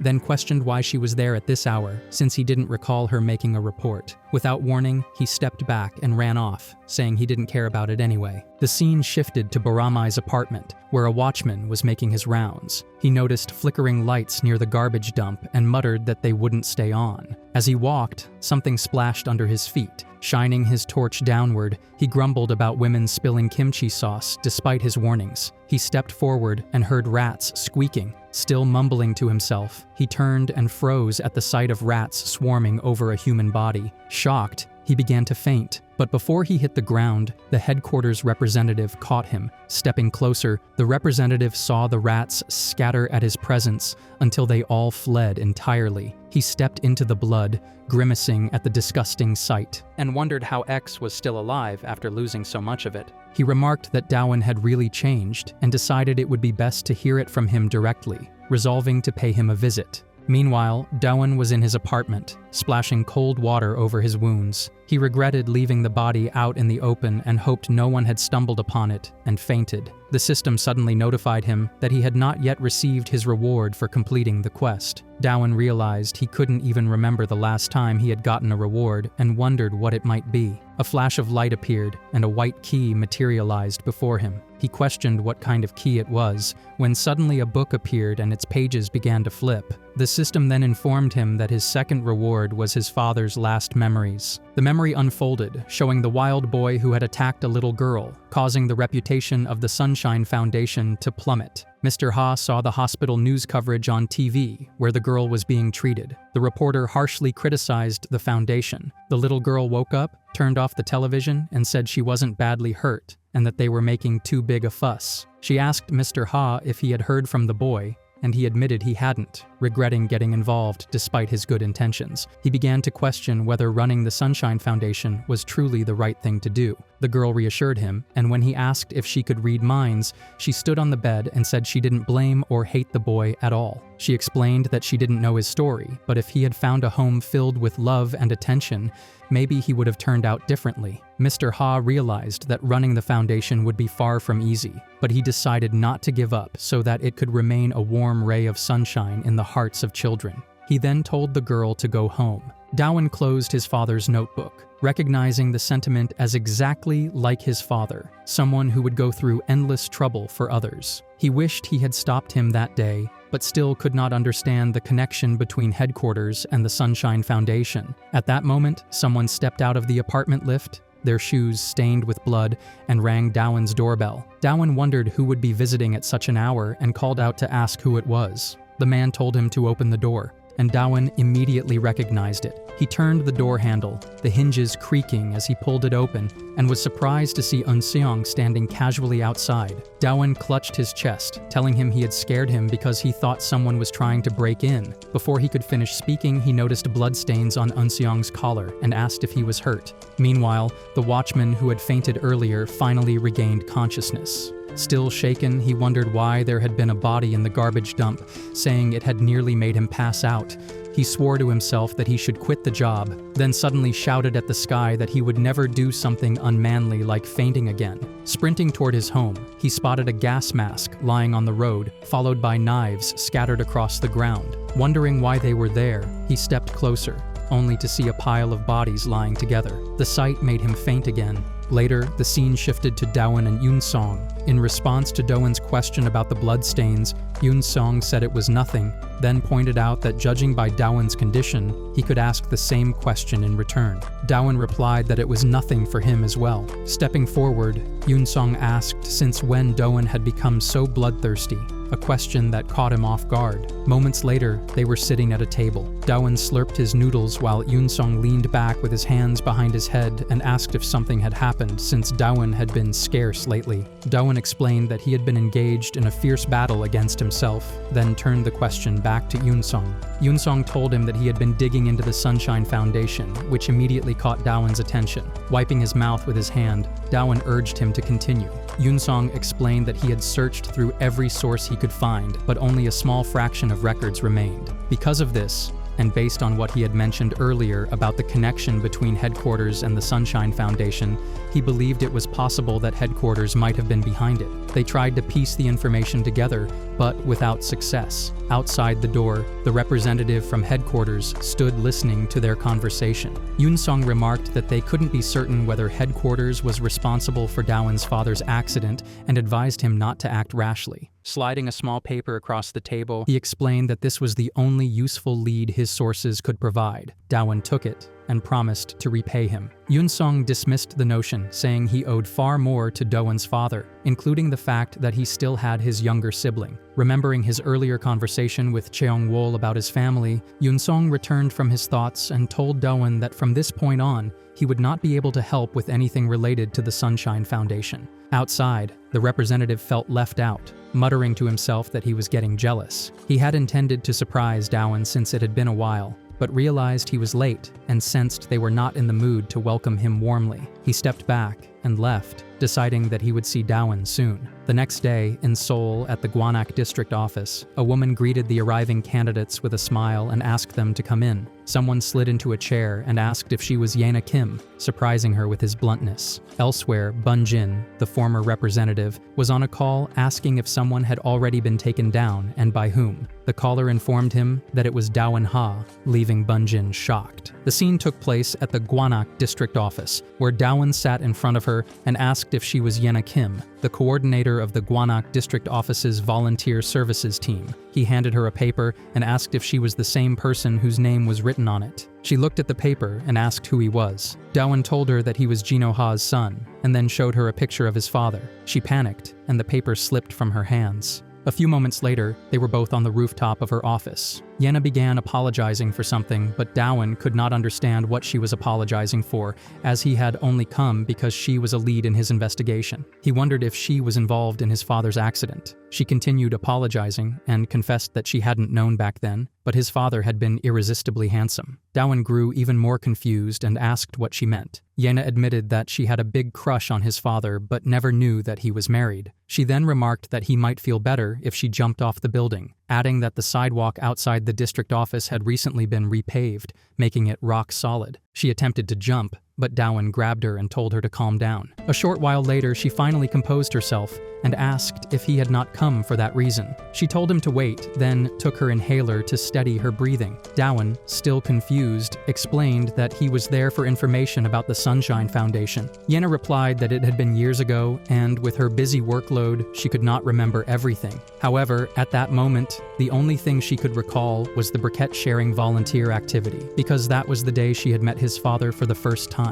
That winter, it was snowing, and she stood in the snow wondering where the other volunteers were. Back then, she was just 20 years old, and her job was to assist with volunteer group activities. She was still waiting when Mr. Ha arrived and asked if she was from the district office. She felt as if it was like the first snow in her life, because she had never had time to date before. Mr. Ha introduced himself as the director of the Sunshine Foundation, but she was too lost in her thoughts about him, realizing that he was as radiant as the sun, just like the name of his foundation. Without thinking, she suddenly blurted out that she loved him, but a huge man interrupted them before she could say more. He soon left, and she learned that his name was Bujin Day, a resident of the neighborhood. She repeated her confession to Mr. Ha, but Dawan interrupted her story to ask if she was talking about Bujin Dai. That was when he realized she was referring to one of the 4 ex-representatives Sion had mentioned. Yena quickly ran down the stairs, saying it was her lunch break and time to return to her duties as a district office worker. The scene then shifted to a gym where Bujin Day was training. He shook his protein shake, noting the new faces in the gym that day. After taking a gulp, he remarked that it was unlikely they were all new members and suspected they were there for him. Everyone's attention turned toward him, and one of them commented that technology was advancing faster than they could blink. That man, Hyokyu Choi, the representative of Shinwan, lifted a dumbbell and asked Bujin if it was made of some super light material. He suddenly flexed and threw the dumbbell at Bujin, smirking until he saw Bujin catch it effortlessly with one hand. Bujin cracked the dumbbell in his grip and warned him not to wreck someone else's gym unless he wanted to be crushed. Hyokyu retorted that Bujin was the reason taxpayer money was being used to repave sidewalks. Bujin ignored the remark, uttering only the word war, which confused Hyokyu. He then explained that the Iljin gang was currently at war and that, ironically, war existed for peace. The same applied to their fight. He would make sure no one broke anything, and if they did, he would crush them all beyond repair for the sake of peace. Later, the scene shifted to Dawan, who received a message from the system informing him that he had met the conditions for unlocking a new quest, which was to defeat Bujin Dai. The scene opened in the women's changing room of a gym, where a girl was taking mirror selfies. After posting her picture, she headed out to begin her leg day workout. As she walked, she bumped into a protein jar lying on the floor and wondered what kind of person would leave it there. Her curiosity was quickly overshadowed when she noticed several men engaged in a fight inside the gym. The scene then shifted to the hallway of the residential unit in a juvenile prison, where prisoners were brawling with each other. An officer clanked the windows and shouted for them to stop the ruckus. Standing beside him, the prison doctor remarked that they seemed lively. The officer explained that they were always getting into fights, except for cell number 4, which was the only one that stayed quiet. The doctor peered inside and commented that he would not exactly call it peaceful. The officer added that the inmates in that cell still had trouble even digesting their food. The doctor recalled that when these boys had been rushed to the infirmary, their bodies were so battered that he could not imagine another human being capable of inflicting such damage. The day before Bujin Dai's release from prison, he had ensured that his fellow cellmates would never be able to fight again. The officer added that Bujin had made sure that even after his release, there would be no more fighting, at least in his own cell. The scene returned to the gym, where Bujin Dai crashed into men like a wrecking ball. He boasted that he was built differently and that their efforts were futile. They tried throwing ropes at him from all directions and began comparing him to an elephant, but Bujin seized the ropes and flung them aside. One man collapsed onto a weighing machine, but Bujin kicked him in the chest, knocking him unconscious. Hearing the representative warming up nearby, he asked what he was doing. The representative stood up and declared that he would make Bujin regret never having visited a sperm bank. The next moment, Yena and Dawan were seated at a table, with Yena enjoying some drinks. She urged him to try the chicken feet, but he insisted she continue her earlier story. He asked if she had any other connection to the student, Bujin Dai. She hesitated, then said this was off the record, revealing that there had been an incident in the neighborhood, something that caught Dawan by surprise. Back at the gym, Bujin seized Hyokyu by the head and demanded to know why he had resorted to violence. He clenched his fist and declared that the blow he was about to deliver would represent justice. Pressing Hyokyu's face against the wall, he claimed his punch would also symbolize sacrifice and the foundation for building an age of peace. He then smashed him into the wall, shattering the glass.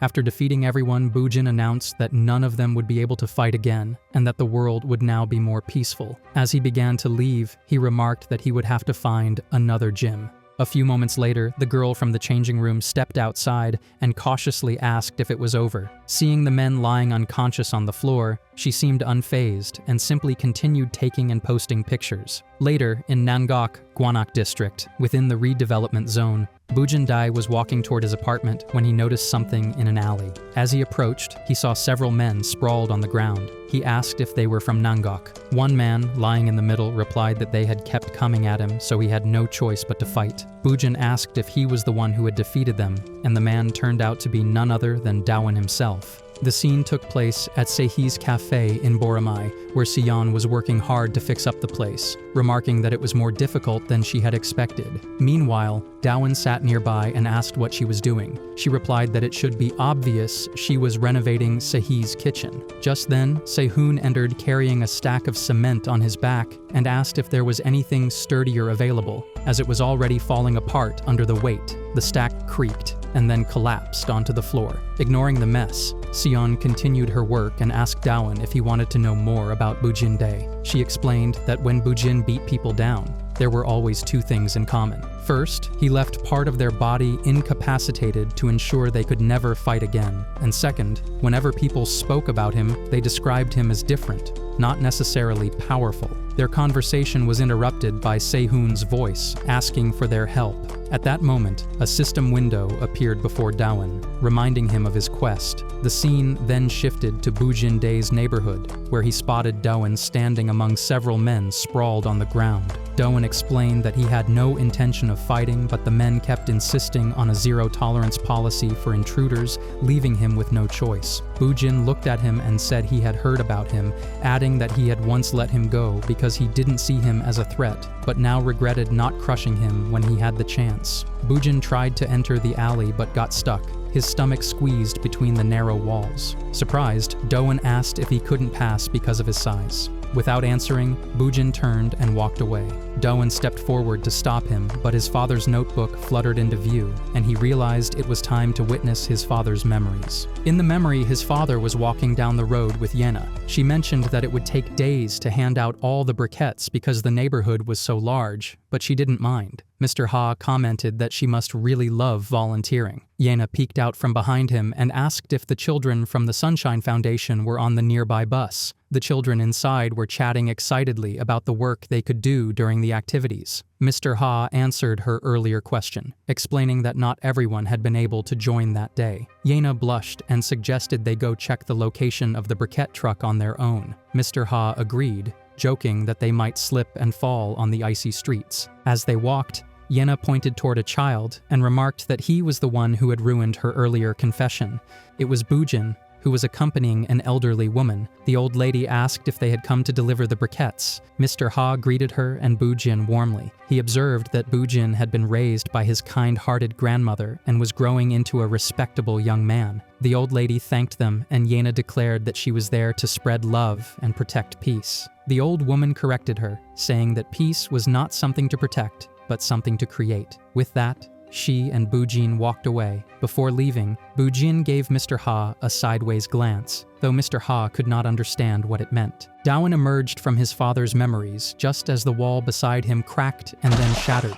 Bujin stepped forward, declaring that he would obtain peace with his own hands, and then struck Dawan with a powerful blow that sent him crashing to the ground. Regaining his senses, Dawan muttered that it felt like being hit by a truck. Bujin punched him again, hurling him several meters away. Advancing toward him, Bujin stated that he would crush him so completely that he would never be able to fight again. Wiping the blood from his lip, Dawan remarked that this was one hell of a violent approach. Bujin told him not to compare him to others, claiming he was nothing like them, both physically and mentally, and that he was completely different from anyone else. The scene then shifted to Seihi's cafe, where Sehun was applying cement and questioned whether it was really the right time for casually laying cement. He asked if he should step in to protect them from Bujin-dae. Sion told him he couldn't do that and explained that it wasn't as though she wasn't worried for Boromai, but she couldn't fully grasp what it meant for Bujin to be beyond powerful, or how he was so different from everyone else. Back at the fight,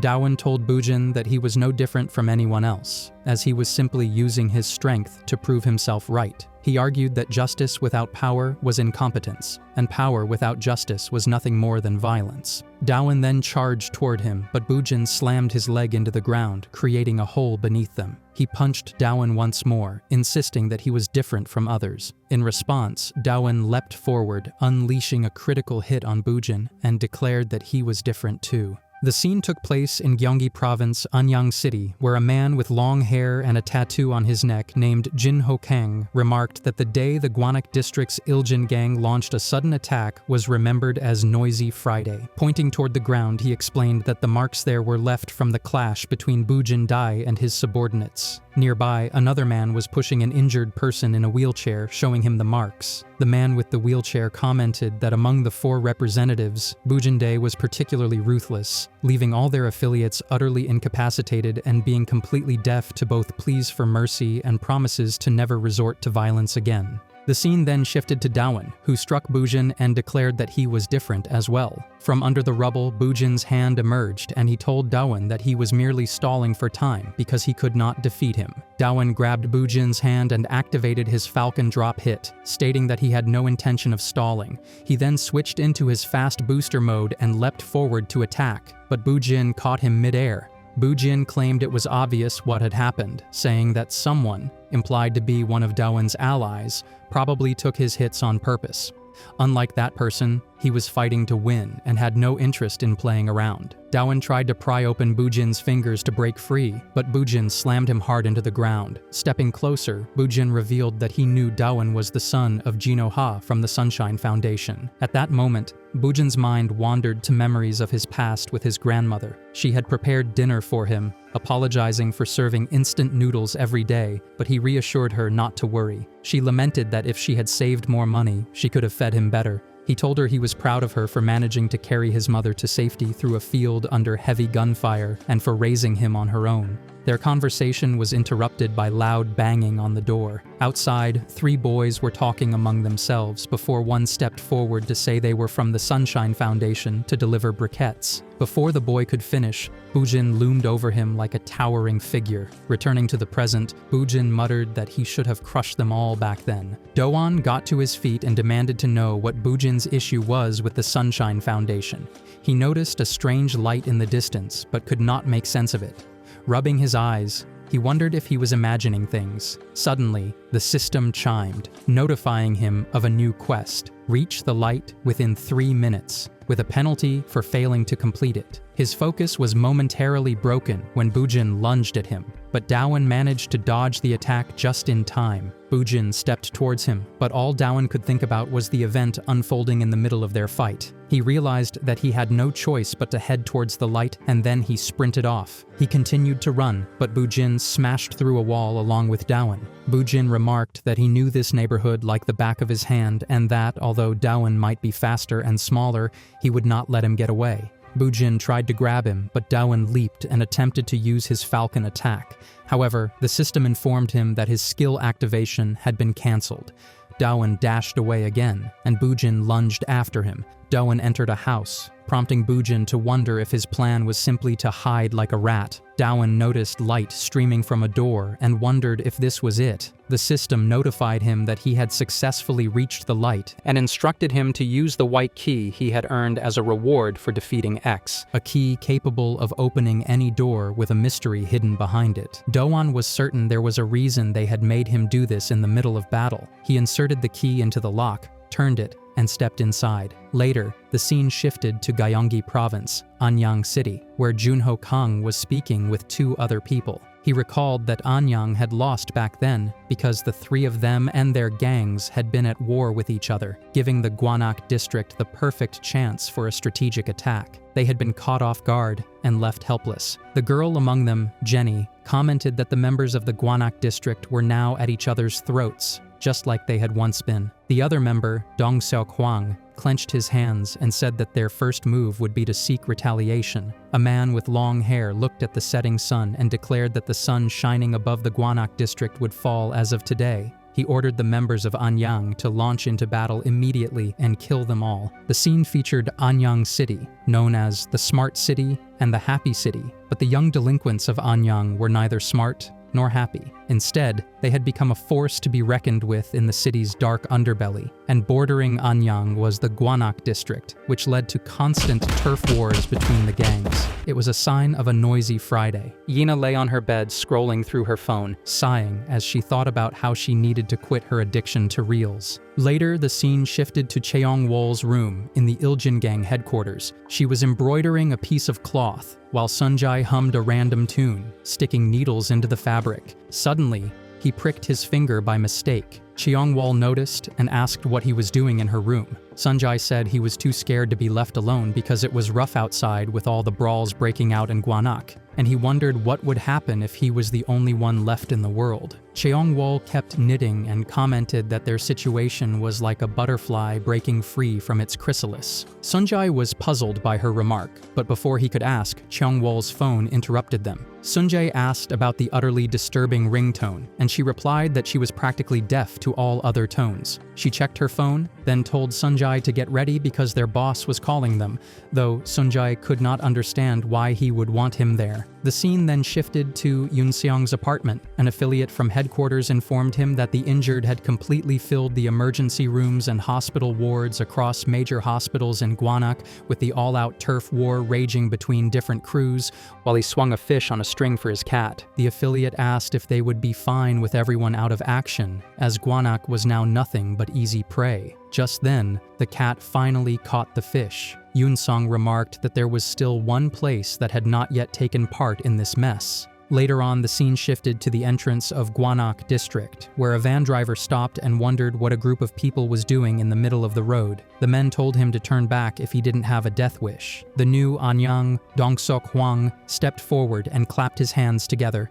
The driver began to say something, but before he could finish, Dong Seok lifted his van with his leg. The van creaked under the strain, but Dong Seok declared that a clap represented their spirit and that they would move forward with this spirit, letting nothing stand in their way. The new Anyang member, Jenny, entered and remarked that there were juicy fruits, deliciously ripe for the picking, down the road. Another member, Junho Kang, commented that the situation was different from that of Noisy Friday, when the three of them were unable to join the battle, but now the hour of revenge had arrived, and the only thing between them and Gwanak was the border right here. He told his men it was his turn to shake up the enemy's stronghold this time. Before he could continue, Sunjae appeared, standing on top of the van, and said that the only thing he usually shook up was a can of whipped cream. The van groaned, and the men realized it was tilting before it finally crashed to the ground. Sunjae landed safely, and when Jenny asked if he had come alone, he admitted he was a bit of a scaredy cat, then pointed behind him, saying he had brought a friend. His friend was none other than Cheong-wol Kim,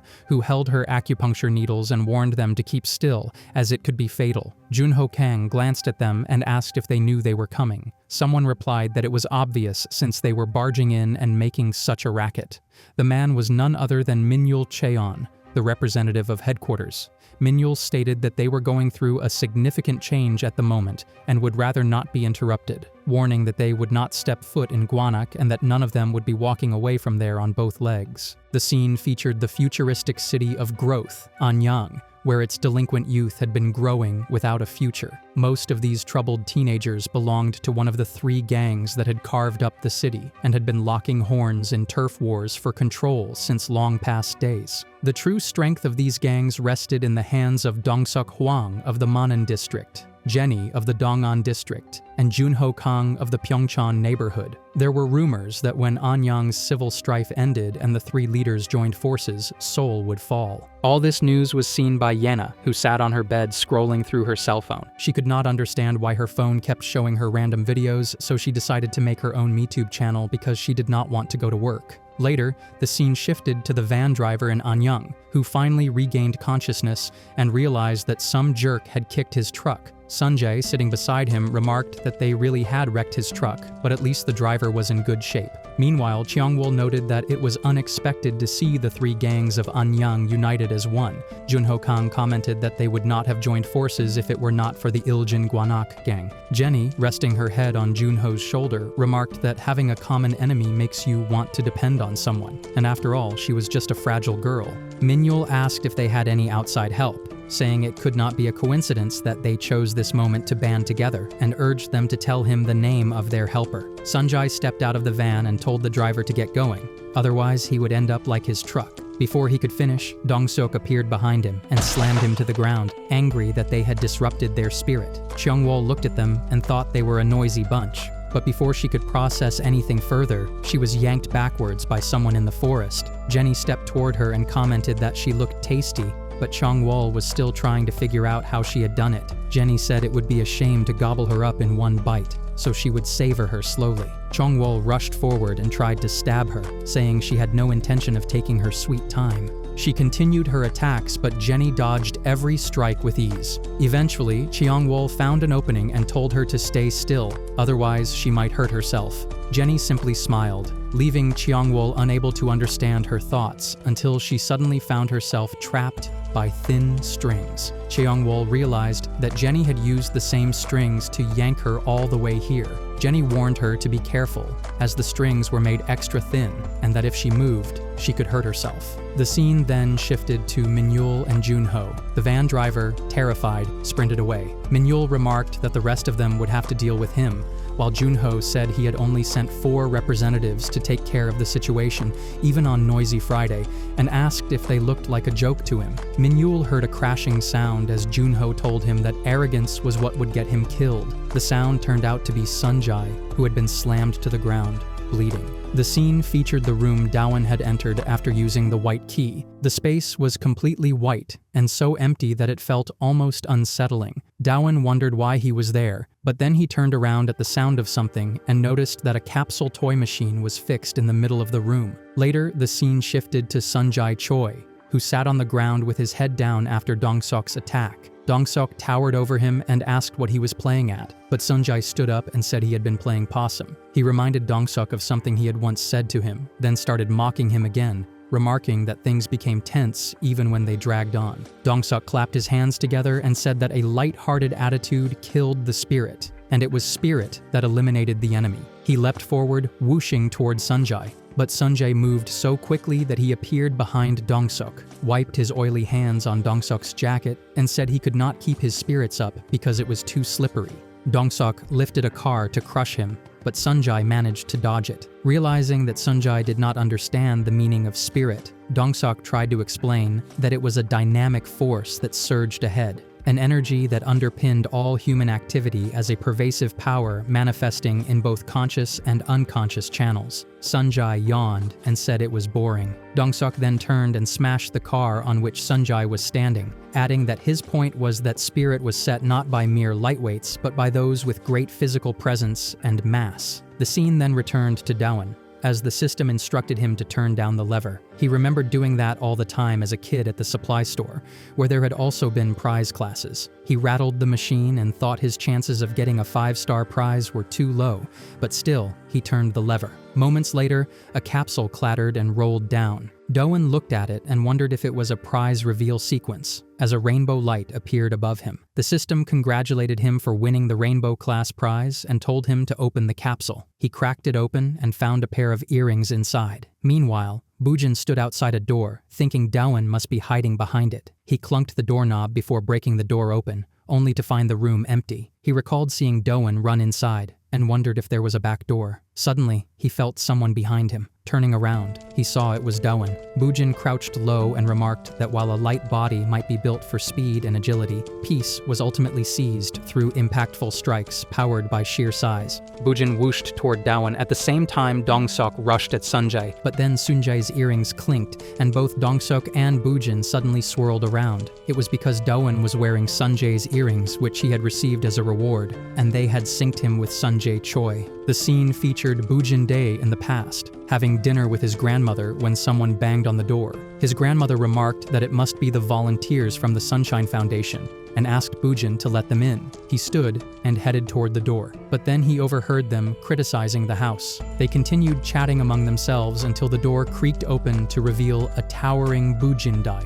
He loomed over them and asked them to repeat their comments. The boys, noticing that he was shaking, asked if he was okay. They handed him some cookies after telling him they had left the briquettes, then left, muttering among themselves about how the cookies seemed too few for someone of his size. Bujin crushed the cookies in his hand, and the scene snapped back to reality, with Dawan standing in front of him. Bujin remarked that Dawan had moved like a completely different person just now and asked if he had been possessed by a ghost. Dawan looked at his hand, unable to understand what had just happened or what Sunjae Choi was. On the other hand, Sunjae also wondered what had happened. Dongsuk rushed toward him, saying he would finish him off before his spirit could be broken any further. At the same time, Bujin lunged at Dawan, but both he and Dongsuk were knocked back. Dongsuk then sprinted toward Sunjae, causing dust to fly into his eyes. Taking advantage of the moment, both opponents grabbed Sunjae and Dawan. Bujin squeezed Dawan tightly, declaring that he would crush him for the sake of peace. Dawan slipped free by wriggling out of his jacket,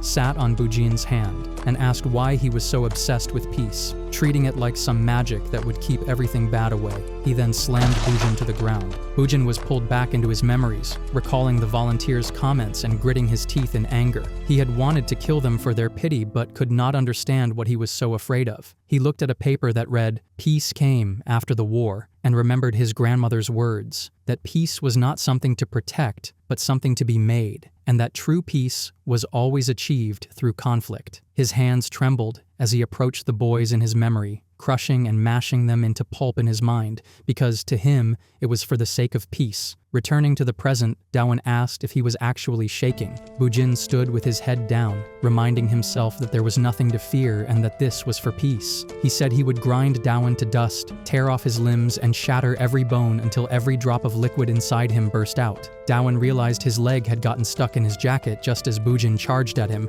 but before Bujin could strike, he was slammed to the ground, realizing his fingers had been twisted unnaturally. Dawan stepped forward toward the Peace supermarket sign and told him that his so-called peace was nothing more than an excuse to swing his fists. Bujin was slammed to the ground again, and Dawan added that he was not really fighting for peace, but for the thrill of violence, even if it meant destroying lives. Dawan grabbed his hand and smashed him to the ground once more. The scene featured Bujin Dai in his school, where he smashed his classmate to the ground. The other students wondered why he had done that, as they knew the two were fairly close. Bujin walked toward the boy and said it was not his concern that he ate a lot, but making fun of others was far worse, and eventually such behavior would endanger the peace. Before that could happen, he had to crush him for the sake of peace. Later, the scene shifted to Dawan and Bujin. Dawan grabbed Bujin's hand and twisted it, but then his own ribs began to ache, the pain coming from the earlier blow Bujin had dealt him. The system informed him that his sync with Sunjae was over and his item had been destroyed.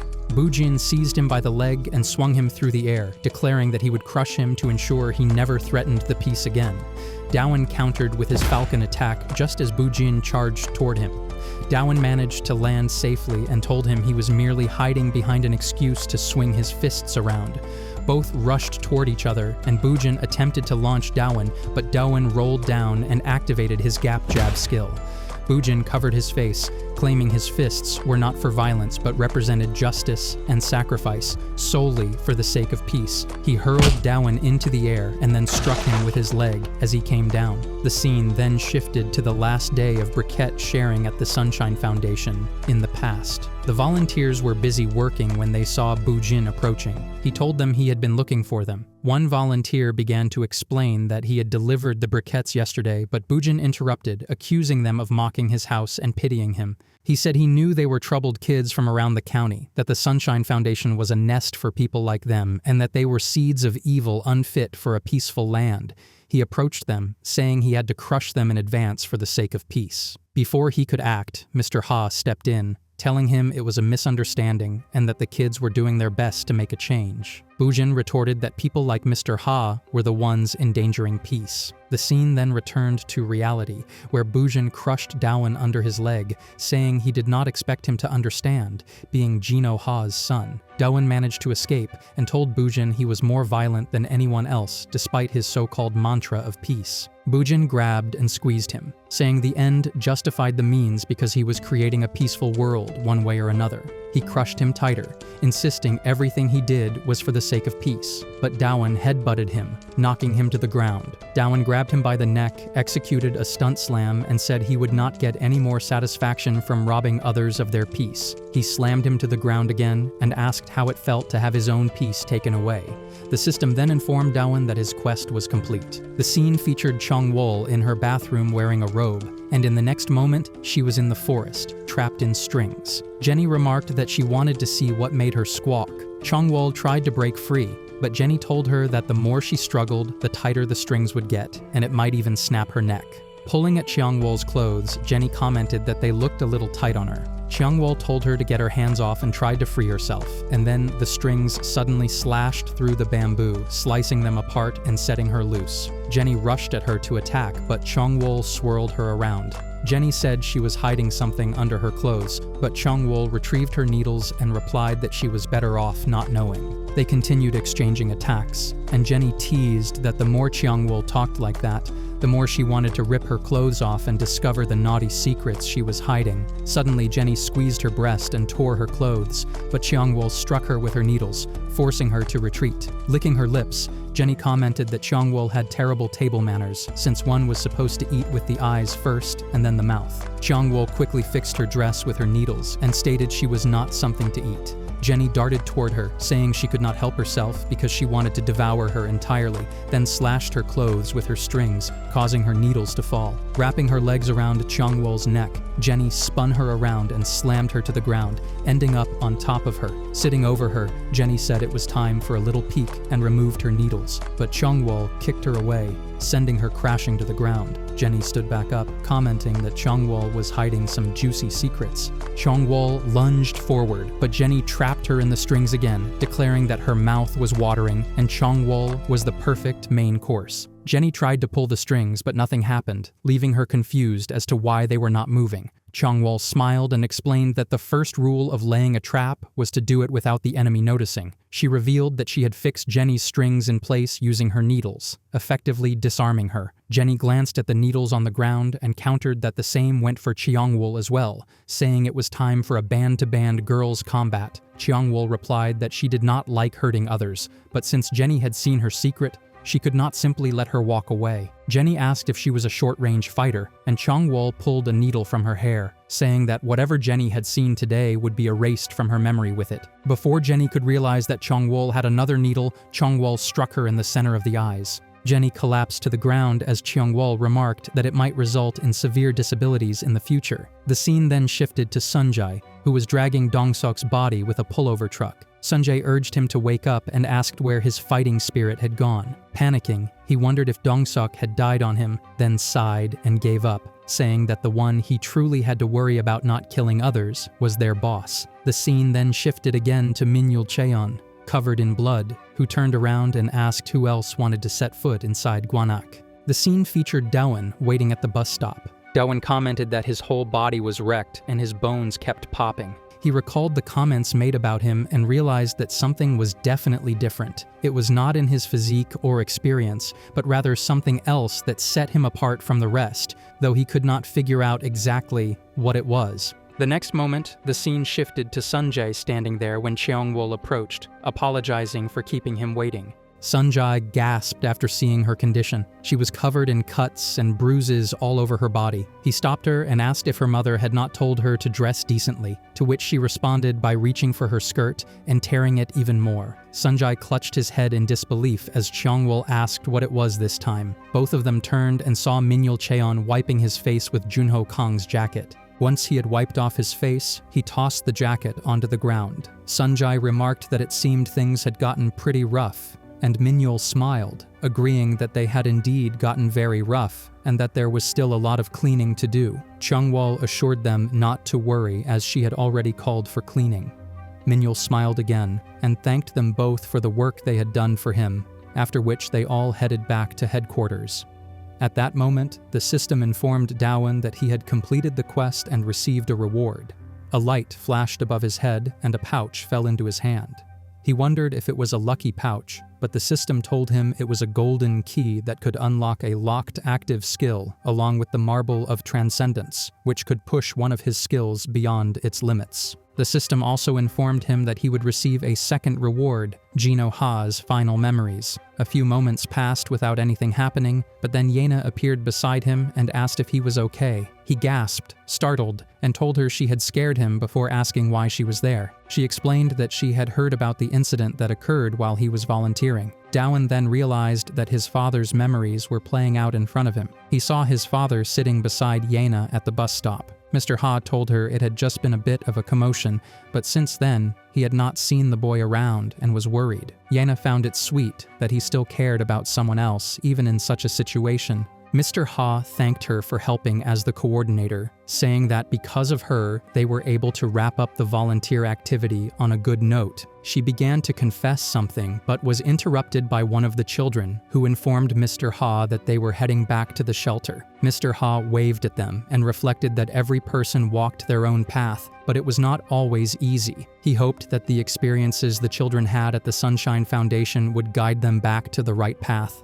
Like a signpost, Dawan thought that sounded exactly like something his father would say. The system chimed again, informing him that he had an unchecked item. He opened the pouch and realized it was not a pouch at all, but a swimsuit. While he was inspecting it, his phone rang. Seeing the caller ID, he noticed it was Yena. She told him to bring his whole group of friends with swimsuits because they were going on a trip. The scene featured the Gwanak district office, where Yena worked. The district mayor of Gwanak, Akgwan Kim, told his employees that he had been working hard on a project to boost future tourism at the bottom of Gwanak Mountain in the little-known Hanak village. He explained that he needed someone to run a brand new sub-channel on Matube and asked if there were any volunteers. Everyone began chattering among themselves, including Yena Kim. The next day, Yena started shooting a video when Doan approached her and asked what she was doing in the middle of the parking lot with an espresso. A few moments later, she convinced him to help shoot her video, during which she revealed her dream of becoming famous as the Gwanak goddess, starting her own channel and eventually taking all the district office's subscribers with her. She continued talking about her dreams until she noticed he was shaking the camera. When she asked why his friends were taking so long, he replied that he had told them to meet there. One of them soon arrived, Jihan Yu, the cram school expert. Jihan suggested turning on the anti-shake feature, lowering the exposure, and widening the angle. Doan started filming again and realized he could capture all the intense action on camera, but suddenly someone grabbed him from behind. He turned to see Jin So-hyun, the love expert, holding on to him. Doan quickly told her that he was not her babe and definitely not into that sort of thing. Then someone apologized for being late. It was Ju, the cooking expert, panting from running. After catching her breath, she explained that she had been shopping for ingredients for a long trip. When Dawan asked what ingredients she was talking about, she revealed an octopus and promised to cook for them. Before he could respond, loud music announced another arrival, Minhee Choi, the dance expert. She removed her headphones and asked why everyone was staring at her, only for Dawan to point out that her headphones were not plugged in. Embarrassed, Minhee covered her face and sat on the ground while Aaron reassured her. Suddenly, the screech of tires caught everyone's attention. A girl lifted her helmet to reveal herself as Si-yeon, the motorcycle expert. She asked Dawan if he was talking about the long trip, then mentioned something important and questioned whether he knew what was going on with the Iljin gang. Grabbing him by the collar, she demanded to know if he had a death wish. Dawan recalled his conversation with Yena, who had asked him to bring his friends along for the trip. He knew there was no way he could go on such a trip when Gwanak was in danger, and there were still 2 representatives left. Yena kept persuading him when the system issued a new quest to accept Yena Kim's offer, with no choice. He agreed. He saw Jinseo and Arin dragging Sion with them, and he realized that a quest never unlocked without a good reason. It might seem like a fun trip, but there was definitely something more to it. Yena raised her hand to get everyone's attention and introduced herself as being from the Gwanak district office. She announced that she would be giving them a tour of a high-tech Hainok village. They set off, but Doan realized he was forgetting something. Sehun was waiting for him and Sion to help with cement laying. A while later, they arrived in the Hainok village. Yena continued shooting video content, this time using a drone. Dowan remarked that she must be truly determined to buy one just for her work. She kept filming, and soon she stood by the pool in a bikini, still recording for the channel. Dowan and Jihan approached her, with Dowan commenting that she was going crazy for more views, and Jihan noting that proactive thumbnails did attract more clicks. Yena requested their help in reaching 1 million subscribers and called the other girls to join her. The system informed Dowan that he had completed the request, which triggered a chain quest to reveal the secrets of the body. When they first arrived at Hainok village, Yena noticed that it had been remodeled into a cutting-edge, high-end multimedia villa. As Dowan filmed Yena's video, he admitted to himself that he had to give her credit for her dedication. Yena continued shooting with the girls, commenting that they were representing the future of the Gwanak district, and added that the swimming pool was something kids would love to watch. Later, Yena called the other girls to join her. The boys turned around, surprised to see them. Erin entered and remarked that it had been a while since she had taken a dip in a pool. Minnie, clutching her shirt, admitted that she had worn it for them, but found it too embarrassing. Jinseo appeared next and asked who could help her apply sunscreen, and finally, Sion entered, explaining that she had not brought a swimsuit because she had not planned to wear one. Yena, however, had lent her one. Looking thrilled, Yena told them they looked amazing, while Dowan still could not shake the feeling that he had forgotten something. Unbeknownst to him, Sehun was waiting for him at Seihi's kitchen. Sehun continued renovating the place, wondering where everyone had gone. The scene shifted back to Yena and the others, who were now filming in the pool. Arin and Jinseo splashed water at each other, while Minhee relaxed on a water tube. Seyeon lay down at the poolside, finding it childish to play in the water, but Dowan and Jihan suddenly picked her up and threw her in, while Yena kept recording. Jihan remarked that occasional surprises kept viewers watching longer. The splashing drenched Minhee, and both Doan and Jihan noticed her shirt becoming see-through. Jihan pointed it out, and Minnie quickly covered her chest, asking them to look away. Suddenly, a frog landed on Arin's chest, scaring her. While Dowan was observing the scene, Jinseo, laying beside him, asked him to apply sunscreen on her back. Yena recorded the moment, noting that there might be a slight wardrobe malfunction in their next scene. All the girls then rushed toward her, laughing and playing. Dowan watched them and thought that everyone was having so much fun and that coming here had been a good decision. The girls then splashed him, soaking him completely, and soon both the boys joined in. They all enjoyed themselves, cooked together, and even shared their sad experiences, bringing everyone to tears. Dowan found the atmosphere peaceful and decided to start the quest with Jihan first. A little later, Doan and Jihan were alone, chatting. Doan told him that when he fought Bujin Dai, he had sensed something different about him, and it had clicked for him shortly after. He explained that this was not the first time he had felt that way, as he had experienced the same thing with Seokyung Jong and Juryoung Choi. He realized he had the same feeling whenever he went up against opponents far stronger than himself. He asked Jihan if he also believed that they possessed extraordinary bodies, because his quest was to learn about them from Jihan Yu. Jihan explained that these were exceptional bodies with extremely high thresholds, something that could not be achieved through any kind of training but could be passed down genetically.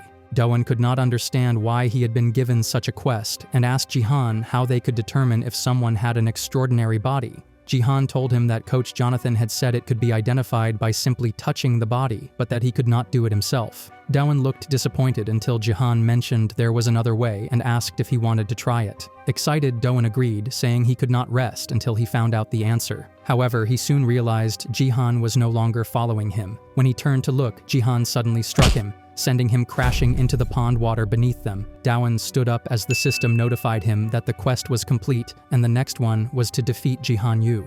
Looking up, he saw Jihan, who warned that he could end up as a corpse instead of gaining an extraordinary body. In that moment, Doan realized that Jihan was under mind control.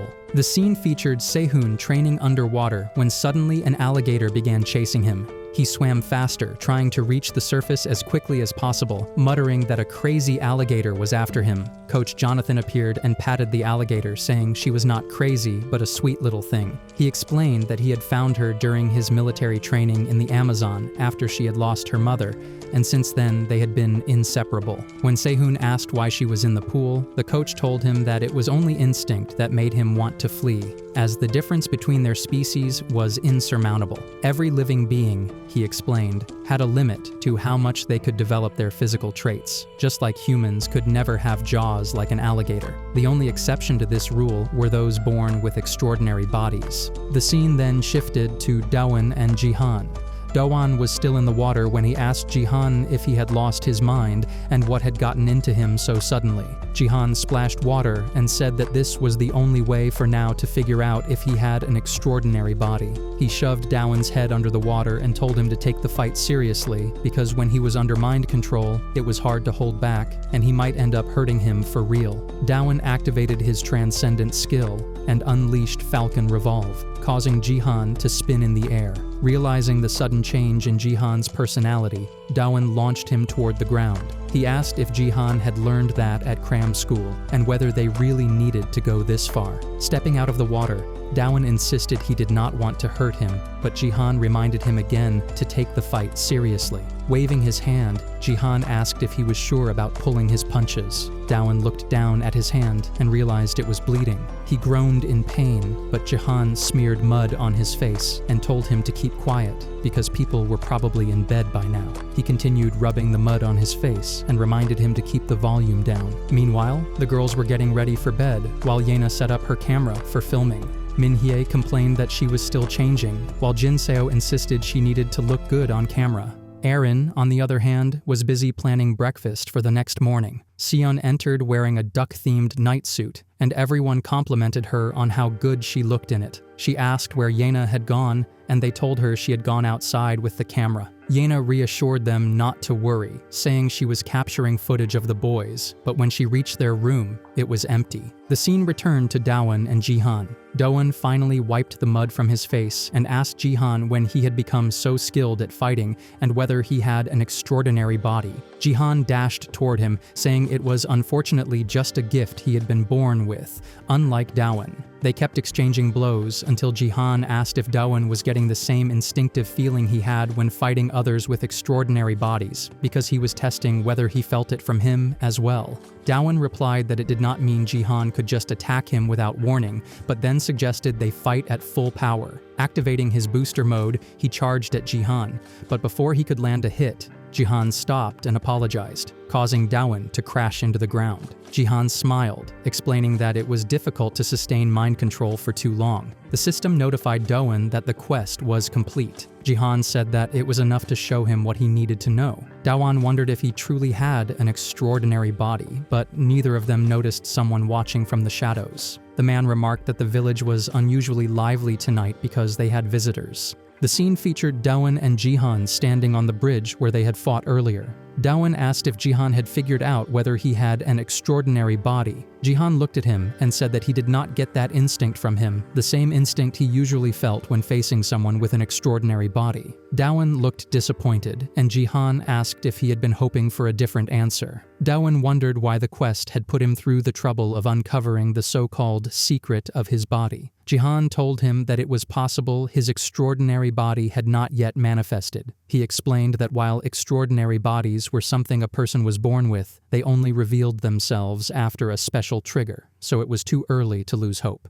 Daewon remained confused, but then the system informed him that he had completed the quest and received a reward, a piece of a sealed box that required 6 scattered pieces to open. In his room, the sealed box rattled and fell to the floor. Later, morning arrived in Havoc Village. A hen clucked and a dog barked in the distance. The headmaster of the etiquette school remarked that it seemed they had guests from the district office who were there to film a promotional video for the village. A huge man entered and commented that it explained all the commotion. The dog whimpered, but the man patted it and said he would go buy some groceries to ensure their guests received a proper welcome. Meanwhile, Yena was filming the animals in the stable, capturing footage of hens, rabbits, Komodo dragons, and donkeys. When they arrived, The donkeys happened to be mating, creating an awkward moment for everyone. Daewon looked down and noticed a dog rubbing against him inappropriately. Yena then asked if they should record themselves playing some traditional games, saying she needed clickbait material to make the video exciting.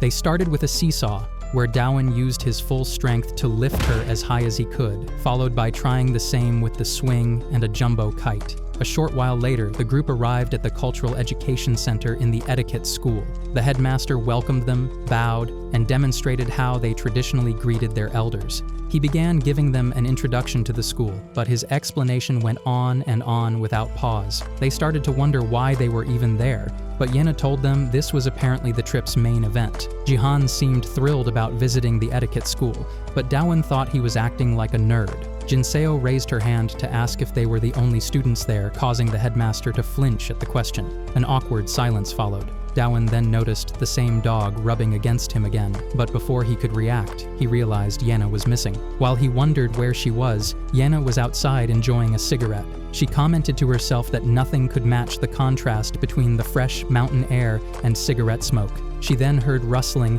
and turned to see the huge man behind her. He told her it was a non-smoking zone and asked her to mind her manners. At the same time inside, the headmaster was telling the others that their school was both the pride of Gwanak and a cultural treasure of Incheon. This caught Sion's attention, and she asked if they were in Incheon. Daewon asked what the problem was, but before she could answer, the ground began to shake as someone approached. The dog whimpered, and Daewon turned to see a man walking toward them, the former representative and current representative of Incheon, Cheol Kong. He said he had heard Daewon had already defeated 2 former representatives, but had not expected him to come all the way here.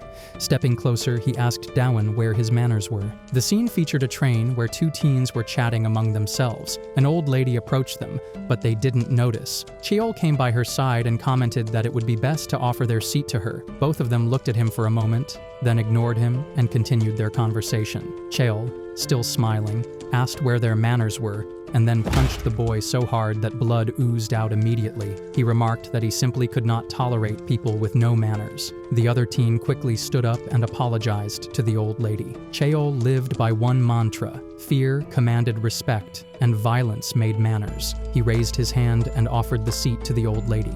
On the other hand, Cheol had entered the etiquette school and stood before Daewon. Daewon realized that Cheol did not know this was his turf, and with too many people around, fighting here was not an option, so he had to take it somewhere else. Before Daewon could stand, Cheol apologized for interrupting the class, raised his basket, and explained that the steak he bought for dinner was making a mess, so he would mop up the floor later. As he turned to leave, Daewon stopped him and asked if he was just going to walk away like that. Cheol replied that he was in the middle of a class and that throwing punches purely on instinct was not the behavior of a well-mannered individual. He leaned in, whispered something in Daewon's ear, and then left. Everyone wondered who he was, but Sion stepped closer to Daewon and asked what he had said.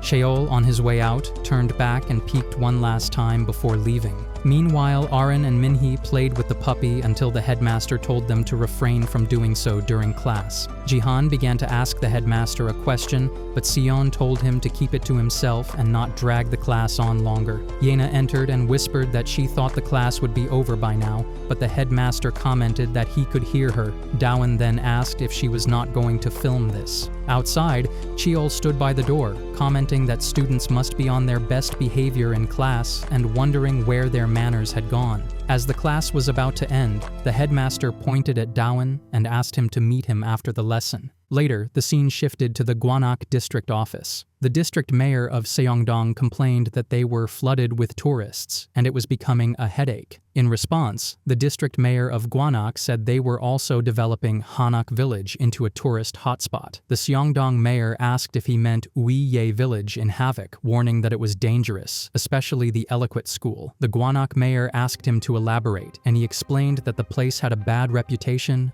and was like a death trap. The scene then shifted back to the Eloquent school, where everyone was sleeping peacefully in their dorms. The door to their room creaked open and Cheol stepped inside, chanting his usual mantra about manners and declaring that he would teach them a lesson right here in this very room. As he moved forward, Jihan suddenly appeared behind him and tightly wrapped a compression bandage around his face, covering his eyes and mouth. Jihan told him that he was the one with no manners. Minhee rubbed her eyes, saying she thought she had heard something. Meanwhile, the headmaster and Dowan stood far from the school. Dowan asked why the headmaster had called him all the way out here in the middle of the night. When there was no reply, he called to him again. The headmaster asked if he was slow to catch on and said they should never have come here in the first place. He admitted he was afraid they would have to disappear.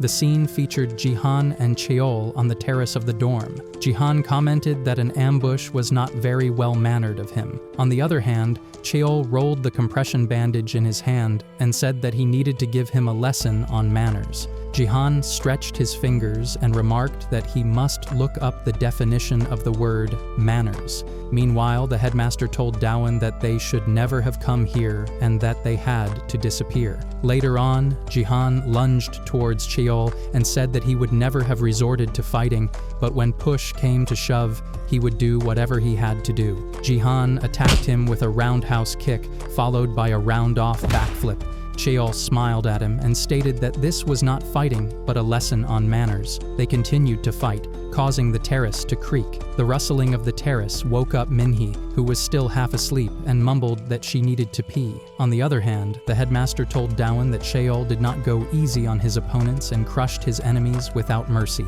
He explained that he had snuck out unnoticed to warn him and urged him to run away before it was too late because this place was dangerous, especially for him, as Cheol had already marked him as his target. The headmaster revealed that Cheol had grown up in this village and had once been gentle and well-mannered, but one day he became someone entirely different.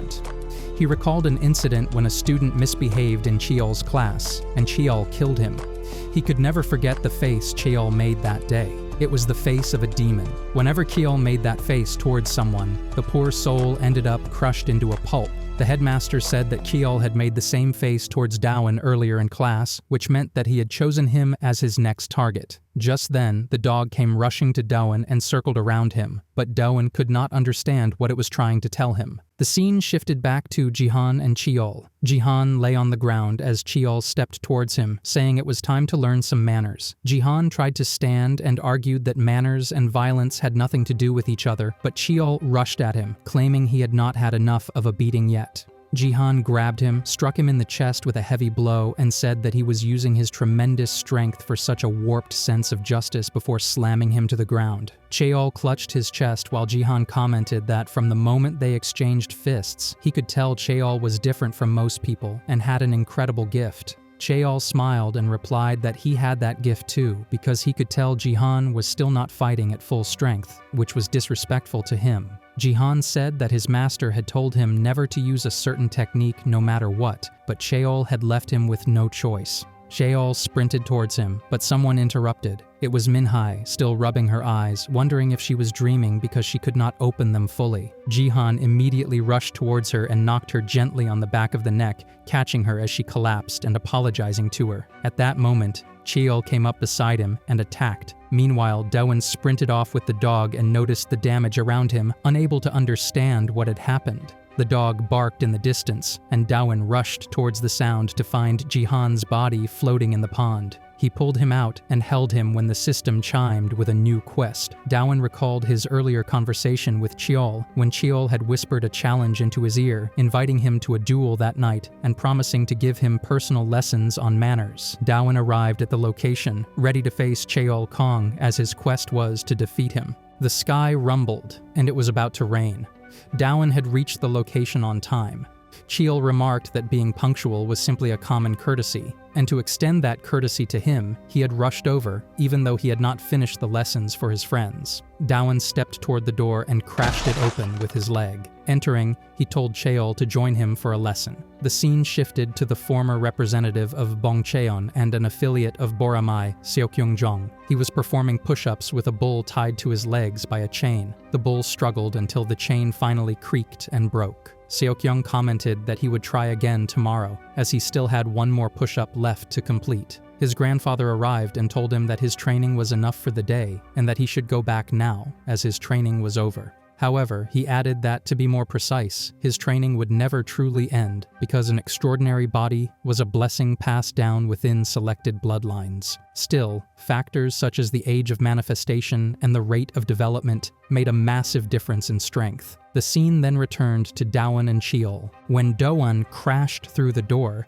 Cheol said that he already knew Doan lacked manners, but he had not realized it was this bad. Doan replied that every one of his former representatives took things far too seriously. He then rushed forward with a falcon drop and smashed into Cheol. Cheol stated that it was not Doan's fault for lacking manners, since he had never received the proper education. Both of them charged toward each other and exchanged fierce blows. Doan told him to keep rambling because soon he would crush that load of nonsense into pieces. Doan clenched his fist, and Cheol responded that he could do so only if he was stronger than him, before striking him again. Cheol recalled an incident when several people, including Seo-kyung and an affiliate from the headquarters, had headed toward the village. A huge rock had rolled down the mountain, blocking the road, but Cheol had stepped in to help, easily removing the rock. He welcomed them and introduced himself as their guide. The scene shifted back to the present, where Cheol claimed he had a natural talent for all things physical and could do what nobody else could, as if it were nothing. He charged toward Doan, but Doan unleashed the 1,000 punches. Yet, even as he struck, Doan could sense something was not right. Cheol explained that over time, he had come to realize he possessed an extraordinary body, and it was decided that anyone with an extraordinary body could never defeat him. Doan flicked the marble of transcendence and remarked that while Cheol's extraordinary body was indeed impressive, he also possessed something remarkable. He smashed the marble, and the system announced that the marble of transcendence had been activated. Doan then declared that he would shatter Cheol's nonsense into pieces. The scene featured Seihi's kitchen, where Sehun continued renovating the place. After some final touches, he completed the new mascot for the kitchen, which he called the Extreme Teokboki. He gulped down a drink and remarked that the renovation was coming along nicely, and he just had to push through a few more days. At that moment, someone entered and criticized the tacky decor, saying the place would have been better off with a chic and modern vibe. The person was none other than Seokyoung Jong, who then asked where Doan was. The scene shifted to Doan and Cheol. The marble of transcendence had shattered, activating its power. Doan declared that he would take Cheol's nonsense and shatter it into pieces. He transcended Gap Jab and rushed towards Cheol, placing a gap mark on him before attacking. However, nothing happened. Cheol wondered what he was doing, and Doan also questioned whether the marble had even worked. Cheol said it was disrespectful to fool around in the middle of a match, and that he had often met people like Doan who lacked manners so badly that they required a special course in etiquette. Cheol recalled an incident at the etiquette school, where 3 students from the Sunshine Foundation were smoking in a non-smoking zone. He approached them and asked them to stop. They recognized him as the man who had helped them earlier and argued briefly, but eventually agreed and put out their cigarettes. Cheol thanked them, hoping they would learn the true meaning of propriety and respect during their time there. The scene shifted back to reality, where the dog ran off from the sounds of their clash. Doan could not believe that a transcendent skill could be this useless. Cheol said they should pick up where they left off, and that it was time to teach him through violence. But then, Doan noticed a gap mark on Cheol's back. The system informed him that this was a weak spot, allowing him to deliver a critical blow without fail, though it could only be used once. Doan immediately sprinted toward Cheol and struck his weak spot, causing him to stumble forward. Cheol rushed at him with a smile, saying Doan finally seemed to be taking the fight seriously, but Doan used his falcon revolve and struck the weak spot again. Grabbing Cheol by the hair, Doan remarked that even an extraordinary body was not infallible. The scene then returned to Seihi's kitchen. Seokyoung once again asked Sehun where Doan was. Sehun replied that if Seokyoung had business with the big boss, he would have to get through him first. Seokyoung sarcastically asked if Boramai decided ranks based on who was the loudest, because if it came down to physical strength, Sehun would be at the bottom. They continued exchanging insults until Sehun crossed the line and poured his drink on Seokyoung. Seokyoung grabbed the mascot statue by the neck, while Sehun told him that words were not going to cut it. Without hesitation, Seokyoung broke the statue and stated that the difference between their bodies was that he possessed an extraordinary body. The scene featured Seo-kyung in his village, training under running water when suddenly a boat fell from above. Seo-kyung dodged it and remarked that he did not recall his grandfather ever mentioning anything about falling objects, and if he had not smashed it first, his head would have been smashed instead. His grandfather arrived and said that the urge to destroy was in the nature of all living beings, and for those with an extraordinary body, destruction came as naturally as breathing. He explained that the body was simply a vessel, and what truly mattered was what lived inside. His grandfather then pressed his staff against the middle of Seo-kyung's chest and splashed him into the water, telling him to ask himself what would be inside the vessel. The scene shifted to Sehye's kitchen, where the phone rang repeatedly, but Sehun and Seo-kyung continued fighting. Sehun wiped his nose and asked if Seo-kyung worked out, saying it was not bad for someone so small. Seo-kyung also wiped the blood from his mouth and commented that their bodies were worlds apart in quality. Sehun lunged forward, remarking that Seo-kyung had some nerve talking about his body like that. Seo-kyung flipped him and replied that his body was not half bad either, but that was the extent of it. He then punched Sehun in the chest, sending him flying across the room. Seo-kyung lunged at him again, saying that his body was just right for destroying. He grabbed Sehun's ear, prompting Sehun to ask if it was supposed to be a mosquito because it only tickled. Sehun charged at him, but Seo-kyung struck him again. Both of them continued slamming each other without mercy until Seo-kyung stood over Sehun, pressing his face to the ground with his leg. The scene shifted back to Seo-kyung's village in the past, where Coach Jonathan explained that the extreme body meant pushing an ordinary human body through extreme environments, extreme strain, and extreme lengths of time to create a near-perfect body that surpassed the limits of the human species. Seo-kyung carried a boat with the coach and an alligator in it, commenting that no matter how great the extreme body might be, it was still just a knockoff of the extraordinary body. He asked how he was supposed to compete against the original. The coach told him that he had been putting himself through hell every day to gain the strength to protect everyone he cared about, so his body could withstand a punch from someone who only knew how to destroy. He urged Seo-kyung to prove himself to the world. The scene returned to Sehye's kitchen. The phone continued to ring unanswered. Sehun lay on the ground, telling Seo-kyung not to get cocky just because he had let him land some punches. Sehun clutched his ankle and asked if that was supposed to be the extraordinary body. Sitting upright, Seo-kyung asked how Sehun was able to withstand his attacks. Sehun replied that it was obvious, as he was a diamond forged under extreme pressure that could not be broken. Sehun then swung him and said that he used to be their enemy, and when he heard that Seo-kyung was joining Boramai, what annoyed him most was that he did not get a say in it. Sehun slammed him down, placed the neck of the mascot statue back in its place, and declared that as a deputy, he was kicking him out of Boramai effective immediately. Seo-kyung lunged forward, saying that he would show the beast inside him. Both of them rushed toward each other, but their fight was interrupted by someone on the phone. She said she had a message and that she knew Dawan Ha's secret.